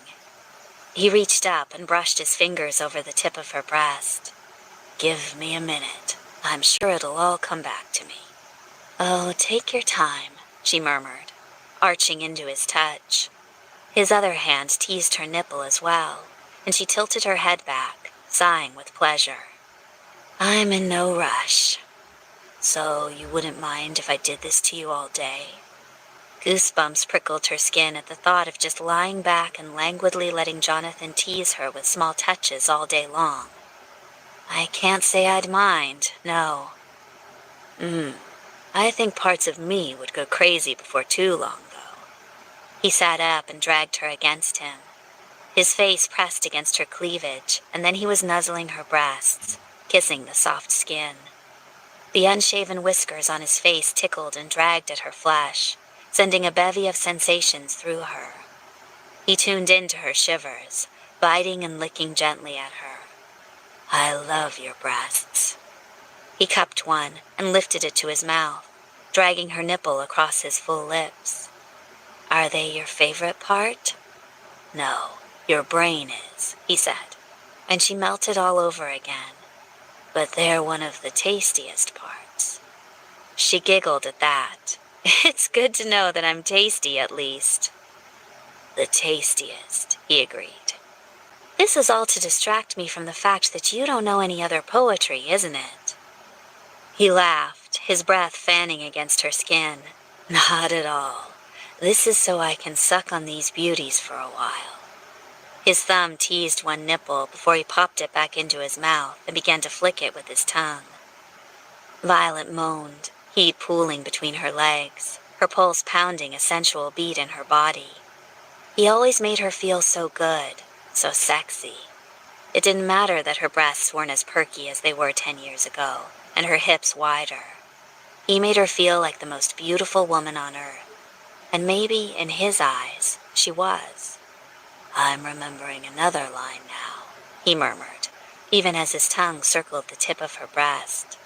This is definitely helping. Keep going then. I'm glad I could be of help. Her fingers dragged through his hair lazily, brushing along his jaw, the stubble, any tactile experience she could derive from him. She could touch him all day and never get bored. Rich love knows not of thine that is not mine. Both have the strength and both the length thereof. Both of us, of the love which makes us one. That's beautiful, she told him softly, and for a moment crushed him to her chest as if she could somehow drag him against her and give him some of the love that was pouring out of her heart. She was terrified, but she was on cloud 9 nevertheless. For some reason, now that she'd accepted Jonathan's love, she knew he'd never hurt her again. It went against everything he was. It's true, he told her, and looked up into her eyes with his own intense, solemn gaze. The love which makes us one. When I'm with you, I feel whole again. Me too. Violet tilted his face so she could kiss him, and he rolled them backward onto the bed. She lay on top of him for a moment, the kissing continuing, and then he rolled them both once more until Violet was under him and he was on top of her. I want to see you naked, love. I want to put my mouth on all of you. His kisses moved from her mouth to her jaw, then down to her breasts. All the while, his hand tugged and pulled at her skirt. She wriggled under him, drowning in his touch. She wanted his mouth all over her, and just the thought of his lips delving into her pussy sent her moaning. She guided his hands to the zipper at her hip, and he began to slowly pull it down. It stopped halfway, stuck, and he swore an oath and ripped it the rest of the way down. She didn't even care. I want your mouth on me, Jonathan. Now, please. He bit the tip of her nipple in response, and she nearly came off the bed at the sweet shock of pleasure mixed with a hint of pain. Patience. I'm still unwrapping my present. Unwrap faster, she told him, raising her hips wantonly. I need you. We have all the time in the world, love. His tongue licked slowly at her nipple, soothing away the small bite he'd given it. But I ache for you, she told him, in a low, pleading voice. I've been dreaming about you, you know, every night. He groaned and buried his face against her gently rounded stomach, giving her skirt another tug. Have you? I have. I was a little afraid I was the only one still madly obsessed once you left me. I kept thinking that you just wouldn't care. That's not true, she said in a soft voice, sucking in when his tongue dipped against her belly button. She'd had no idea she was ticklish there, but his tongue was making her want to squirm and writhe with every licking caress. I dreamed of you every night. Dirty dreams? Very dirty, she told him. Erotic, sweaty, blissful dreams. Tell me more. She didn't remember much of them. All she knew was that she had his face in her mind, his body pressed against hers. And when she woke up, her panties were wet, and she was aching with unfulfilled need. They're never as good as the real you, but I woke up every day and ached for you. His fingers slid under her skirt, still hitched around her hips, and cupped her mound through the silk of her panties. Did you ache here? She moaned. Yes.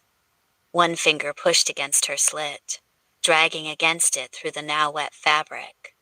Is all this wetness for me? Violet spread her legs wider, encouraging him. Oh, Jonathan, that feels so good. How good? He continued to rub, pushing down against her flesh like she was a sculpture he was molding under his fingers.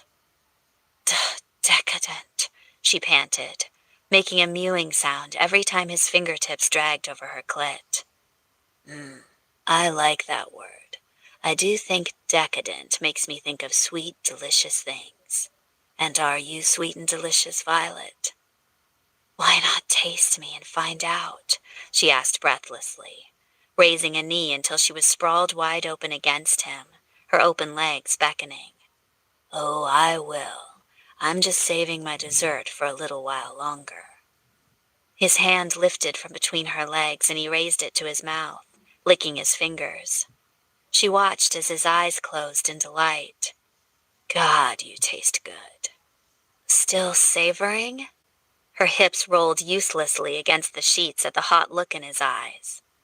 Or is that just an excuse because you can't get my skirt off? He threw back his head and laughed. I admit nothing. Violet grinned and slid her hand to her skirt, working it down her hips with a bit of creative wiggling. Why, oh why, had she chosen to wear such a tight and flexible fabric this morning? Sure, it looked good on, but it was hell to take off.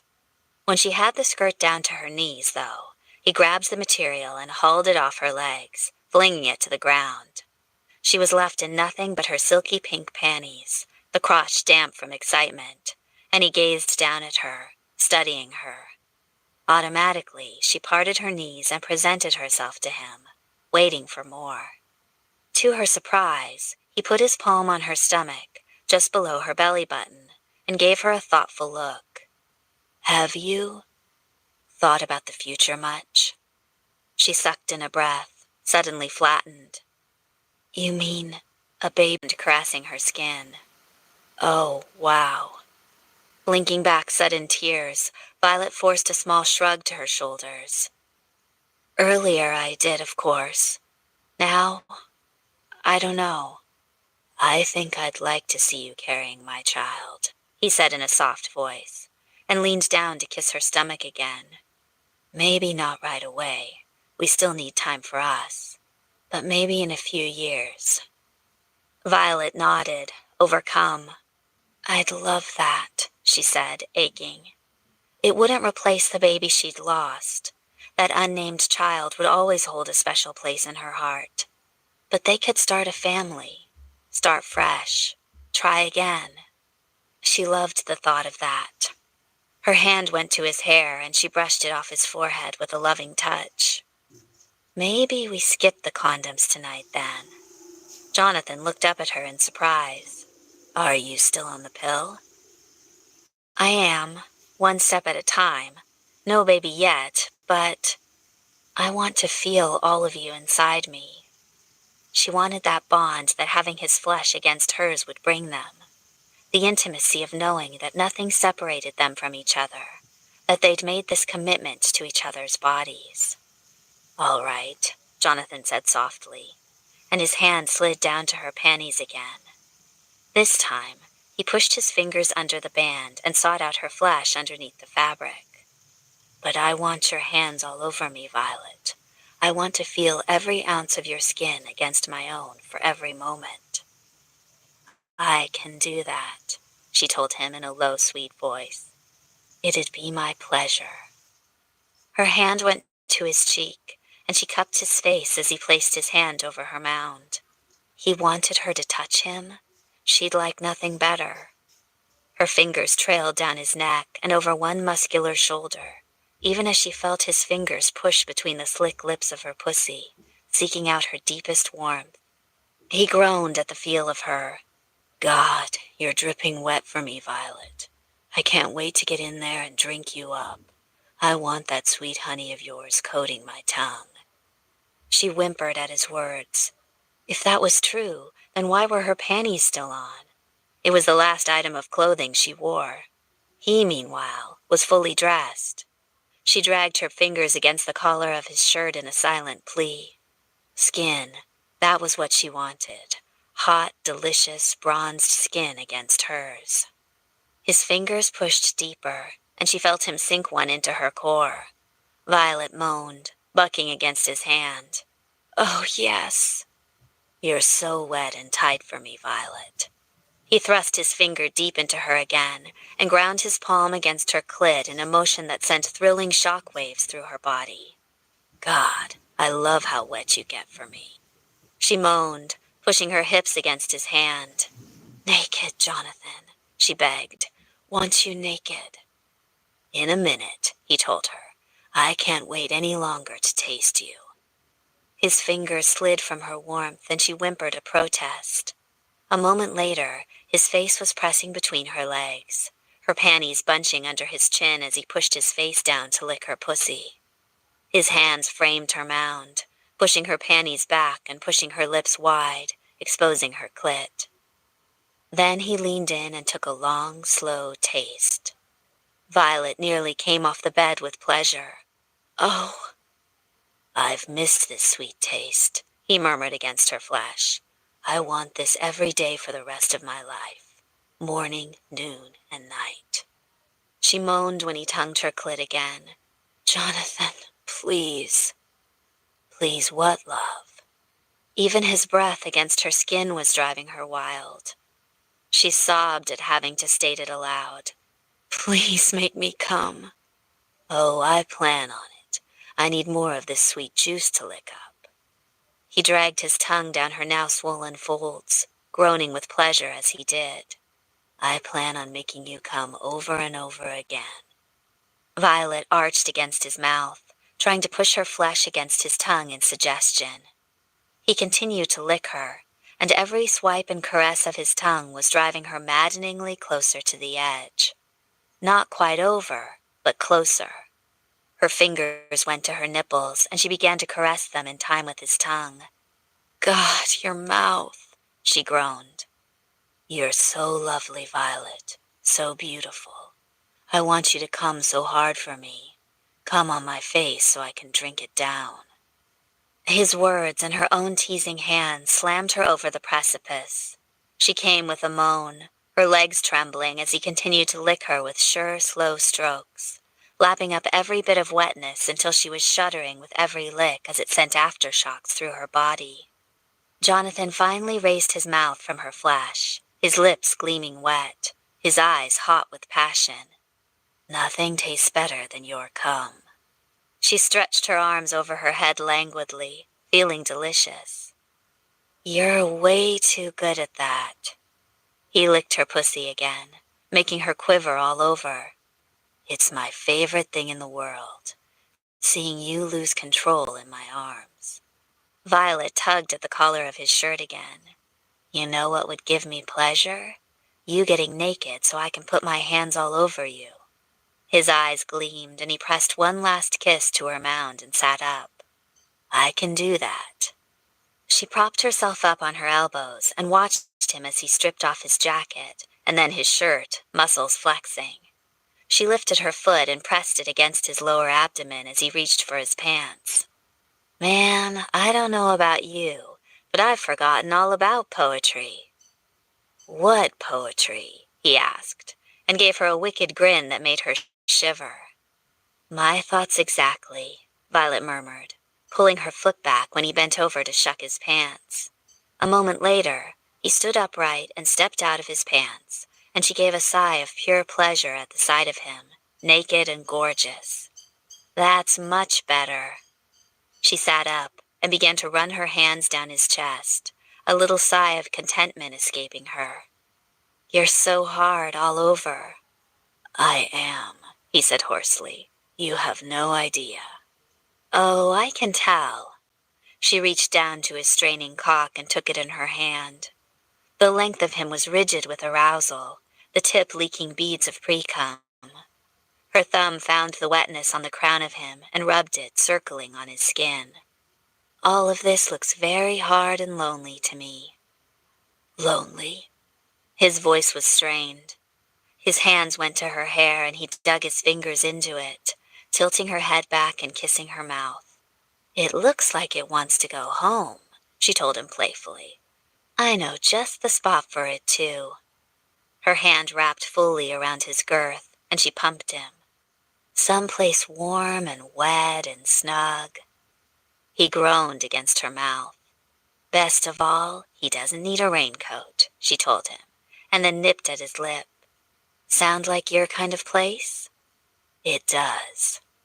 Violet wrapped her legs around his hips and pulled him closer. They kissed, and she could taste her own desire on his lips. Her hand smoothed up and down his back, and he groaned again. I love your touch.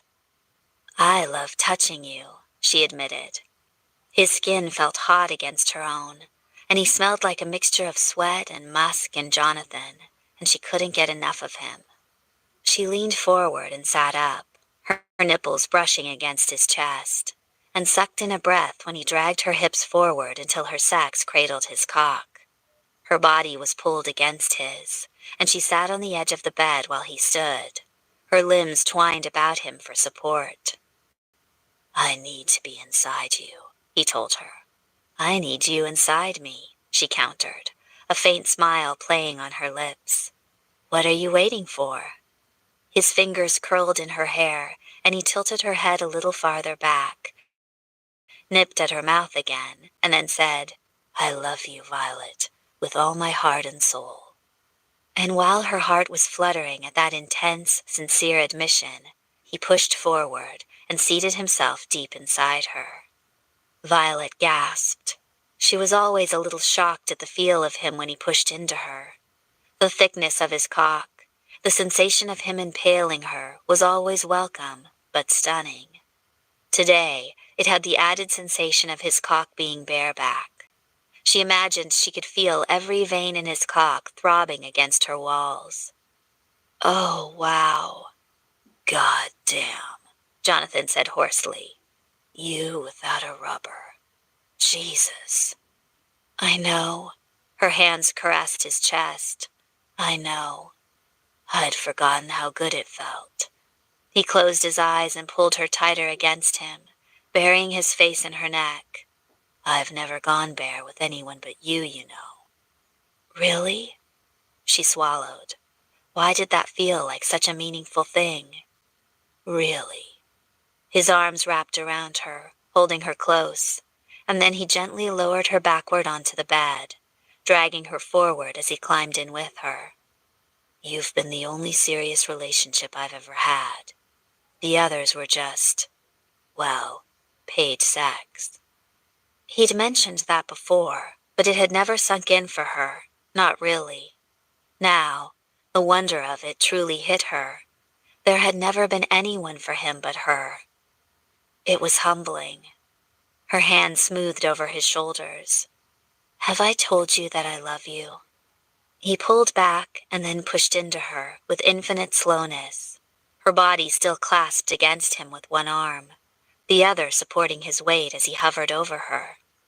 You can tell me over and over again, and I will never tire of hearing it. That's good, because we have a lot of time to make up for, she told him in a soft voice. Her words broke off into a moan as he thrust into her again, so forcefully that their bodies slid up the sheets. I've heard makeup sex is the best. She giggled at that, and her giggles turned into gasps when he began a steady rhythm, pounding into her with forceful thrusts. All lightheartedness left, and she clung to him, digging her nails into his shoulders and moaning his name in time with his movements. Her heels dug into his ass, her hips lifting with each thrust. Each time their bodies rocked together, Violet felt her orgasm hover closer and closer, but she wanted to come with Jonathan. She'd already come once without him, and wanted to share this. She'd never felt closer to him than at this moment, and she clung to him as if he were a lifeline, feeling every thrust into her heart, her soul.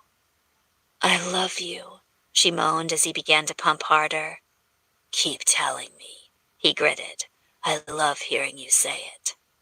"I love you," she repeated again, and gasped when he swiveled his hips against her own in a circular motion, making new nerve endings flare to attention.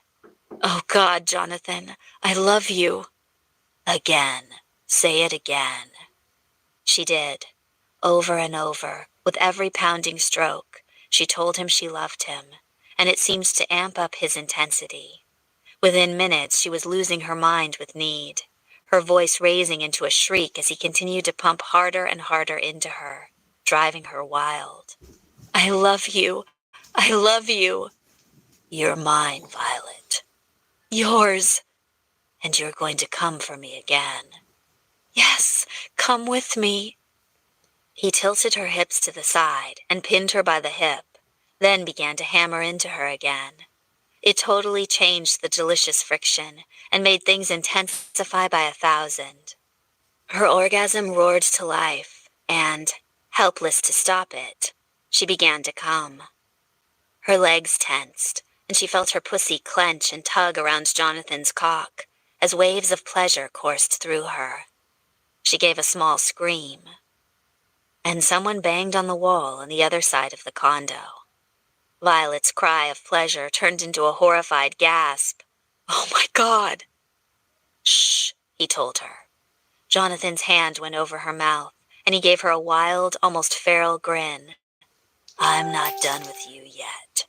And he began to drive into her harder, sending her shrieking right over the edge again, her screams drowned out by his hand.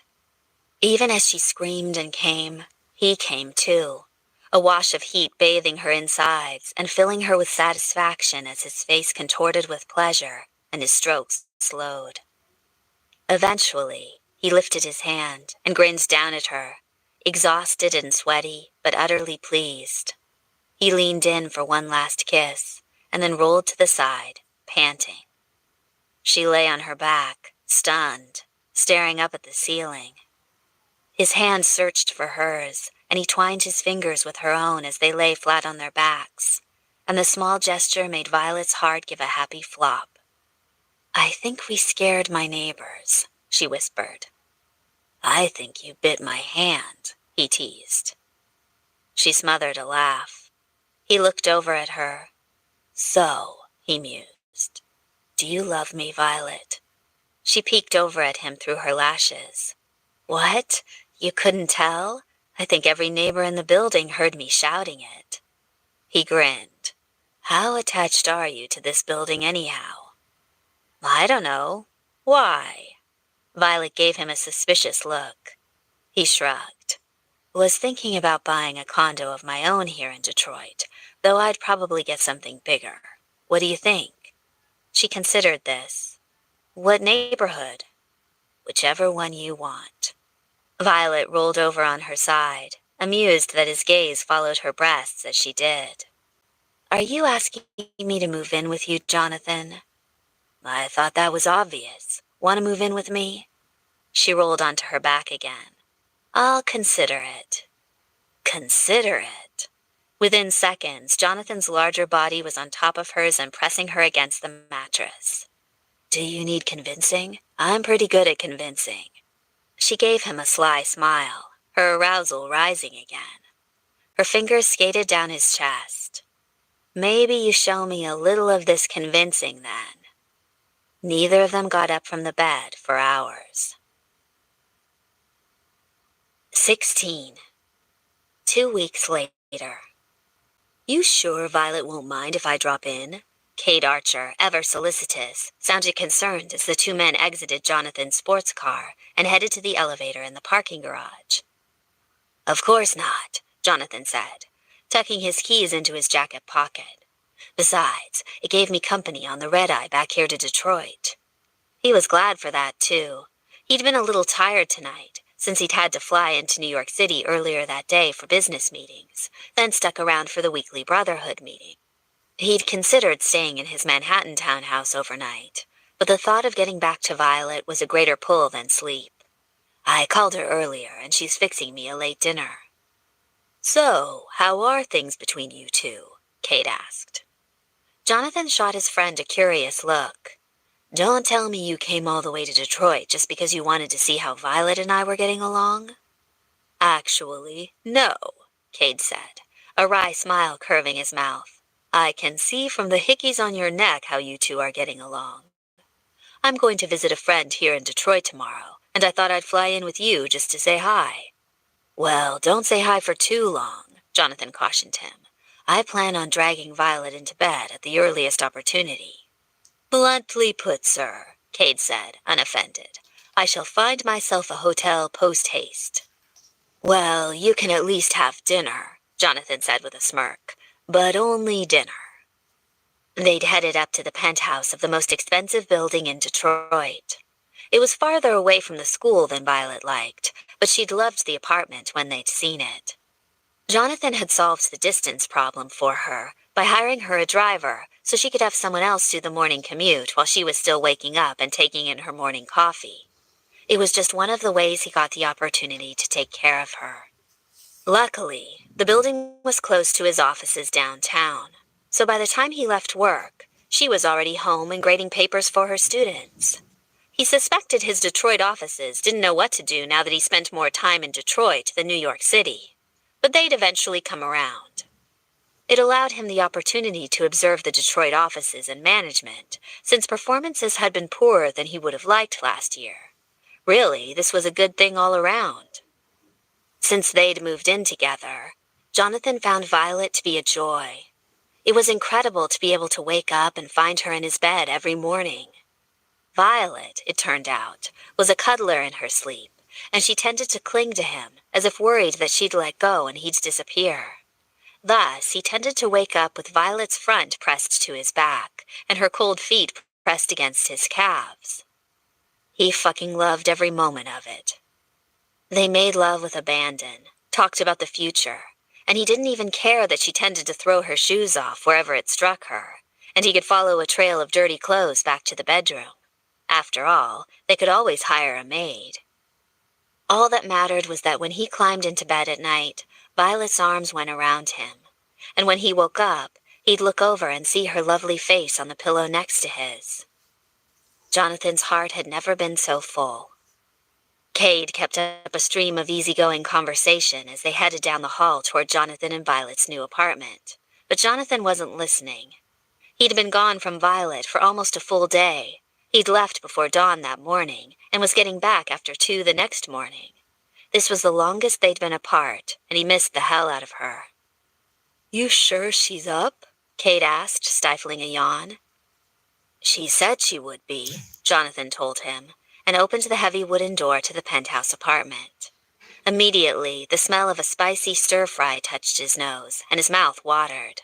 He loved Asian food. He'd developed a taste for it in his travels, and Violet had remembered that. As if she knew he was thinking about her, Violet padded out of the kitchen, dressed in one of his old t-shirts and a pair of his baggy sleep pants that clung tightly to her generous curves. Her dark hair was rumpled, and her eyes looked sleepy, but she held a spatula and beamed at him. You made it home. I was worried about you. Her gaze went to Cade and warmed. And you brought a friend. Hi, Cade. It's so good to see you. Violet, Cade said, striding forward to give her a quick hug. You're looking lovely. They hugged briefly, and as soon as Cade released her, Jonathan dragged his beautiful woman into his arms, kissing her passionately. She returned his kisses breathlessly, then pulled away. You're going to make me burn the food. You didn't have to cook, he told her in a low voice. I'm glad she did. It smells amazing, Cade said, leaning against one of the nearby counters. Violet pulled away from Jonathan's arms with a blush and a quick look of longing, and then she turned back to the wok on the gas stove. I needed to do something to stay awake while I waited for you. Coffee? She gestured at the half-full coffee pot on the counter. I'm good, Cade said. Can I look around while we wait for food? Of course, Violet said, and winced. Just excuse the mess. I haven't picked up. I won't say a word, Cade said with a grin, and disappeared into the living room. Immediately, Jonathan grabbed Violet and began to kiss her again, pressing her against a nearby counter and grinding his erection against the cradle of her hips. God, I missed you. Her return kisses were equally frantic, her hands clawing at his shirt. Not half as much as I missed you. His hand slid into the waistband of her pants and she whimpered, pulling at his hand. No, Jonathan, wait. I don't want to wait, he growled. He'd been waiting all day to touch her again, to feel that sweet slickness pool between her legs just for him. 20 hours without Violet was too long. How had he ever gone 10 years?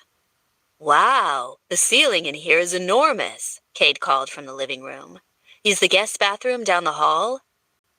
Yes, Violet called out, sounding breathless as Jonathan's fingers delved down the front of her sleep pants. She was pinned against the counter, but she wasn't fighting him. Instead, she clung to him, her hips pushing against his hand in a silent plea for more. Ah, there it was. Her clit was already poking out, stiff with need, and her wetness hit his fingers as soon as he touched her folds. God, she was always so wet for him. He began to rub, and loved the little whimpers she gave even as she started to ride his hand. Jonathan's mouth captured hers, and he kissed her, hard and fierce, while he rubbed her to a quick, brutal orgasm. She came moments later, clinging to him for support, his palm flooding with her juices, her tiny scream smothered by his tongue. He loved the sight of that, and the glazed, exhausted, replete look she gave him when he pulled his hand away. She clung to him, tucking her head against his chest. I'm so glad you're home. He chuckled and took the spatula from her hand and set it on the counter. The stir-fry was burning, so he turned off the stove, even as she yawned and burrowed against him. Let's get you to bed, love. What about food? She began sleepily. I'll eat tomorrow. What about Cade? He swung her into his arms and began to carry her toward the bed. He can go get a hotel room. He thought Violet would protest, but she only buried her face in his neck and began to lick and suck on his skin there. He groaned with need. Hurry up and kick him out then, she murmured as he pushed open the door to the bedroom and laid her in the rumpled bed. Jonathan pressed a kiss to Violet's forehead. I won't be long. He wasn't. Cade discreetly emerged from the back of the penthouse once Jonathan shut the bedroom door behind him and adjusted himself. You know, Cade said, I think I'll just head out, if it's the same to you. Perfect. Jonathan grinned at him in understanding. You're a good friend. I might swing by the Lyons offices in a few days, he said thoughtfully, thinking about getting a customized car for a friend. It'll be on me, Jonathan said. Just leave in the next few minutes. Cade nodded, seemingly distracted. Catch you in a few days then, man. He clapped Jonathan on the shoulder.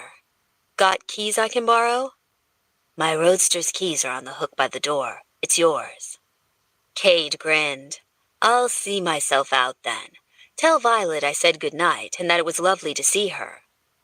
Will do, Jonathan said, and waited for Cade to leave.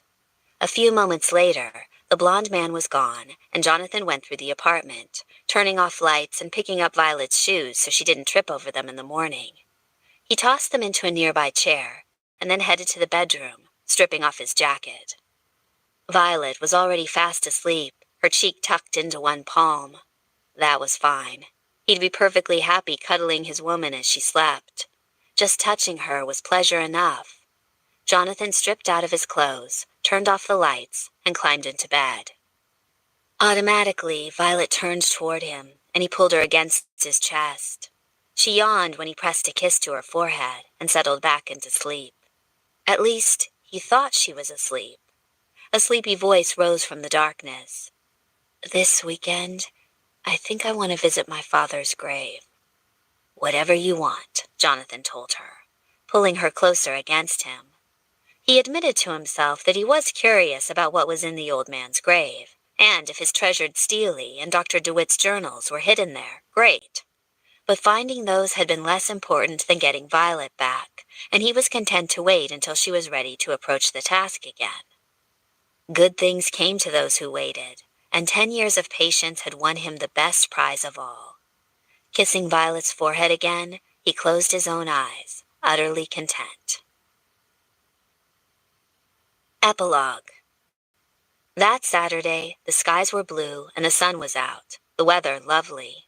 It was the kind of day that was made for picnics and walks in the park, not visiting a grave. But now that everything else in Violet's life had somehow lined up, this was the only question still unanswered, and Violet wanted closure. Even if the prize at the end of this treasure hunt was just one of her father's silly notes or a research journal, at least she'd be able to move on from this. Hopefully, Jonathan's stele would be enclosed there, and he could move on too. No more manipulation from Dr. DeWitt from beyond the grave. She liked the thought of that. "You look lovely," Jonathan told her, as she pulled on a plain black sweater. Violet stepped into her black flats and gave him an odd look. She'd skipped makeup that morning, just in case she got emotional at her father's grave. On top of that, she was wearing all black. Her lips twitched with a nervous smile. God, why was she nervous? "Lovely, huh? Why is that?" "Absolutely." He moved to her side, dressed in a black jacket. Instead of his normal t-shirt and jeans, he wore a collared black shirt and slacks, out of respect for her father's grave. His hand tucked a lock of hair behind her ear, and he gazed into her face. "It's the look on your face this morning. I can't take my eyes off of you. You're strong and resolute, and every time you look at me, I see love in your eyes. You're the most beautiful woman I've ever seen." An emotional knot threatened Violet's throat, and she tilted her face back, silently asking for a kiss, for comfort. He brushed his lips over hers. "Shall we get going?" She nodded, not trusting her voice. Hand in hand, they went out to the parking garage, and Jonathan drove his roadster while Violet navigated with his tablet and a maps application. The graveyard was all the way across town, and they drove in relative silence, the only sounds Violet's quiet driving directions. When Jonathan finally turned into a parking lot, Violet's heart gave a painful little clench. "We're here," Jonathan said quietly. She nodded, frozen. "Do you know where he's buried?" She stared at the rows of gravestones and flowers, and then gave Jonathan a mutely pleading look. He leaned over and kissed her cheek. "Wait here, love. I'll go ask."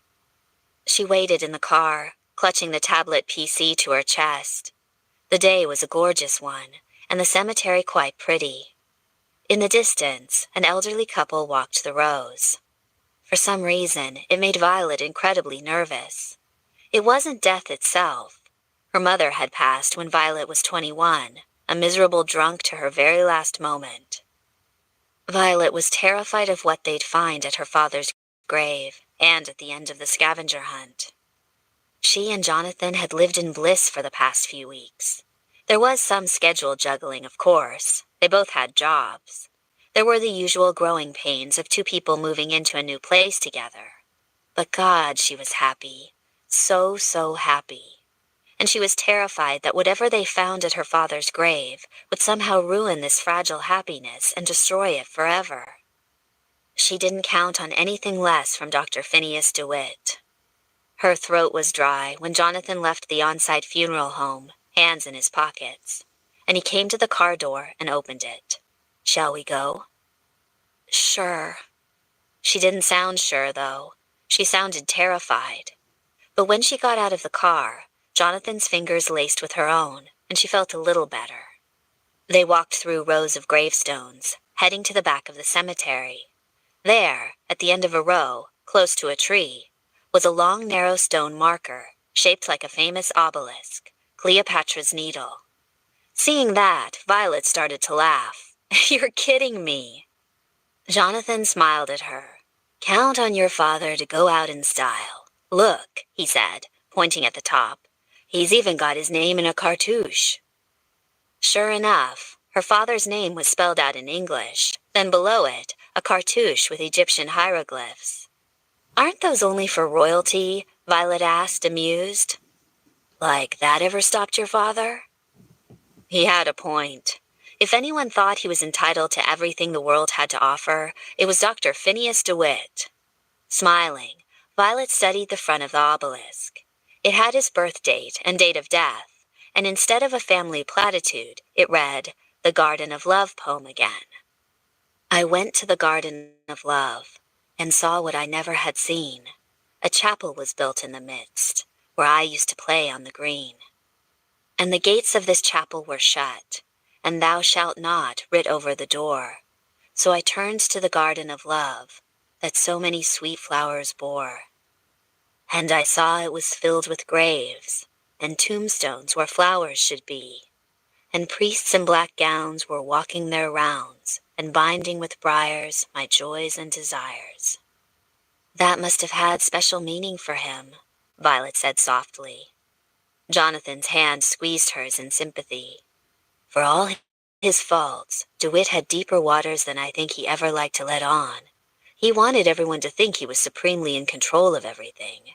But sometimes I wonder." He turned to Violet. "How are you feeling?" She considered her father's headstone. It felt odd to think of him buried here.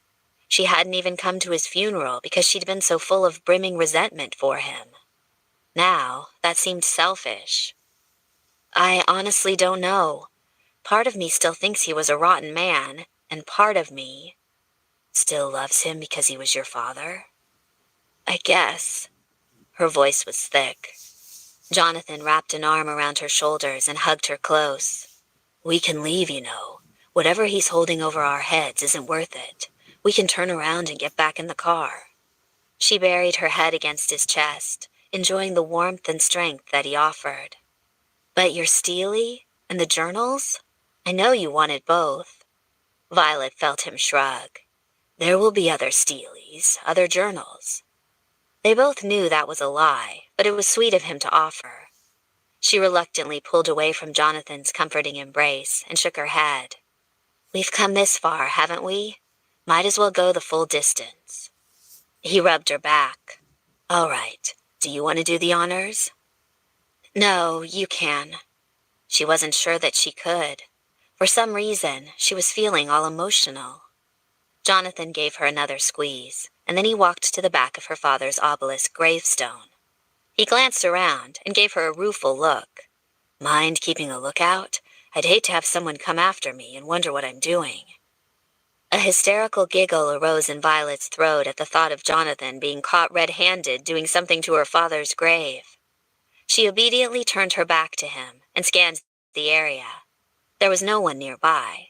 A groundskeeper was fussing with an edger in the distance, and the elderly couple she'd seen earlier was heading to the parking lot. She heard Jonathan's clothing rustle, and then he hummed under his breath. "There's a little ledge under the base here, and I can feel a tiny lever." A thrill raced through her. Not surprising, but still exciting. She glanced around, but there was no one close by, so she turned back to Jonathan and knelt next to him. His hands were running along the base of the obelisk. "Can you open it?" "Yep, it's just got a lot of dirt crusted on it. Give me a moment. There." A loud click sounded, and a tiny compartment shot out a half-inch, then got stuck in the thick green grass. He groaned in dismay. "I guess he didn't think this whole secret compartment thing through all that well. I need to dig it out a little." "Hurry," Violet whispered, glancing around. The cemetery was still empty, but her heart was fluttering wildly in her chest, as if they were in danger of being caught and chastised like naughty children. "Almost have it," Jonathan murmured. He ripped up the grass at the base of the obelisk and dug his fingers into the soil until he could wiggle the small shelf forward a little more. The interior was a bright red, like a jewelry box, and she could see 2 creamy envelopes tucked inside a plastic bag. Violet sucked in a breath. "There they are." Jonathan wiped his hands on the grass and then reached for the plastic bag, taking it gently out of the secret compartment. He handed them to Violet, and slid his fingers into the compartment again. Nothing else. No Steely? She felt a pang of disappointment. Poor Jonathan. He'd wanted that very badly, if for nothing else than to restore her father's name to the men he'd worked with for so long and ultimately betrayed. No, Steely, Jonathan said. It doesn't matter. She nodded absently and pulled the 2 envelopes from the protective bag into her lap. Both were sealed with her father's familiar wax symbol, and their names were on the front.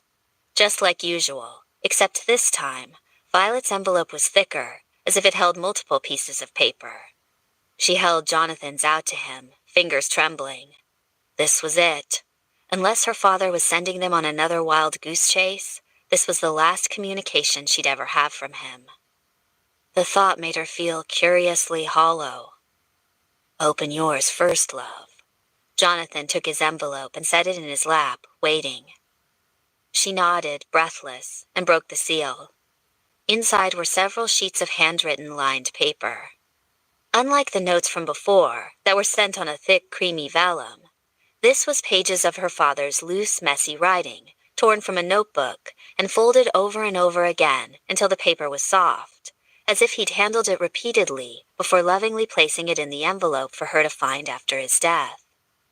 Violet unfolded it and began to read. Darling Violet Isolde DeWitt. I could start this out with a cliché and say that by the time you read this, I am dead. But I was never a man fond of the obvious, as you might have guessed now that you are reading this. I prefer to leave my mark with style. I'm thankful that you, and hopefully Jonathan, have followed my trail to my final resting place. I know you've held resentment for me in your heart. There's been a lot of bad blood between us. And since it's impossible for us to talk without emotion and our past getting in the way of our words, I wanted to tell you everything from my perspective and hope that you could perhaps understand your dear old dad a little more. Your mother and I should have never married. I was her teacher and she was my student, and we should have never been involved, but I couldn't resist her. I've never been able to resist her, really. I know that this is perhaps obvious as an adult, but I know it was hard on you as a child to have your parents be so at odds with each other. I have always been wrapped up in my work, and your mother was always looking for someone to save her from herself. I didn't realize that until it was too late, and then she was pregnant with you. We both wanted you, if nothing else, to save our already failing relationship, and so we married. But I found that your mother wanted me to give up my work for her, and that there was no pleasing her. For the first few years, I truly did try. I stayed home from important digs, I made other arrangements, and I was at her side for every hour of the day that I was not working at the university. It still wasn't enough for her, and I began to realize that the black hole in your mother's soul that was sucking all happiness out of her was going to extend to me if I let it. I had to make a choice, and I chose my work, since it was either that or for both of us to be eternally miserable. I know that my choice wasn't the right one for you, but I didn't know what else to do. Half the time when I tried to come home, your mother would insist I stay away. I missed several of your birthdays, your kindergarten graduation, but I did it to try and please your mother. By the time I realized that there would never be any pleasing her, it was too late, and you and I had grown so far apart that I felt there was an uncrossable gulf between us. Violet swallowed hard. He'd stayed away while she was growing up because her mother had asked him to? She'd always thought he'd been too busy for her, too uninterested. To find out that her miserable mother had been equally responsible for Violet's loneliness wasn't surprising, but it was heartbreaking. How many times had she misunderstood old Phineas DeWitt, who knew how to handle a 2,000-year-old vase with care, but didn't know how to spend time with his daughter or handle his too young and too unstable wife? Suddenly, things were no longer so black and white. You were always the brightest little scrap, and even if I wasn't the best father, I was proud of you. You were smart and sensible where I wasn't, strong and independent where your mother was not. Both your mother and I were two really weak people at our core, but I like to think we created something special when we created you. When you graduated, I wanted you at my side for the summer in Akrotiri. Your mother didn't want you to go. She was jealous, I think, and lonely. I insisted, though. I loved having you there for the dig that summer. I know we didn't get to spend as much time as we'd wanted together, but I was so proud of you. I still am. Now, you're probably wondering why I've dragged you all over the place and forced you together with Jonathan Lyons once more. It has everything to do with Akrotiri, because that summer, I made a huge mistake. It didn't take much digging to figure out the trouble you were in. Someone had overheard you telling Jonathan that you wanted to start a family, and one of the other girls that bunked with you confessed that you were crying a lot. It reminded me of how your mother and I got together, actually. I guess that you were pregnant and trying to bring Jonathan home with you. And I got selfish. I saw Jonathan as the son I never had, and the thought of him losing out on his dreams to go and raise a baby with you, it made me feel as if history was repeating itself. I was coming off of another bitter argument with your mother, and we were on the verge of making some really wonderful breakthroughs in Akrotiri, and my daughter wanted to take away my favorite assistant. So, I acted selfishly, and when you left your letter for Jonathan, I took it and hid it. He never got your message, Violet. That's my fault. It was clear he was in love with you, though. As soon as you left, he became a different person, morose, unhappy. It was like the light had gone out, and I knew the light was you. So I did my best to make him forget you so I could have my assistant back. I told him you'd married someone as soon as you returned home. It broke his heart, I think, but it did the job. He threw himself back into work, and I hid my guilt. I knew I had crushed your relationship, but I hoped, foolishly, it would end up being best for both of you. When I heard from your mother that you lost the baby, my guilt was overwhelming. By then, though, I'd chosen my course. You resented me for continuing to spend time with Jonathan, and I felt as if I'd lost every connection to my baby girl, and it was my own fault. I'd chosen archaeology over family for the last time, and I had nothing left but work. So, I worked. It wasn't something I could apologize for, so I tried to forget it ever happened. Of course, it came back to bite me when I got too sick to work. By then, I'd chosen my path. There was no one to sit at a lonely old man's bedside and hold his hand and keep him company. I'd pushed everyone out of my life except for work colleagues, and if you can't work, you don't even have those. I sent you on this long, crazy chase so you might remember me a bit more fondly over time. I've arranged this scavenger hunt in the hope that you will reconcile with Jonathan and at least part as friends. It was my fault that the two of you did not end up together 10 years ago. The least I can do is bring you together upon my death. You've probably wondered at the poetry, too. I remember my sweet Violet loved poetry once upon a time. It was a form of expression for someone who had a hard time expressing herself. I hope you enjoyed the pieces I picked. They spoke to me, and I thought the themes of love and loss were appropriate to how I felt, too. Perhaps you got your inability to express yourself from dear old Dad, eh? Please tell Jonathan that I stole the Steely deliberately to force his hand. It's being held in a safety deposit box at the Detroit Credit Union, under your name, and your date of birth is the passcode. I trashed my journals when I found out I was sick. Even this old bastard can keep a few secrets. Most of all, I wanted you to know that even though I was a terrible and absent father, I still loved you with all the capacity of my small, selfish heart, and I'm so proud of you. Your father, Dr. Phineas DeWitt. Tears blurred Violet's eyes. I still loved you with all the capacity of my small, selfish heart, and I'm so proud of you.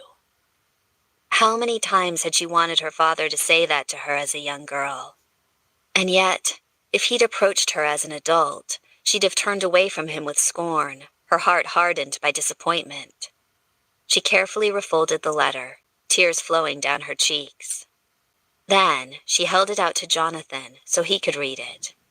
He did, utterly silent as he paged through it, eyes scanning the words written in a shaky hand. She swiped at her tears with irritation, but they kept coming.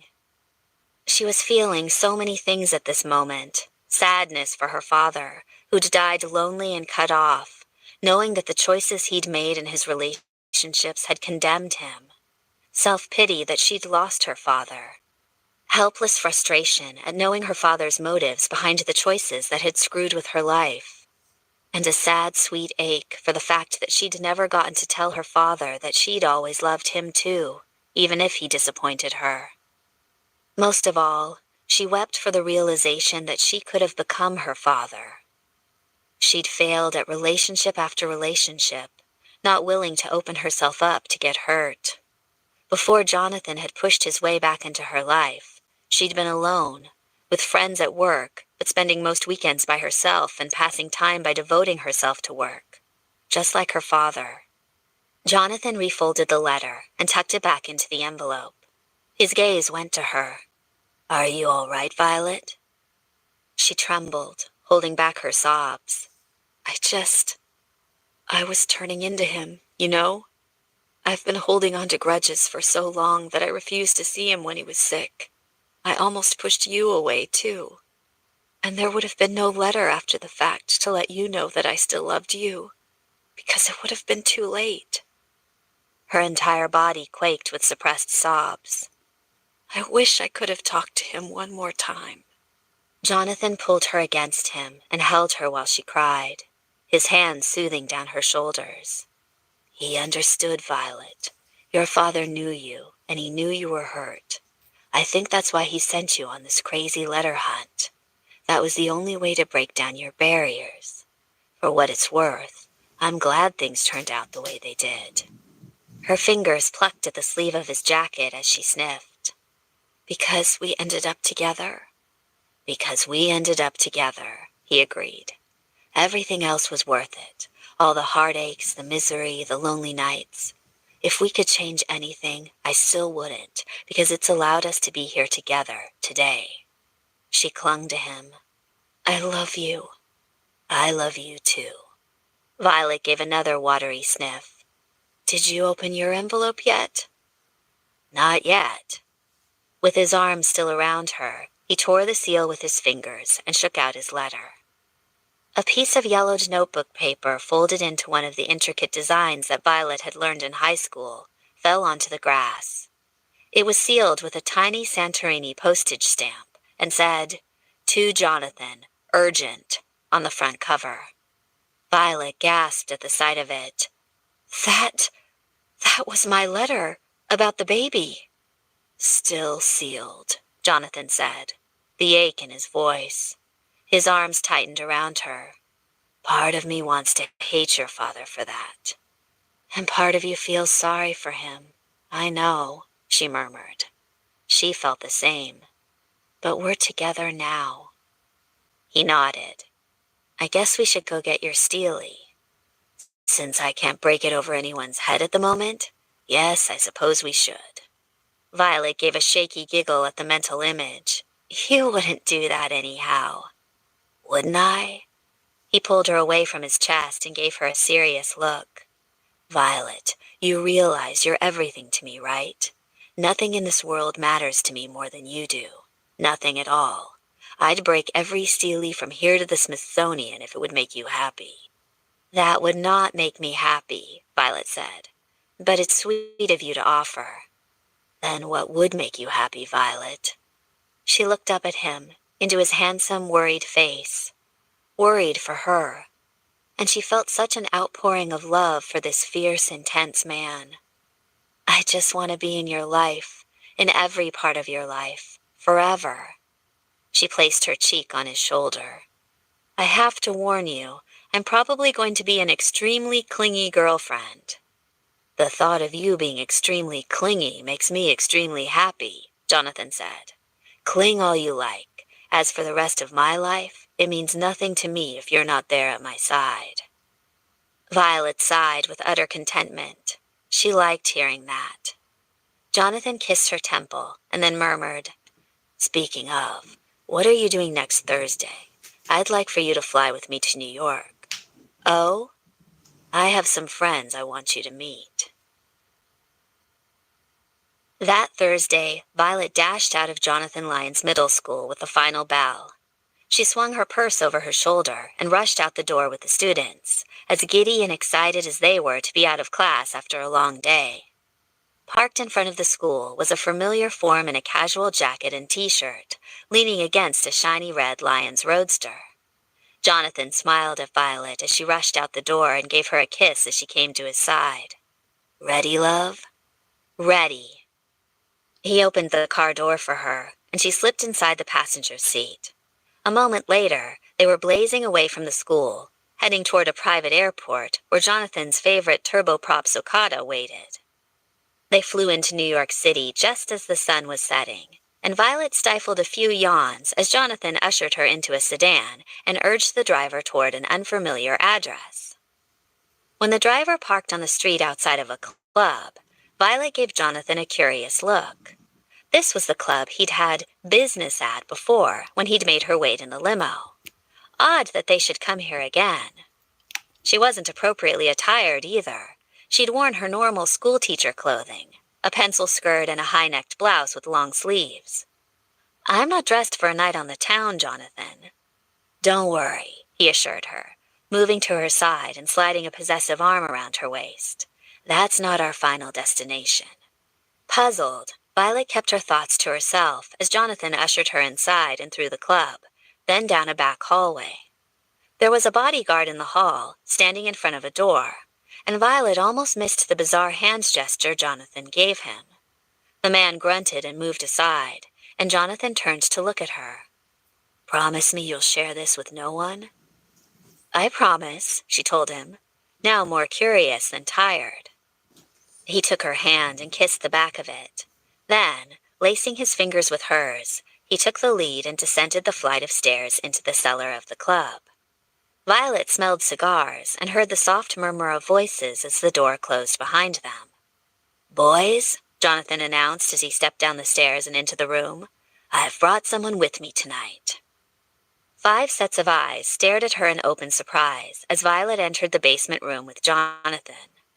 There was a large card table in the center, and 5 men sat around it, with one empty chair on the far end, no doubt waiting for Jonathan. Drinks and cards were scattered, and a cloud of cigar smoke hung in the air. "Hi," Violet said, looking at Jonathan curiously. "I've brought Violet to meet my brothers," Jonathan said, a proud look on his face as he tugged Violet forward. "Brothers?" she asked, curious. Jonathan didn't have any brothers, did he? She thought he'd had an older brother once, but he'd long since passed away. She gazed at the faces around the table and was surprised to see Kate Archer sitting amongst the men, a knowing grin on his face. "Oh, shit," said a man with a goatee. "Here we go again." This concludes Romancing the Billionaire by Jessica Clare. Narrated by Jillian Mason. Copyright 2014 by Jessica Clare. This unabridged audiobook is recorded by arrangement with Intermez, a member of Penguin Group USA, LLC, a Penguin Random House company, and was produced in the year 2014 by Tantor Media Incorporated, which holds the copyright thereto. Please visit tantor.com for more information on our growing library of unabridged audiobooks and to take advantage of special offers, or call toll-free 877-7-TANTOR